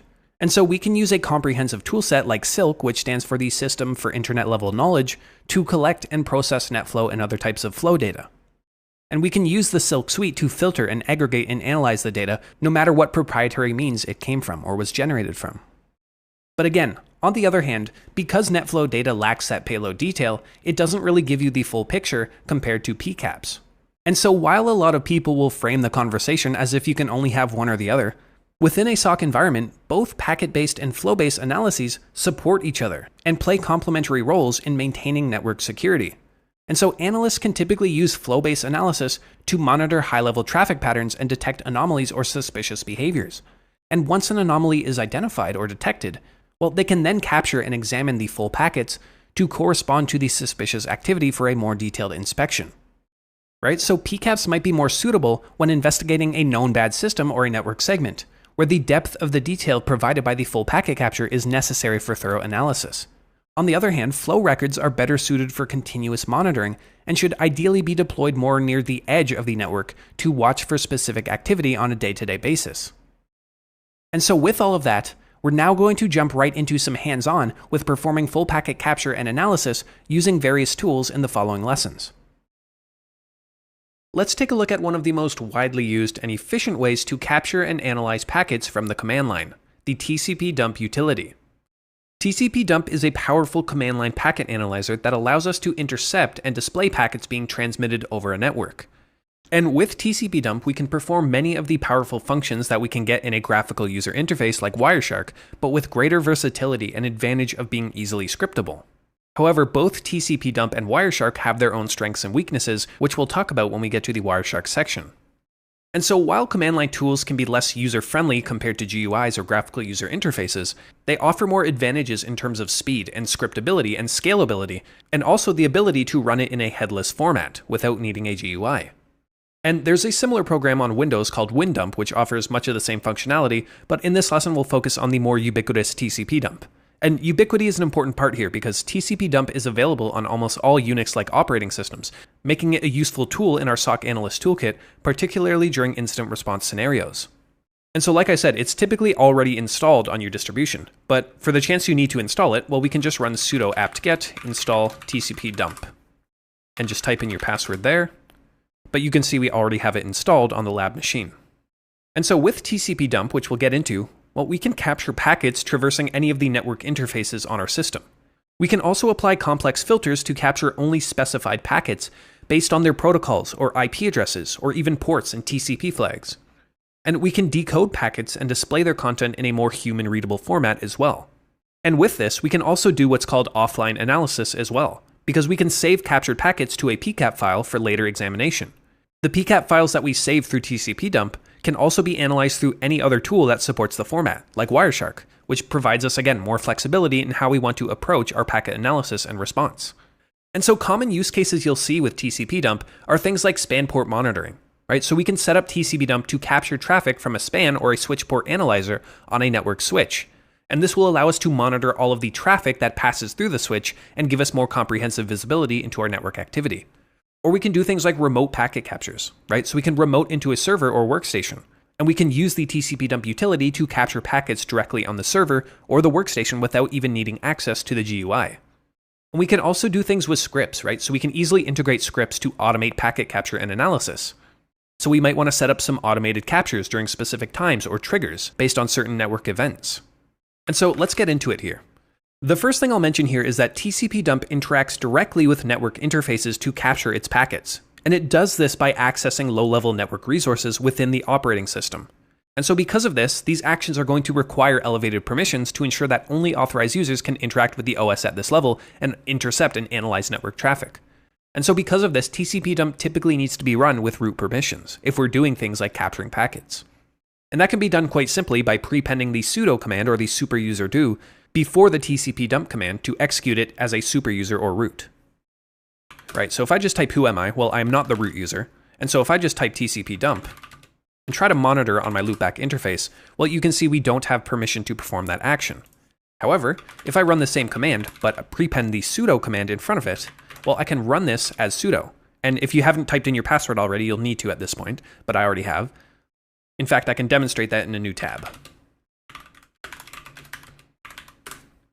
So you can see it's requiring our password, but now we're listening. And so all of the commands that we're going to use are going to involve quite a simple command syntax. And that's going to be sudo tcpdump. And then we can provide any options that we want. For example, we could specify a specific interface with tac-i, and then provide the name of the interface. Or we can specify specific capture filters, which we're going to get into shortly. And each option we provide will of course require an expression or a value, such as the actual interface we're listening on, or an IP address that we're filtering on. But again, we'll get more into this shortly. So speaking of network interfaces, well, let's talk about them for a second. And so network interfaces are the points of connection between your computer and the network. And they can be physical network interfaces, right? So you might have an Ethernet port or a Wi-Fi adapter. Or they can be virtual, like a loopback interface. Or in the case of a VM, it's all technically virtualized. And each of these interfaces allows us to send or receive data over a network. And we can view all of the network interfaces on our system by running ip-link show. In this case, note that we have a loopback interface with this LO here that is used for internal communication within our system itself. And we also have an interface here, in my case it's ENP0S3, that we're using to connect to the internet. And yours might be named differently, but for now, let's just make note of them. And so when we're using tcpdump, we need to specify which interface we want to capture packets from. And this is the highest level of capture filtering that we have, because the network interface determines the scope of the traffic that we'll be monitoring and collecting. And if we don't specify an interface, well, tcpdump will search through our system's interface list for the lowest numbered one that's configured up, and we'll choose that one for the capture. And so to list the available network interfaces for capture within tcpdump, well, we can just provide the tac-d option with no value. And because we're not monitoring anything yet, well, we actually don't need to prepend the sudo command at this time. So if I hit run here, well, we can see we have all these available interfaces to choose. Right, so we have that ENP0S3 one, we have any here, which will capture traffic on all interfaces. We have our loopback address, and then we have some additional ones here that we don't need to worry about. And so in some cases, you might want to monitor multiple network interfaces at the same time. tcpdump does not support capturing from multiple interfaces in a single command directly, but you can run multiple instances of tcpdump, each capturing from a different interface. And if we do that, well, we can use tools like Wireshark or MergeCap, which can merge multiple capture files into one file for analysis. And assuming your kernel supports it, in this case we of course do, well, we can run tcpdump with the any option for the interface, which will capture traffic on all interfaces. But if we do select the any option, well, we won't be able to capture traffic in promiscuous mode. And that's a type of network interface mode that allows a network device like our network interface card to intercept and read all network traffic that passes through it, regardless of whether our traffic is addressed to that device or not. And again, that's why it's best practice to set an interface when we're configuring tcpdump. And so we've listed our interfaces, but how do we actually specify one? Well, we can run tcpdump here and provide the tac-i flag or the I argument, followed by the interface name or the index number, right? So you can see these are numbered. This index 1 here refers to ENP0S3, this index 2 here refers to any. So in the case that we want to monitor our loopback address, well, I can either type LO, or I can provide the number 3. In this case, I'll just type LO. And if I just hit enter, well, we're going to start monitoring the traffic on our local loopback interface. And so now that we're listening for network connections on our loopback interface, well, let's start simulating some traffic. And this will be very similar to what we did in the network security theory lesson, where we looked at the individual TCP handshake packets. And so what I'm going to do is press Control, Shift, and T to open up another terminal. And I'm just going to zoom this in. And I'm going to open a third one by, again, pressing Control, Shift, and T. And if you recall what we did last time, well, I'm going to use the netcat utility, which is a utility that can read and write to network connections. And so I'm going to set up a listening server here. And I'm just going to run NC for netcat. I'm going to provide the L flag or the L argument here to listen. I'm going to provide the V argument to make it verbose, so we're actually going to see some output when we get a connection. And the TAC P flag to specify the port that we want to listen on. In this case, I will do 4321 for the port. Again, if you recall from last time, we can actually combine these arguments together. And so I'll just remove the dashes there and just keep one set of dashes to provide -LVP to include all of those arguments. And so you can see we're listening on port 4321. I'm going to head over to our third tab here. And if we think of this one as the server, well, this third tab here is going to be our client. And so now I'm going to type the netcat utility again. And in this time, I'm not listening, but I'm connecting to our local host on 127.0.0.1. Remember, we could also type localhost as well instead, but I'll just keep the IP address. I'm going to provide the TAC V flag once again to make it verbose. And then I just need to provide the port number, 4321. And if I hit run here, well, you can see we have succeeded and made a connection to our local host on that port. If we head back over to our server, well, we can see the connection was received. And again, we have our high-level port here, or our ephemeral port, that our operating system chose for the client's connection. If we head back over to tcpdump, well, you can see we caught the entire three-way handshake. So if we think of this as a single line, well, this is our SYN based on the TCP flag with the capital S. This next line here is going to be the SYN ACK. And lastly, this third line here is going to be the final ACK. And so this can kind of be a little difficult to read at first, especially on this screen when I have it zoomed in. So let's look at the first line once again, and let's see if we can make out the different fields that are being logged in this connection. Right, so at first here, we have what looks like a timestamp, and this indicates the time at which the packet was captured. And this is the default format of the timestamp. And we'll get into this later, but we can tell tcpdump to display this in a different format like Unix time if we'd like. Next here, we have the protocol, which we can see is the Internet Protocol, or IP. And if you remember the concept of encapsulation, well, inside this protocol, we would have the TCP header. This third field here, we can see localhost.54388. So this specifies the source address and port. So if you recall, localhost refers to that 127.0.0.1, and this is the source port number making the initial SYN connection. This arrow here indicates the direction of the packet, from source to destination. And so obviously everything on the right of this arrow here is going to be the destination address and the destination port, separated by this period. So next we have the flag section, and we've covered this quite a bit, right? So this indicates the TCP flags that were set on the packet. And of course, in this case, the capital S here stands for SYN, which is used to initiate the TCP connection. Next, we have our sequence number. And so this is the initial sequence number for the TCP connection, which is that randomly chosen 32-bit number. Next here, we have window size. If you remember when we broke down a TCP packet, well, we had a field for window size. And this is the size of the TCP receive window, which indicates the amount of data in bytes that the sender is willing to receive. We don't really need to worry about this at this stage. We also have a section here listing all of the TCP header options, which we don't really need to worry about. And lastly, we have the length of the actual payload data. In this case, we were just initiating a connection, so we don't actually have a length specified here. Because this is a SYN packet, well, it doesn't carry any payload data. So hopefully that makes it a bit easier to start going through these TCP packets. And so if I return to our client here and just send a hello message, well, we can see the specific packet of that message. We can see by the length of 6 here. So there was actual payload data within this packet. And you can see to send over the message, we had a push flag set and an acknowledgement flag set. And when the listening server received the message, well, they sent back an ACK. And so all of the data that we're sending back and forth here over Netcat is unencrypted, meaning that it's in plain text format. So let's see if we can view this payload within our packet capture. And so let's cancel out our tcpdump instance by pressing Ctrl and C, and then let's start up a new one. So I'm just going to clear the screen and start it up again.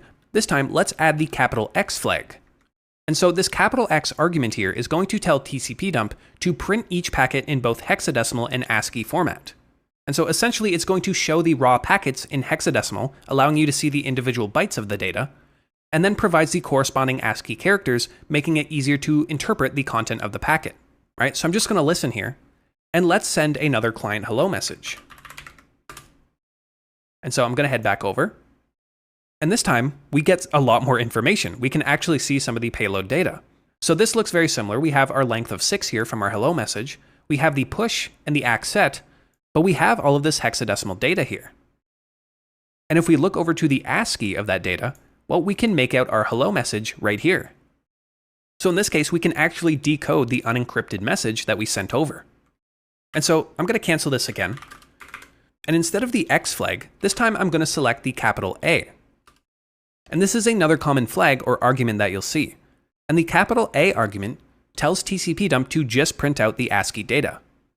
And so in this case, we're not going to get any hex output, which is really useful when it comes to things like looking at HTTP requests or responses. It makes the output a lot cleaner for us. So to demonstrate this, let's start a listening HTTP server on port 80 on our local system. So I'm going to close out our server here with Control C and our client with Control C. And in this case, I'm going to go back to our server tab, and I'm going to run the sudo python 3 tacm http.server 80. And this is going to start a listening HTTP server on port 80 on our local system, right? So you'll need your password here because it's going to be using port 80, which is a low-level port. And so you can see here that we're serving HTTP on port 80. And so I'm going to head back over to our client tab. And in this case, we can use the curl utility to make a GET request on our listening HTTP server for a file that doesn't exist. So in this case, I'm going to put in http:// localhost, or remember 127.0.0.1. And I'm going to ask for the file. Well, this file doesn't exist.php. And so let's run that. And you can see, as expected, we got an error code of 404, or the file was not found. If we return to our tcpdump tab, well, we get a lot more information here, right? Let me scroll up a bit, and you can see we get the full ASCII output, or the full payload of the received packets, allowing us to see the HTML response that we return from the web server. If we scroll up a bit more, we can also see the HTTP response headers, so we can see headers like the server name, so simple HTTP, we can see the date of the connection, or we can see things like the content length. If we scroll up even more to the original request, well, we can see the original GET request to the server on this specified URL. We can even see things like the user agent. In this case, we were using curl. And so these examples were fairly straightforward, and I just wanted to give a quick introduction to the tcpdump tool. And so our focus is now going to shift towards capturing and filtering network data, which is where the bulk of this tool's features and arguments come into play. And so with that, thank you for sticking along, and I will see you in the next lesson. In the previous lesson, we looked at the basics of tcpdump and how we can select our interfaces and view captured payload data in a variety of formats. And a big part of capturing live traffic is the actual capture filters we put in place before we begin monitoring. And so it's important to understand that typically in network traffic analysis, we'll have both capture and display filter capabilities within our tooling. And so capture filters are the initial parameters that we establish before we begin monitoring. And these allow us to specify the type of traffic we want to capture, right? Like the specific protocols, or the source and destination IP addresses, or port numbers.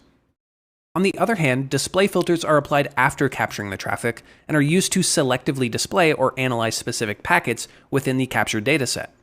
And so in the last lesson, we looked at our loopback interface. In this case, I'm going to run tcpdump again with the capital D option. And notice that in my case, on my machine, this is the interface I have that's connected to the internet. And yours might be named differently. You might need to run an ifconfig or an IP command to figure out which network interface you have up and running. I'm going to run sudo tcpdump with the tac-i for the interface flag and specify enp0s3 as my interface. And if we just let this run with no filters on a real network, well, we would very quickly be flooded with traffic. And so if I open up a new tab here, if I just curl the TCMSec website, well, you can see all of the packets that were involved in that one connection. So first, you'll notice that tcpdump is converting or resolving IP addresses into host names. Well, this isn't so much of a capture filter as much as a display filter, but just to make our lives easier, and is also good practice when we want to look at just IP addresses, well, we can run this again, but use the n argument with all our commands to prevent tcpdump from converting addresses, like the host addresses or the ports, into names. So if I listen again, and we make another curl request, well, you can see this time, instead of HTTPS, well, we got 443 for the port. Instead of the DNS name, well, we're just getting the IP address here. And so let's start now with actual filters, or capture filters. And the first one we have here is called host. And so we don't need a dash in front of this, it's just host on its own. And as the name suggests, the host filter will only capture packets involving a specific host within the connection. Right? So if I put example.com here, and it can be a host name or an IP address. In this case, I'll just use example.com for the domain name. Well, let's start listening. And in this case, I'm going to open up Firefox and start opening some random websites. If I go to google.com, well, we get nothing. If I go to Wikipedia, we also get nothing. However, if I go to example.com, well, do you think we're going to log some TCP connections here? Well, in fact, we are. And so you can see that we weren't capturing any traffic when we navigated to any other website or domain, but when we navigated to example.com, we should be able to see the original three-way handshake and any subsequent acts that were being made. And so this filter can obviously become very useful when we want to monitor traffic from a known malicious domain or a suspicious site, right? Because the host command is going to look at both the source or the destination.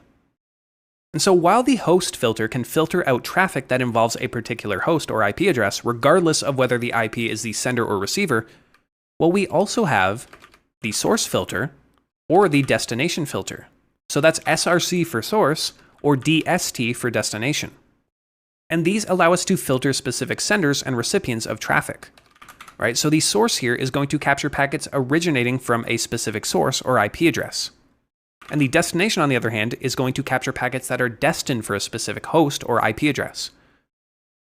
Just for example, if I run the IP command and look up the address, well, I can see that my IP address is 10.0.2.15. So if I run tcpdump again, and this time I can specify a source of 10.0.2.15. And so this is only going to capture packets that originated from my own IP address. Right? So if I start listening, and then just curl google.com, well, we can see we captured all of those packets. And now we can't really demonstrate what isn't being logged since we're just in a lab environment with one machine. But more interestingly, we can set a specific destination address, right? So if I run the dig command on google.com, well, I can see in my case, I'm getting this IP address resolved. So if I copy this IP address and run tcpdump again, this time I will specify a destination of that IP address. And now I can use the IP address here. But again, I could just put google.com. But just to demonstrate more use cases here, I will put the IP address. And so if I curl google.com again, well, you can see we of course did capture those packets. And now, along with individual hosts or IP addresses, we can also filter tcpdump to only capture traffic to and from a specific subnet or range using CIDR notation. And so we can do this with the net filter here, and this is going to capture traffic to and from a specific network, right? So I could put 10.0.0.0/8 to capture the entire subnet there, but we also have the ability to modify this to be the source net, right? So this is going to capture packets originating from a specific network, right? Or I can modify this once more to destination net. And as suspected, this is going to capture packets that are destined for a specific destination network. And this could be useful in the case of a C2 server or a command and control server that might be talking to different IP addresses within the same network, right? So we can start to narrow down the traffic using the net filter. And so another common filter we have is port, right? And so port is going to capture packets based on specific port numbers. And so we could capture everything happening on a single port, right? I can put 3389 here if we want to just log RDP traffic, or port 21 if we want to capture anything related to FTP. And we can further break this down once again with source port and destination port. And so you can see the syntax here is pretty consistent and easy to remember. And before we demonstrate some more specific filters like ports, well, we should first talk about the concept of logical operators within tcpdump. Right, so tcpdump provides logical operators using words like and, or not, to combine multiple filter expressions into a more refined capture. Right, so being able to capture various things on their own is really powerful, but the real power of tcpdump comes from the ability to combine different options in order to isolate exactly what we're looking for. Right, so we can think about some examples where these logical operators might come in handy. So let's say we're looking for any RDP traffic that's originating from a specific system or IP address. Right, so we could simply put in the source here for 10.0.2.10, but we could also include and here to look for the destination port of 3389. Alternatively, let's say we wanted to capture traffic on a remote device that we remoted into using SSH. Well, if we were to do that and fire off tcpdump, well, we're going to capture a lot of packets related to our own SSH session, which we might not want. And so we could modify this to be something like and not port 22. And so as we start building more complex queries, well, it's going to be best practice that we start wrapping our filters within quotes, right? And so this will allow us to use more complex operators like brackets without having to manually escape them, and allows us to group various expressions and have them evaluate correctly, right? So let's think of a complex scenario here. And I'm going to wrap everything in these single quotes. And so let's say we were looking for the source of 10.0.2.15 and the destination of 40.123.123.123. And we don't want the ports to be 443 or port 22, right? So assuming I typed that correctly, the brackets in the not expression, as we can see here, serve to group the logical operations together, right? So this ensures that the logical negation applies to both ports 443 and 22. Without brackets, the not operator would only apply to the first port here. So altogether, this command is going to capture network traffic on our interface here, originating from this IP address and destined for this IP address, while excluding traffic on ports 443 and port 22. Right, so we can demonstrate this. Let me just netcat that 40.123.123.123 address, and I'm going to specify port 443. Well, we're obviously not going to get a response back from the server, so I can cancel that. But you can see we logged nothing over on tcpdump. So let me try that again. Maybe it was a fluke. Let me try port 22 or SSH. Again, we're not going to be able to connect here, but we should still see the packets being logged. And again, nothing. So what if we try a port that we didn't specify, right? Let's try 1234. And if we hop back over, well, we can see some SYN flags that were sent over. So in this case, our filter was pretty specific. Cool. And so finally, tcpdump allows us to filter packets based on their protocol, right? So to filter packets based on protocol, well, let me just get rid of all this mess. We can simply use the protocol's name as the filter expression, right? So some common ones you might see, obviously TCP, if we just want to look at TCP packets, or of course UDP. We can look at ICMP. Remember, that's a completely different protocol. So if we just want to see those echo requests and replies, well, we can specify ICMP here. Or we can supply ARP, right? The Address Resolution Protocol, which is used for mapping IP addresses to MAC addresses on local networks. So these are the most common ones you'll see. And of course, we could even exclude any of these protocols using the not operator. And so obviously we don't have time to cover every single combination of useful capture filters out there, but I will add that the man page or the manual page for tcpdump is very well written and can give you an entire deep dive on any useful flag and argument out there. Right? So to view the man page, well, we can simply use the man command, give it the name tcpdump, and we can pipe this to the less command so we can see an easier output. Right? So we can get the usage information, we can get a description of the utility, we can get all of the different options that we have available to us, and we're going to cover some more of these shortly. And if we scroll down to examples, well, we can see all of these very useful examples or use cases of tcpdump. Right? So if we wanted to get as deep as to print the TCP packets with the reset and acknowledgement flag both set, well, we can use something like this. Right? If we wanted to print the IP packets longer than 576 bytes, and sent through a specific gateway, well, we can use this command. And obviously we can change any of these parameters here. This is just a sort of list here to get you started. And so to quit this, by the way, you can just press Q.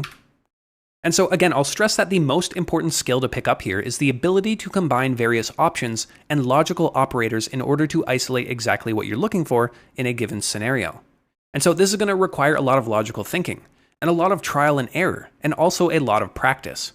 And so like I did with the phishing analysis section of this course, well, at the end of this section, I'll compile some useful resources for you to get your hands on and also do additional practice on dissecting and analyzing real PCAPs. But before we can obtain PCAPs, well, we need to learn how to save them to a file. And then in the next lesson, we're going to actually analyze them. And so thankfully, tcpdump makes this incredibly simple to do.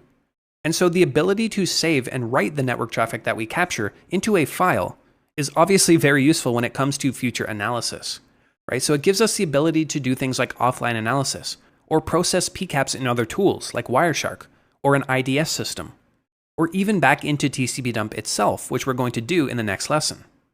And so to save any of our output into a PCAP file, we just need to provide the W option here, followed by the name of the file where we want to save the capture. So in this case, I'm going to send it over to the desktop under the network security tcpdump folder, and then I'm going to call it capture.pcap. And in this case, it doesn't really matter what filters you're using or anything or what interface. We're just going to practice saving a file. And so I'm going to run this now, and then I'm just going to ping google.com. And if we hop back over, well, we can see nothing was captured in standard output, but if I cancel this now, we can see that 10 packets were received by the filter, and they were saved into this capture.pcap file. Right, so if I run the file command and specify the location,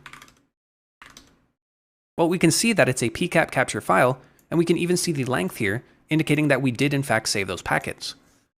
And if we want to verify this further, well, we're skipping ahead a bit here, but in this case, instead of the W flag to write, well, I'm going to change this to an R to read from this file. And if I just hit run, well, we can see all of those ICMP echo requests. And so we can apply any of the filters we just covered onto this pre-existing data, or this pre-existing packet capture, right? So if I just specify the protocol of ICMP, well, we should still get everything returned, right? But if I change this to TCP, well, we get nothing. And so I think this was a good adventure into the various live capture filters that we have available to us within tcpdump. And as I mentioned in the next lesson, we're going to look at some real PCAP files and start building up a very strong strategy and methodology and different commands that we can use to parse and make sense of network traffic in the command line. And so I look forward to seeing you in the next lesson. Okay, now that we know how to capture and filter traffic with tcpdump, it's time to do some practical command line network traffic analysis using real PCAP files from infected machines that were involved in malware campaigns in the wild. And so if you recall, in the last lesson, we saved a packet capture into a capture.pcap file. And if I just ls my directory here, well, we can see that capture.pcap file. We can simply view this packet capture within tcpdump by using the -r argument to read in the PCAP. So if I just run tcpdump with -r, and then I'm just going to provide capture.pcap.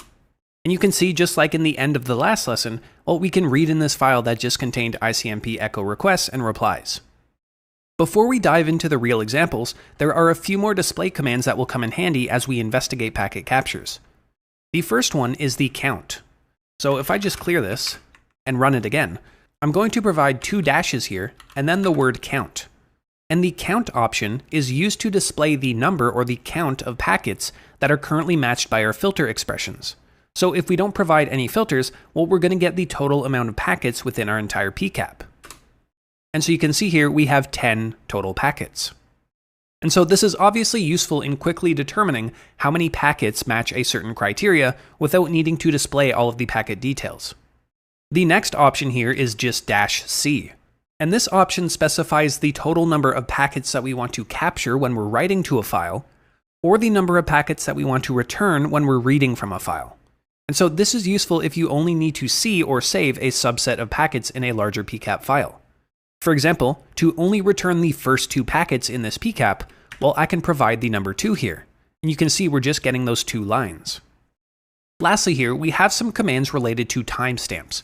So you can see the very first field we have here is the timestamp, and that is in our local relative time. We have a few options depending on how many t's we provide in the t argument. So what I mean by that is if we just provide one t in this -t, well, we're going to completely remove the timestamp altogether from printing. So it basically suppresses any timestamp. However, if I put 2 t's, this is going to convert the timestamp into the standard Unix epoch time. And this can be very useful in documentation purposes because it's sometimes better to have a UTC timestamp versus a relative one. Well, we also have the TAC TTT, or the 3 T's, which is going to print the timestamp in milliseconds since the previous packet. So essentially, if we run this, we're only going to get the deltas between each packet, right? And lastly here, the 4 T's is going to print the timestamp in the standard date and time format. So that year, month, date, hours, minutes, seconds. And so we can see how this is also a useful modifier if we want to display the timestamp in an easy to read format. And so with that, let's jump into our first PCAP example. So head over to the PCAPs folder within the tcpdump directory, and let's start with the 2021-09-14.pcap file. And this contains a capture of a host infected with Lockbit, a popular and known info stealer and remote access Trojan piece of malware. And so how should we first approach this? Well, there are many different ways and methodologies, but I like to obviously start from a wide 50,000-foot view and then narrow down the search once I've identified any interesting conversations or IP addresses. And then I'll do some more detailed analysis. And with any various IOCs or suspicious IP addresses I find, I might need to zoom back out and look at the bigger picture again to determine the scope. And so I'll also say that we'll be slightly limited in the amount of detailed analysis that we can perform just through the command line.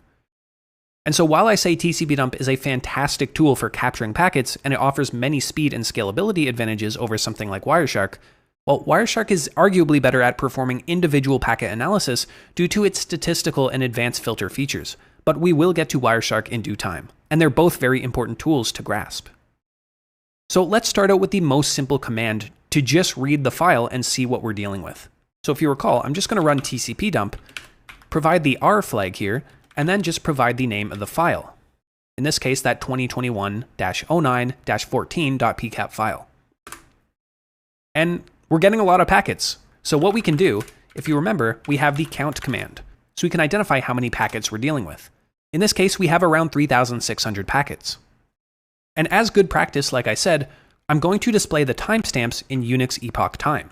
And so to do that, I'm just going to prepend the -tt there in front of all of our commands, just so we can get the timestamps in that format. And so let's start by going through some of this at a very high level. And in this case, I don't want to provide the -n argument yet, because I might be interested in some of the domain names that we identify. And as I scroll up here, I'm seeing quite a bit of traffic between this 10.0.0.168 address and this 103.232.55.148 address. And this also appears to be port 80 or HTTP traffic, which is going to be useful for us since it's unencrypted. And so for my first filter, I'm just going to specify that we only want to look at port 80 traffic as either the source or destination port. And so to do that, I can just provide the port argument and just put 80. In this case, I'll narrow down the count here so we can see how many we've cut down. In this case, about over 1,000 packets, which is nice. And again, I was noticing some conversations between those two IPs that I identified. And during real traffic analysis, we'd probably know the affected endpoint source IP address, likely from the ticket or the incident details. However, in this case, I can make the assumption, since it's the only internal IP I've seen so far, that this is probably the source IP of the endpoint. In which case, I'll add this IP to our filter as the host. I'll just modify our command a bit to include AND with the host of 10.0.0.168. And since we're dealing with HTTP, I also want to search for any GET or POST requests, which we can actually do by leveraging the ever-useful grep command. And so we can pipe our output here into grep, and we can then search for any instances with GET or POST that show up in the HTTP headers. And a GET request in HTTP would be like a web request to retrieve information, like fetch me this web page. And a POST request, on the other hand, would be a request to a web page where we're sending in data in what we would call post parameters within the HTTP body. And this could be things like credentials or information in a form, and many other possibilities. And so it can be quite useful to narrow down web requests like these, especially when the connection is unencrypted. And so to specify our parameters within grep here, I'm going to give it the capital E option so we can specify an expression. And in this case, I'm going to wrap it in double quotes, and I apologize as it's gone to a second line, but I'm just going to provide get and then pipe that to post, meaning that we're going to match any words that are get or post. And so if I run this, so we can see a number of different URLs or endpoints that we could perhaps cross-reference with our web proxy or firewall logs if we had them. However, there's one URL or path listed here that makes me very curious and suspicious. And can you see it? Well, it's this one right here, which is very interesting. And it suggests that the endpoint downloaded an executable file called audiodg.exe. And any .exe extension should get our ears perking up, and the dot in front of the file name here is also quite suspicious. Right, so in file systems, a dot at the beginning of a file name often signifies a hidden file. However, this is more common in Unix-like operating systems and is not something we typically see in Windows environments. So this might be an unusual naming convention or an attempt to mask a malicious file with a false extension. And so I'm just going to copy the name of this executable here. And if we perform some very basic OSINT by Google searching the name of the file in quotes, well, we can see that it might relate to the Windows audio device graph. However, the curious thing here is that in our PCAP, this file doesn't seem to have been downloaded through an official Microsoft channel. And the dot at the beginning of the file name is now even more suspicious.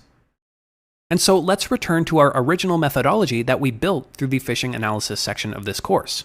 And so we've identified a suspicious file name here that came from an identified indicator of compromise, or IOC. In this case, we have the IP address of 103.232.55.148. And I'd say a good call here is to do a lookup of this IP address to confirm whether or not this really is affiliated with Microsoft in any way. And so I'll just head over to the Domain Tools website and paste in this IP.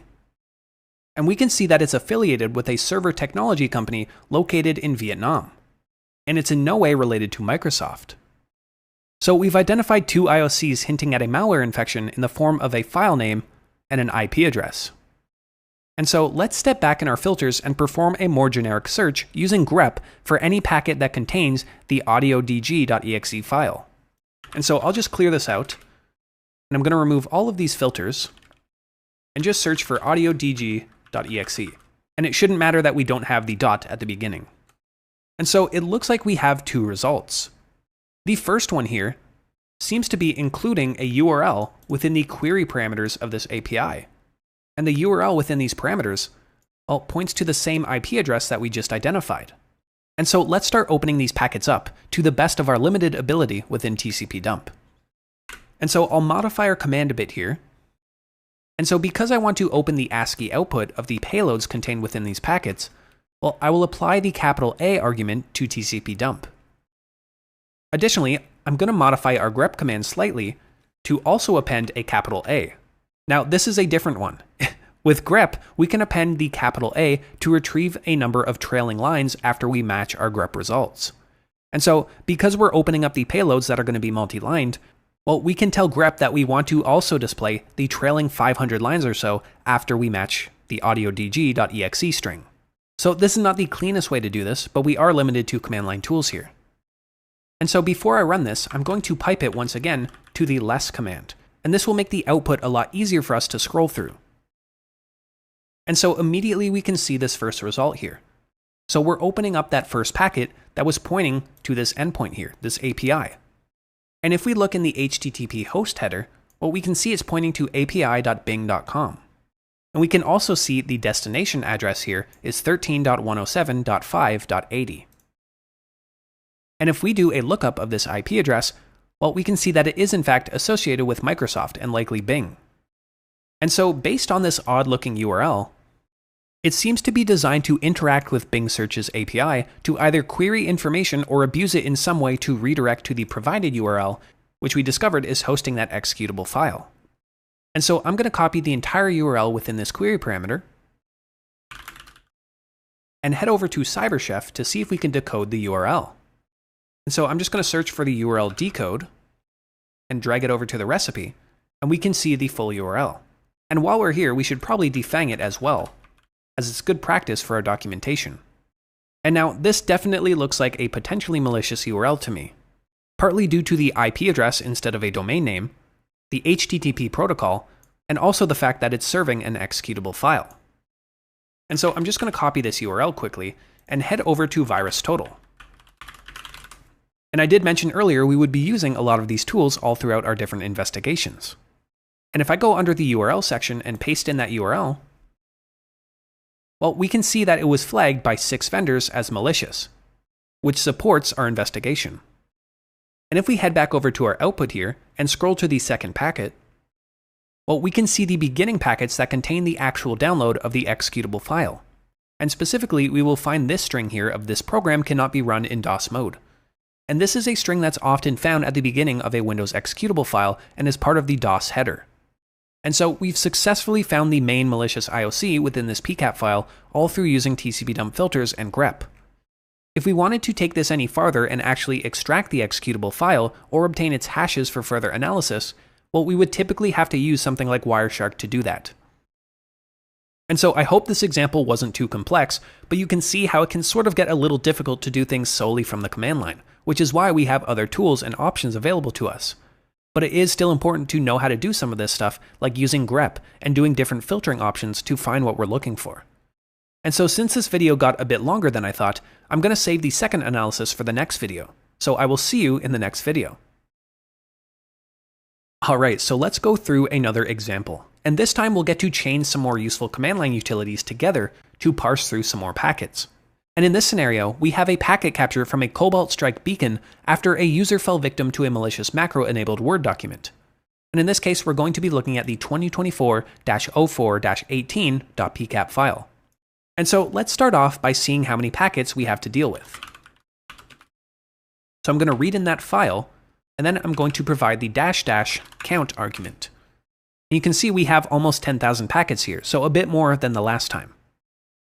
And so let's start out by doing something that is incredibly easy to do in something like Wireshark, but is a little more complicated when viewing a packet capture in tcpdump. And that involves looking at statistics of conversations and IPs and ports. And so first, let's look at the top source IP addresses. And so to do that, I'm going to run tcpdump. I'm going to provide 2 T's here to convert the timestamp into Unix time. I'm going to read in the file once again. Since I'm just dealing with IPs right now, I'm going to provide the N argument so we don't resolve any IP addresses to names. And the only filter I'm going to use right now is TCP. This is because at this point I'm not concerned with any ICMP or ARP or any UDP packets. And I'm just going to run this so we can see what the output looks like. Okay, excellent. I'm going to give us a bit of space here, and I'm going to rerun the command again. This time I'm going to pipe it to a very useful command called cut. And we're going to cover cut in a lot more detail during the log analysis and SIEM section, because it's really one of those Swiss Army knife tools that every SOC analyst should master, because it really helps you parse through logs very quickly. And in this case, the cut command allows us to specify a delimiter with the TAC-D option, and in this case, I'm going to put the delimiter in quotes. And for the delimiter itself, I'm just going to press the spacebar to add in a space. Because if you look at some of these outputs here, we have a field, and then we have a delimiter of a space, and then we have another field for the protocol, and then another space, and then the IP address. And so this is the field that I want to extract. And so in this case, I can provide the -F option to specify the field that we're cutting. And in this case, if we count, we have 1 field, 2 fields, and 3 fields. And so I'll just provide the number 3.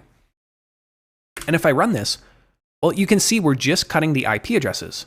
However, due to the way that tcpdump organizes things, we're also getting the port numbers appended at the end. So in this case, we can pipe this to yet another cut command, and in this case we can specify the delimiter of the period.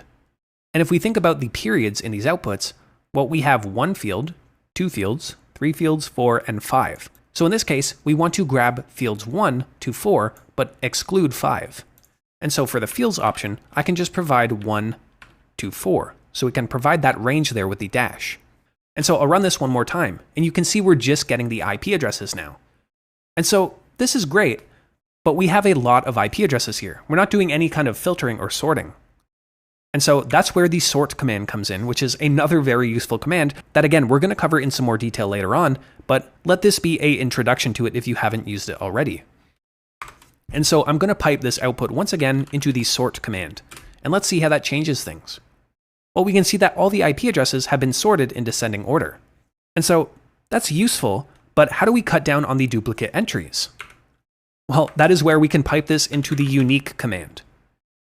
And that's going to cut down all of the entries that are duplicates on the same line, right? So you can see we had a bunch of 85s here, this IP address, duplicated on the same line. And so unique is going to cut down on all of these so it aggregates into a single line. And a modifier that we can add to the unique command is the C option, or the C argument, which will display a nice count for us. And so this is the amount of unique aggregated entries of that single IP address. And so this is great, we're almost there. However, we can do one more sort command here, with the -nr, with the n being a numeric sort to compare the string against the numerical data of the count values here, nr to do it in reverse. And so if we run this, we will finally get a nice and sorted list with all of the source IP addresses within this PCAP file. And if we scroll up, well, we can see that the top IP address here is this 10.4.18.169. And in second place, we have this 85.239.53.219. We also have some other interesting IPs as well. And so similarly, we can run the same command, but we just need to change the first value here from sorting on the third field to the fifth. And in this case, we will get the top destination IP addresses. Right, so if I run that and we scroll back to the top, well, we're getting the same results basically, because the source and destination seem to be talking to each other the most. And so we have this 10.4 and this 85.239.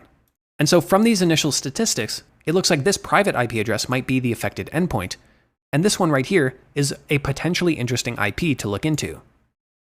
And so I'm going to get rid of all these cut commands here, and I'm going to specify that we want the source of 10.4.18.169 and the destination IP of 85.239.53.219. And if we just run a count on these, well, we can see that we've narrowed this down to about 1,000 packets, which is nice.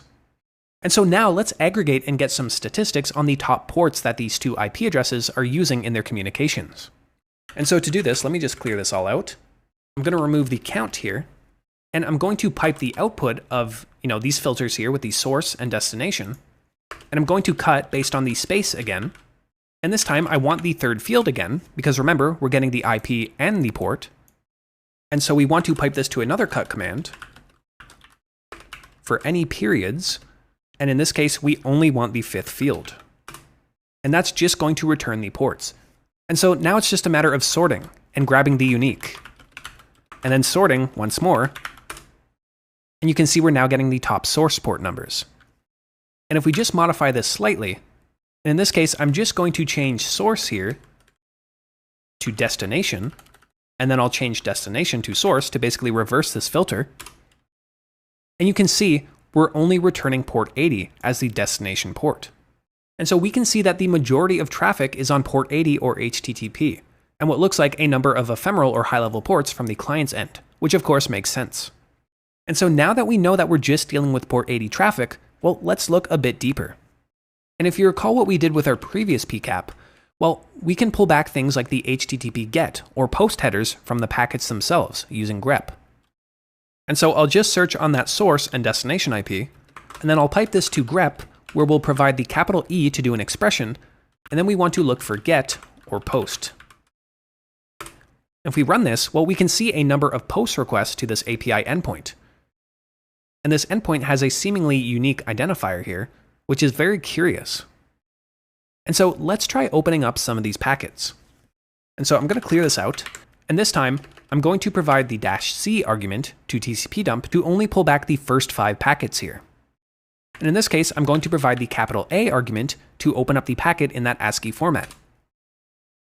And so when we do that, well, we get a very interesting content type here of Los Angeles and a user agent of ssload 1.1. And I've never seen this user agent string before. And so I'm going to copy ssload and once again do some more OSINT and just Google to see if I can find any information. And when I search for ssload, well, I can immediately see this Malpedia article here specifying that it's part of a malware family. And we can see that SSLload is a Rust-based downloader that is used to deliver secondary payloads. And we can see that the first stage of the malware connects to a Telegram channel named ssload to retrieve another URL. We can see that it downloads a compressed PE file or an executable file using a hard-coded user agent of ssload 1.x, and this is the user agent that we saw in our HTTP headers. If I go back to Google here and search ssload IOC, well, I can see this GitHub URL. And in this case, we can see a number of additional IOCs that we can perhaps look out for in our PCAP file. For example, this appears to be the Telegram link, because I know from experience that t.me is a domain owned and operated by Telegram. We can see this IP address, which we actually already discovered. So this is that 85.239 IP address. We can see that it downloads an encrypted payload on this URL. So let's see if we can find the domain name associated with that IP address. And so in this case, I'm just going to provide the filter of host, and I'm going to provide that 85.239.53.219. And if I run this, well, we can see a very interesting domain name here. And it appears based on this first subdomain, it's using some sort of dynamic DNS to have a random value for this subdomain. And so with that, I will take the base domain here of firstopportunity.online and head back to VirusTotal to see if I can find any information about this domain name. If I search under the URL tab for that domain name, well, we can see that two security vendors here flag the URL or the domain as malicious. And so since we were seeing a large number of post requests, well, let's try opening up some of the packets to see if any passwords or credentials were submitted. And we can actually do that through some clever expressions within grep. And so I'll run the command again. In this case, I'll append the capital A so we can see the ASCII output of the payload, and I'll pipe this over to grep where I'll use -i to make sure it's case insensitive. Within our search here, I will look for any results that contain the word user, or pass for password, or login. And if we run this, well, we're actually getting all of the user agent strings, which isn't very useful. So what I can do is pipe this to yet another grep command, and this time I'll use -v to exclude the word user agent. And if I run this, we should get any other outputs. And in this case, we get a very interesting object here. So we can actually see some key value pairs that might relate to the beacon or information related to the affected endpoint that was being sent over to the attacker. So we can see things like an IP address here. We can see the domain that the affected endpoint was likely on. We can see the host name of the affected system. We can see the architecture and operating system version. We can even see the user that was logged in. And we're getting all this information just from the keepAlive object inside this packet. And so let's also use grep to see if we can find any files that were downloaded. And so sometimes HTTP packets will contain a file name header to specify the name of a file being downloaded. And in this case, I'm just going to search for the string of file name. And if we run this, well, we can see some interesting results. We are seeing this cryptid_dll.bin file. And so this is definitely something we want to open up in Wireshark now to get more details on the payload that was downloaded. But we will save this for another lesson. And so while we're here, let's see if we can hunt down the remaining IOCs. And so if you recall, we actually had reference to a t.me domain here, which actually relates to the Telegram messaging service, which is sometimes used as a C2 or command and control channel for attackers. And so let's do a search across our entire PCAP file for anything related to t.me. And so I will search the entire file and just grep for t.me. Interesting, so we can see some related DNS queries to that domain. And so in this case, we have certain values like this, which is the identifier for the DNS query, and this is a randomly generated number. In this case, we have A with a question mark here.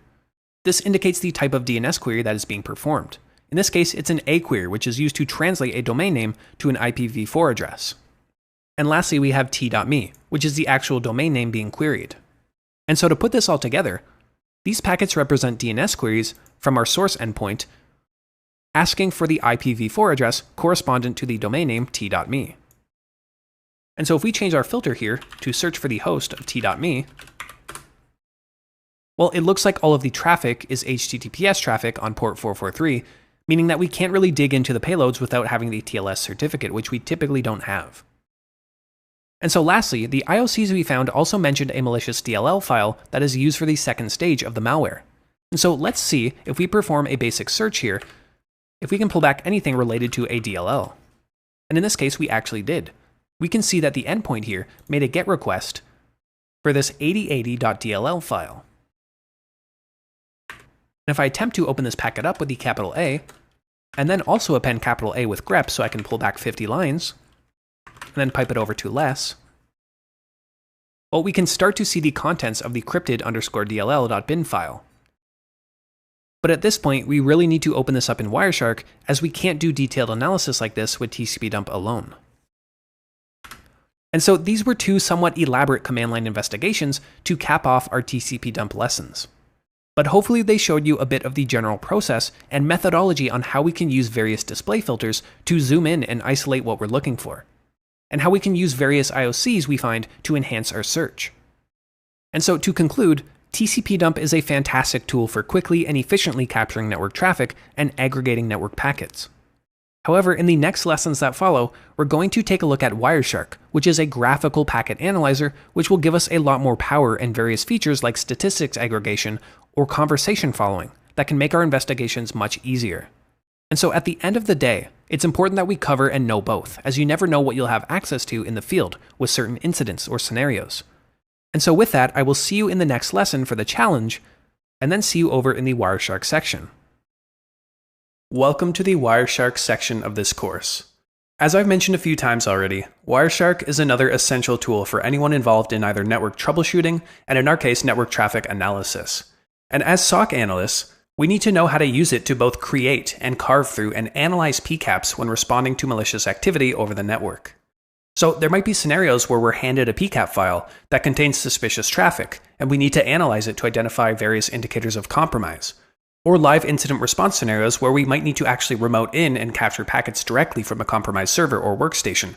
And so Wireshark is a free and open source GUI-based utility, so a graphical user interface-based utility, and is the most widely used network protocol analyzer in the world. And like with tcpdump, we can use Wireshark to do live capture and offline analysis of network traffic. So we can capture live network traffic through any of our network interfaces, or analyze previously captured packets through PCAP or other file formats. And because Wireshark is a graphic-based tool, it offers several analysis advantages over tcpdump, and it allows us to do more of a deep inspection of various networking protocols, and use things like powerful display filters to narrow down interesting traffic, and even follow stateful conversations like TCP and HTTP data streams. And we can look at high-level statistics, which really helps the initial analysis process. And so when it comes to network packet analysis, many folks like to put Wireshark and tcpdump head-to-head and have strong opinions on which is the better tool. And well, the truth is, like I said before, both Wireshark and tcpdump have their own strengths and weaknesses and are suitable for different purposes, rather than one being categorically better than one another. And so tcpdump, being a command line-based tool, is known for its speed and efficiency, and it's especially useful in environments with high network throughput and data rates and large volumes of traffic. And like we said before, tcpdump is available on almost every Unix-based system, making it a powerful and ubiquitous tool, and also doesn't require a graphical user interface, so it's ideal for headless servers and remote sessions. Wireshark, on the other hand, is really good at detailed packet analysis, right? So it makes navigating and filtering and analyzing network traffic much easier, and it offers way more visualizations and statistics. But of course, the drawbacks are it can be very resource intensive and often struggles with very high data rates and large capture files. So if you have a very large PCAP file, well, you might need to first carve it down with relevant filters with tcpdump or something like tshark first, and then load it into Wireshark once it's a lot smaller.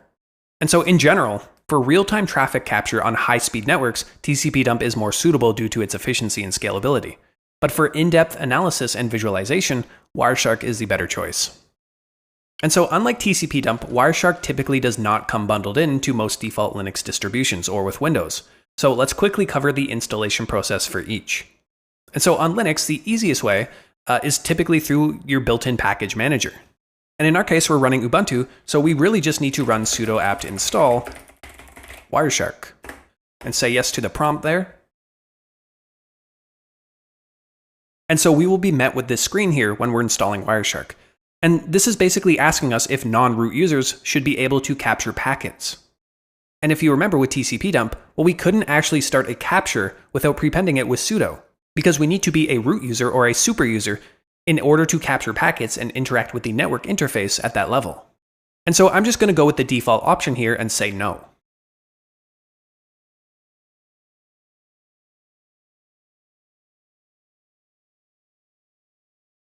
Excellent, so we have it installed now. And you'll notice if I just run Wireshark,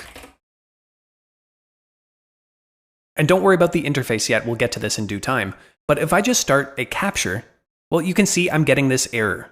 And this is because I did not start Wireshark as sudo.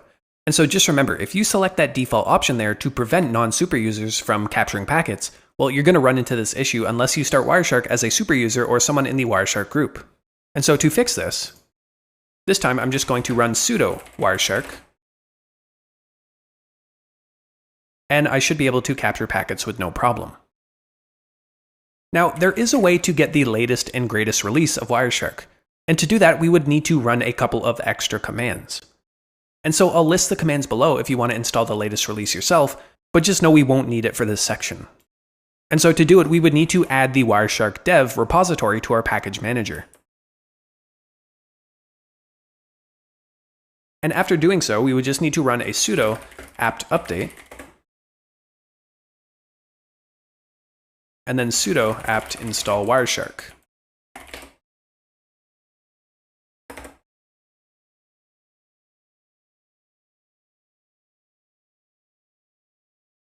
To download Wireshark on Windows, we can go to wireshark.org and click on Get Started. From here, you can select the installer applicable to your system's architecture. In this case, I will choose the Windows 64-bit installer.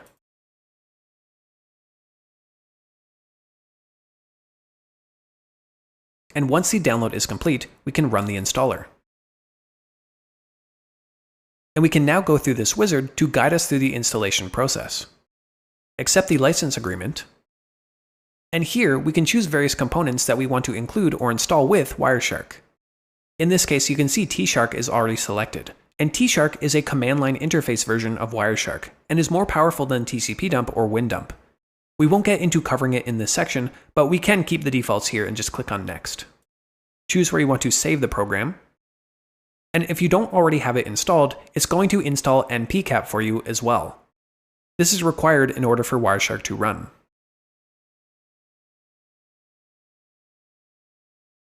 Once this is finished, we can click Next, and then Finish.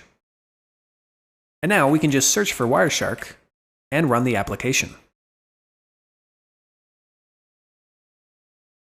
And I'm going to hop back over to Linux now, but basically everything we cover here is going to be applicable to both the Windows and Linux version of Wireshark. So let's open up Wireshark and take a quick tour. And I'll mention that there are several options for us to start Wireshark directly from the command line. And there are several options that we can provide as we do that, like specifying capture interfaces or opening up specific PCAP files. For example, if I run sudo Wireshark with the -i here, and select the enp0s3 interface with the k argument, well, this will directly start a capture on that enp0s3 interface. However, I will just run sudo Wireshark to open up the welcome screen. And so when you open Wireshark without starting a capture or opening a capture file, well, it will display this welcome screen, which lists any recent open captured files if we had any, in this case we don't, and also the available capture interfaces for capturing network traffic.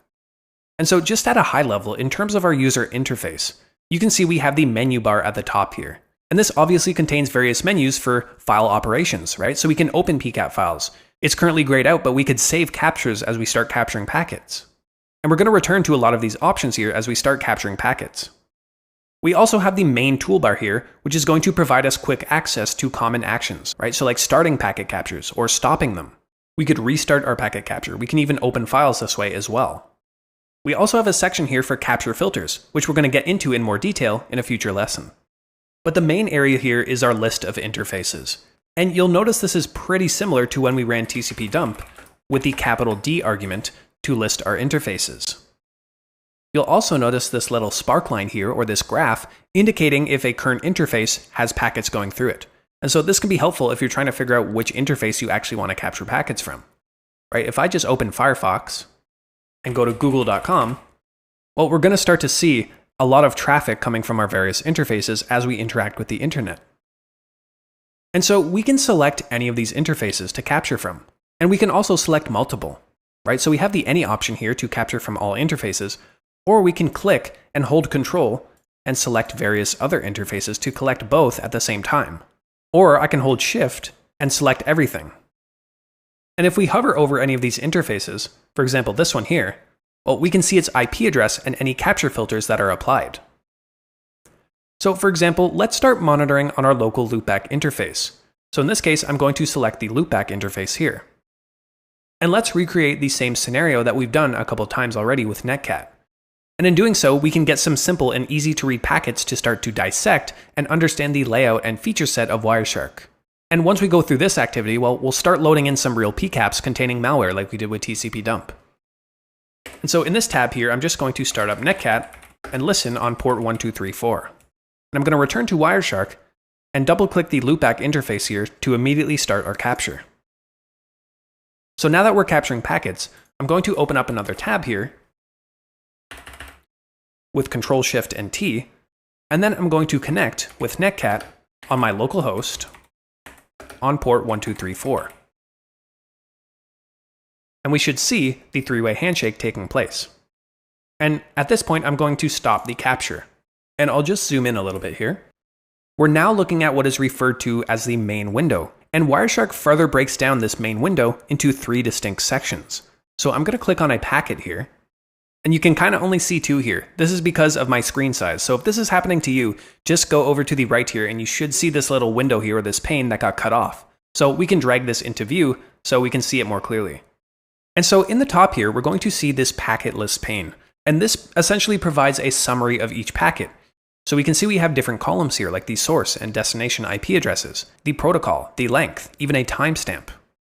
And so once we click on or select any of these packets, well, we can see the details in the other panes here are going to update. And I'm just going to drag this more into view. And so by default, we're going to see this list of columns here. So we have number here, and this actually refers to the number of the packet within the capture file. And this number is not going to change even if we use any of our display filters. This is something that Wireshark adds to make navigating through packets easier. Next, we have time here, and so this refers to a timestamp of the packet. And we can actually change the presentation format of the timestamp, which we'll get into shortly. Under source here, we obviously have the source address of where the packet is coming from. And of course, destination is where the packet is going to.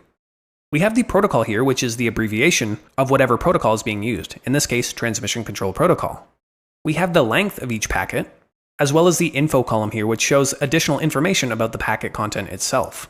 In this case, we can see various things like the flags and the window size and sequence numbers, very similar to what we were looking at in tcpdump. And so I mentioned this timestamp presentation. Well, we can change the format here and the precision using this view menu at the top. And so if we click on view and then go to time display format, well, by default, Wireshark is going to display the packets in seconds since the first captured packet. The most common format and typically best practice is to use the UTC date and time of day. Or we can also use the Unix timestamp with seconds since 1970-0101. In this case, I will switch it to UTC date and time of day. And so next, you can see we have the packet details pane over here on the bottom left. And this will contain a detailed protocol breakdown of the packet that we select. And any lines you see with this arrow to the left, well, we can click on them to expand and find out more information. In this case, under Transmission Control Protocol, well, we can open up the conversation completeness to see the flags that were set. And on the right here, we have the packet bytes pane, because what we're seeing here is the hex output as well as the decoded ASCII content of the packet itself. And as we click on different areas in the packet details pane, well, it's going to highlight the related sections within the packet bytes pane as well. And so we can start going through some of these layers, right? So we have the frame here. And this will show us what frame we're looking at and details specific to the physical layer of the OSI model. Next, you can see we have the source and destination MAC addresses from the data link layer. Additionally, we have Internet Protocol version 4 here, which of course relates to the network layer. And we can identify the source and destination address. So again, this is the entire IP packet that we're looking at. And lastly, of course, in this case, we have the Transmission Control Protocol. And as we start looking at some more packets, well, we're going to see some more application protocols and application data within this packet details pane. We can see at the top here, we have the option to apply a display filter. So this is the filter toolbar, and it allows us to quickly edit and apply display filters. And we're going to cover display filters in much more detail in the next lesson. And at the very bottom here, we can see we have the name of the PCAP file that we have open. In this case, it's set to a temporary value because we haven't actually saved this packet capture yet. But this status bar here can be very useful for us. For example, if I start hovering over different sections in the packet bytes pane here, well, we can see that the status bar here is going to update to the relevant column names that we can then filter off of once we start looking at display filters. Another very useful option available in Wireshark is packet colorization. And so we can set up Wireshark so that it will colorize different packets according to a specific display filter that we set. And so we could potentially use this to emphasize various packets that we're interested in. And so there are two types of coloring rules in Wireshark. We have temporary rules that are only in effect until we quit the program, and we also have permanent rules that are saved in a preference file that are always available and will always be applied to whatever PCAP we're looking at. And so temporary rules can be added by selecting a particular packet, and once we have a packet selected, we can press the Control key along with one of the number keys to start automatically applying different colors to the conversation. And so to permanently colorize packets, we can click on the View option here and go down to Coloring Rules. If we click on this, well, we can see a number of the default coloring rules that Wireshark ships with. For example, if we have a TCP reset packet, well, it's going to be colored with this red background and yellow text. If we click on the green plus icon here, well, we can create our own coloring rule according to a specific display filter. And we don't have to worry about this yet, but let's see one of these default rules in action. And so I'm just going to start a new capture. And in this case, I'm simply going to curl localhost and fetch just a random file. And if we look back here, well, we can see some more colors. In this case, the port 80 traffic, or the HTTP, was in green. In this case, because we had a reset packet, well, that was in that red background with yellow text. And so I think this was a good start to installing and introducing the general UI of Wireshark. If it seems overwhelming now, don't worry too much because we're going to get into some more practical analysis, and everything's going to start making sense once we start actually looking at PCAP files. And so in the next video, we're going to look at how we can use the power of both capture and display filters to focus on and narrow down specific network traffic. And then we'll start analyzing some real PCAPs. All right, welcome back to Wireshark. And Wireshark allows us to specify or limit the packet capture only to packets that match a particular capture filter. And Wireshark capture filters are written in the libpcap filter language. And lucky for us, we use this very same filter language when we covered tcpdump's filtering options, so we should be well accustomed to the general syntax. And like with tcpdump, we won't be able to cover every single capture filter out there, but I'll cover the basic syntax with common examples and provide a reference to the documentation for more examples below. And so I'm just going to start up Wireshark once again. And capture filters should not be confused with display filters, which we're going to cover shortly. And so capture filters are much more limited and allow us to reduce the size of a raw packet capture. The latter, or the display filters, are used to hide some packets from an already established or captured packet list and offer a lot more functionality with specific columns and field names. And so obviously capture filters are set before we start a packet capture and cannot be modified during the capture. Display filters, on the other hand, well, we don't have that limitation and we can just change them on the fly whenever we want. And so once we're back in this welcome screen here, well, we can find the capture filter itself just above the list of interfaces.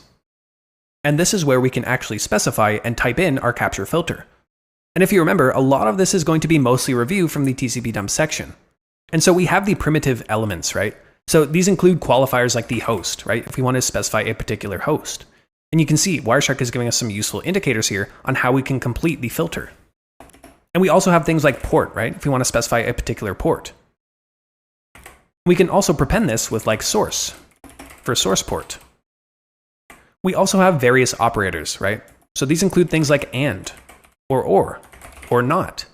And we can combine these or negate primitives that we covered to create complex filter expressions. So for example, if we only wanted to capture traffic to or from 8.8.8.8, well, we can just type in host 8.8.8.8. If we wanted to capture traffic to or from a range of IP addresses, well, we can use the net qualifier here, and we can specify that range or that CIDR notation.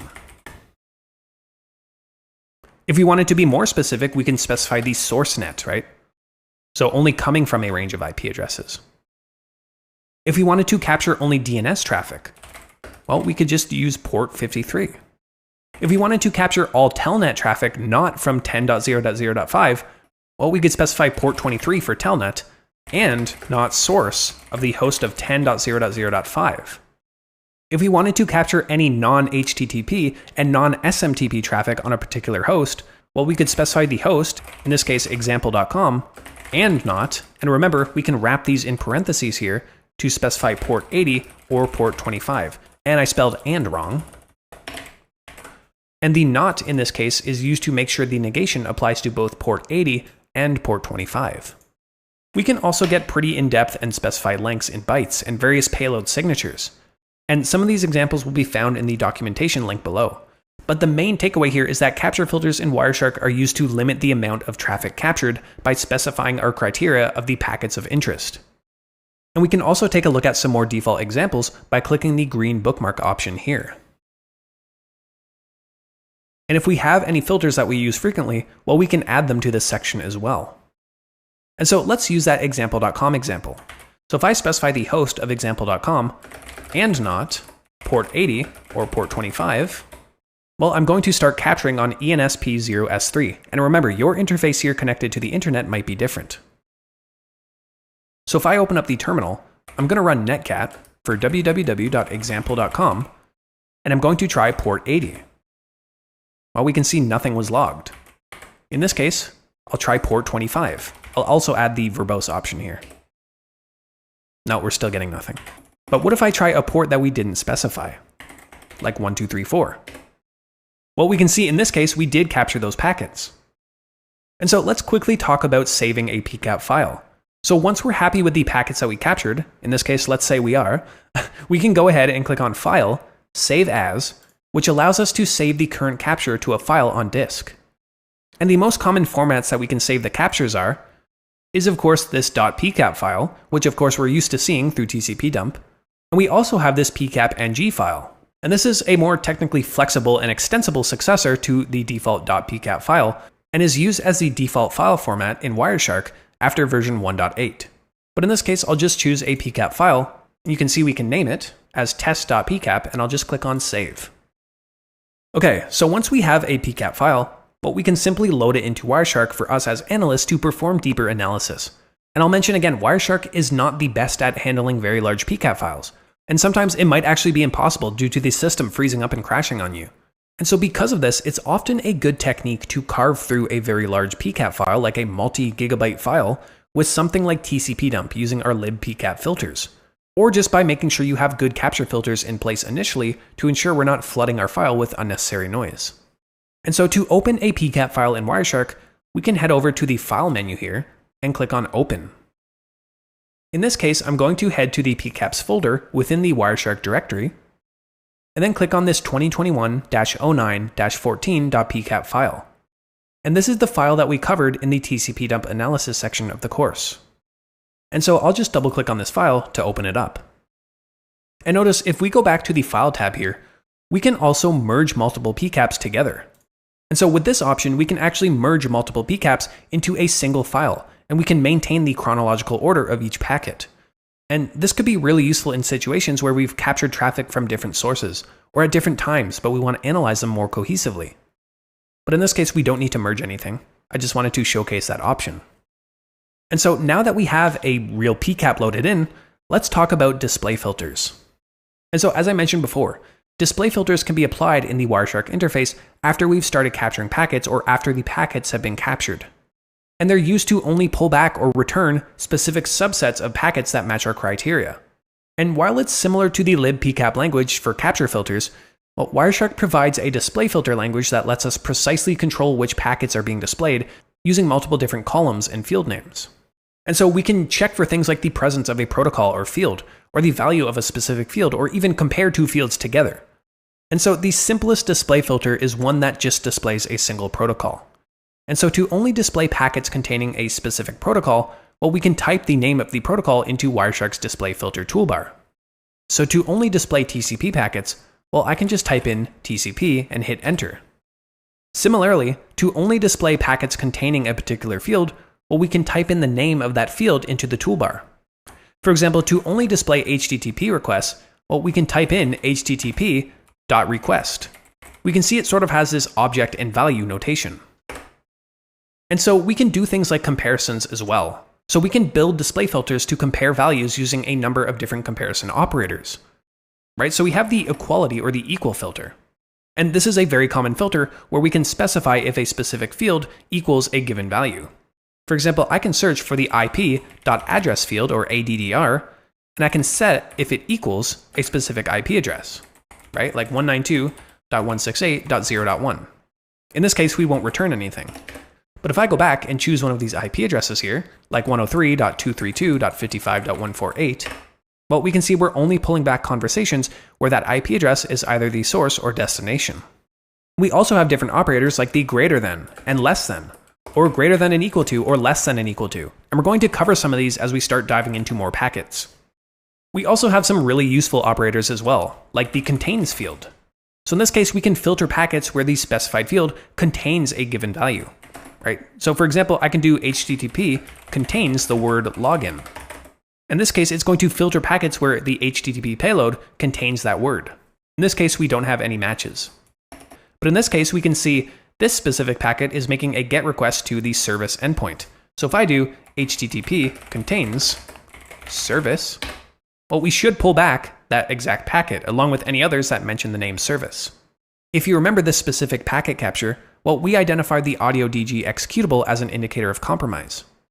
In this case, I can do a search for audio.dg.exe, and you can see we're pulling back some relevant packets.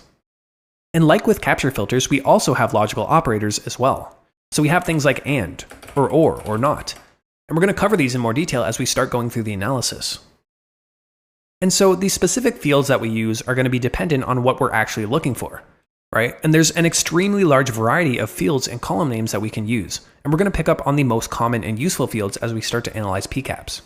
And so now that we've covered the basic syntax and components, I think it's probably best to go through some examples, right? So we kind of covered this already, right? If we wanted to only show HTTP traffic, well, we can just type in the name of the protocol.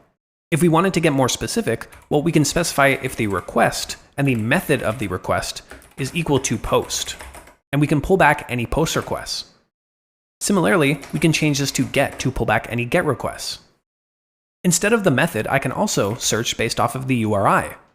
In this case, we can do contains audio.dg. And again, in this case, we're pulling back any packets where if we dig into the HTTP or the Hypertext Transfer Protocol, and if we look at the actual URI within the payload, well, we're going to match audio.dg.exe. If we only wanted to pull back DNS traffic from a specific domain name, like example.com, well, we can change this to dns.query or qry.name equals example.com. If we wanted to only pull back traffic from a specific port, like port 80, well, we could run tcp.port equals 80. Another extremely useful and important option here is the ability to both prepare and apply filters within Wireshark. And so essentially any piece of data that we're looking at within Wireshark, whether it be any of the columns here or any of the fields and columns that we can extract from the packet details itself, for example, let me open up an HTTP request here, well, we can right click on the specific entry or value or the column. And from here, we can either select apply as filter or prepare as filter. And if we choose prepare as filter and click selected, well, you can see it's going to add the relevant matching syntax to the display filter, but not actually run the filter yet. If I right-click this again and click on Apply as Filter, well, this is going to immediately filter the packets to what we selected.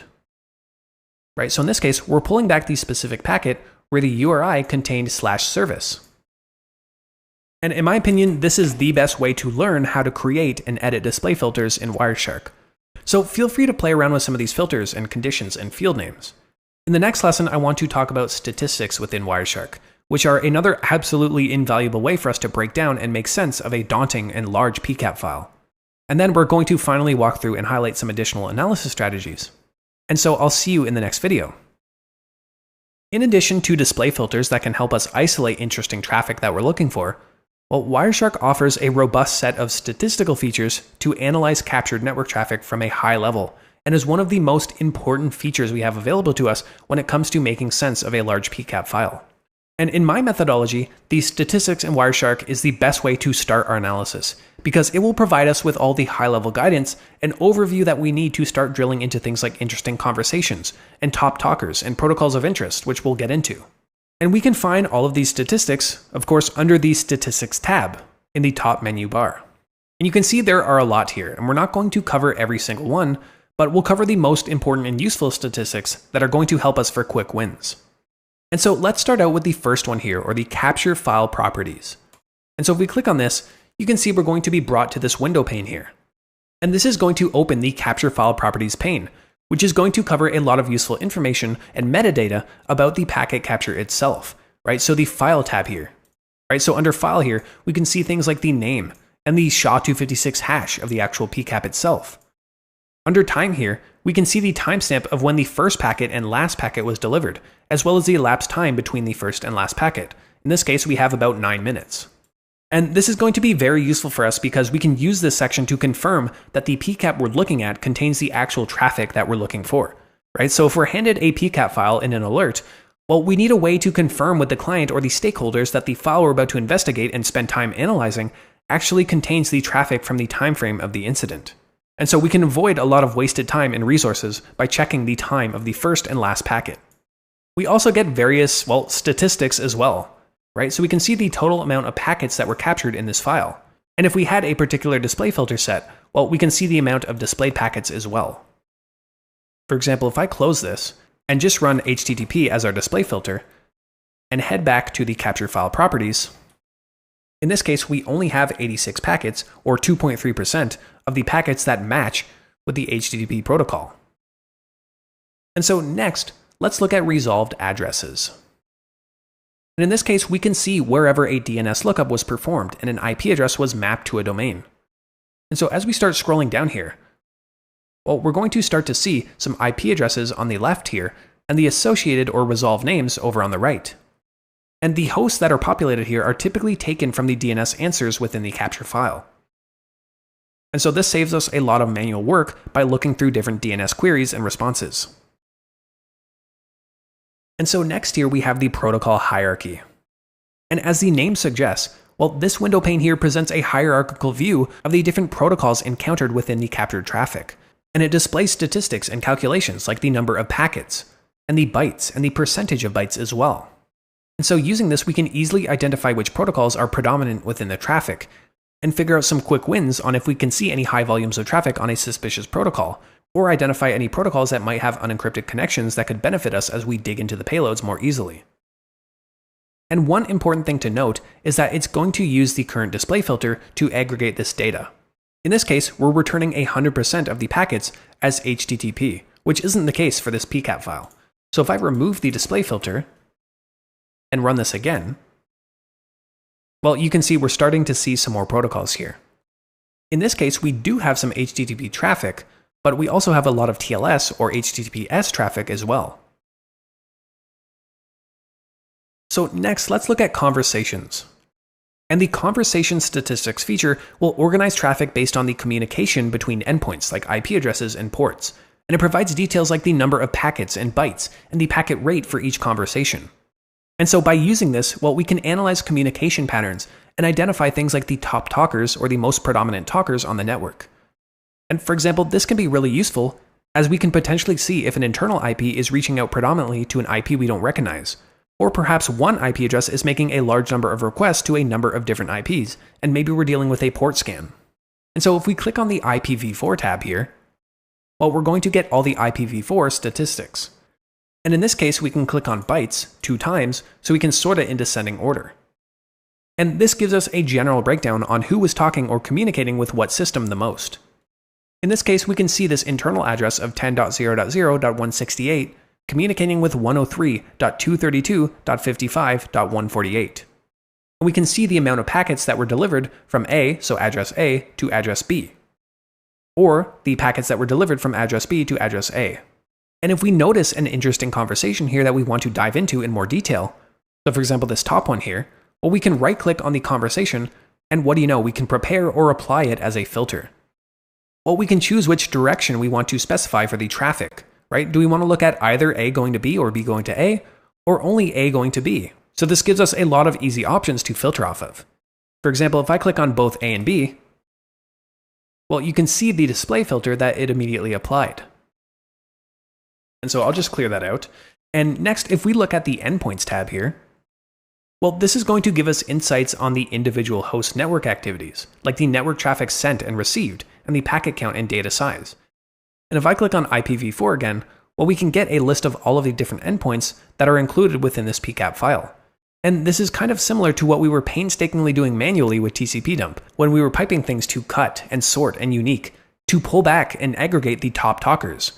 In this case, I can just click on bytes here to sort the amount of bytes or the amount of packets in descending order. Lastly here, we can also go down to HTTP and look at any of the requests that were made. And so with this option, we can see all of the different HTTP requests that were made to various servers and URIs, all in a very nice and easy to understand chart. Right, so if we scroll down here, well, we can see this 103.232.55.148 address, and we can immediately see the audiodg.exe endpoint that was accessed. And so this can be a very quick win for you if the PCAP file you're analyzing contains a lot of unencrypted HTTP traffic.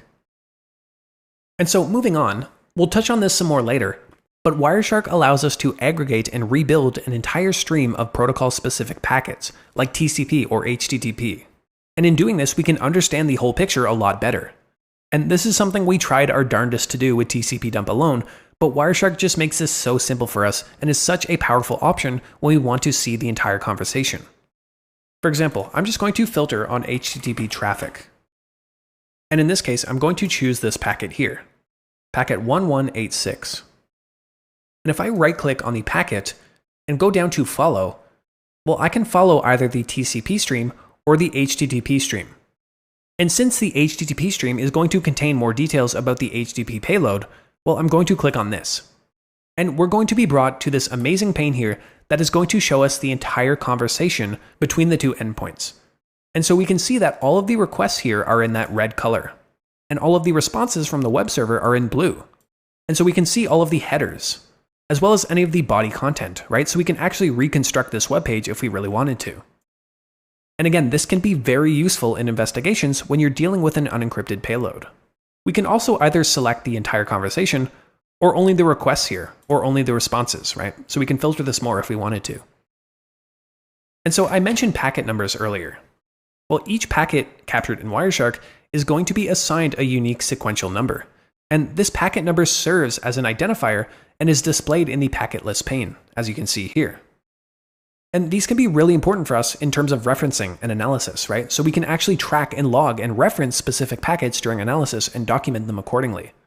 Because these packet numbers are chronological and sequential, and so they're not going to change if we start applying things like display filters. We also have some useful navigation options around the packet numbers themselves. For example, I can click on the Go option here in the main toolbar and click Go to Packet. In this case, I can type in a packet number. For example, I'll type in 1250, and if I click Go to Packet, well, it's going to immediately highlight this packet number for me. And this can obviously be very useful when we want to pinpoint and find a particular packet by its number. We can also mark specific packets as well. So if I right-click on any of these packets, I can click on Mark Packet.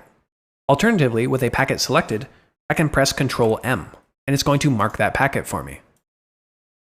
And after doing so, I can go up to the display filter and type in frame.marked and set that to equal to 1 to only display marked packets. And so obviously this can be very useful for tagging a packet for later review. And so lastly here, we can export various objects that are found within our packet capture directly out of Wireshark. And this is another extremely useful feature here. Because you can think of the scenario where a user suspectedly downloaded malware, like an executable or a malicious PDF or a Word document. Well, if the connection was over an insecure protocol like HTTP, or an unencrypted FTP server or an SMB session, or if we were doing some sort of TLS inspection and had our own trusted CA or encryption key log file, well, we could potentially decrypt the data over HTTPS as well. And by extracting these files, we can do analysis that we're already quite familiar with. So we could extract the hashes of these files and compare them against malware databases like VirusTotal. Or we could actually submit these files for dynamic malware analysis. Or in the case of a PDF or Office document, we could carve into them and extract any malicious scripts or embedded objects. And to do this, it's honestly quite simple. I click on File here, and I can go down to Export Objects. And you can see various protocols here that we can search off of. In this case, since we have a lot of HTTP traffic, well, I'm going to click on HTTP. And we can see all of the different files that were sent over the wire.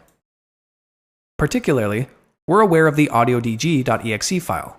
And if we scroll down, well, we can find the actual file itself. And so in this case, with it highlighted, I'm going to click on the Save option. And you can see I can actually save and extract the file from the PCAP file itself. And so if I click on Save here, and back in the terminal, I can run an ls with the TAC-A flag, because remember, it was saved with a dot at the beginning of the file name. Well, we can see the .audiodg.exe file. And of course, I can run a file on that file, and we can see it's a PE32 executable. And I, of course, can run the SHA-256 sum of the file as well. And if I copy this file hash, I can search for it on VirusTotal. And we can see 52 out of 72 security vendors and 4 sandboxes flag the file as malicious. And so in doing this exercise, we can really see how useful Wireshark is for performing more detailed inspection. This is just something we could not really have done with tcpdump. And so now, the past few lessons did really contain a lot of information and syntax and options. So let's take a step back and put all of what we learned together and run through a sample PCAP in the next lesson. And so I will see you in the next video. Now that we've taken in quite a bit of information, let's walk through the general process for effectively analyzing a PCAP in Wireshark. And the methodology we cover here can easily be applied to any packet analyzing solution or tool, but in our case, Wireshark makes all of this very easy for us with its visualizations and statistics. And so let's get right into it and open up Wireshark. And in this case, I'm going to click on File and Open. And I'm going to select the 2023-02-03.pcap file. And this is a public PCAP exercise that was provided by malwaretrafficanalysis.net and Palo Alto Network's Unit 42, which is a fantastic resource for PCAP samples that I'll cover in the additional practice lesson. And so all credit goes to them for this sample. And so first, once we have the sample open, the first thing I typically do in an investigation is to set up the timestamp so I can document consistently with a common reference format. And so to do this, we've already technically done it in the previous lesson, but I'll click on View here under Time Display Format and make sure that I have UTC date and time of day selected. And we could choose a Unix timestamp as well, or that epoch time, but for readability, I'll choose this option. And depending on what timestamps we have available to us, either through the alert or a ticket, we might need to modify or shift the time format slightly to correlate things correctly. But in this case, the default UTC will work nicely for us. And so next, let's follow our methodology, right? So we can start from a high level or a zoomed out overview, and then highlight any interesting conversations or endpoints to focus on as we go through the PCAP file. And so to do this, well, we can and we should leverage Wireshark's statistics. And so first, I will go to Capture File Properties. And we can see that we have over 50,000 packets captured within this file, which is quite a lot. And so this is why it's so important that we start from the top and drill down as needed. If we look under the time here, well, we can see that the elapsed time between the first and last packet was almost 3 hours, between around 12 p.m. to 2:45-ish. And so again, this can be very useful information to confirm before we start diving in and investing resources and time into analyzing a file that doesn't contain the relevant data. And so next, let's go down to Conversations. And from here, if I click on the IPv4 tab and click on Packets A to B and filter this on the most amount of packets, well, we can see that 10.0.0.149 communicated the most with 10.0.0.6. And so we can make note of this 149 address as our likely culprit for the victim, because all of the traffic originated from this IP address.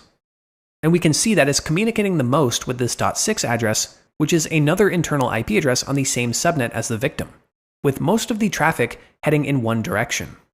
So we'll make note of that for now. And we can also note some of the other top talkers, right? So we have 208.187.122.74. We have 78.31, 67.7. We also have 5.75.205.43. And so next, let's take a look at the protocol hierarchy and look at the most common protocols and see if we can identify any low-hanging fruit or quick wins to base some more detailed analysis off of. And usually what I like to do is close all of these arrows here to make it more easy to look at. And interestingly, we can see we have a lot of NetBIOS and SMB and LDAP and RPC, even SMTP and ARP communication as well, with a small number of HTTP traffic with only 4 packets. And since it's unencrypted, we only have 4 packets, so let's start looking through the small amount of HTTP traffic to see if we can find where any potential malicious traffic originated from. And so first, let's set up some additional columns to show the source and destination ports, which are not enabled by default within Wireshark. And so we can do this by clicking on Edit, and then go down to Preferences. From here, we can click on Columns. And so to add a column, we can click on the green plus icon here. And in this case, we can set a title. And so I'll just call it Source Port. And for the type here, well, we have this drop-down menu. In this case, I can go down to Source and find Source Port Unresolved. Next, I can add a second column for Destination Port. In this case, I'll just call it Dest Port. And under the type here, again, very similarly, we can click on Dest Port here, Unresolved. And just to make this easier to look at in the columns view, I'm going to drag this up right under source. So we have the source IP address and then the source port. Similarly, I will drag the destination port here right under destination. And feel free to name these whatever you like. Once we click OK, well, we can see our screen refreshed here and we now have the source port and destination port. And so we wanted to look at HTTP traffic. So let's add a display filter to just select that protocol. And in doing this, we can immediately identify those 4 packets. And so let's open up the HTTP packet details for this first packet here. We can see an interesting result here. The host value in the HTTP request header is an IP address and not a domain name, which is immediately suspicious to me. If we go up to the GET request here, well, we can see it's making a request to 86607.dat. And so it's making a GET request to a DAT file, which is also very suspicious. It almost feels like that Mr. Robot episode where Elliot finds the DAT file. And so let's open up this stream. So I'm going to right click on the packet and click on follow and then HTTP stream. And in this case, we're going to start rebuilding the conversation. And in the actual header of this request, we see some even more suspicious information. Under the user agent, we have curl, the curl utility. And typically an end user would never have curl as their user agent unless they've executed some sort of script, either knowingly or unknowingly. So again, this is very suspicious. And if we look at the actual response from the server, where it's sending over this attachment or this downloadable file, well, we are seeing that common string here of this program cannot be run in DOS mode. Additionally, we have MZ here as the magic bytes or the file signature at the very beginning of the file. And if I go to Google here and just search for a list of file signatures, well, we can get a list from Wikipedia here of all the common file signatures and what they mean. And these file signatures are also known as magic numbers or magic bytes. And they typically tell operating systems what kind of file to present. For example, if I search for a JPEG, well, this is the magic byte or the magic file signature you'll find at the start of a JPEG file. And this is what it looks like in hex. So if I do a search for MZ here, well, we're immediately seeing this is a DOS MZ executable. And if we click on this, we can see the actual MZ stands for the creator of the DOS program. I think it says it here. Yes, we can see this hexadecimal string here, or this MZ, are the initials of Mark Zbikowski, one of the leading developers of MS-DOS. So in this case, the endpoint here, or the victim, downloaded an executable file from this web server using the curl utility. And if you remember, we could have actually found this using the HTTP statistics here under requests. You can see immediately we are finding this 86607.dat file. And so let's continue gathering IOCs. So specifically, we have the name of the file and its URL and the IP address that is associated with hosting it. But let's also extract the file itself so we can gather its hashes. And so, of course, if you remember to do that, we can go under File, Export Objects, and click on HTTP. And in this case, we can see there is a certificate here, which we don't really need to worry about, but we do have this DAT file. And if I highlight it and click on Save, well, we can save it to our folder here. And so now that we've extracted it, I'm going to back out of this directory where I saved it. I'm just going to run a file on 86607.dat. And we can see, of course, it is a P32 executable, in this case, a Windows DLL file. And I can simply run SHA-256-SUM to get the hash of the file. And of course, we want to make note of this in our documentation and in our ticketing software. And so now it's just a matter of doing file reputation checks that we're very used to doing already from the phishing section. Right? So we can check virus total and paste in the hash. And of course, it's being flagged. We can check the malware bazaar database. In this case, under search syntax here, we can see that we can specify a SHA-256 hash using this syntax here. And if we run that, we can see we have a match, in this case, to Quackbot. And so it looks like this file hash is associated with the Quackbot malware family. And so we've successfully identified a number of IOCs that resulted in the infection of the victim machine here. We've also determined through our analysis and research that the specific type of malware is Quackbot. And so let's do some more research into Quackbot and see if we can discover any post-compromise IOCs or tactics that we might be able to additionally identify in our PCAP sample. And in this Sophos article here, they discovered an infected host performing an ARP scan on the internal network to discover if there are any other active IP addresses that they could maybe pivot to. Very similar activity here in this Canadian Centre for Cybersecurity alert, in which they've identified Quackbot performing an ARP scan in order to discover other endpoints on the network. Specifically, they're mapping it to MITRE T1016. And we're going to get into the MITRE attack framework in a lot more detail in the threat intelligence section, but if we look at the actual software categorization of Quackbot itself, well, we can see associated techniques used.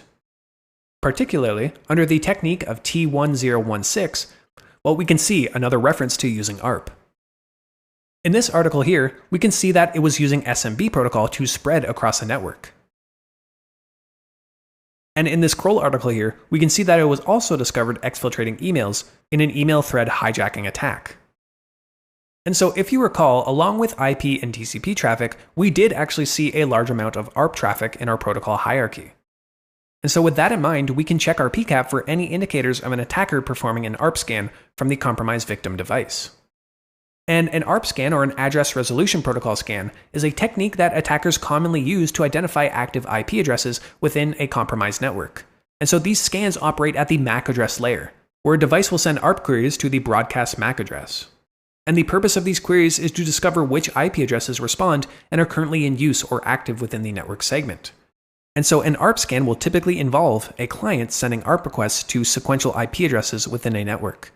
And so if we start seeing some sequential queries, this will be a telltale sign of an ARP scan and suggests that an attacker might be attempting to map out the network by identifying which IP addresses respond.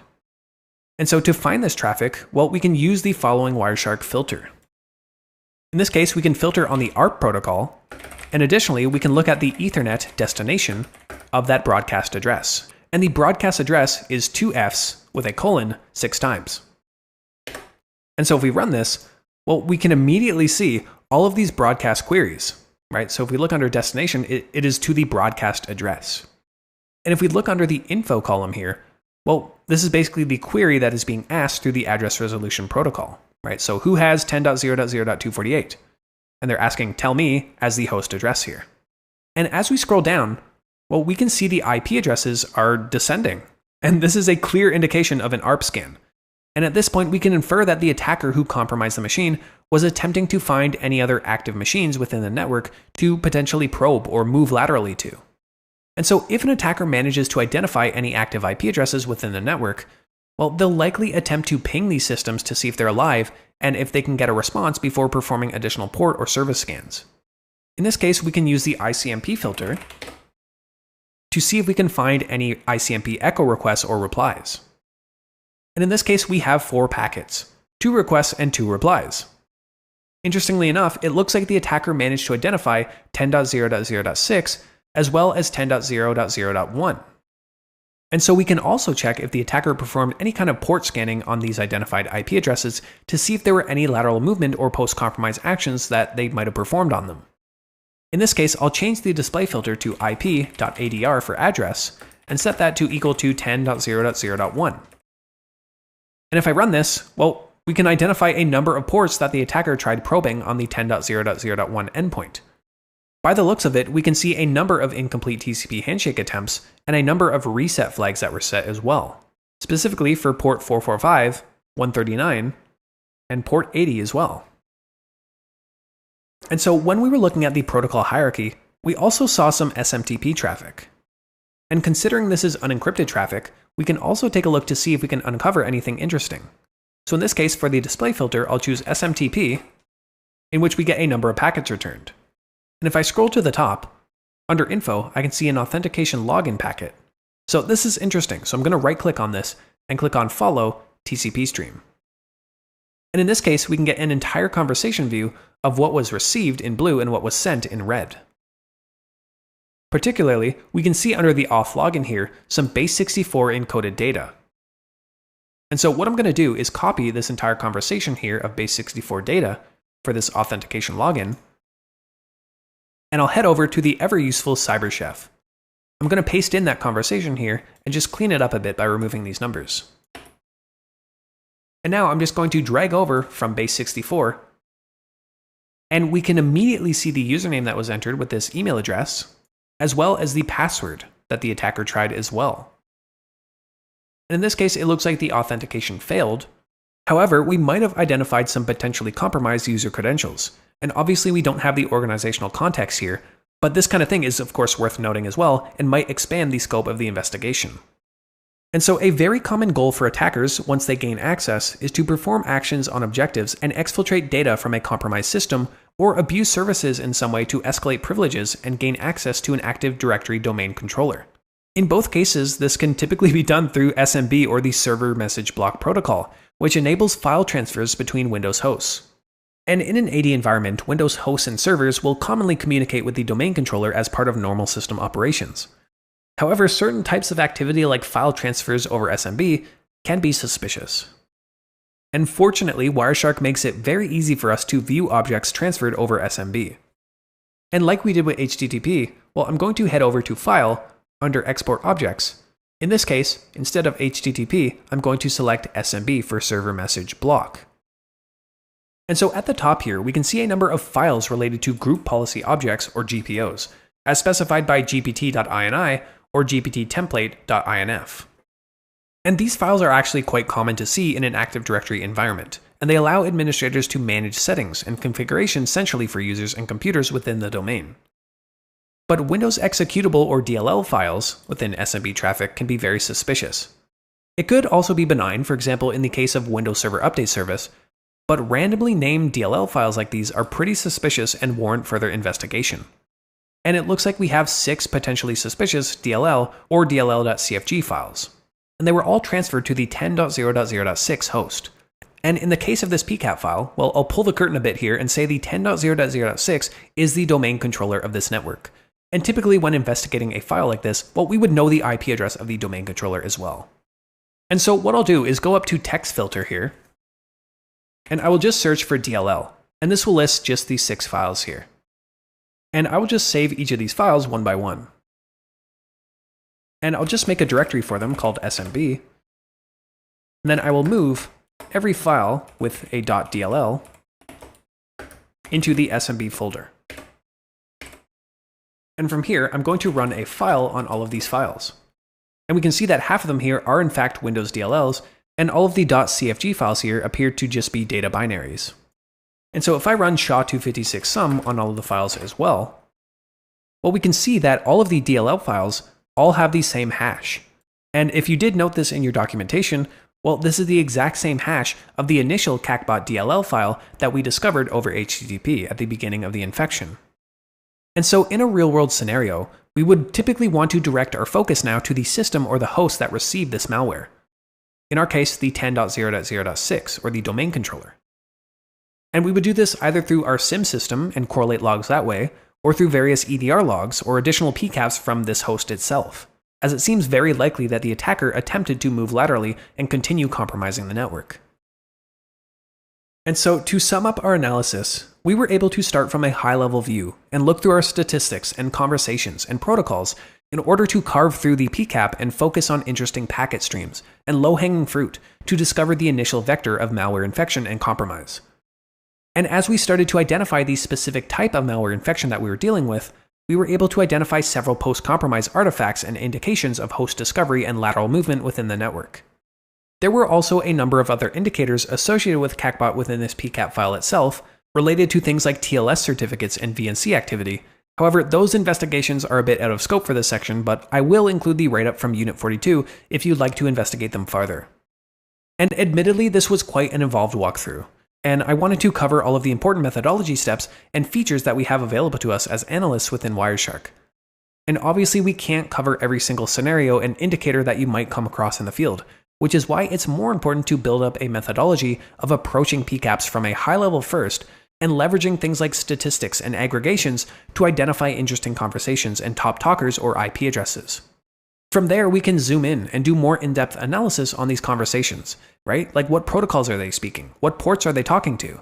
Can we follow any of the TCP or HTTP streams?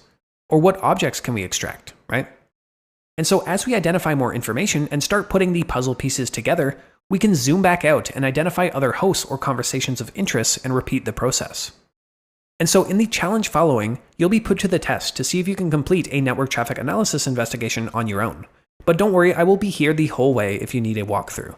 And so with that, I will see you in the next video. Now that we've gone through network traffic analysis, let's shift our focus over to network intrusions and how we can detect and prevent network threats both proactively and reactively. As I've mentioned earlier in the course, intrusion detection systems, or IDS, and intrusion prevention systems, or IPS, are important components in network security that SOCs use to proactively monitor and actively prevent network intrusions and attacks. And so at a high level, an IDS, or an intrusion detection system, is a device or a software application that monitors the network or system activities for malicious traffic, or actions or policy violations based on predefined rules, or known malware signatures, or through things like anomaly and behavior-based detection. And IDSs are primarily designed to alert and identify and report any of these policy violations. And they can do this through monitoring and analysis, right? So an IDS is going to continuously monitor network traffic and actually do things like open up and analyze data packets and log files to detect abnormal patterns that might indicate a potential attack. And when suspicious activity is detected, well, these IDSs can generate alerts and notify the SOC of potential threats. And these alerts can be configured to provide detailed information about the nature and the source of the threat, or the network, or the endpoint, and could potentially conduct some automated IOC extraction. And typically all of these alerts will be forwarded to the SIEM system. And the information that will be forwarded will be through logs. So an IDS is going to log all of its monitored events, which can be very useful in investigations or incident response scenarios, and will assist us with things like correlation and compliance reporting, and also provide future threat detection capabilities with the IOCs and signatures that it detects. And typically an IDS is going to be deployed out of band, so essentially not in line with the network traffic.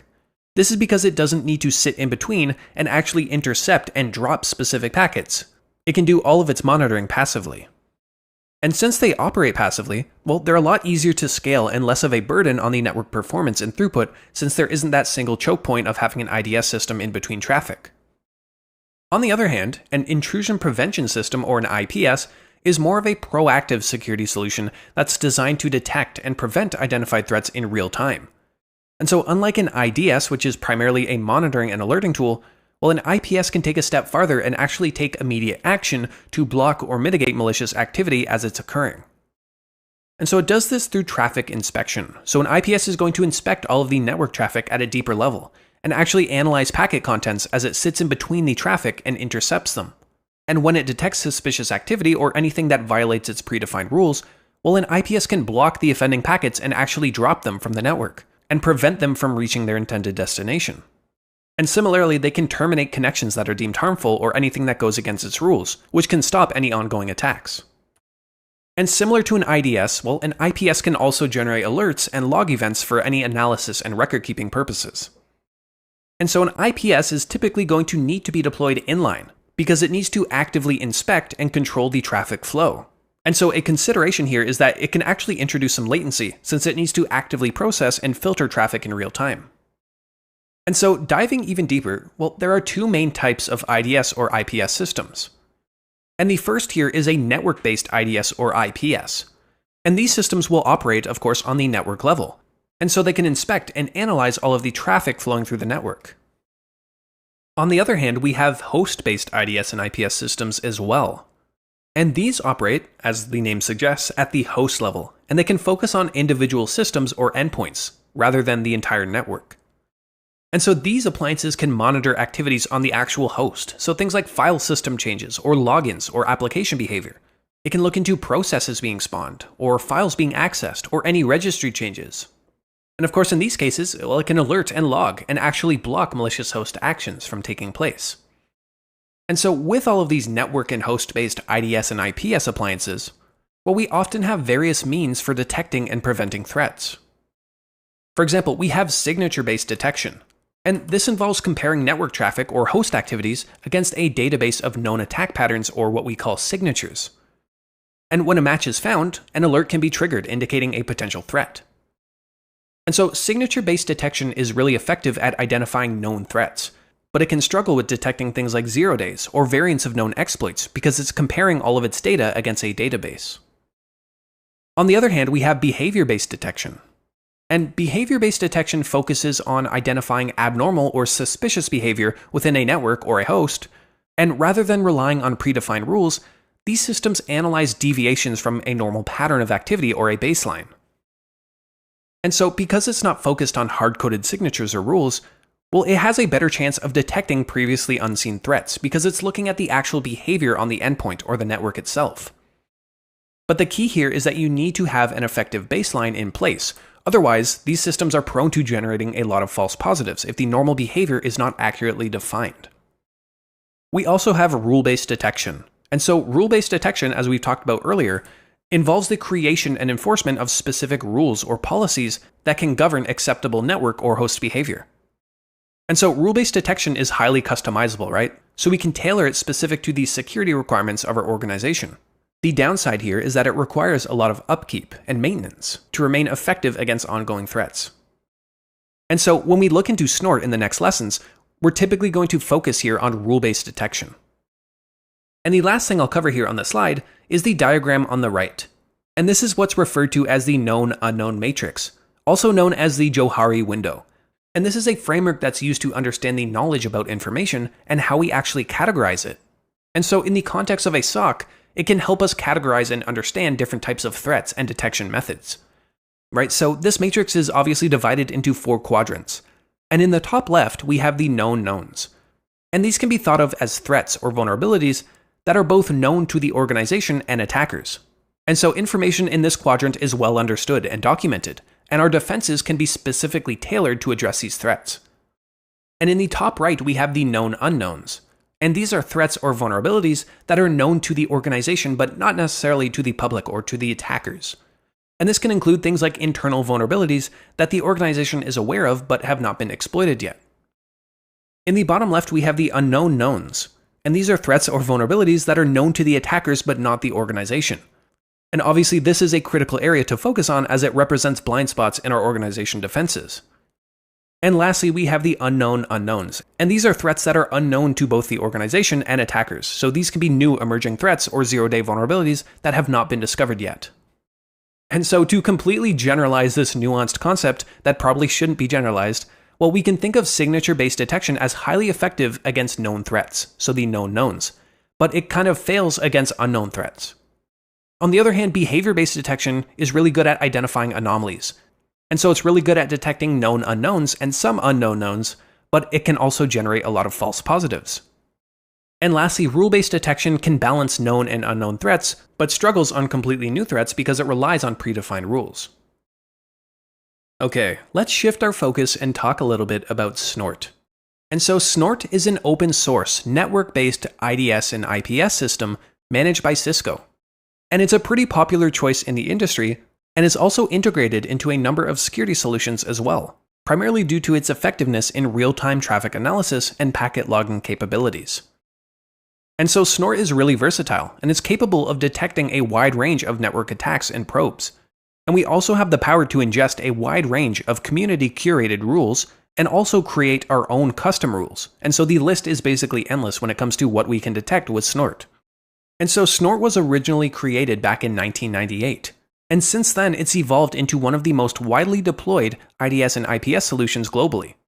And over the years, Snort has undergone more and more development and has gained a large community of developers that are maintaining the rules to keep Snort's detections up to date with the latest and greatest attacks out there. And so the two major versions of Snort in use today are the more common Snort 2, but also Snort 3.0.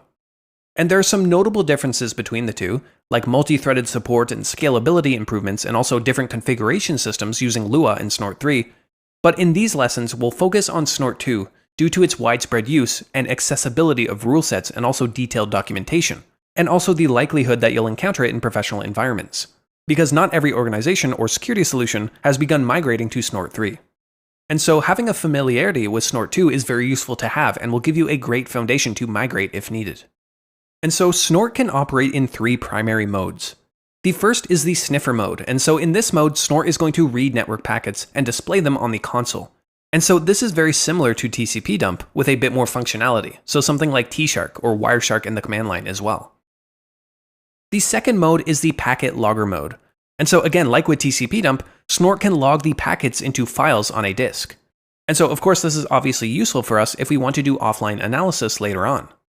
And so the third mode is the most advanced mode, and the mode that we'll focus on in this course is the network intrusion detection and prevention mode. And so this is where Snort actively monitors the network traffic against defined rules and can take actions like generate alerts or block or drop traffic to prevent potential intrusions.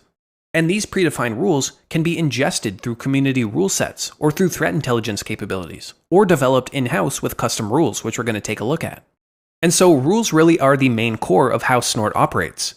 And similar to firewall rules, Snort rules allow the system to inspect network traffic and then make decisions or take actions based on the criteria. And so let's go ahead and install Snort for the first time. And so I've just opened up the terminal. And in this case, I'm just going to run sudo apt install snort and then hit enter. You might need to enter your password here if you haven't done so already. And when we're prompted here, we can just hit capital Y and hit enter. So when we're installing Snort, you're going to see this configuration screen pop up. And so in this case, it's asking us for the address range of our local network. And so this is going to depend on your current VM setup. And so to find out this information, I'm going to press Ctrl Shift and T to open up a new terminal tab. And in this case, I'm just going to run the ifconfig command. You can also use the newer IP command to figure out the same information, but I guess I just have old habits here. And if I look under my ENP0S3 interface, again, yours might be named differently, but I can see this inet of 192.168.1.4, and this is my IP address. Additionally, I can see the net mask here, or the subnet mask of 255.255.255.0. And so this means I am on the 192.168.1.0/24 network.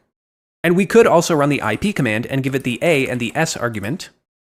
And in this case, if we look under ENP0S3, well, we will see 192.168.1.4, which is my IP address, as well as the slash notation or the CIDR notation of the network that I'm on. So in this case, we can copy this, but make sure if you're on a /24 that you change this to a 0. And so I'm going to head back over to my screen here with the configuring Snort window, and just type in the address range for my local network. And from here, I can just hit OK.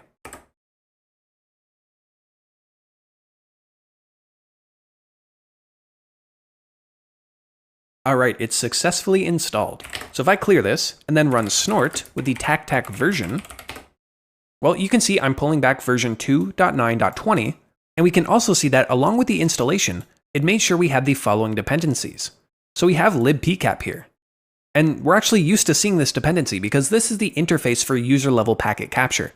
And it gives Snort the capability to capture network packets, which of course Snort needs to inspect and analyze the traffic. And we're already used to this library from using tcpdump and Wireshark. We also have PCRE here, and this stands for Perl Compatible Regular Expressions. And so this library or package gives us the ability to use things like pattern matching and regular expressions within our Snort rules. And lastly here we have zlib, and this is just a compression library used for data compression and decompression. So before we jump into the configuration files, in a typical organizational deployment, well, Snort's listening network interface will operate in promiscuous mode, so it can effectively monitor and analyze all of the network traffic. Promiscuous mode is a network interface configuration where the network card captures all of the packets on the network regardless of their destination address. Right? So normally a network interface card or a NIC is only going to process packets addressed to it. If we turn on promiscuous mode, well, we can actually process and intercept and log all of the network packets traveling through the network, even if they're not destined for our IP address. But we don't really need to worry about this configuration at the moment because for this lab exercise, we're going to keep everything local to simplify the setup and avoid us needing to spin up multiple VMs. Okay, so I'm just going to clear this out. And so the main configuration files that we need to know about to use and operate and, well, configure Snort are typically found in the etc/snort directory after we install it.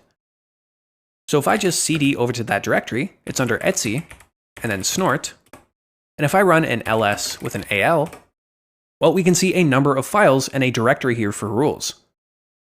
And so this snort.conf file, this is the primary configuration file for Snort, and it's going to define all of our main settings and components and variables for Snort's operation. And we also have this rules directory here.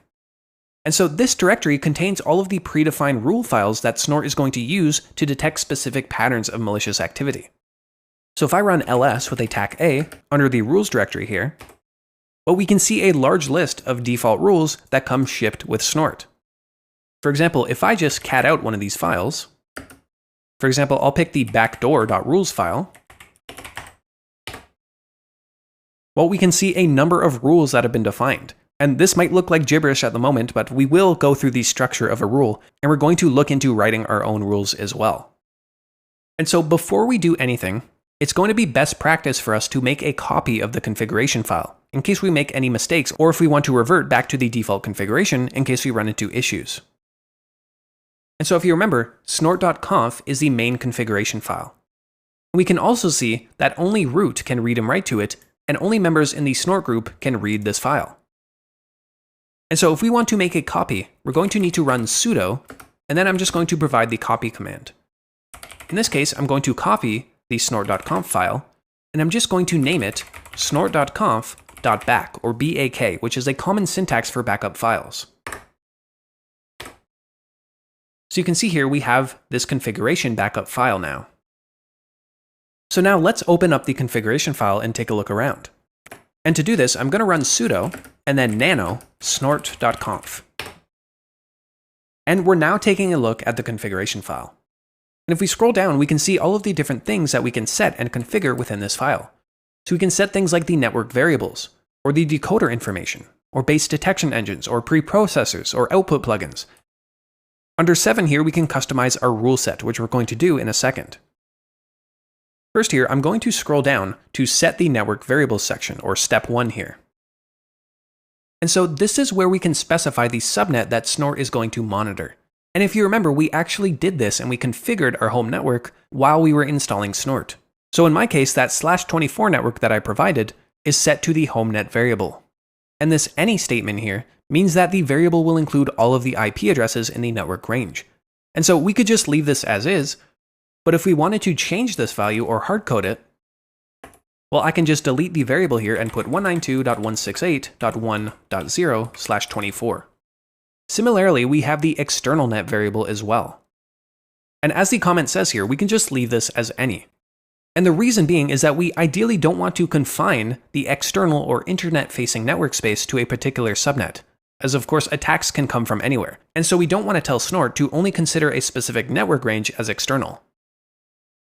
And we could leave all of these remaining variables just as they are. But essentially, if we wanted to, we could list specific hosts or IPs that relate to critical or important servers or resources on the network, right? Like HTTP or web servers or email servers or DNS servers. And at the bottom here, we can see this rule path variable, which currently points to etc/snort/rules. And this was the rules folder that we were quickly taking a look at. And so we can just leave this as is, because this is where we're going to place all of our custom rules. And so I'm going to scroll all the way down now to section 7. And in section 7, this is where we can customize our rule set. And this first specification here, you can see we're including our rule path and then the local.rules file. And so this is a specific file name to contain and write all of our custom rules in. And as we scroll down, we can see a number of rules in white here that have not been commented out, and so these are active rules. And anything in blue here, or with the pound sign at the beginning of the line, well, these rules have been commented out or deactivated. And so Snort is not going to look at any of these rules, but it will parse through and look at these rules. And so because we want to start writing custom rules and learn how we can write custom rules, well, we don't want these default ones getting in the way. And so let's go ahead and comment out all of these default rules. So to do this, let's find the first line of a custom rule. In this case, it's this attack-responses.rules file. And I'm just going to hold the Shift key and then arrow down to start highlighting all of these lines. And while still holding Shift and the down arrow key, I'm going to go all the way to the bottom.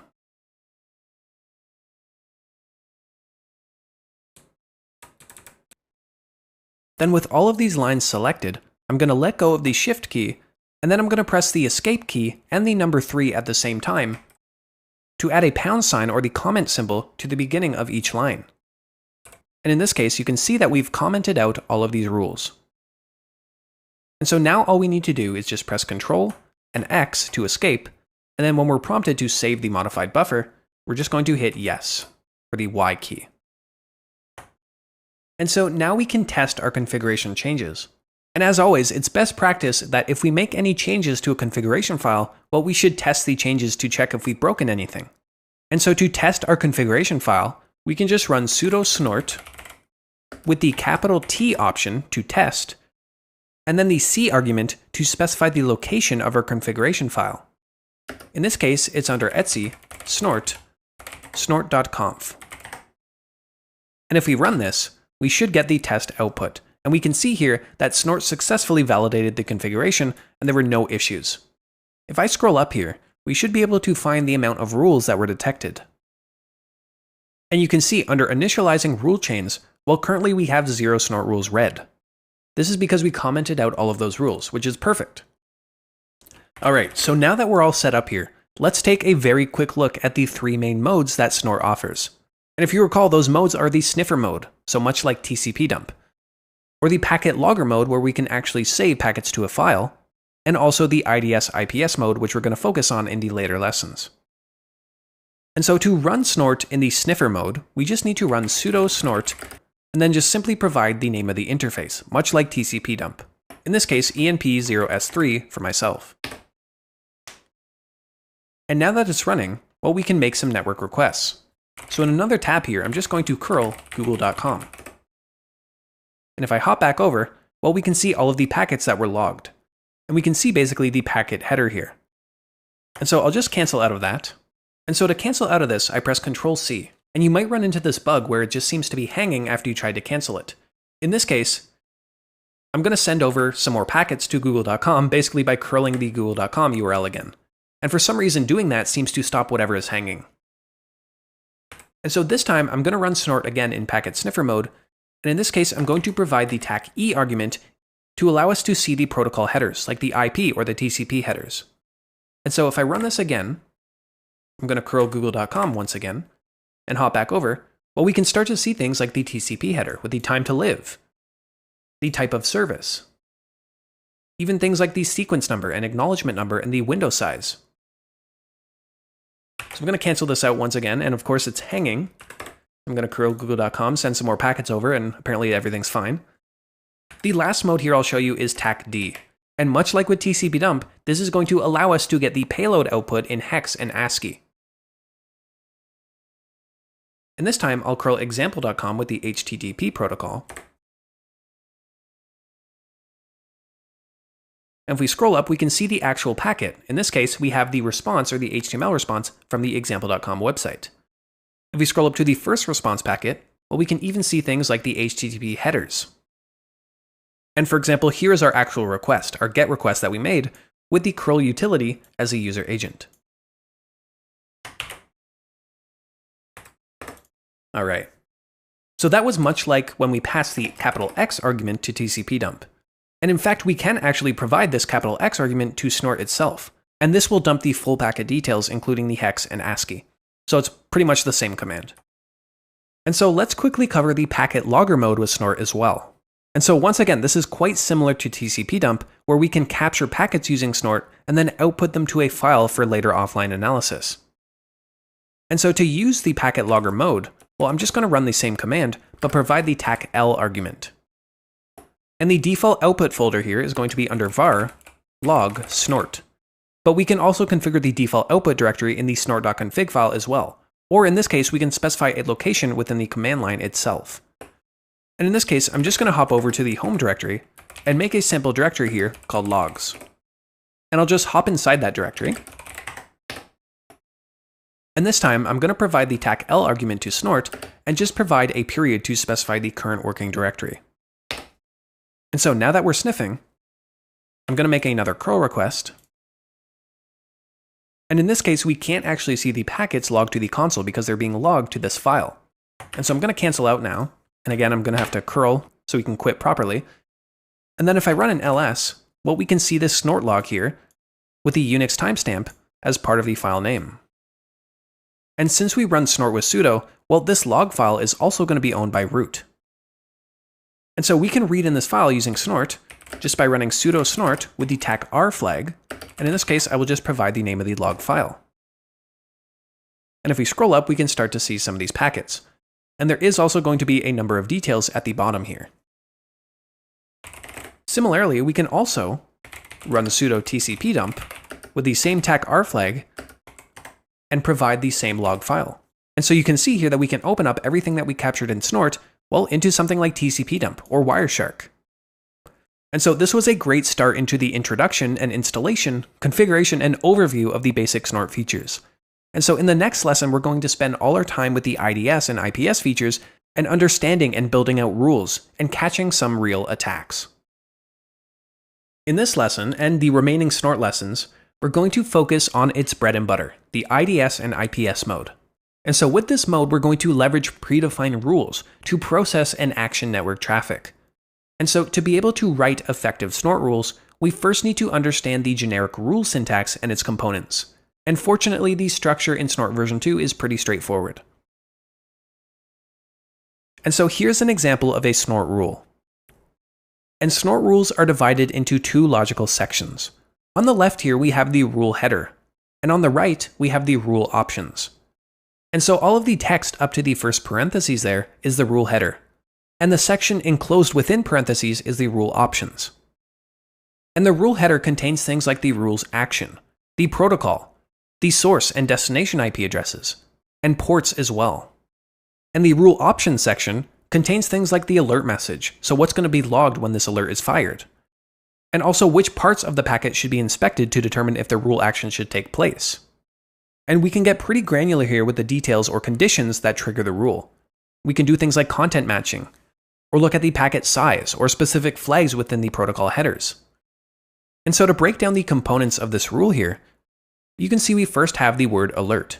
And this is what is known as the rule action. And so this specifies the action to be taken when the rule is matched. In this case, alert means that, well, an alert is going to be generated. But we also have different actions, right? We have log, where we just log the traffic.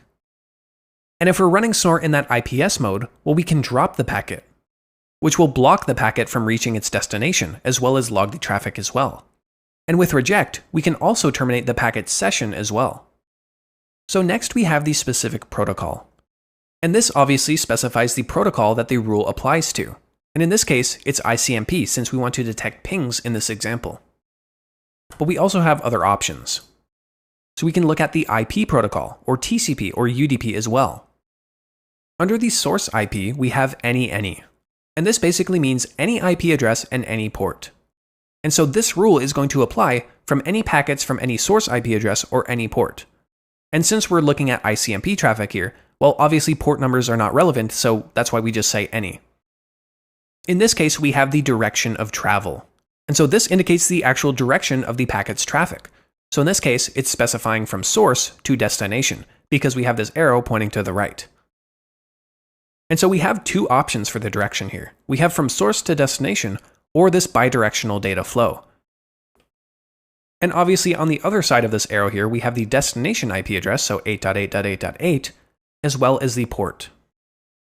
Now, when we start looking into the rule options, we have things like message here. And in this case, this provides the message that will be included within the alert. And so in this case, we can put in a description of what the rule is detecting. We have an SID here, and this is the Snort ID, and it's a unique identifier for the rule.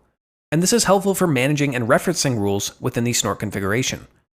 And so as best practice, we want to start our custom rules after the number 1 million. This is because that any SID lower than this is typically reserved for rules that are shipped by default with Snort. And as a general rule, SIDs should not overlap and should be unique for each rule. And lastly here, in the case of this rule, we have rev1, and this is the revision number. And this can be used to track changes to the rule over time, right? So if we make a change to this rule, for example, change the IP address here, well, we might want to increment the revision number as 2, so we can track changes accordingly, so we have more of a version control over our rule. And so to summarize, this rule is going to generate an alert for any ICMP traffic from any source to the IP address of 8.8.8.8. And I think once we start to break down the different components here, this rule becomes a lot more easy to digest. So now that we've defined our first rule, let's go ahead and add it to our rule configuration and test it out. And so to do this, let's head over to our local.rules file. If you remember, this is the default file within our Snort configuration that we can use to place our rules in. And so to alter this file, I'm going to run sudo nano, and then within the Snort directory, I'm going to go under the rules folder and then into that local.rules file. And you can see in this case, this file is intentionally blank and does not come with any signatures. And we can put our local additions within this file. And so let's go ahead and put the rule that we just covered on this first line here. And so to follow along here, the action is going to be alert. The protocol is going to be ICMP. For the source IP address, we'll have any, and port as well since it's ICMP traffic. For the direction, I'm going to use the dash and then the right arrow sign to specify it's going from source to destination. For the destination IP address, we'll just use 8.8.8.8, which is one of Google's DNS servers. For the port, of course, any as well. And now we get into the rule options. And so I'm going to put the parentheses here and put the rule options inside this parentheses. And in this case, we have that key value pair. And so for the key here, I'm going to have the message component or the message object and make sure to put a colon after each name. And I'm going to wrap the value here in quotes. And so for each option that we include, we have to finish it or end it off with a semicolon. So for the next option here, I'm going to specify the Snort ID or the SID. And in this case, because it's not a string, we don't have to wrap it in these quotes here. Because for the SID, I'm just going to put 1,000,001 and make sure to close that with a semicolon. And lastly here, I'll include the revision number with REV for rev. And again, this is not a string, so we can just put the number 1 and make sure to close that off with another semicolon. And so in this case, our rule is looking pretty good. And so I'm going to save this by pressing Ctrl and X, and then save the modified buffer with the capital Y, and then hit enter. And so I'll mention that in a typical deployment, Snort is going to run as a service, which allows it to operate in the background and provide that real-time network intrusion detection and prevention. But since we're just learning and testing here, we're not going to configure that kind of deployment, and rather we can start Snort manually from the command line to run and test it. And so when we run Snort, the primary argument that we're going to need to remember and make note of is the capital A. And the capital A specifies the alert mode that we want to use. And so if I just run man snort here and scroll down a bit, we can see for capital A, we have alert mode. And we have different values that we can use. For example, full as the alert mode is going to provide all of the possible information about the alert. And this is also the default alert mode. If we use fast as the alert mode, well, this is going to show alerts in a more condensed format. And so it's going to show the alert message and timestamp, source and destination IP and port numbers, kind of in a more syslog style. If we use none, well, we're not going to get any alerts. It's basically going to turn off alerting. And what's not mentioned here is we can also use console. And this is going to allow us to see alerts in that fast mode, but directly within our console when we run Snort. And so I'm going to press Q to quit here, and let's go ahead and set up Snort. So I'm going to provide TAC A here, and in this case, I'm going to use console because I want to see the alerts in the console as they appear. We can also use the TAC L argument to specify the log directory of where the alerts will be logged. In this case, we can use the default of var log snort. And we also need to provide our interface for capture. In this case, I will use enp0s3. And lastly, if you remember, we need to specify our configuration file with the C argument. In this case, it's under etc, snort, and then snort.conf. And I will quickly sneak in the Q argument here to make sure that we run in quiet mode, because if we don't, it's going to display an annoying banner and initialization information that we don't actually need in this instance. So once we run this, it's going to be pretty uneventful because we don't actually have any output yet. However, in a new tab, I'm going to test out our rule by pinging 8.8.8.8. Well, actually first, let's try pinging a different IP address. For example, if I ping 8.8.4.4, well, you can see we're getting replies. But if I hop back over to our snort output, well, we still have nothing. So what if I try pinging 8.8.8.8? And assuming we set up our rule correctly, well, we're going to get a match and get alerts for every ping. If I hop back over, well, we can start to see all of this traffic has been detected. And in this case, we're getting a timestamp of the alert. We're getting the SID or the SID of the alert as well. We're getting the message that we specified or the description. And we're also seeing things like the traffic direction. So we have the source IP address of our IP going to 8.8.8.8. And so you can see this fast option mode, or in this case, the console option mode, is really useful for us to get a quick output. Okay, so let's do another example here. And first, I'm going to quit snort. And if it's hanging up like this again, I'm just going to issue some more ping commands. It might just be my machine and the demo gods raining down on me. All right, so let's do another example here. This time, let's work with the TCP protocol, which is a much more common protocol for these rules, as the attack surface is much larger than, say, something like ICMP. And so I'm going to open up our local rules file again. And that's under rules, local.rules. And so I'm going to delete our first rule here, just by pressing Ctrl and K. And in this case, let's alert on any traffic that is going to a destination port of 4444. In this case, the IP addresses don't matter. We just want to monitor any outgoing quad 4 port traffic. And so to do this, well, we want to specify an alert under the TCP protocol, any source IP address, and also any source port. For the direction, we want to specify any outgoing IP address going to port 4444. For the options here, well, I just want to put a message of connection to remote IP on port 4444. You can basically put whatever you want here. For the SID, I'm just going to increment our last one by 1, even though we deleted it. And the revision number is going to be 1 as well. And so I'm going to save these changes. And so to test out that our rule is working, we can use the hping3 command to send a specifically crafted packet over to example.com on port 4444. And so you can imagine that instead of example.com, well, this can be an attacker's controlled server listening for any incoming connections on that port. And if you don't have hping3 installed, well, we can just run sudo apt install hping3. All right, perfect. So I'm going to get our command ready. And so I'm going to run sudo hping3. For the count, I'm just going to put 1. We just need to make one request. Under port here, it's going to be 4444. I'm going to put S just for a SYN flag, and then specify example.com.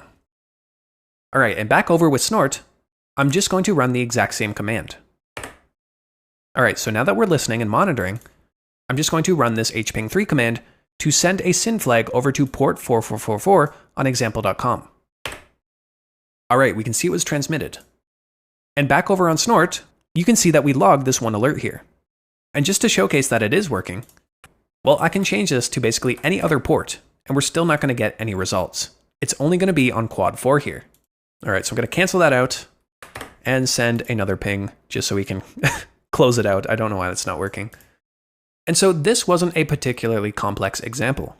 But for instance, the Metasploit framework is a popular penetration testing tool, and the default Metasploit payloads will typically use port 4444 by default when attempting to establish reverse shells on a target system.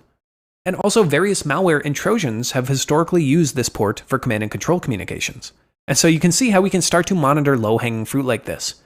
And typically this type of thing will already be caught in the default and community rules, but I just wanted to show at the most basic level how we can create something similar. And so with this rule, we're basically trying to see from the perspective of the SOC, what does the network activity look like, and can we write any rules to log it or mitigate it and prevent it from occurring? And this is basically the essence of network security monitoring and network traffic analysis coming together. Before we move on to some more rule creation examples, let's briefly talk about community rules. And so community rules refer to all the rules that have been submitted by members of the open source community or the Snort integrators or developers.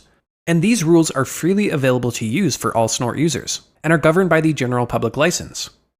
And so on snort.org here, we can go under Downloads, and then scroll down to the Rules section here. And I'm not going to actually ingest all of these community rules, but just to show the general process, I'll make a quick directory to store them in, and then we can take a look at a couple. And so for version 2.9 here, I'm going to right-click and copy the link to the communityrules.tar.gz file. And so typically we'd want to download and extract this file within the etc snort rules folder. But for this quick example, I'll just make a sample directory, and then run wget with sudo, and paste in that link so we can download it. If I run an ls, you can see that we downloaded this tar zip file. And so to extract it, I'll just run sudo tar with the x, z, v, and f arguments, and then provide the name of the file. And if I go into the community rules directory and run ls, well, we can see this community.rules file, which we can then move over into our base directory. And if I just cat out this file to view it, and pipe it over to less, well, we can start taking a look at some of these rules. And you can see that all of these rules are really well documented. So we have things like reference URLs that we can return to. We have different things like class types and different metadata about the rule itself. And some of this metadata might include things like CVE numbers or MITRE IDs. And so if there was something in particular that we wanted to find or test, well, we could locate the rule within this file and understand how it's detected. You can see that a lot of these rules are looking at the actual content contained within the packets themselves. So you can see specific values in bytes or hex, or different regular expressions as well. And these are specific patterns and signatures that can be found within the packets to alert on. And this is really how Snort's rule-based detection works in the SOC. So next, let's take a look at logs, specifically in the var/log/snort directory. And you can see here, we have files created from when we were doing testing. In this case, we have the alert fast file, which includes all of the alerts from when we specified the fast alert mode. We also have these snort log files, with these specific timestamps appended to the end of them. And these include the actual raw traffic or the captured PCAPs from when a rule fired. And so specifically, let's find the most recent one here, which should refer to our quad 4 port rule. And what I can actually do here is just run sudo Wireshark, and then paste in the name of this file. And you can see that Wireshark is going to open up here, and in this case, it's going to show us the captured packet. In this case, we had a single packet that fired off this rule. But we can see that the destination port here is quad 4. And so obviously this is not the best example, but you can see how absolutely useful this can be during investigations. If we can get an alert, and then get the actual raw data and packets that were captured to fire off the alert, well, this incredibly expedites our analysis and response capabilities. And so I'm just going to remove all of the files within this directory. And then I'm going to run Snort again, but this time I'm going to log some alerts. And so in order to log alerts, we can run Snort again just like we did before, but in this case I'm going to change the alert mode to either full or fast. And if you recall, full here is going to provide the full decoded header and the alert message. If I just run fast here, it's going to show the alert message and timestamp and source and destination in that syslog style. And fast is the preferred method here if we want to actually log these alerts and then forward them to a SIEM, for example, for correlation. And so I'm going to run this, and then I'm going to head back over to our other tab here, and I'm going to send a number of SYN flags over to example.com. And each time I do this, it should be triggering and generating an alert. And if I hop back over here, well, you can see we're not getting any output this time. But if I cancel this, and I'm going to need to send one more packet because Snort is being weird for me, and if I run an ls, well, we can see we have the captured raw packets. We also have this alert file that's been populated. And so if I cat out the alert file, well, we can see all of these alerts that were logged. And so once we're generating these alerts, well, we can have these logs dynamically forwarded into our SIEM and create alerts on our dashboard. And this is what us as SOC analysts will typically investigate and respond to when they come in. And because Snort is also capturing the raw PCAPs themselves, well, we can then use what we learned from the network traffic analysis section to dive into these files and understand what happened and gather IOCs. So you can really start to see how network traffic analysis and network security monitoring tie together, right? So by setting up rules and capturing alerts, we can then forward them to our SIEM. And so lastly here, let's see Snort in action as an intrusion prevention system. So far we've been monitoring and alerting, but we can actually block or drop packets that match our rules as well. And so to configure Snort as an IPS, we need to use the drop action within our rules instead of alert. And this will actively block the traffic that matches our rule. And so to do this, I'm going to head back over to etc snort, and I'm going to run sudo nano and locate our local rules file. And so in this example, I'm going to kill this one here. Let's create a very simple rule that will drop FTP traffic after it's been detected on port 21. And also, let's get real here for a second. We don't have to be experts and memorize every single field and header when we're creating Snort rules.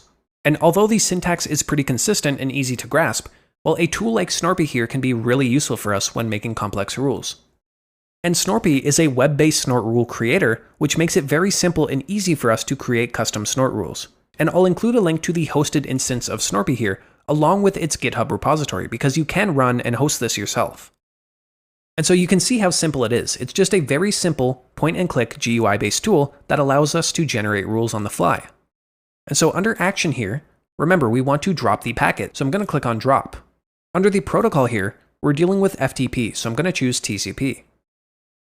Under the source IP address, well, we want to monitor any IP on our home network, so I'm going to put any. For the source port, remember this can be an ephemeral port as well, so we want to put any. But for the destination, we want to make sure the port is 21, and also any for the destination IP address, because we want to monitor any external FTP communication. Under the Snort ID, well, I can just put 1,000,001 again. And the revision number, I'll just put 1 as well. For the rule message, I'm just going to put a brief description of what we're doing here. And with that, our rule is ready to go. So I'm going to click on this to copy it to the clipboard and head back over to our rules file. And I'm going to paste it in here. And when we do paste this in, it included a couple extra spaces, so I'm going to make sure to remove those. And one quirk with Snorpy is that we weren't able to change the bidirectional flow of traffic. And in this case, I want to change the direction here from source to destination to bidirectional, because I want to detect and drop any traffic flowing to or from an FTP server. And so we'll just save that. And so now that we've created a rule to drop traffic, we can now run Snort in inline mode. And again, typically within a production deployment, where we're going to be running Snort as more of a service, we can actually configure this by default in the snort.conf file rather than do it through the command line. And so to run it in inline mode, we can just run sudo snort with the quiet option here. I'm going to provide console for the alert output. I'm going to specify our interface here, so enp0s3, as well as our configuration file. And in this case, the capital Q argument here is going to tell Snort to run in inline mode. And inline mode is required for IPS functionality, and is going to allow Snort to drop or modify packets in real time. And so if I run this, well, we're going to get an error message. And you can see here, PCAP-DAQ does not support inline. And this means that the data acquisition model that we're using by default, or the libpcap module, does not support inline mode. And so to resolve this issue, we need to use a DAQ that supports inline mode, like AF packet. Additionally, we need at least 2 network interfaces for Snort IPS to work, as the AF packet module creates a bridge between them. And so the steps to do this are going to be dependent on your hypervisor, and you don't have to follow along if you don't want to, but I'm going to quickly set this up to demonstrate. And so in my case, I'm running VirtualBox. And so I'm going to right-click and stop my machine here because it has to be powered off. And I'm going to open up these settings here and head down to the network settings. And in this case, I'm just going to go over to the Adapter 2 tab and check off Enable Network Adapter. And I'm going to go down to NAT Network and make sure it's on the same one as my first adapter here. And so I'm going to press OK and restart my VM. Now I can run ifconfig again. And in this case, you can see I have an additional interface. So I have ENP0s3, which is my default one, but I also have ENP0s8 now. So now I can run Snort once again. And now what I need to modify here is the data acquisition unit that we're using. In this case, I'll do 2 dashes here with DAQ and specify the AF packet utility. And now for our interface, well, I actually need to bridge the two that I just set up. And so I'll leave ENP0S3 here, but with a colon, I will bridge it over to ENP0S8. And if you don't already have it, make sure to include the capital Q argument to run Snort in inline mode. If I just hit enter here, well, you can see we have nothing on the screen right away. But if I try to connect to a public FTP server, well, I can just run FTP test.rebex.net and try to connect to it. You can see that apparently we were connected, but now it's just hanging. It should be prompting me for a username and password. If I head back over to Snort here, you can see we did get an alert. In this case, a drop action took place to drop the FTP traffic, based on port 21. And if we hop back over, well, you can see the connection was terminated. And just to prove that this is working, I can press Ctrl+C here to cancel out Snort and try to connect normally. And in this case, we are being prompted for our username. And we can connect just fine. However, if I turn Snort back on, suddenly we can no longer connect, and we are logging that drop packet. And so you can see by setting Snort to drop or reject traffic, well, we can actually prevent malicious connections and protect the network in real time. And so that was a lot of information and a very long video. And so feel free to review your notes or the rule syntax. And in the next video, we'll use what we learned to detect some real threats. So I will see you in the next video. Alright, and welcome back. And in this video, we're going to take a look at some more intrusion detection and prevention techniques within Snort, and actually feed in some real malicious traffic and write custom detection rules to alert on them. And so first here, I'm going to undo what I did in the last video. I'm just going to head over to the network settings here and uncheck adapter 2, because we're not going to need it for this lesson. And in this lesson, let's go through creating some custom detection rules for a variety of real malicious PCAPs. And so to simulate us detecting traffic for our rules, we don't have to set up a lab environment and simulate live traffic. We can simply use Snort's option for reading in pre-established PCAP files. And as we read in these packet captures, we can leverage Snort's alerting and detection functionalities to evaluate our custom rules and make sure that we can catch the malicious traffic. And in this lab, we'll focus on detection rules since it's easier to showcase, and we can pipe the alerts right into our console. And obviously we won't be able to cover every single scenario here, but hopefully by covering some initial examples, you'll start to get a feel for writing simple rules, which can be paired with the resources I'll include at the end of this section for further practice. And so let's head over to the desktop and over to the network security folder. In this case, let's head to the Snort directory and then under PCAPs. And this is where we're going to find all of the example PCAPs for this lesson. And so I'm going to open a terminal here. And in this case, to start off, let's open up one.pcap in Wireshark. And if you remember this PCAP file, well, maybe you don't just by first glance here, but this is the same one that we used to both learn tcpdump and Wireshark. So this is the PCAP from that system that was infected with LokiBot that made the HTTP request to download the malicious audiodg.exe Trojan. And if I just run http contains audiodg, we should be able to pull back that request. Yeah, there we go. Alternatively, I can go under statistics, under http, under requests, and we can also find the same audiodg.exe executable download. And so in this case, let's see if we can use this as an example to create a Snort rule that can alert us on any .exe files that were downloaded over HTTP. And to do this, let's use the same Snorpy tool that I'll link down below. So let's set the action to alert. Under protocol, it's going to be TCP because we're dealing with HTTP traffic. For the source port and IP, well, this can basically be anything because we want to monitor our entire home network and any ephemeral port that these connections originate from. For the destination, well, we will have any, once again, and 80 for the port here. As best practice, I will put in an SID and a revision number. For the message, I will just include http URI contains.exe. Alright, so at this stage, our rule is not going to match anything specific to executables, right? In this case, we're just going to match anything on port 80, which isn't ideal. So this is where content matches come into play. So I'm going to press the green plus button here to add a content match. And in this case, we need to choose what field we're matching the content off of. Because we want to match any .exe extensions within the URL, I'm going to click on the URI option here. I'm also going to click on No Case here. And this is going to make sure the rule is case insensitive, because attackers might try something like exe with a capital X, or 2 capital E's, for example. And for the actual content to match, I'm just going to type in .exe. And to confirm this, I'm going to press the green check icon. And so we have our rule written here. And you can see that it automatically converted the dot here to this hex value of 2e, which refers to the dot. We didn't actually need to do this, but it's good practice, and you're going to see a lot of hex values within these content signatures. And so this rule, in theory, is going to alert when it detects any HTTP traffic where the URI contains the string .exe. And so if I copy this to our clipboard, we can close out Wireshark here. I'm going to edit our local rules file, which is located in etc snort rules and then local.rules.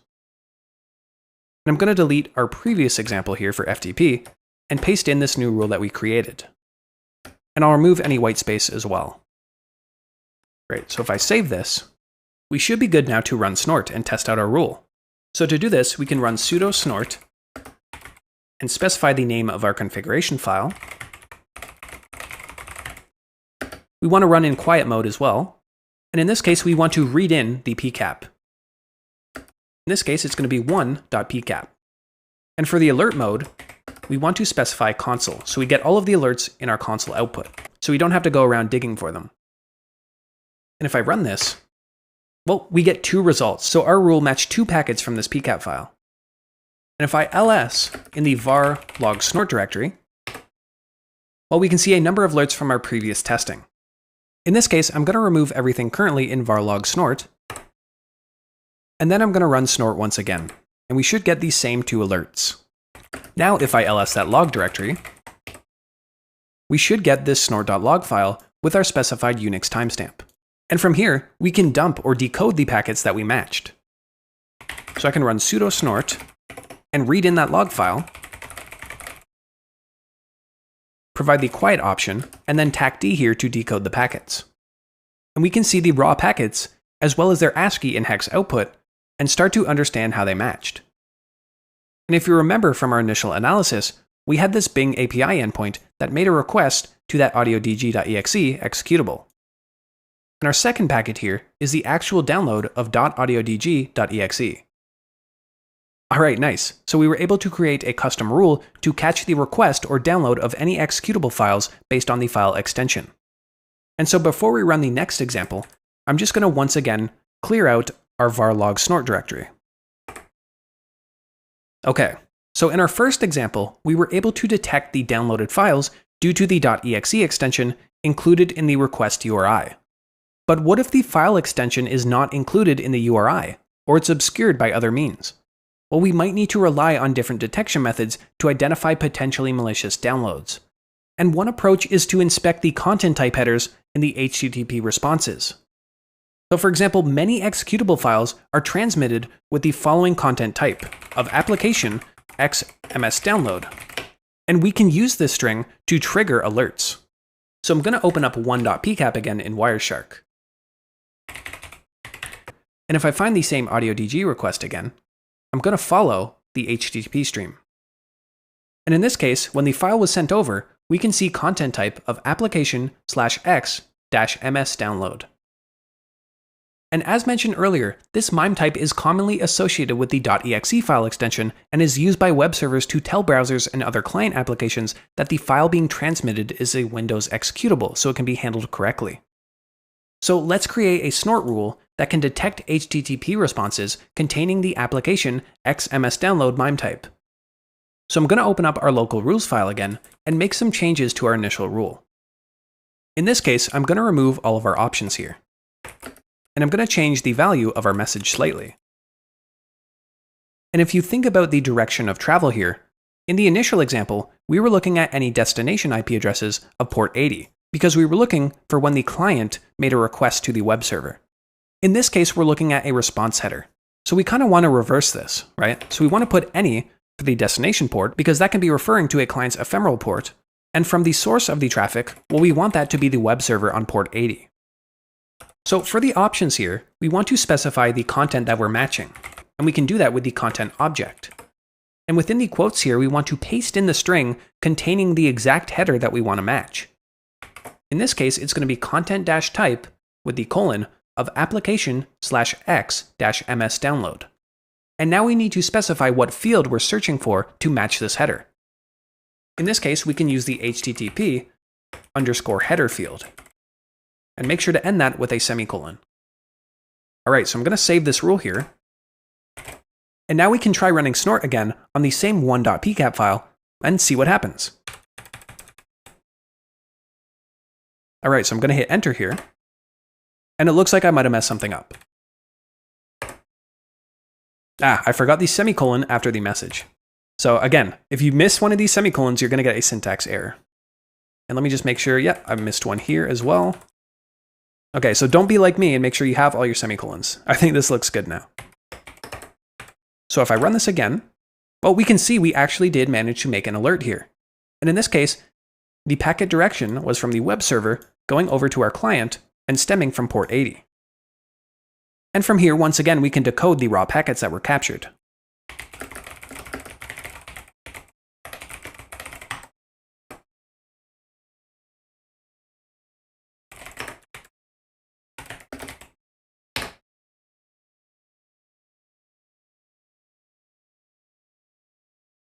Awesome, so we were able to create a second rule to match on a different part of the packet. So let's go through a third example here. And before we do this, I'm going to clear out the var log snort directory once again.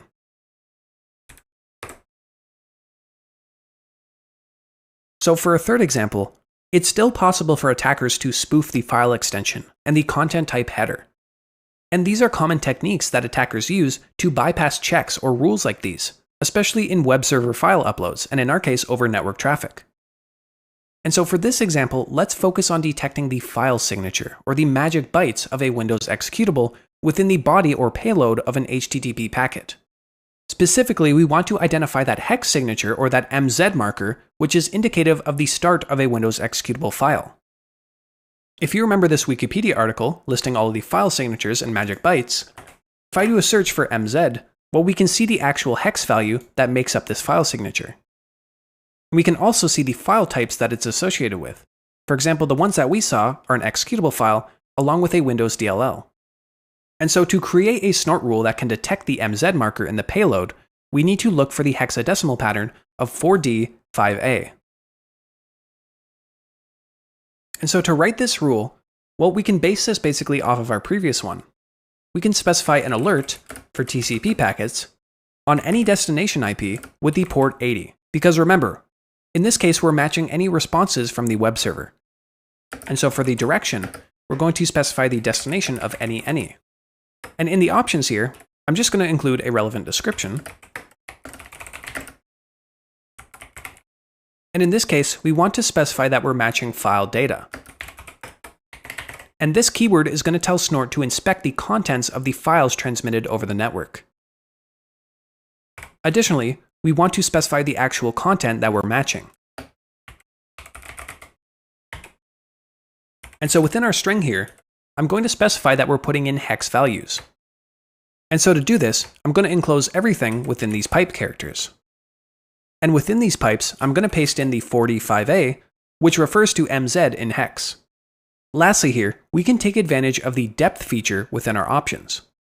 And when I type this, it's probably going to move over to the left. Okay, so hopefully you can still see that. And the depth option here is going to specify how far into the packet Snort should look to match the specified content. In this case, we can just put 2 here to specify that we only want Snort to look in the first 2 bytes of the payload, in this case, matching the MZ in hex. And so we can really start to see the power of Snort here and its different pattern matching capabilities. And so as best practice here, I'm going to close this out with a SID and a revision of 1.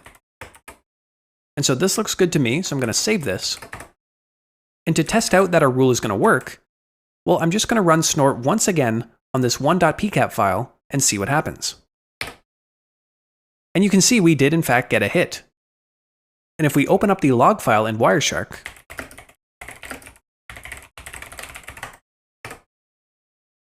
we can see all of the relevant packets that stemmed from this capture. And if I follow the TCP stream, well, we do in fact see the MZ file signature at the start of this file. Excellent, so that was 3 different ways and 3 different custom rules that we wrote to match a malicious file transfer over HTTP. And so before we move on here, I'm just going to clear out my varlog snort directory, and let's take a look at the next example. And so for this example, let's open up the 2.pcap file within Wireshark. And if you recall, this is the pcap that we analyzed with tcpdump earlier that contained the Cobalt Strike activity. And during our analysis, well, we identified a malicious SSLoad DLL that was using a unique user agent string. To demonstrate this, we can search for the user agent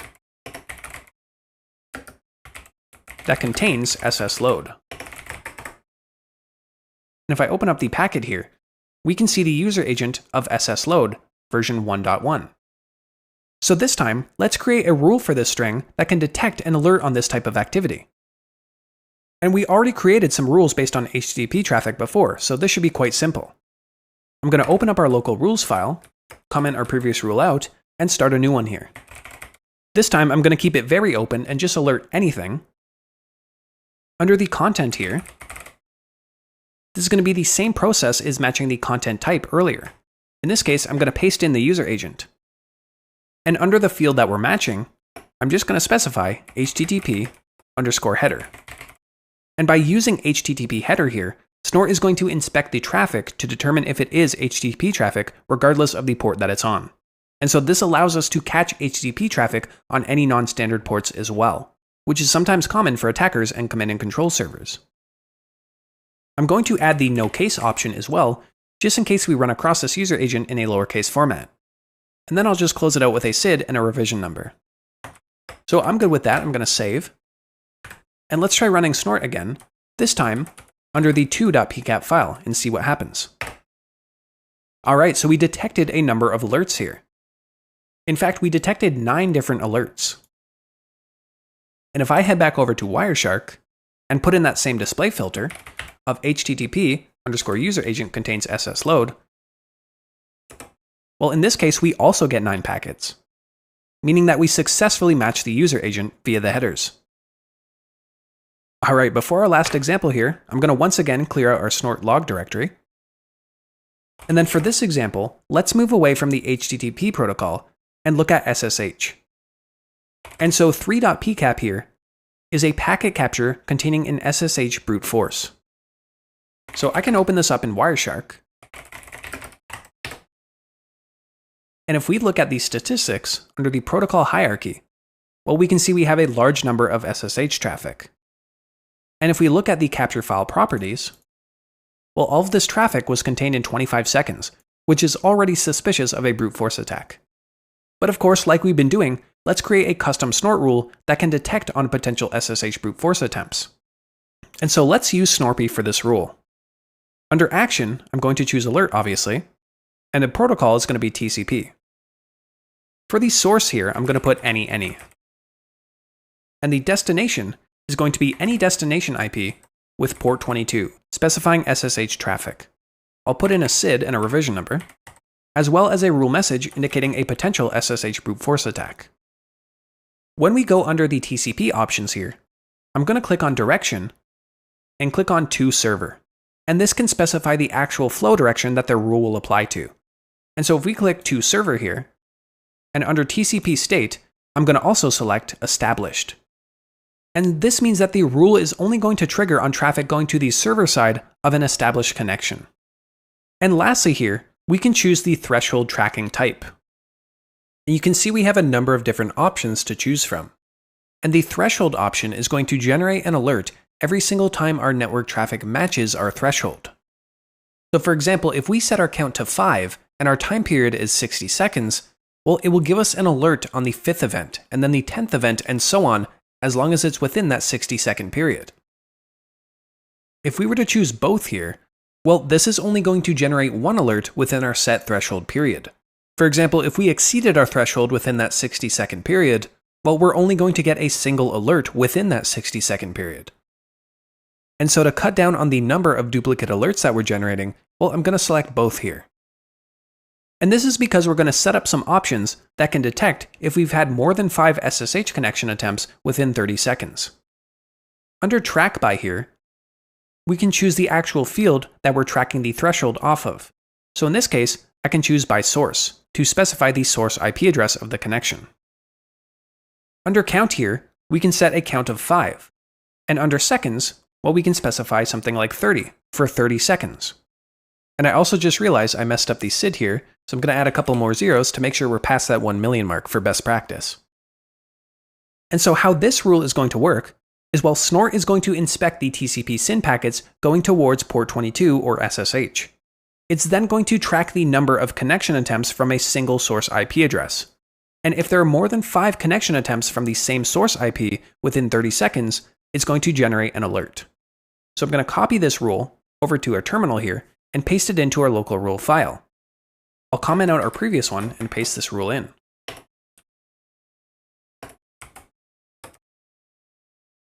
And now I'm just going to run Snort on the 3.pcap file, and we should get some alerts from brute force attempts. And you can see, because we set that 30-second period, we're only getting 1 alert. If I were to change this and actually edit the threshold, instead of both here, to threshold, and run the same rule again, well, this time we're going to get an alert for every single attempt within that 30-second period. Or to put it another way, anytime a single source IP address exceeded 5 SSH connections within 30 seconds. And so this was a very simplified example. And in a real-world scenario, you might want to fine-tune the threshold values, like the count and the seconds, based on your baseline traffic patterns so you can reduce false positives. And also, there are built-in brute force detection methods like fail to ban, but I just wanted to showcase how it could be done with Snort rules as well. And so that was a great exercise, I think, into various rules and methodologies around creating and tuning rules with Snort. And any other IDS or IPS system that you interact with, like Suricata or Zeek, is going to have very similar syntax and approaches. And if you want to dive into more complex rules and look into things like preprocessors, well, definitely look into the community rules and the default rules that we looked at earlier. And you could learn a lot about thresholds and counts and various fields that you can define as well through these rules. And so now I think it's time that we use what we learned to go through a quick challenge and combine what we learned through PCAP analysis to then go ahead and create custom detection rules and improve our team's detection capabilities. And so with that, I will see you in the next video. Now that we've wrapped up the network security section, let's take a look at some additional resources that you can use to continue practicing network traffic analysis and custom rule writing for network security monitoring and prevention. And I will have all these links down below, but I'll quickly walk through some of them as well. And so the first one here is malwaretrafficanalysis.net. And this is a fantastic blog and resource by Brad of Unit 42 of Palo Alto Networks that focuses on, well, network traffic related to malware infections. And if we go to the archive here, it contains hundreds of realistic PCAPs from actual malware infections in the wild. And it's an amazing resource if you want to continue practicing your network traffic analysis and detection engineering skills. I will list a disclaimer here to be careful with these samples because they do in fact contain real malware samples. So as best practice, keep everything contained within your lab VM. And I fully credit this resource here for providing some of the PCAPs that we used during the Wireshark section, because they really are just that good. Another great resource here is from Chris Sanders, who is a master of packet analysis and an author of some fantastic books like Practical Packet Analysis and Applied Network Security Monitoring. And he's also provided a list or a repository here of packet captures from over the years, and you can download them here from GitHub.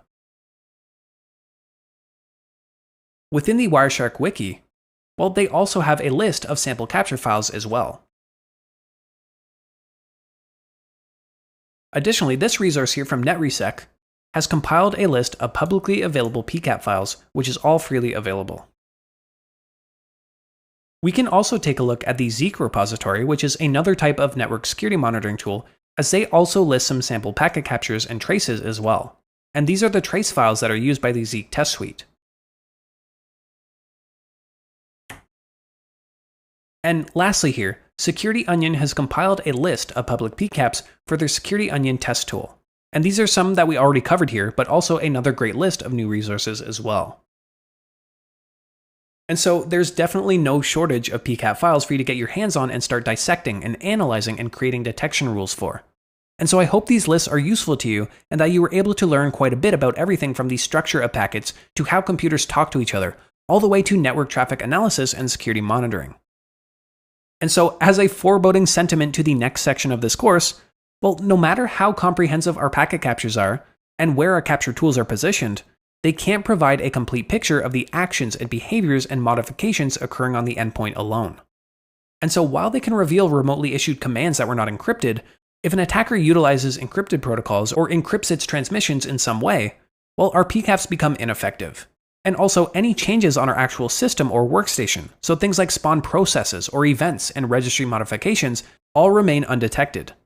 And so because of this, it's often beneficial during investigations to pair our network analysis and endpoint security capabilities to get a full picture of what's going on at the endpoint level. And so with that, I will see you in the next domain of this course. Alrighty, everyone. Good job for getting through that network security section. I know that one can be quite long. There's a lot of sort of stuff thrown at you, all throughout the different tools that we touch on and cover.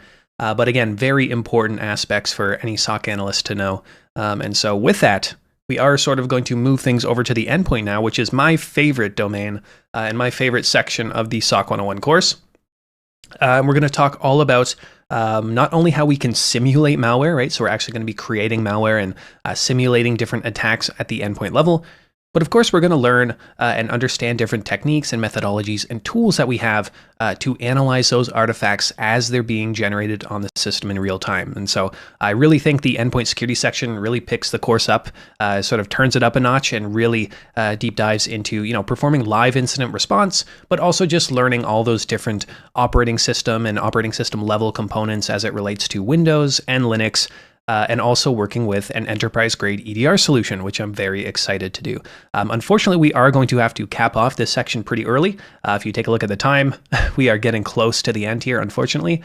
But I just wanted to sort of remind you all once again to check out the full SOC 101 course on TCM to get your hands on all these different exciting domains. And so again, we'll have the link down in the description below for you to register and take the full course, because if you made it this far, you're clearly enjoying it, at least to some degree. So again, I highly encourage you to check out the full course and get all of those offerings. Welcome to the endpoint security section of this course. And in this section, we're going to expand the surface of our monitoring and analysis capabilities and, well, include endpoint devices as well. And so as a SOC analyst, understanding endpoint security is going to be an important focus for us because we're almost always going to be dealing with endpoints in incident response scenarios. And as we discussed back in the phishing analysis section, whether you agree with it or not, humans are often seen as the weakest link by attackers, and as such, are often specifically targeted by attackers for their initial access or foothold into an organization. And we can think about endpoints as simply an extension of users, right? So whether it be workstations in the form of desktops or laptops, or mobile devices, or even endpoints in the form of servers like web servers or database servers or FTP servers. All of these systems or endpoints need to be hardened and monitored, as these are the targets that often serve as these entry points for attackers into the network. And by truly understanding the endpoint, we're going to be much more effective at identifying what's normal or abnormal on workstations and servers, or being able to correlate network traffic activities, or being able to map an attacker's tactics and techniques, and ultimately respond to incidents more effectively. And so this section will provide you with the knowledge and hands-on skills needed to effectively monitor and analyze endpoint security events. And we're also going to cover endpoint events and logs in much more detail during the SIEM or the Security Information and Event Management domain, as well as the processes and methodologies for responding to incidents in the incident response section. And so there's going to be some natural overlap here, but understanding the fundamentals and components of operating systems and endpoints and how we can enhance their security is going to be very helpful before we dive into these topics. And so with that, let's jump into our domain objectives for this section.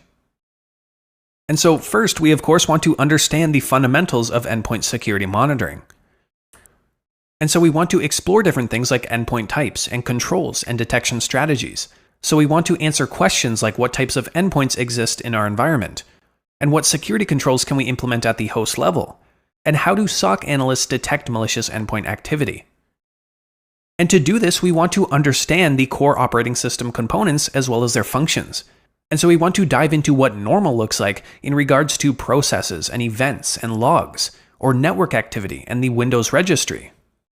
We want to develop practical skills in extracting insights from system internals.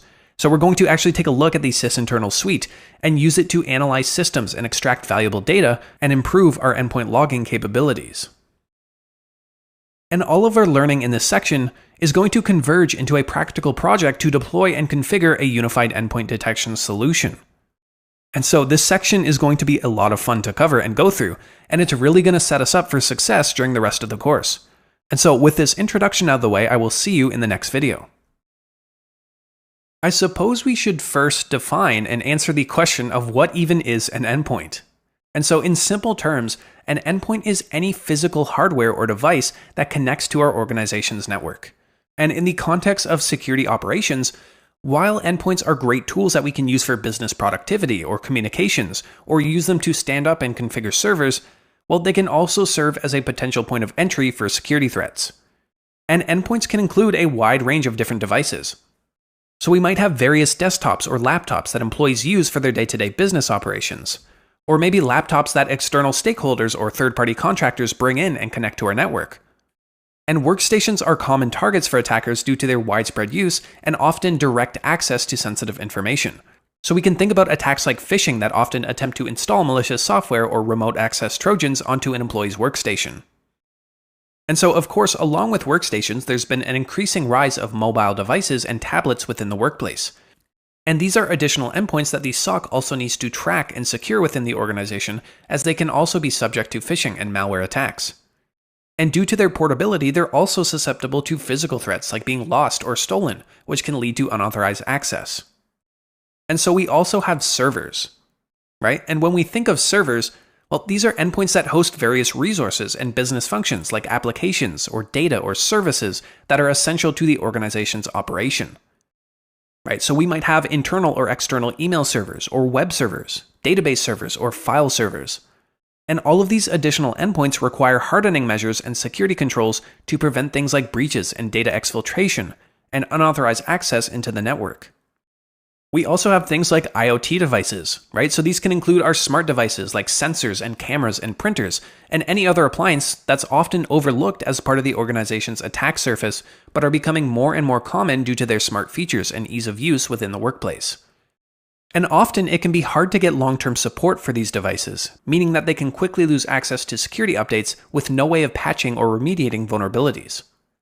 And while not IoT devices themselves, we can also think of some other categories of endpoints like OT or operational technology, which are endpoints that are used to manage industrial operations, or ICS or industrial control systems, and also SCADA equipment, which all come with their own attack surface and hardening challenges. We also need to think about all of our networking appliances, like routers and switches and firewalls that form the backbone of the organization's network infrastructure. And since these endpoints often run custom or proprietary operating systems, it can sometimes be difficult to install endpoint agents or monitor things effectively, but we will talk about this later on in the course. And so with this abundance of endpoints growing throughout an organization's environment, well, we need a way to implement security controls to monitor and alert on malicious activity or behavior occurring on the host or operating system level. And over the years, a lot of research and development has gone into evolving endpoint security monitoring capabilities. And vendors have invented many exciting acronyms to sell the latest and greatest host-based security solutions. And so let's quickly go through the most prominent controls or solutions that you might see out there. And as we think about the concept of defense in depth, some of these capabilities pair hand in hand quite well together or have a lot of overlap with each other. And so the goal for an organization is to assess which controls align to their specific threat model and environment and prioritize their implementation based on that relevance along with available resources. And I'll also mention that the area of endpoint security can get messy in terms of, where do you draw the line between what an EDR can do and a host-based intrusion detection or prevention system, for example? Or how EDR can integrate with UBA. Yeah, I told you there would be a lot of acronyms here. Or some vendors might have their own standalone products, so it's always been very hard to compare specific vendor offerings between each other, because they can all do different things and are always evolving to include more capabilities. Which is why I always like to say, it's not ever about the specific tool or solution, but what the tool or solution aims to accomplish and what security controls it's aimed to enforce. And so first here we have antivirus or anti-malware. And this refers to software designed to detect, prevent, and remove malicious software, or malware, from computers and networks. And antivirus software typically works by scanning files and programs on your computer for various patterns or signatures that match known malware. And the traditional concept of antivirus has evolved into newer solutions, which we'll talk about soon, that move beyond the reliance of constant hard-coded signature updates. And these newer solutions can employ advanced detection methods like behavior analysis or heuristics, and machine learning algorithms to detect threats more effectively. Which kind of brings us into endpoint detection and response, or EDR.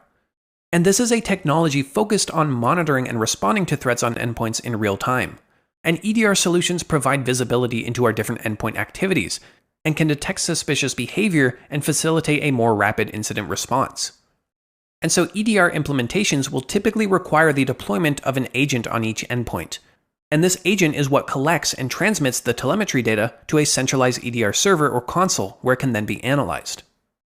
And this agent monitors various aspects of the endpoint behavior, so things like process execution, or file system changes, or registry modifications, and even network connections.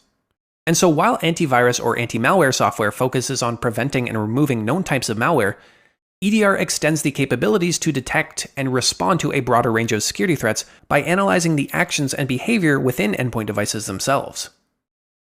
And so this kind of brings us to XDR, or Extended Detection and Response. And to be honest, it's a bit of a marketing buzzword because it can mean a ton of different things. And so to generalize, XDR is really about the integration of multiple data points and other security solutions to have a more autonomous and quicker response to routine threats. And in some cases can even take automated action like blocking sign-ins on compromised users, or isolating endpoints from the network, or forcing password changes, or blocking web traffic, or policy enforcement. And so XDR can expand the capabilities of an EDR and include other layers of operation like looking at the broader network traffic, or email, or cloud environments. We also have data loss prevention, or DLP. And this is a strategy and set of technologies that aim to protect sensitive data from unauthorized access or use and transmission. Right? So DLP solutions can monitor and control data while it's in motion or at rest, and even in use to prevent data breaches and ensure compliance with regulations. And so these solutions can detect sensitive data in different forms, like text or files or images and emails, all across different locations like endpoints and servers. And they can implement holistic access controls around sensitive data, or do things like dynamic data masking on things like social security numbers or credit card numbers, and most of all, monitoring the data transfer activities. So for example, if an employee attempts to send an email containing credit card numbers, or tries to upload sensitive financial reports to a personal cloud storage service, well, a data loss prevention solution can kick in and intervene based on predefined policies. We also have User and Entity Behavior Analytics, or UBA. Or you might see this as UEBA, which is slightly different, but we can generalize here. And this involves monitoring and analyzing user behavior patterns to detect anomalous or suspicious activities that can indicate things like insider threats or compromised accounts. And the big thing about UBA here is its ability to use machine learning and statistical analysis to identify deviations from normal behavior or a predefined baseline. And so it can build a profile and context on normal user behavior based on historical data and real-time observations. And so it can track things like a user or endpoint's typical login times, or access patterns, or how much data is typically transferred from that endpoint. And it can also consider the context around the user, right? So the user roles or access privileges, or the actual geographic location that the user is accessing from. And so the goal of user and entity behavioral analytics is to identify potential insider threats, or account compromises, or data exfiltration attempts, or just in general other malicious activities that traditional security controls might overlook.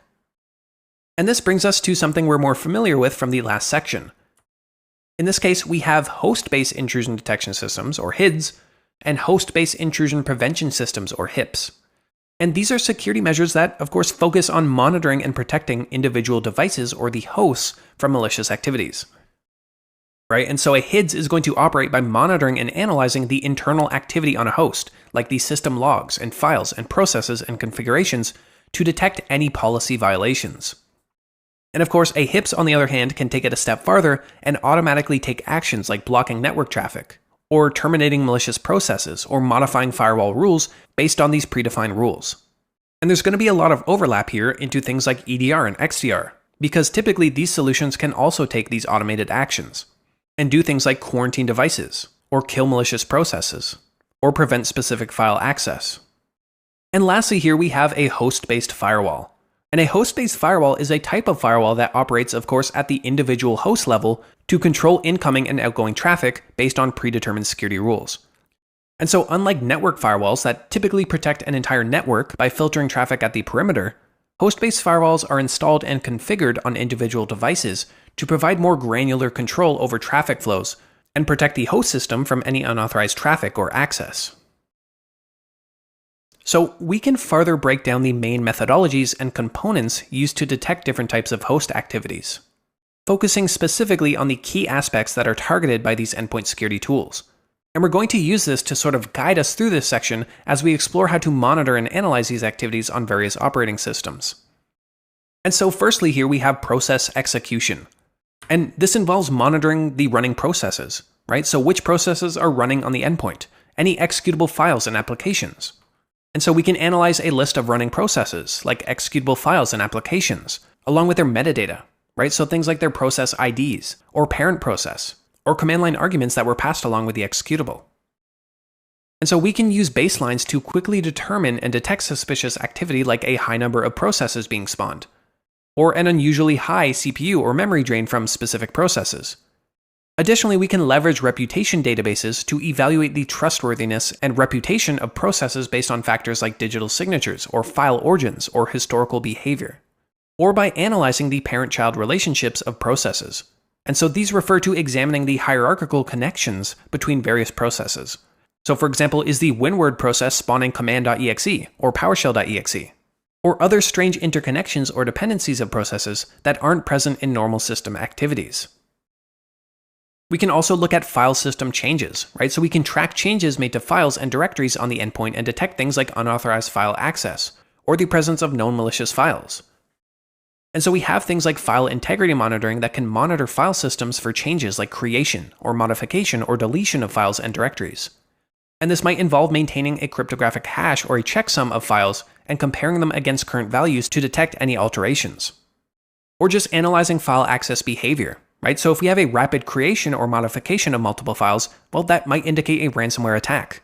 Or if there are attempts to obfuscate file properties like clearing out logs or events or altering metadata, well, we can alert on that as well. We also have network connections, and we're obviously very familiar with this from the last section, right? So we can monitor network traffic and connections going to and from the endpoint. And at the host level, well, we could take a look at what processes are making which network connections.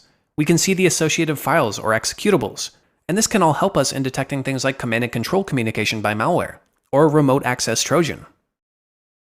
And lastly, here we have registry modifications. And so the Windows registry, for example, is a common target for attackers who want to establish persistence mechanisms or create backdoors, or evade detection by disabling antivirus or EDR software, for example. And so we can monitor these registries in real time and capture any modifications or creations of keys and values within the registry. And so with all of these common activity and detection methods, you can sort of start to see how much of understanding what is suspicious or abnormal on endpoints relies on having a great understanding of our baseline activities and what is normal. And that's the direction that I want to take this section. So we're going to start looking at different ways that we can analyze various operating system components, like processes and file activity, or logs, or the Windows registry, which is going to come in handy, of course, when we need to jump onto an endpoint in an incident response scenario. And so let's start to get into all of this fun stuff. And so I will see you in the next video. So let's do something a bit fun here and create a very simple piece of malware to compromise our Windows VM from a simulated attacker on our Ubuntu VM. And this is so we can have a live attack to showcase how we can investigate different endpoint components like network traffic and processes as they're occurring in real time. And obviously we're not going to be creating malware and compromising ourselves within the SOC. This is just so we can set up a very simple example to demonstrate the concepts covered in future lessons. And so to accomplish this, we're going to need to install and use the Metasploit framework. And Metasploit is a widely used penetration testing tool that provides a comprehensive platform for developing and testing and executing exploits against a variety of systems. And Metasploit includes a vast library of pre-built exploits and payloads that we can use, and it will specifically allow us to achieve a reverse shell and set up something similar to a command and control operation over our Windows system. And don't worry if some of this seems out of scope or confusing, right? Your goal in SOC 101 is not to learn how to compromise machines, but this is giving us a very simplified gist into what the attacker's side might look like. And with the added benefit, of course, of setting up our lab for this section. And if you're interested in the type of actions we perform in this lesson, well, definitely take the Practical Ethical Hacking course if you haven't already. And so to install Metasploit, well, first make sure you're on your Ubuntu machine, right? And we're going to open up the Linux terminal here. And we're just going to follow the documentation on the Rapid7 website, which I'll have linked down below. And within the documentation here, if we scroll down, we're going to see this section for installing the Metasploit framework on Linux. And specifically, we can copy this command here. And of course, we want to make sure what commands we're copying and running on our system. But in this case, you can see we're curling the repository, specifically an install file here. And then we're simply running the install file. And if we really wanted to, we could take a look at the actual script here, the installation script, and make sure we're not running anything malicious. And so what I'm going to do is copy this command, head over to my terminal, and I'm going to paste this in. And from here, it's going to kick off the installation. And of course, we're going to need our password here. And this might take a second to install as it needs to update a number of packages and install some dependencies. All right, and it looks like we're good to go. And so now we can simply just type in MSF console to start the tool. And you can see we're going to get a prompt here to ask us if we want to use and set up a new database. And so to do this, we can just type in Y or yes to run the initial configuration script and create the initial database. And so again, this might take another second. Excellent. So once we see that MSF6 prompt there, we're good to go. And so now that we have the Metasploit framework installed, we can use it to create a Meterpreter payload, which is a very highly versatile payload and handler that can provide us with an interactive shell using in-memory DLL injection. And that's a lot of words, and we don't need to understand what it's doing under the hood, because we're going to start digging into that after we get our malware going. And so let's take a look at our VM networking, because first we need to make sure that our Linux and Windows VM are on the same network. And this is dependent on the hypervisor you're using, but assuming you've placed them both within the same network, in my case I can go under Settings here in VirtualBox, under Network, and you can see I've attached them to this NAT network that I've titled TCM. And so next, since we're going to be creating a payload that executes on our Windows machine, we need to know where to tell it to connect back to, right? So in other words, what is our Ubuntu Linux's machine IP address? And so I'm going to press Ctrl-Shift and T to open up a new terminal tab here. And I'm just going to run ifconfig. On my ENP0S3 interface, I have the IP address of 192.168.1.4. So I'm going to make sure I write this down because I'm going to need it in a second. And so now that we know our IP address, we can create our payload. And Metasploit bundles with something called MSF Venom, which is a payload generation tool and utility that we're going to use to create our actual payload using a very simple syntax. And so again, I'm going to open up another terminal tab here. And in this case, I'm currently in my home/TCM directory. And for organization's sake, I'm going to create a new directory here just called malware. And I'm going to cd into that directory because this is where I'm going to drop the payload that we generate. And so to run MSF Venom, I'm just going to type in MSF Venom. And from here, I'm going to provide the P option. And this is going to specify the type of payload that we want to use. And in this case, there's a syntax that we want to follow for this. Since we're going to be executing our payload on a Windows system, well, I'm going to type in Windows here. And after Windows, I'm going to put a slash here. And now we can specify the type of handler that we want. In this case, it's going to be that Meterpreter handler. And lastly, I'm going to put another slash here. Then I'm going to provide the type of payload. In this case, we want to create a reverse TCP connection, or that reverse shell, from the target machine back to our attacker's machine. So I can just type in reverse _ TCP. And so this means that when the payload is executed on the target system, or our Windows system, it will initiate a connection back to our specified host, allowing us to gain access and control over the target machine. And so we're not done yet. There are a couple other options that we want to include. We need to specify the listening host. In our case, it's going to be our Linux machine's IP address, or our attacker machine. And I'll do that with the lhost option and set that to 192.168.1. malware.1.4. And so remember, your IP address might be different. That's why we did that check first with ifconfig. Next, we have the L port option, and this specifies the listening port in which we'll receive the connection from. And in this case, I'm just going to choose the default of quad 4. Under F here, this is where we can choose the file output of our payload, or the file type that we want the payload to be. In this case, I want it to be an executable since we're running it on a Windows system. So I'm going to type in exe. And then lastly, we have the O option, and this provides our output file. And in this case, I'm just going to call our malware, not malware.exe.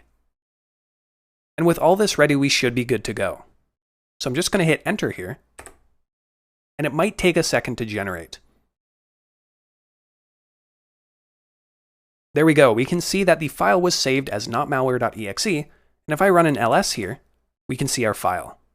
And if I run a file command on notmalware.exe, we can see that it's a PE32 executable. And interestingly, when we create this payload, it's going to create itself as a known good or trusted binary by default, and it actually impersonates the Apache benchmark utility, or ab.exe.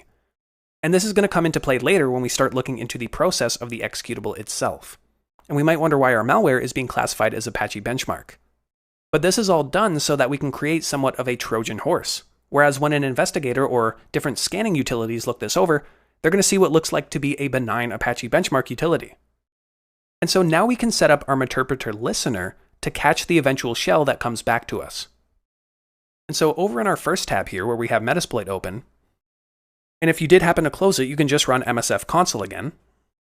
We can now set up and execute our listener. And so to do this, we're going to type in the use command here, and we're going to select the type of handler we want to use. In this case, it's going to be exploit, and I can just tab there to autocomplete. I'm going to type in multi, and then another slash for handler. And so I'm just going to run that, and you can see that the handler was configured. So next we want to set the payload. And so again, we want to match the same payload that we used when we generated our malware. And so to do this, I'm going to write set payload, and I'm going to set that to, again, Windows/Meterpreter /reverse_TCP. And again, you can autocomplete that as well with tab. All right, we're almost there. We need to set our lhost again to either, again, our IP address, or we can use our interface, right? So I can type in enp0s3. And it will automatically convert that to whatever my current IP address is. And lastly, we want to set our listening port with lport to quad 4. We actually don't need to do this because this is the default port that Meterpreter will listen from, but obviously it's good practice to manually set this. And so now that we're ready to go, we can just type in literally exploit, and this is going to run our listener. We're not going to connect to our machine yet, right? We didn't even get the malware over there, but it's going to run our listener and payload handler. And you can see that we've started a reverse TCP handler on our IP address on port 4444. And with that, we are ready to catch our shell. And so now that we have our payload created and we're listening for the connection, we can transfer it over to our Windows machine. And so on Ubuntu, let's host this payload using the Python HTTP server so that it can be publicly accessed and downloaded from our Windows client. Again, we're sort of taking a peek behind the curtain here so we can compromise ourselves easily. In theory, we could think of an attacker sending this over as a phishing email that contains our payload as an attachment or downloaded from a link. And so to do this, make sure you're in the same directory that we created our malware in, and then I'm going to run Python 3 with the M option here for http.server, and I'm going to select the port of 8000 to listen on and host our server. And so now we're ready. We're serving HTTP on port 8000. And so from here, I've started up my Windows machine as well, right? So I have both machines running. I have my Linux machine and my Windows machine, or our victim in this case. And so now on Windows, we can open up Edge or, Internet Explorer, whatever you want to use. I'm going to paste in HTTP, the IP address of my Linux machine, and then with a colon here, specify port 8000. And if we open that, you can see we get the directory listening. And this is our Python HTTP server in action.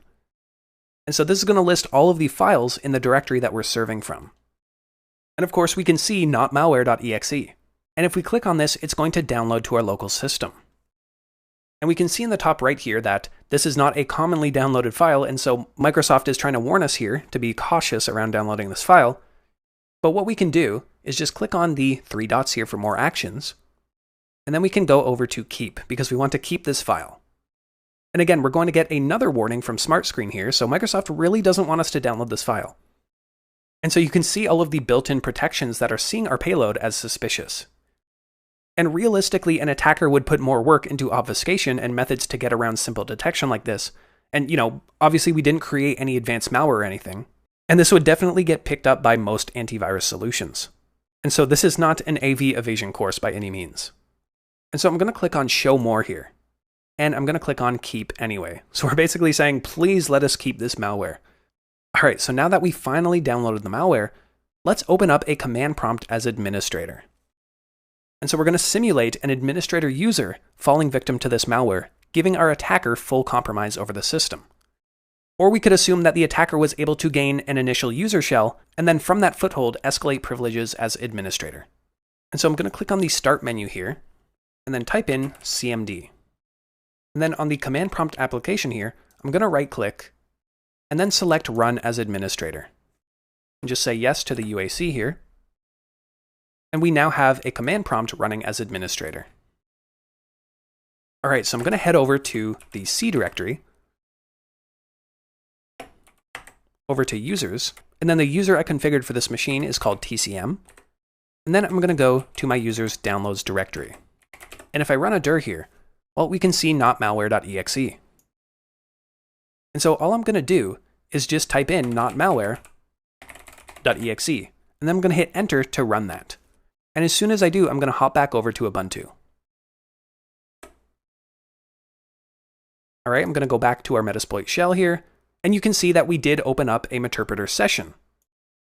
And specifically, we can see that it was opened up on our listening port over to the attacker's machine. This is our Windows IP address on this ephemeral port here. And so we successfully caught our reverse shell. And so this is going to be the general process for setting up the following lessons. Right, so we're going to want to keep this active reverse shell connection so we can look into network and process activities on our Windows host. And if for any reason you need to, close out everything and restart it, well, just follow these steps once again. Make sure to set up, we've already transferred the payload over, so you don't need to do that again. You just need to set up Metasploit here, set the payload and options, and then just simply execute the program on Windows. And so now that we've compromised ourselves, I will see you in the next lesson. Again, a big thank you to Flare Academy for sponsoring our 12 hours of SOC 101. Cyber threats are evolving fast, and staying ahead is not just an advantage, it's a necessity, and that's where Flare Academy comes in. Flare Academy is an educational hub designed to democratize cybersecurity knowledge. Backed by the Flare research team and leading threat intelligence experts, they provide accessible training, collaborative discussions, and cutting-edge resources.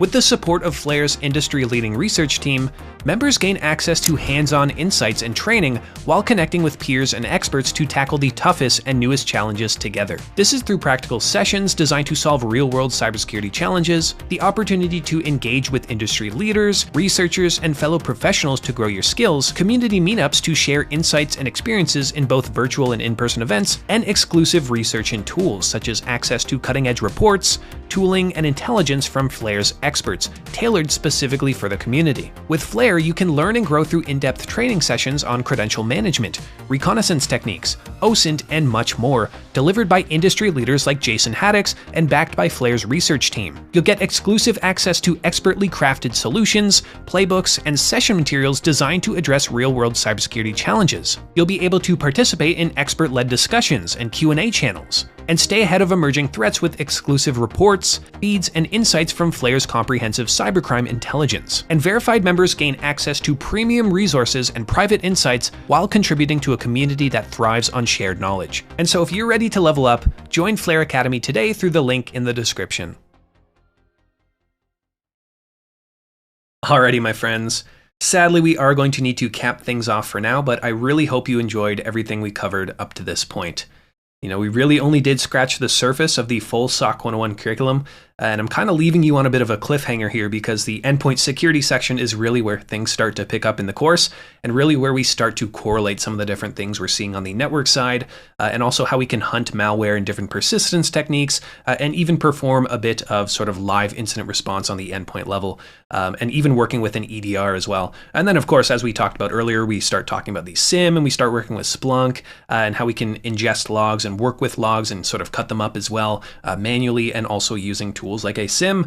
And of course, we get into threat intelligence and how we can collect and ingest and use sort of the intelligence we're ingesting in order to make better decisions as an analyst. And of course, we have this whole digital forensics section where we really deep dive into different forensic artifacts on the endpoint, and also how we can triage and work with many industry standard forensic tools as well. And we really roll that up into incident response as well. So just like we talked about at the beginning of the video, we really are only scratching the surface here. So if you did enjoy everything we learned up to this point and you want to sort of continue on farther, I really encourage you to check out the TCM Academy and get a Academy subscription where you can check out both the SOC 101 and a ton of other courses that we offer on the Academy, both in defensive and offensive security as well, and even programming. And so with all of that, I want to thank you yourself for getting up to this point, right? That was a ton of knowledge dropped on you in a condensed 12-hour period like that. So that's not easy, right? So kudos to you. I hope you took good notes. If anything is unclear, you can always go back on the chapter sections there and revisit certain areas. And of course, again, if you did enjoy the course and want to continue and expand your knowledge, feel free to check out the full course at the TCM Security Academy. And so please feel free to leave a like on the video and subscribe to the channel if you haven't already, because this is not the first time we've dropped one of our courses like this on the TCM YouTube channel, right? So I love that we get to do this every now and then. And so with that, thank you again for watching, and I will catch you next time.